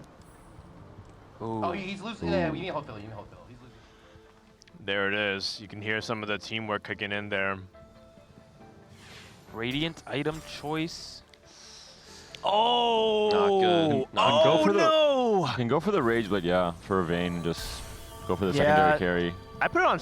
I want to put it on Shaco for now. I would put it on Shaco for now, for sure. I wonder if it was a Slayer +1. You get a pretty big spike with Zed. You get 6 Slayer early. You have a really high I would have done capital that for connecting. sure. I like it. I like it. 6 layer early is very big deal. I agreed. And it's sometimes you think the circlets might be a bait, but I think in this position it was actually a very high tempo option. Yep.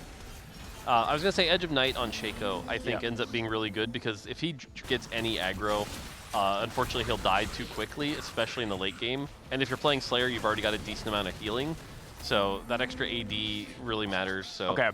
Yeah. If Boxbox hits a specific augment, he actually has the setup. He has to hit Scope weapons. If he has Scope weapons, Radiant Rage Blade, oh man, he actually is ready to murder everyone. It'll be crazy. Because that he can put it all on them. We should really keep an eye on Kiyoon here because right now, you know, that team is unfortunately on their last game here. They need to win. And he's going to be a linchpin here with this Cypher cash out. He got he's the already bruiser down to circlet. 50 health. He did. Wait, he got the bruiser? All right. Okay, now he just needs 1 tier, and he has the Exodia. Yeah, so I'm about to say, we'll get to see this on display. He can also go for Spark if he wants. Oh, no, sorry, he needs the Archangels. Yeah. Never mind. Yeah, he's at 146. I feel like often with this comp, you have too many offensive components, and so it gets a little awkward, especially if you don't hit Urgot randomly on level 8. And so his spot looks pretty good, having a good amount of tank items that he can flex around. And the other thing, too, about Kiyoon, oh my gosh, another critical loss here. The thing about Kiyoon is that he's the centerpiece of their communication. So if he's like hard tunneled on like what he needs to do for a Cypher cash out, there's a tier, by the way. Great denial as well on the brand. It puts the rest of the team in a tough spot. Oh, is Kiyoon going for... Maybe he's trying to leave the brand for one of his teammates. Oh, okay, yeah. So I think he's sound like, if you can get here, I'll let you have it. Otherwise, I'm going to deny Robin. Okay.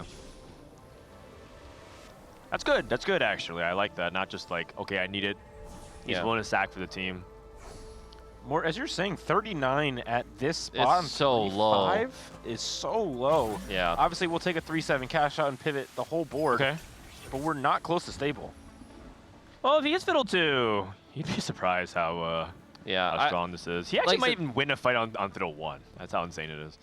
See, I'm just not a believer in this setup. Like, I think one or the other is good. Both feels overkill, but he's going to lose the next 2 rounds, given as he's not equipped any frontline. He's got a Warmogs, which is solid. I like this. It's just really going to be, we're going to have to look at that 4-1 board and see what happens. But like you were saying, if he got like the Alistar Mundo cash out, right, and all of a sudden hit those 3-star, then yeah, he probably just wins out the game or something like that. Yougelly's Warpass at 38. Oh, that's... Wait, only 38? Really? We're only at 3-5, and she's won most of her fights, I think. Yeah, I would expect it to be higher given the 100 streak she was on for a while. Or that's Trisha's, sorry.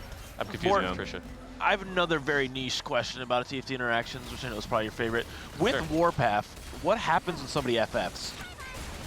So it used to be bugged, but then last patch, I believe, we changed it to where it counts player damage. That you do. Oh, you're saying if they FF in the middle of the fight? Yep. Yeah. Ah, you could screw them over, I believe, is the current It doesn't count it. Yeah, I think you just do nothing to them. I'm just saying, it's 4v4, you know. I don't think we're allowing that. Only at the end of the game, when it's already locked in. Trisha's still on another win streak. Yeah. Beast. And don't look now, but Boxbox also has the Edge of Night on the Shaco. Yeah, I like the itemization here. And Boxbox gets a free win over Kiyoon. Trisha trying to see if she can get an easy or a 10 streak, a nice cool 10 streak here. Boxbox is also one off Mundo 3, which can do some crazy things in this current patch. If he can get some great itemization, maybe a talisman somehow later in the game. Yeah. Yeah, I feel like Boxbox is in such a good spot. It just goes back to what Panda was saying. I think the Slayer circlet was just such a better choice that might have been a big difference, but This two win win streakers. Yeah, and plus one more round of shop glitch now for Boxbox means that he can maybe get another Like a strong Vayne. win streak going in stage 4. Yeah. 290 is actually like the one cash out breakpoint that there's a couple that are like you don't really want. Oh. Okay, this could be good. Ah, okay, Great that's shiv. good. That's pretty good. That's pretty good. So they'll That's pretty quickly good. lower their MR so that he can get more So mana, in theory. the problem with the so Shiv is actually like an insane item, right? Like no one's gonna debate that. Who uses it? Urgot. Urgot. On 8. Because Sure, usually you sure, actually, if you can get to there, yeah. No, gonna high roll this it. guy's gonna just hit this Urgot on 8. I'm just feeling it. Okay. And a lot of times people actually think they have to roll on 7, but in 4v4, rolling on 7, you have to accept that you're probably not gonna hit Fiddle 3, but oh, we had Redemption? Wait, if this guy hurts Urgot Cho 2, he's actually back. Yeah, An I would egg? agree with that. 9 or 4? Goes with That the a- 4. That's a 4. That's a 4. Oh. Which I think is correct. Oh. Yes. Cho'Gath. Kabuko, Vex. Kabuko. He also Now, brought Vex, by Urgot. the way. And Urgot. He's easy to Fiddle 2, by the way. Wait, Oh. what? Kabuko Oh. pair? Okay, he hit the fiddle too. Okay, at least he hit that. He's playing 2 Vexes. Ah, whatever, 2 Kabukos. Yeah, I mean, at least Vexkey can put the Shiv on, right? So, like, that's solid. So this is a pretty solid board. Needs to get his items placed pretty quick here, but otherwise, if he can hit Cho 2 here, yeah, really good spot. He's trying not to slam too much against his teammate. He knows he's really... he should actually win all of stage 4 now. Yeah, I would He's agree. extremely strong. Yep. And so he's trying not to deal too much damage. Yep. This is a great spot. Yeah. And Boxbox, no Mundo 3 despite the shop glitch. I'm not sure what else he was able to pick up. Trisha win streaking again. Oh, who's this holding a fiddle? Someone's holding a fiddle, which is smart. They're all holding fiddles. Yeah, they're all holding fiddle too, which is again, really good. This is Trisha. Yep. Goalkeeper is really Backup's awkward with quite good. Zeeks, so you probably don't want Zeeks. If we don't have anti-heal. Maybe backup. Because you're Vanguard. playing it anyway. For Martian. Yep. Yeah, we that didn't works have too. anti-heal, so that's quite good. This is Boxbox. Boxbox, find your center, Shaco. Not And he has bad. Quicksilver Edge of Night to keep him safer. What do you think, Mort? It's not bad. It's not bad. The thing is, Shaco's going to fall off late game no matter what you do, just because it's still single target. It's going to come down to the support. Now, you look at this Vayne, and if we can turn this into a Vayne 3, then you're going to feel like you have that backup support, but we're only at 5 copies, so still a long ways off. We do have the duplicator, which could put it at 6, but Shaco can't solo carry no matter how much you invest in Shaco. Okay. Back row to Kiyoon to see if he can keep this stage 4 streak going. Going up against Rayditz. And it does look like Kiyoon is starting to steamroll a lot of these lobbies. And the thing that I'm worried about is Skateparge is also a lot of the bottom finishes in terms of HP right now.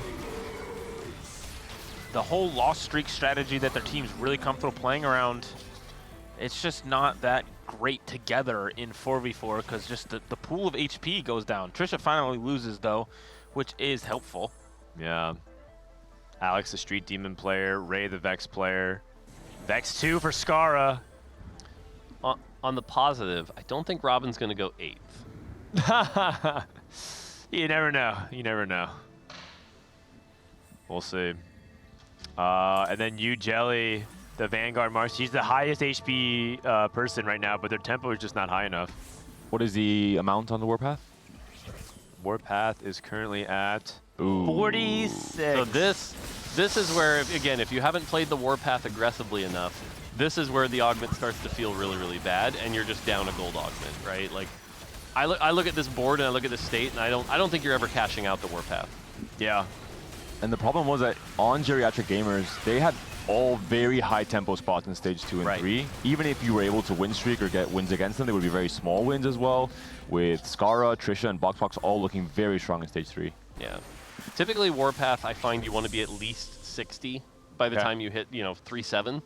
And so if you're not that, like, yeah, this is where it falls off real hard. I will say, though, it's not really over till it's over if they can find... If Ray stops losing soon and Kiyoon can win out the way I think it could, I still think that Skateparge does have a pretty good shot, but right now I do think Geriatric Gamers are the favorites at the moment. It's a Nico for Alex, might be an upgrade, and that could be the stability points. Yeah, Alex could be the key player as well as a Street Demon player. I'm hearing Kiyoon hurt Urgot is... Oh, he's so talented. This is he's a board. So talented. So good at the game. This is a board. He's so good. Oh my gosh. Double Warmogs and Redemption. The only thing he's items. missing is Cho 2. Big friend. Oh, yeah. What comes out of 4 turn eggs? I know a complete item can. Is there anything else? No, it's. I don't remember the exact drop table. It gets picked so little. Yeah. But it's not a lot. But looking at this board and the fact, even if they like the 4, let's say it did nothing, right? The fact that he had that Cypher cash out and he's up a Radiant item, and it's a very good Radiant item for his comp now. Yeah. With the boom bots giving all that extra magic damage with the fiddle, he's either way he's at an advantage compared to the rest of the lobby at this point. Yeah. If Kiyoon was playing for himself, I would actually peg him as a very high chance to win out the lobby. Oh, there's Varus. Oh no, but it's Alex against Ray. That's a good loss. Yeah, that's a great loss for that team. That's as good as it gets. Now, just to call it out for storytelling here, we do have it 5, 6, 7, 8 right now as the team. So, yeah. That being said, Alex hit Nico too, and he's playing quality for quantity Street Demon, which is quite solid. Ray hit Vex too. Like, none of them are like super. Okay, Yougelly is probably the weakest, and I think they might have to drop off Young Ellie at 8th. But I think the rest of the board looks good, and Kiyoon actually has enough HP to potentially sack for his teammates. Yeah, he removed the items. Not going against Boxbox. I love that Boxbox is willing to take a little bit of a risk on this comp that can have a really low cap if you miss on that Shaco 3. But instead, he's here right now. Kiyoon, though, is just so strong. But he knows he's going to fall off, though. So, like, Kiyoon... I think Kiyoon already has won the game, in my mind. I know that he has yet to hit the Urgot 2 and the Kabuko 2, but he just goes to 9 and he hits, he wins the game. Agreed. And then the question is, can anyone from the Geriatric Gamers kind of play for 3 spots in the top 4? So let's look at it. Scarra has a reasonable setup, but nothing too crazy. I look at his augments, and I think they're all right, but not stellar. And then Go ahead. Actually, what do you think about Robin's spot, though, for the Street Demons? I mean, Nico 1. Yeah, he's got the Nico 1, but he has the brand 2 with, the traditional good items. And the fact that he has extra frontline, because one of the things the Street Demons can suffer with is the fact that, like, they only have Nico, and if Nico dies too quick. But the fact that you have the I'm the carry now as well. So, that is Kabuko too. Kiyoon's Gold Orb dropped the Kabuko, I think. Yep. And so he has a Kabuko too. What's the egg cash outs? I think it's components. Yeah, 2 components, I think. Okay. And Yougelly just trying to, like, not go 8th, but I'm pretty sure they are just going to sack her. Yep. And they have to try and... Who's the lowest person? Robinsongz? 31. Yeah, 31. And Scarra not too far behind at 36. If Boxbox hasn't hit Vayne 3, though, it's also possible Boxbox loses every round from here on out. Okay. And Robin taking a huge hit here is a big deal because Kiyoon's going to win, I think, by like a lot, which means that Robin should go down to basically 1 life if that ends up playing out the way I think it does. Yep. Yeah, Which means I don't Robin's think like Kiyoon's losing. Yeah. The bruiser comp is Brand's weakness, and so 16 might be too light for Robin. It might be. It might be if he trades well. Here comes the cash outs. 3 components. Yougelly also losing. Kiyoon gets a 9. Here comes the roll down. If you can find Urgot too, he's 100% locked in this game. Garen now also on board.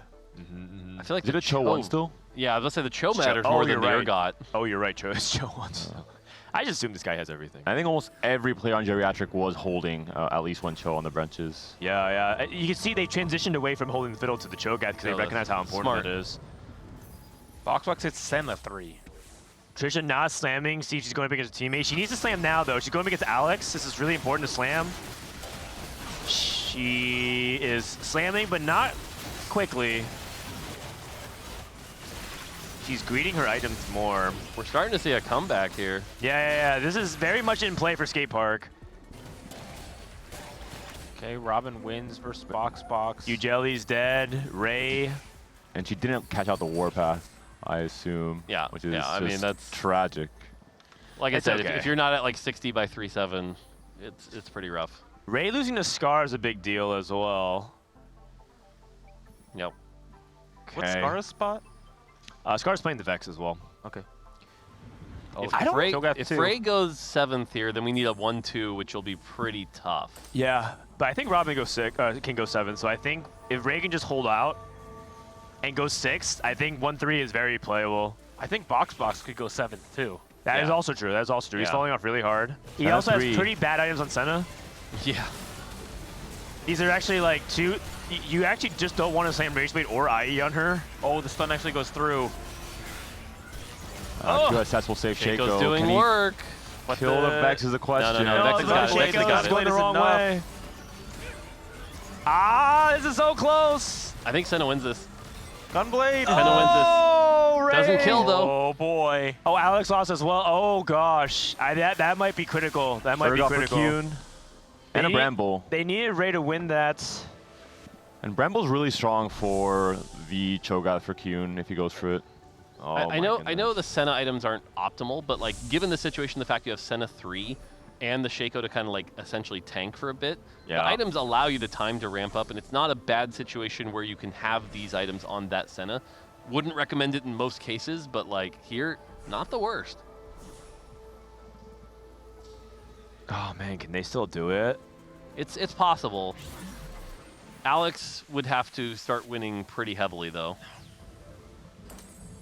Scarra's coming up so huge here. The fact that Scarra's won these 2 critical fights against Ray and Alex is almost everything for the team at the moment.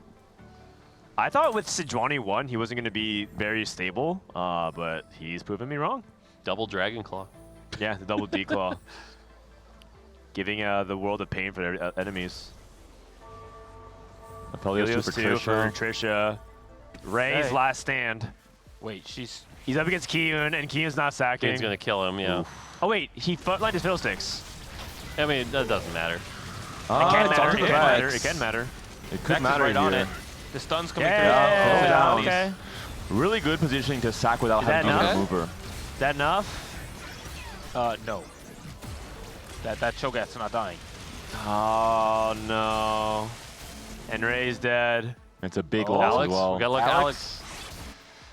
Sorry. Alex is down. Sorry, Lo. Oh no. Okay, we're alive though. We're But he's still alive. But now it has to be, because it's 7-8, it has to be 1-2. Yeah. Which means somehow Alex and Kiyoon have to go the whole way. It's not Kiyoon looking is in Alex's good. pool right now. It's not looking good. They need Alex to win out, and they have 1 life to trade. They need perfect matchmaking as well. Yep. But the HP's, it's in the realm of possibilities, right? 27 HP for Trish at the top is not that much. It can happen. It's 2 big losses. It's probably like less than 10%, but it can happen. He's frontlining the fiddle. Because he thinks he wins. So he's trying to get a soft int for his teammates. Right. But if Alex dies here, that'll be he's on Trisha brand can 1. take him out. It would be the icing on top. Oh man! My goodness! I think that's it. That's it. That's it. There it is. Geriatric Gamers is gonna send them 6, 7, 8. And Again, Trisha, a masterclass of a tempo start for all those 2 rounds. Yeah, we won the whole thing. Yep, it's GG. This is one of those rare games where I think double D-class OP in the lobby. Yeah. This shit, Vex Master. Trisha, yeah. Go for Xayah 3 for fun. Oh yeah, Yeah.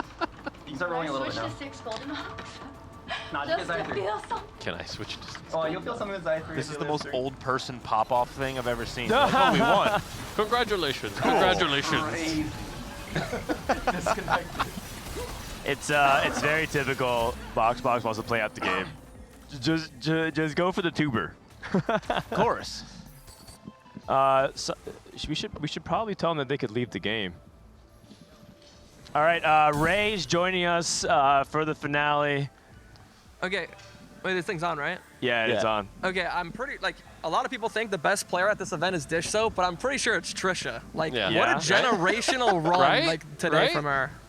Like, yeah, she actually, I believe, like, she, like, averaged, like, a 2. Yeah. Yeah. Actually, like, win streaking every game, too. That's right, that's right. She popped off, and she was a huge difference maker for this series. Young Ellie, I'm sorry about the warpath. Is Trisha just a beast? Is Trisha a beast? Yeah, she is. I think so. I think Trisha is. She's current. I think if she wasn't hooked on TFT before, she might be hooked now. That's an adrenaline hit. Yeah. Yeah. Sheesh. There it is. All right, Trisha there it taking is. another There it top is. 2. Yeah, Robin with the headset off. Okay, can we have an admin tell them to come down? They really won the game.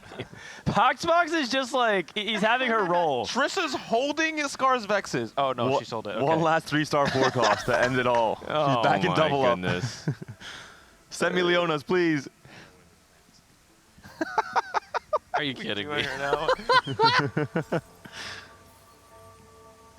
He's not even close. He's like, roll for Xayah 3, and there's 5 Xayahs. Yeah. There we go. There we go. They're working their way out. They're working their way out. Okay. Wow. All right. Congratulations to the Geriatric gamers. And you know what this is? They're just having so much fun playing TFT. They can't stop, man. That's what I'm saying. It's like when the other team types GG and the Nexus explodes, they're still there trying to micro skill shot. Like, no, just hit me with your skill shot. Just try it. It'll be cool. Like, that's what they're farming doing, the man. minions. It's like the game's over. True. I love it. All right. Coming down the stairs now. Yeah, Kiyoon. While they're walking down, we'll talk to team captain Kiyoon. I know you guys didn't take the dub, but still a hell of a weekend. You should be really proud of the team still. Sorry? Sorry, Zonda. My bad.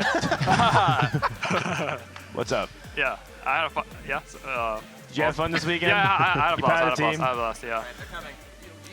Oh, here we go. All right, congratulations. Let's hear from team captain Robinsongz.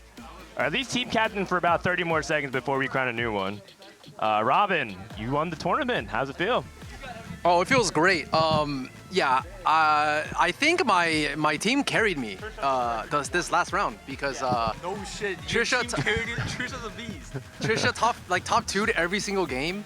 Pulled out the marksman specialist and Scarra, Vex Master, and a Boxbox, like weird line master, Shaco reroll, and Vi hero augment. And I'm just going 7-8 every game. So thanks, guys. Round of applause for that. Oh! Got hit by the confetti cannon. Trisha's a birdie. MVP of the finals, MVP of the playoff run here. Some victory words, speech. Thank you, Boxbox, for probably griefing his games by helping me so much, and Manute and Aiden for giving me the magnesium because I was like trembling so hard I couldn't click buttons. And Scarra, everyone on my team and the staff, and I'm so happy. Oh my god. That's right. This is completely different from my other Riot tournament experience. I played at LCS. Oh, yeah, oh. I got dumpstered. But this went really well, and the hard work really paid off, and I think everyone is really happy. Who do you think? So you can pass the baton forward. So if people are crowning you the MVP, if you couldn't crown yourself, who would you also shout out on your team as being the hidden MVP for the team? Obviously my duo, but I would say Boxbox for this, because Boxbox was, oh sorry, I'm quiet. Boxbox was coaching me the whole time, and I was like literally asking him questions every few moves, every move. All right. Yeah. And really. Boxbox, just some words from you, man. I feel like when you're doing the weird stuff, you were really in more of your element for the team than just playing the meta lines. Would you agree with that? Yeah, I was having a lot more fun playing my weird stuff. Yeah. So what inspired you for like the Shaco and the Vi? So like, it just were you just like, yeah, I'm just gonna send it, or did you actually have that up your sleeve? I've never played Shaco. I had 3 Shacos and a QSS opener. I was like, I think I have to do it. So then I again pulled up TFT Academy and pulled up the guide. Hey, no How way, much you paying man. these guys? I'm literally nothing, enough. man. I'm telling you. It's weird. It's weird. It's cool. Man, really cool. Did you guys feel like you were like the favorite? You guys won pretty dominantly. Was that a reflection?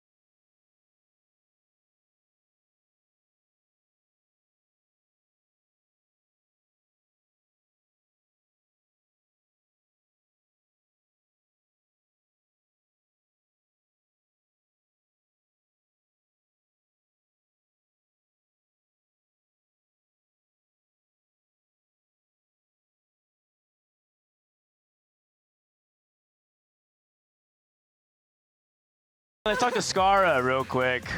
Scarra. Scarra, I feel like every time I'm seeing you in these like invitationals featuring like the influencers and pros, you're like winning them. I don't understand. Yeah. No, actually, like I have a lot of respect for our upper seeds. Robin, this is what happens. I go in augment and I'm not sure what's best for my comp. I turn at me like, hey Robin, what do I pick? And Robin looks over. He's like, oh, you picked that one. I'm like, thank God. Okay, I don't know which combat augment's better. And then I used to be the one helping Trisha, but I was really bad at multitasking. Albert took over and was able to help her a lot more in this series, and I was able to focus on my own gameplay. So it's just, and I got luckier. So it was really unfortunate that Ray contested me, and then I got lucky in like 2 of the 3 games. Yeah, how was your 4v4 experience? I feel like you've only played 4v4 like one other time, right? This is my first serious 4v4. It's really fun. Like, it's super fun. I think it's awesome that you can... I wish the game was a little bit... close your ears, Mort. I wish the game was a little bit better balanced, because I think there's some lines... I wish there was a more flexible... like forecast lines here, and I think that some of them were like negated because you needed to play like from... You can only play them from like tempo, right? So... if there was a little bit better balance, I think 4v4 is really fun. I love all team-oriented TFT. I think it's the most enjoyable way to play. Yeah, I think that's a really good summary of it. I'm out of bullets. You guys have any questions for Team Geriatric Gamers? Otherwise, I'm ready to crown them the victors. You win, not this water bottle. You win this Cyber City Champ Trophy. Congratulations, everyone. Can you get a round of applause? Team Geriatric Gamers takes the Cyber City Digi Duos Invitational. Yeah. A win for the old folks. Who's keeping it? Who's keeping it? Let's do a pose. Let's do a team pose here. Can we get a... does, in fact, equal wisdom. That's right. That's right. That camera over there. That camera. Yeah. Trophy lived. Woo! I have some confetti. There it is. All right. And I think that's it. Zane, you want to have some final words? Like, we're closing out the show here, right? Yeah, we're pretty much closing out. Yeah. I mean, who gets to keep it? That's a big question. You guys can decide I who to think keep it's it. very obvious. Yeah. Let's go, Trisha. Trisha can get the trophy. You can't cook with that, though. I don't think that's safe. You can try. So I guess that closes the show out. We actually didn't rehearse the ending of this, so this is pretty authentic. I want to give a special thanks to a few people. The first is, of course, Riot. We're hosting this at the Remote Broadcast Center, and I didn't pay any money to make this event happen, even though everyone attributes to me hosting it. It's mainly Riot like supporting the vision, but perhaps not just Riot, of course, backing the event, but Zane Benzali is the creative producer who kind of went all in on this event with me. Zane is the reason this all happens, both creatively, operationally, directionally, production muscle, and of course he hires his own team and gets people involved. But Zane, this couldn't happen without you. Both Summit and this is two priceless events memory-wise for the event, so thank you very much, man. Thank you. Thank you for letting me be a part of it. No, I mean, I'm just really honored to be able to do this. The TFT community deserves it so much. I feel so grateful to be able to do this for all of you guys. And of course, I mean, I have a mountain of people behind me. Shout outs to everyone in the control room, Tim, RTD, Mike, and Amber, and Patrick, and everyone here at the RBC. And I'm not going to try and name everyone because I'm like a bad Oscar speech. I'll just forget everyone. But yeah, no, I mean, it's incredible. It's an exhausting weekend, but at the end of it, it's so cool to see everyone gathered here. And I don't know, these types of events are great because like I feel like even the people who went second are like happy about it in some way. And that's like the best you could ask for an event, right? So I hope you all enjoyed. We love doing these types of things. Hopefully we get to do more in the future. Hopefully we get to keep showcasing TFT players' personalities and the vibes here, which are truly immaculate right now. Thank you to everyone who made it possible, everyone at Riot, my features team, everyone. You'll see some of them, so I don't need to name them. You'll see them in a little bit. Yep.